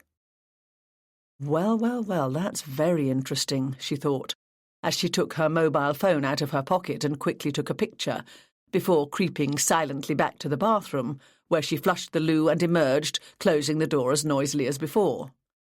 She breezed back into the living room a few seconds later. Gary glanced up as she entered. "Nearly done, Angie," he said. "That's great." She looked at Eleanor. "There's just one thing I need to ask you, and then we'll get completely out of your hair." "What's that?" asked Eleanor, visibly at ease now the worst was over and she could see this ordeal coming to an end. "As I passed the main bedroom, I couldn't help noticing something that would help us to eliminate you from the inquiry if you'd let us take it." Eleanor gave a wry grin. "I'm not normally a bad housekeeper, but I just haven't got round to things this week, and there are probably a few things in that room that should have been tidied away days ago." "Sorry," smiled Angela. "I didn't mean to criticise. No, it's just that if we could take it, we can test it for prints, and it'll save us asking you to come into the station and get them done at a later date." "Oh, goodness, be my guest, Inspector. Just show me what you want." She stood up. Angela saw Gary looking at her with raised eyebrows. She smiled. "Have you got an evidence bag on you?" she asked, as she followed Eleanor out of the room. "Yep," he answered, pulling one out of his pocket. A few moments later, they were settling themselves into the car. "OK, Gary," said Angela as she belted herself in behind the driver's wheel. "I need your help." "No probs," he replied, putting the evidence bag gently down on the floor between his legs.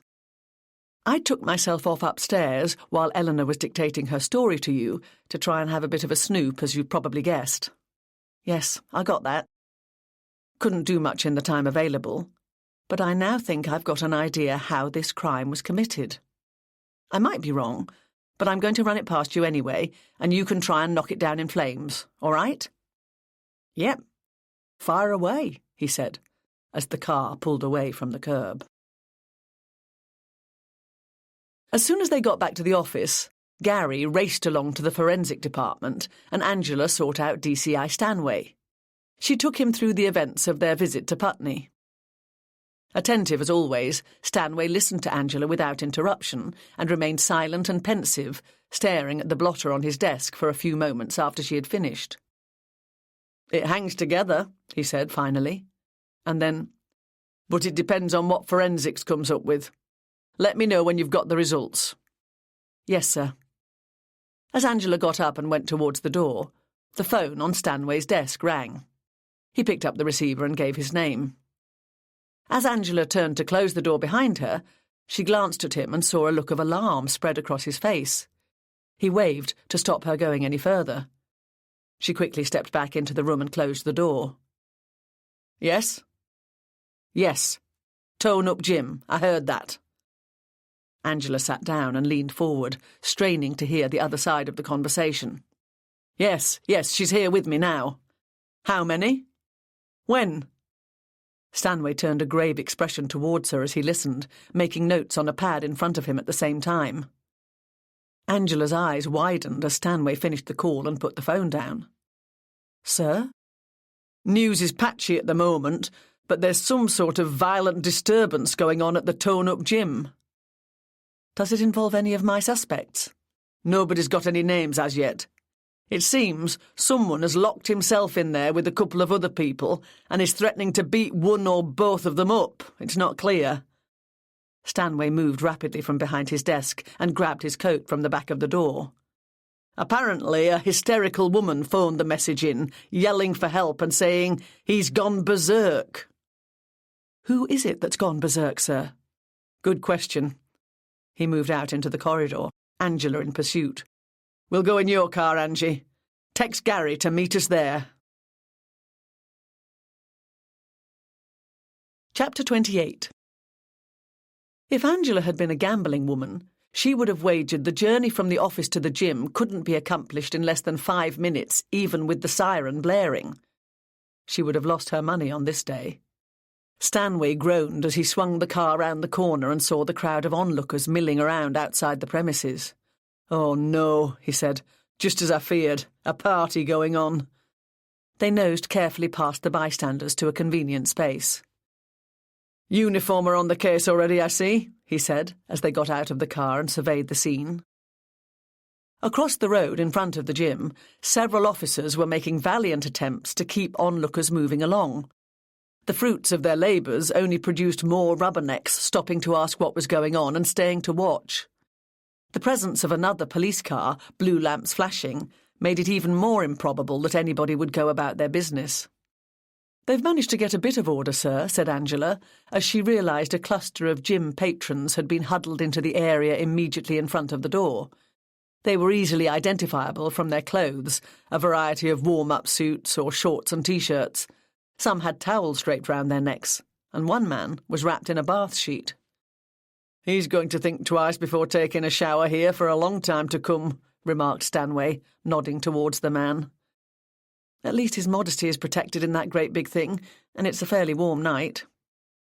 Angela gazed across the road and recognised the latest arrival, a man holding a very professional-looking camera. Uh-oh, media alert. "That's just what we need. It'll be the telly next." "No, sir, it would be quicker to get a radio crew here," began Angela. But Stanway was already striding across the road towards the hubbub. He'd pushed his way through to the most senior-looking uniformed officer by the time Angela reached him, and stood listening to a recap of the events. "As far as we can tell, sir, the chap came in pulling another man along with him. He said he was going to kill him, but wanted to make him suffer first. He made everyone get out and pulled the other man into, something called the waiting room." "The weights room," corrected a nearby voice.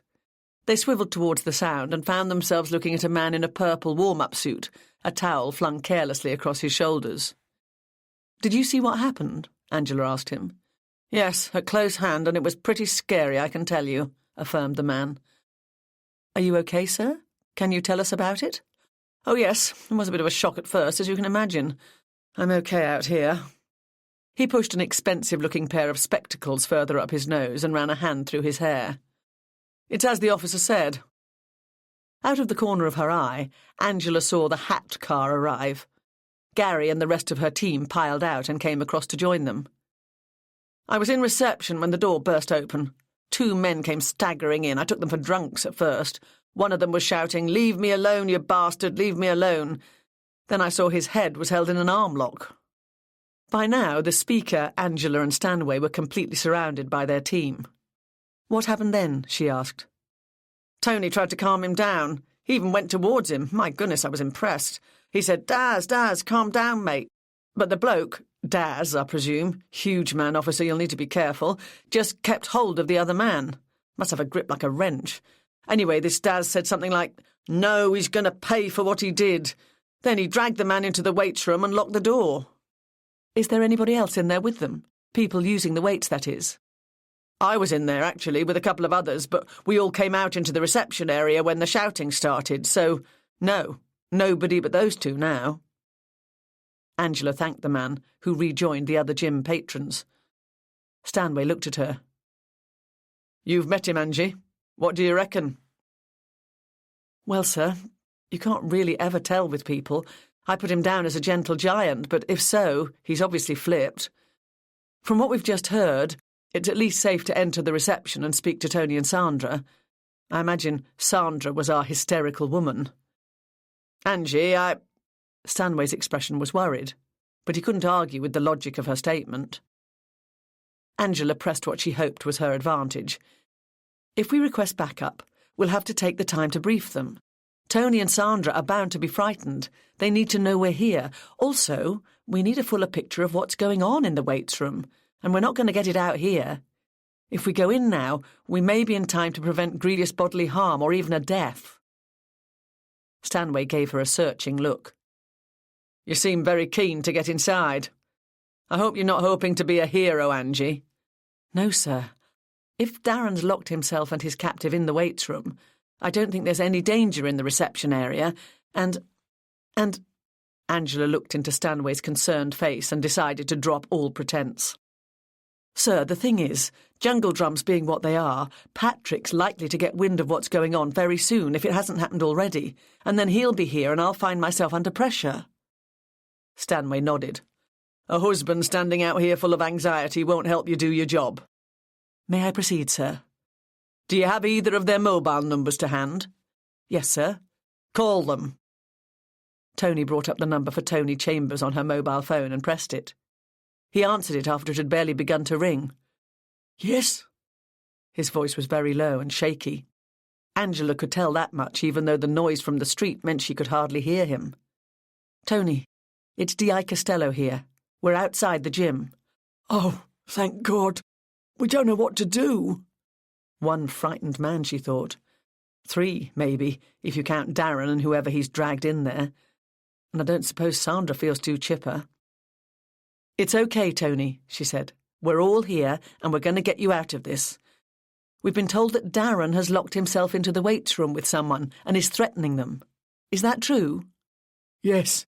From the sounds he was making, it seems like he's got the other bloke pinned under some weights, but I can't be sure. We were trying to talk to him through the door, but he didn't answer. In the last few minutes, it's gone a bit quiet. Tony's voice had become steadier as he spoke. Do you know who the other man is? Nope, never seen him before in my life. And who's with you? It's just Sandra and me. I yelled at everyone else to clear out when it all kicked off. Yes, most of them seem to be out here in the street. OK, Tony, hold on. I'll get back to you soon. Angela finished the call and turned to face Stanway. So? Sir, it's as the witness said. Darren has locked himself in the weights room with another man. It seems he's got him pinned under some weights and appears to be threatening him. There's just Tony and Sandra in the reception area. They were trying to reason with Darren, but to no avail. I think, sir... Angela took a deep breath. I think I should go in. From the look on Stanway's face, Angela knew he was about to become very formal. She set herself to match him. D.I. Yes, DCI, sir. This is the case I'm working on at the moment. Some of my suspects are in there. There was a brief silence. Very well, Angie. But no unnecessary risks, and I want to be kept constantly informed. Of course, sir. And you're not going alone. Stanway looked across at Gary. I'll go with her, sir, he said. Good man. Angela cast a brief glance at all those among the crowd, then turned slowly back to the front door of the gym, and was surprised to see Stanway waiting there with Gary. Sir? In case Patrick does turn up, I'll be safer in there with a crazed giant than out here with your husband, Angie, he said, in what was clearly an attempt at a joke. Angela smiled to acknowledge it. He looked steadily at her and Gary. OK, troops, here we go. Chapter 29. Stanway went forward to the door marked reception and pushed it gently. A sudden movement came from the other side and it was pulled fully open by Tony. His face white, he had his finger to his lips. The 3 police officers slipped silently into the room. Thank God you're here, whispered Tony. Across the room, Sandra, on the floor, pushed up against the door to the weights room, looked through the keyhole. Angela didn't waste any time on preamble. What's happening in there? Sandra turned her face away from the door. It struck Angela that looking through the keyhole must be a futile exercise. Sandra confirmed her impression with her next words. "I can't see anything, really," she said, "but I can't help looking." "Better come away from there, babes," said Tony. Sandra looked at the new arrivals and scrambled away from the door. "Yeah," continued Tony. "This is a real turn-up. I would have just said he was the archetypal gentle giant." "But he's definitely obsessive," said Sandra. Tony looked at her. "I suppose. Once he gets his teeth into something, he doesn't let go easily." "Yeah, obsessive," repeated Sandra. "It's very quiet in there," said Angela.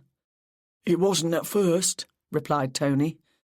"That bloke he's dragged in there was screaming and yelling and going on about all the things he would do to Daz. And then we heard a slap. Well, a slap. It was quite a whack, really. The other bloke cried out in pain." "Is the other man still alive?" asked Stanway. Tony looked at him. The little colour that had returned to his cheeks ebbed away again. "Yes, he must be. I think I heard Daz saying, 'Get over here, you bastard,' and there was some scuffling, a dragging sound." "This was after the slap?" Yeah, definitely after." "And Daz has locked the door from the other side, right?" "Yeah, but it's a latch lock, so it can still be opened from our side if you have the key." "Which you have?" "Yes," answered Tony, "but I wasn't going to use it without you here. Do you want me to open the door?" The look on his face showed all too clearly that Tony would prefer to simply hand the responsibility over to the police. No, Angela hastened to reassure him. "We'll handle things. Will you bring us the key, please?" "Sure thing," replied Tony, with obvious relief in his voice. He hurried across the reception area and disappeared into the little room behind the coffee bar counter. He was back again within half a minute, holding out the key to Angela. She took it and cast a glance at Stanway. "Shall I try talking to him, sir?" "Yes, give it a go," answered Stanway. Angela approached the waits room and leaned close to the door. Wondering what she was actually going to say, she opened her mouth to call out Darren's name, but only a strangled croak emerged. She coughed and tried again. "Darren, this is Inspector Costello." Silence. "Darren!" This time there was an anguished moan from within. She assumed this to be from Darren's captive. She couldn't be sure, but though she had heard only an inarticulate groan, she somehow felt she recognised the voice. She tried again. "Darren, I need you to speak to me." This was followed by more silence. And just when Angela was about to speak again, Darren spoke from the other side of the door. "What about?" She could hear a mixture of rage, distress and tension that she wouldn't have thought possible to discern from just those two words. "What about?" Angela gave herself a moment to take a breath. "What do you mean, what about? I'm not here to talk about the weather." The thought made her smile, and she felt a bit more relaxed. It also allowed her to take due note of Darren's tone, and it gave her a clue as to how to proceed. "Darren, I know you're upset, but this isn't the way to sort out your problems." "Yes, it is," came the reply. "He killed my Kirsty. I'm gonna make him pay." Angela recognised belligerence behind all the other emotions. She took a brief look round the room. Tony and Sandra, both on the suspect list, were seated at a table. Stanway and Gary were a little way behind her. They were all staring intently in her direction. "OK," she thought. "Not a good moment to tell him that he's sparked off a major incident and the only way he's getting out of here is in handcuffs." She turned back. "Darren, will you open the door and let me talk to you?" "Not till I've sorted him out." There was another moan from Darren's captive. And this time, Angela recognised who it was. Ian King. It suddenly occurred to her that Darren, in his overwrought state, might have assumed she was alone. Time to slip into the first-person plural, she told herself. Darren, we need to get medical aid to Ian King. He don't need no medical aid. He won't need nothing ever again after I've finished with him. This was followed by another, stronger groan from Ian, who sounded as though he must be coming round from the blow that Darren had given him. Darren's tone had lost some of his distress and tension. Talking to Angela was helping to steady him, but she didn't want to strengthen his resolve to injure his captive. She turned to Stanway and whispered, I think we need to get in there. It might send him over the edge.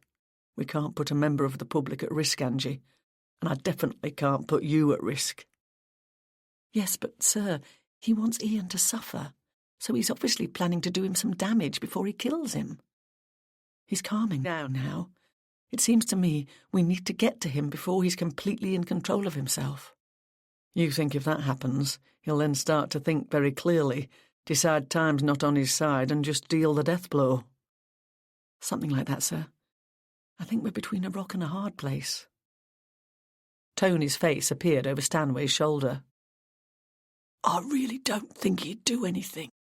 I don't think he's got it in him, he whispered. Stanway looked at him. We're talking about a man who's dragged his victim into that room and has already thumped him. Yeah, but... Tony's voice tailed off. The thing is, sir, having interviewed the man, I can see where Tony's coming from. You would be surprised by all this if you had met Darren as well. Whereas, not having had the pleasure...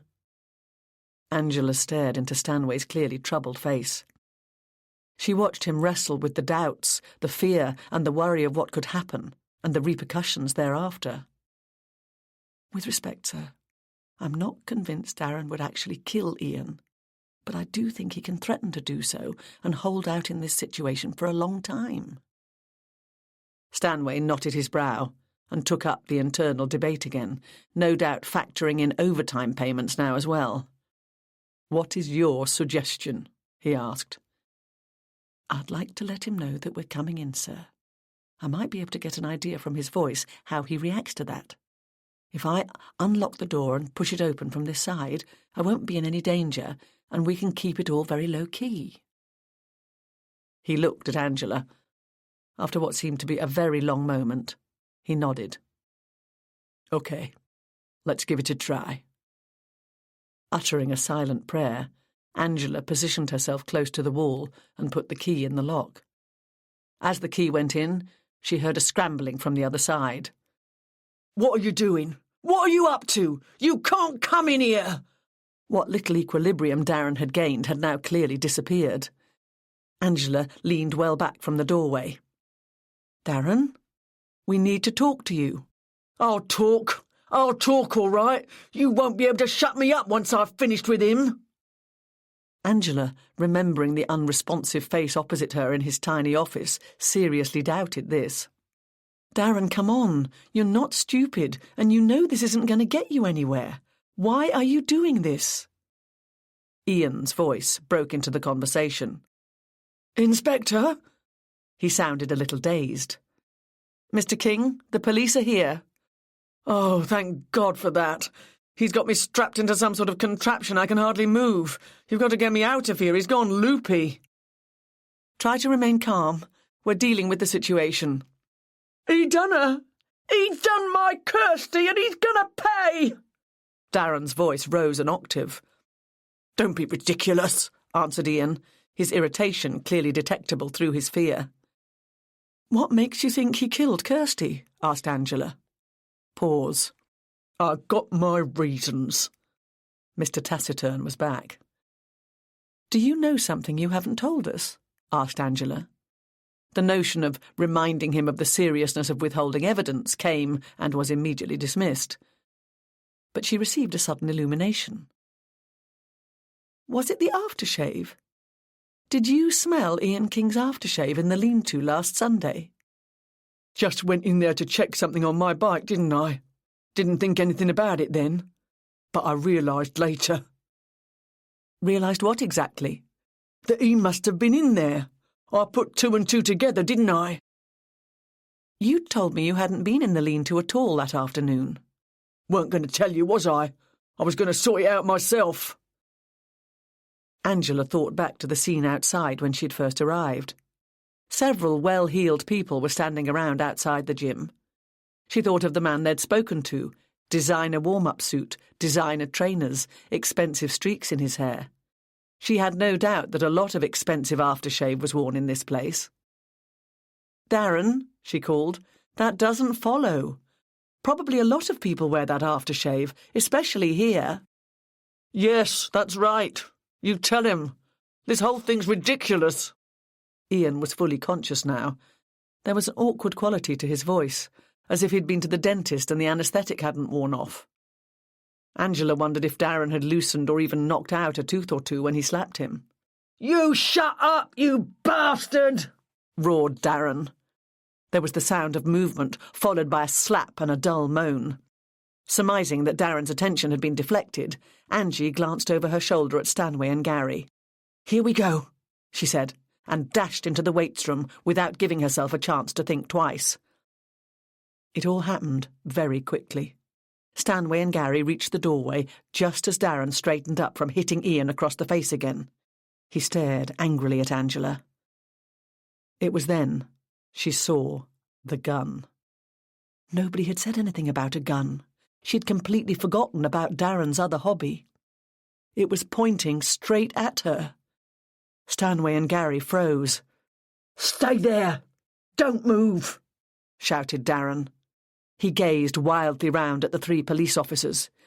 Even the most amateur of psychologists would have been able to see that every vestige of his self-control had evaporated. His panic showed only too clearly, and Angela had no doubt about the danger facing her. Amazingly, if she could have spoken at that moment, she would have remarked with wonder on how astonishingly vibrantly alive she felt. "You shouldn't have done that!" he screamed.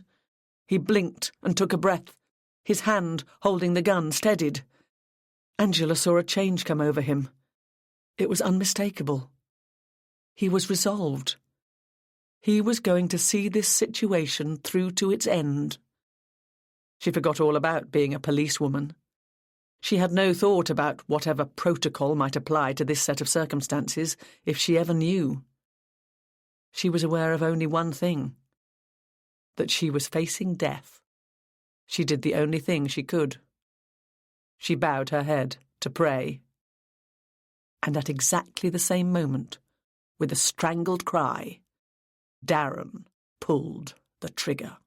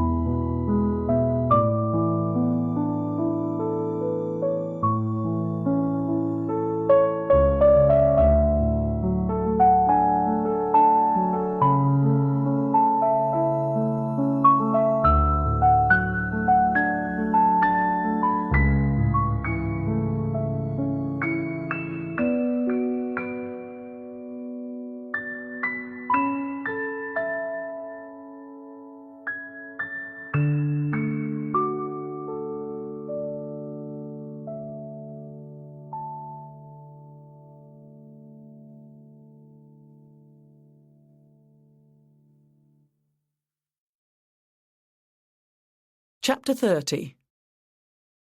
The bullet whizzed across the top of her head, missing it by a matter of inches, and ricocheted off the side of the weights machine behind her. Angela had closed her eyes and was only aware of the horrendous bang, followed by a calm, peaceful core at the very heart of her being. Darren's brief moment as a hard man was over. He dropped the gun and collapsed, sobbing on the floor. Stanway and Gary raced into the room. Gary rushed over to Darren while Stanway came to help the still bowed Angela. She opened her eyes and raised her head slowly. "Are you all right, Angie?" he asked. "I'm not quite sure. Am I still alive?" Stanway smiled, the relief evident in his voice. "Oh, you're alive, all right. That was the most amazing sight I think I've ever seen. How did you know to bow your head just at that moment? It was like a miracle." "Yes, sir." On the other side of the room, Gary helped the still weeping Darren to his feet and handcuffed his obediently presented wrists. Stanway looked at Ian, still held down by the weights. He called to Tony, now standing in the doorway with Sandra. "Could you get this chap out of that contraption?" Tony nodded and hurried over. Angela stood upright and looked at Sandra. "My husband might be outside," she said. "I'll go and check," said Sandra, hurrying off as she spoke. "Sir?" Stanway shook his head. "It's not a problem, Angie. Patrick's been a DI in his time and he knows how to behave at a crime scene. In any case, he's a coroner's officer and his lot will have to be involved." "Why, sir? Nobody's dead." Stanway gave a short bark of laughter. "Of course not. How stupid." He looked steadily at her. "You were marvellous, Angie. You did very well." "Thank you, sir." Angela suddenly became aware of a dark shape rushing into the room and wrapping itself around her. Patrick buried his head in her shoulder, and she could feel deep sobs shaking his body. "Don't ever, said his muffled voice. "No, darling, I won't." "She was an absolute hero," came Stanway's voice from nearby. "Don't want a dead hero. Want a live Angie," muttered Patrick, without raising his head. Angela snuggled into the crook of his neck and hugged him more tightly. Why on earth did I want to get him into charcoal grey with royal blue coordinates? She asked herself, and smiled as she recognised the incongruity of the thought. Suddenly, Patrick pulled away from her so that he could look into her face. He glanced quickly at Stanway, and then back to her. "Well done," he said, before burying his head in her shoulder again. "But don't ever do it again." "No, Paddy, I won't," she assured him. She felt very, very tired, more than a little bit shaky, and would like nothing more than to go home and lie down. But she was on duty, and there was still work to be done. "I wouldn't mind sitting down for a minute." "How stupid of me," said Patrick. He drew her gently with him into the reception room and over to a table. "Here," he said, depositing her on a chair. He hunkered down in front of her, placed a hand on each of her knees and looked into her eyes. "A cup of hot sweet tea, I think?" She smiled at him. "You might think that, but I'm thinking a large brandy." Patrick gave a laugh. "Good idea. There must be some somewhere." He got up and turned to where Tony and Sandra were sitting at one of the other tables. Tony looked up at him. "Brandy, perchance?" asked Patrick. Tony cocked his head in the direction of the coffee bar. "On a shelf under the counter," he said. A couple of ambulance men whom Angie hadn't seen arrive were helping Ian King through the door from the weights room to a seat. As he sat down, Darren was led past them. Ian looked morosely at him and called to Angela, "Well, some good's come out of this." His voice was not quite a lisp, and a vivid bruise had appeared on the left side of his face. "You've got your man, at least." "Have I?" said Angela. Ian King wasn't able to move his facial muscles much, but he managed to look puzzled anyway. "Well, of course. It stands to reason." Patrick arrived at her side with a glass of brandy. but she realised it would have to wait. She shook her head gently. "Sorry, darling. I haven't quite finished the job I set out to do." Patrick hesitated a second before giving an understanding nod. He put the glass down. Angela stood up, aware that she felt clammy and decidedly odd. As it happened, although they were at different tables, Tony, Sandra and Ian were all sitting close to each other. Angela looked at each of them in turn. "Of course it stands to reason," Ian reiterated. "It was either Darren on his own or one of them." He tried to throw a glance in the direction of Tony and Sandra, winced and stopped. "My money's on Darren. It must have been him stalking me, waiting for an opportunity." "It certainly looked like somebody from this gym was involved," agreed Angela. "Well, there you are, then." "Tonight's events have shown me a scarf is not Darren's weapon of choice," said Angela. "And in any case, he was in love with Kirsty." "Well, it was a crime of passion, or whatever," replied Ian. "But I'm sure you've got your man, Inspector." Angela stood very still and let her gaze travel across all the suspects. Mentally, she included Nigel Summers and Eleanor in the picture. "Yes, I'm sure I have," she said. She was now aware of feeling very queasy and recognised the effects of shock setting in. She wondered how much longer she could stand. Angela glanced briefly at Stanway. He gave a small nod. But it wasn't to be. She stumbled and would have fallen if Patrick hadn't caught her. She found herself leaning over his arms, staring at the floor, and as the contents of her stomach hurtled up past her throat, she was vaguely aware of Stanway stepping in to take her place and arresting Ian King on suspicion of the murder of Kirsty Dawn Manners. Patrick took Angela home, put her to bed, and she slept for 10 solid hours. The next morning she still hadn't fully processed the shock of facing death one moment and finding herself still alive the next. But she felt completely refreshed. By the time Gary came to pick her up, she'd begun to wonder how Ian had slept, if at all. His face had been cleaned up, and a bandage covered the cut Darren had made on his forehead by the time Angela and Gary came into the interview room, and she spoke the preliminary introduction into the tape machine. Dark circles under Ian's eyes gave a partial answer to Angela's query. But his demeanour hovered somewhere between petulant and peevish. "Inspector, is this some kind of joke?" he asked, as Angela and Gary sat down. "It's no joke, sir. You are under arrest." "I was with Eleanor Chandler from about 2 o'clock on Sunday afternoon, which I know she's already confirmed with you. Would you like to explain to me how I can be killing one woman at the same time as I'm in bed with another?" "You couldn't. Not if that were true. But, in fact, you didn't arrive at Eleanor's until a little after 3. "I can assure you, Inspector—" His voice was loaded with confident assurance. "You forgot to put the clock in Eleanor's house back to the right time before you left." Ian looked abruptly down at his hands, but he wasn't quick enough, and Angela saw a look of horrified remembrance on his face. When he raised his head again, he'd regained control of his features. She wondered what his stomach felt like. "I noticed it when I was at the house yesterday," she said. "I took a photograph so I could check it against the time on my mobile, just to be sure." "I presume you mean the clock above the bed. I've no idea what time it says or said on that Sunday, but I can assure you my watch showed a little after 2. Would you like to check my watch?" "Yeah, right, like I'm going to believe that," thought Angela. "That won't be necessary, sir." Ian had completely recovered himself now. "So, would you like to take me through this revised scenario? I seem to have lost an hour from my week." "You got to Eleanor's a little after 3 o'clock. You went up to the bedroom first, and she followed a short while afterwards. While you were alone up there, I believe you moved the hands on the clock above the bed backwards an hour. Apart from Eleanor's watch, that clock is the only functioning timepiece in the house." "Amazing.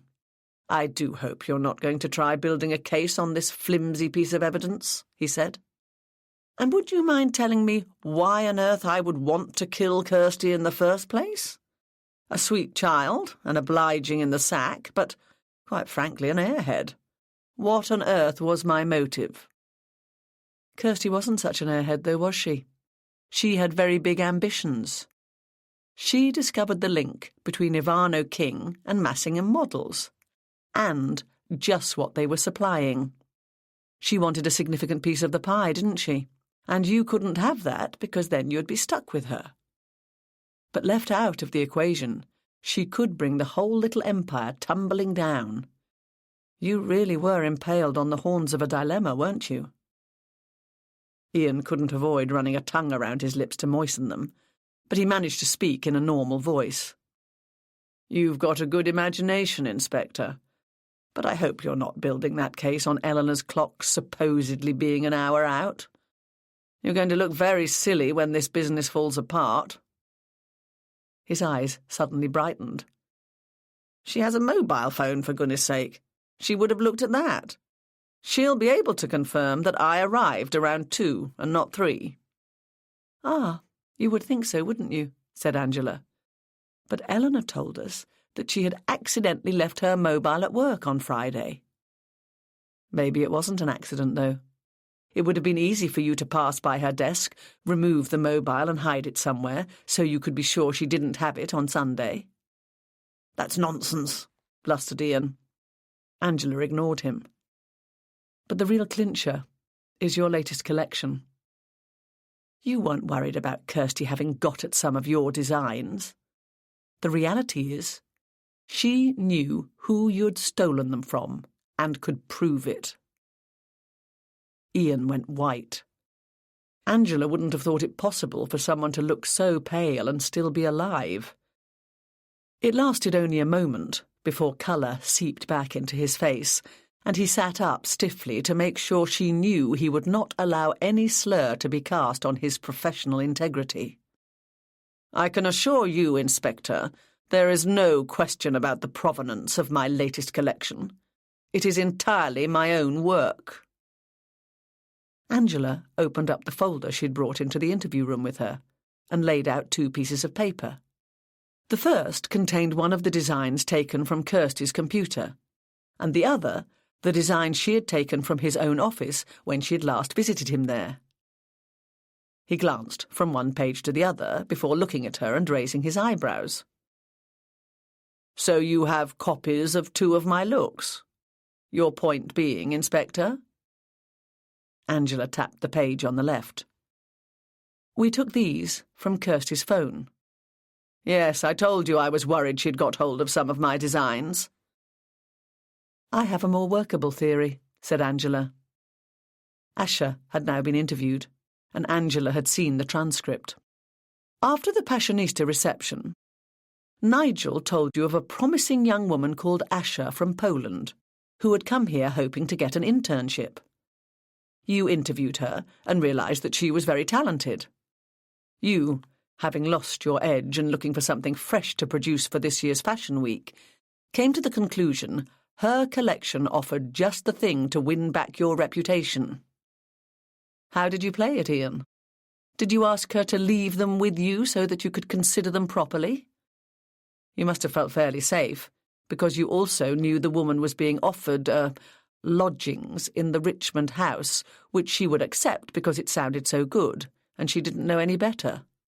Oh, yes, we know all about that, she added, as she saw his eyes widen. So she'd be out of the way. You were free to put her looks into production. What utter rubbish! The trouble is, continued Angela as if he hadn't spoken, you didn't trace the initial contact to its source. Nigel doesn't chat up wannabes at parties. He's not bothered about giving talented young foreign students a helping hand, especially not when he's come equipped with his own arm candy. You should have asked him how he knew about this keen designer. Oh, should I? Ian's voice was heavy with sarcasm. It was Kirsty who met up with Asher. Kirsty was striking out on her own, finding out what she could. Asher, doing the same thing, eager to network and try to get a foot in the door, would grasp at even the faintest whiff of a promising contact. It was almost inevitable they'd meet. It was Kirsty, wanting to build her own stock, who told Nigel about her. It also goes without saying that Kirsty would ask to see some of Asher's designs, which she would have stored on her mobile. I expect Asher sent them to Kirsty's phone by Bluetooth at the same party. Then, Kirsty uploaded them onto her laptop later. Ian said nothing, but his face had become drained of all colour again. I'm sure you're right about what you told me last week. I'm sure Kirsty had got at your computer. She would have seen you'd got hold of Asher's designs, and no doubt came to the conclusion you were going to use them yourself. Angela pulled out a similar page from her file and laid it on top of the others. It was the same design, but here the initials A and K could both be clearly seen. Ian ran a tongue around his lips as Angela continued. Kirsty may have been trying to help when she first passed the contact on to you through Nigel. But later on, she wanted a piece of the pie. Once she had copies of both versions of the designs, she had enough leverage to blackmail you into giving her what she wanted. Ian shrugged, completely in control of himself.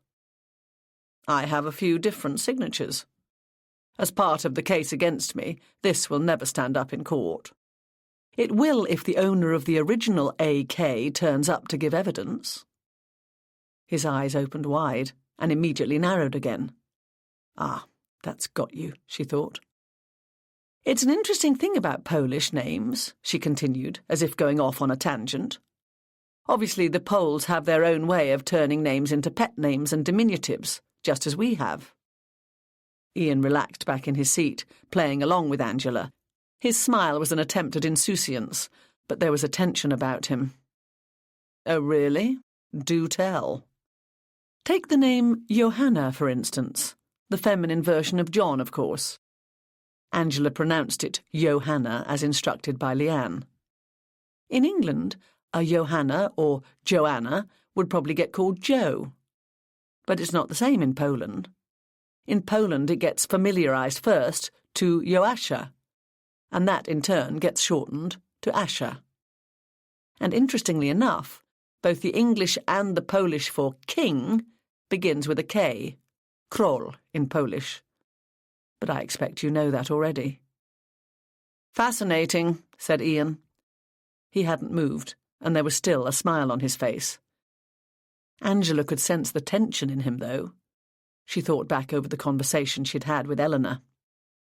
Anyway, she said, as one wanting to get back to the subject, about this alibi of yours. Ian picked up the cue. He leaned his head back and let out a slow breath. OK, Inspector. I'll admit, albeit grudgingly, that you've done a good bit of legwork there. But you've hardly got enough to charge me. Anybody can make a mistake about time, and if I decide any of this warrants calling in a solicitor, that's exactly the argument we'll be putting forward. He looked completely relaxed now. Even if I arrived later at Eleanor's than I originally said, that doesn't mean I was at Kirsty's place, killing her. We can place you at the scene of crime, sir. Ian leaned forward as one intrigued and keen on learning more. And how on earth can you do that, bearing in mind I'm supposed to have killed her and got to Eleanor's by, 3 o'clock? It is quite tight for time, sir, but you're a cool customer. Though I bet you felt undignified on that bike. Bike? What bike? Darren's. I think you took it from the lean-to beside the tone-up gym, cycled round to Kirsty's, killed her, cycled to the gym again and put it back. Darren's bike was seen outside Kirsty's at the relevant time. The whole trip wouldn't have taken more than 10 minutes. Then it would have been straight back into your own car, parked nearby, and off to Eleanor's for a little after 3. It's completely doable. And on a Sunday, when there's not much traffic about, well... Angela spread her hands. Ian threw back his head and laughed out loud. Oh, very good, Inspector. That's priceless. This is better than the cinema. He calmed down and looked at her. And how on earth am I supposed to know where I could get hold of Darren's bike? Angela gave a little smile. When we met before, you claimed that you tuned out a lot of what Kirsty said to you, didn't you? But I don't think that's the case at all. I think you took on board in minute detail exactly what you wanted to know. You knew all about Darren's standing at the gym and the routine with the bike in the lean-to. You even knew you could take the bike through the lean-to door and avoid being seen in reception. And you knew all this because Kirsty had told you. Fascinating, Inspector, but it's only circumstantial. Are you saying you're not familiar with Darren's bike? No. Well, that is to say, I've seen him cycling to and from work now and again, but I haven't taken any notice. So you're claiming never to have had anything to do with his bike? Of course I haven't. It'd be absurd. Pause. Then how do you explain the presence of your thumb and fingerprints on it? Ian went deathly white again. He stared at Angela. He opened his mouth once or twice, but was unable to utter any words. Finally, he managed to speak. That can't be. Ah, but it can. He thought for a moment, and suddenly his objections gained a new lease of life. You're trying to trick me, Inspector. My record is as clean as a whistle. I've never even had a parking ticket. There's no way you have my fingerprints on file. Said Angela, with an almost regretful little smile. I think, Ian, you're going to look back on this time and realise it was a mistake to take a bottle of champagne to Eleanor's that day. The build-up in the media was enormous, and once they'd arrived, Angela could see why. She and Leanne quickly recognised the more famous designers with whom they found themselves rubbing shoulders, and they accustomed themselves easily to the atmosphere, the lights, and the celebrities mingling with the crowds. They were special guests at the show of a brand-new talent on the fashion scene. They'd taken full advantage of the free champagne on offer and clutched a goodie bag left for them on their seats. Father Martin looked into his bag as they stood about, stretching their legs during a brief interval. I think my sister will be very glad of this, he said. Angela and Leanne exchanged looks and smiled at him. They'd already oohed and ahed over the expensive cosmetics, the perfume, the silk scarves and the chocolates. Be careful how you proceed, Angela warned him. You might find your mum fighting her for it. Oh, do you think so? Martin looked a little alarmed. Perhaps I'd better just filter everything through to the Christmas bazaar. Come on, we'd better get back to our seats, said Patrick. Our one's up soon. Obediently, they followed him and took their places along one side of the catwalk. Patrick leaned over to Angela. What with everything else going on, you never did get around to telling me how you got from that raid on the house in Richmond to front-row seats at London Fashion Week, he said. Ah, well, it was all quite simple, really, she replied. Ian King might have been arrested, but his company hasn't. Yes, I see that. OK, one of the directors has been charged with murder, but that doesn't have to affect the rest of the company. Not until the Financial Services Unit has built its case, anyway. So, business as usual. For the moment, Nigel Summers is a very pragmatic man. He trusts Ian's artistic sense and has come to the conclusion that if this is the collection Ivano King are putting out this year, then so be it. I see. Just a name addition. Yes. Asher Kroll at Ivano King. People are beginning to talk about her already, and she really has produced some stunning looks. Looks?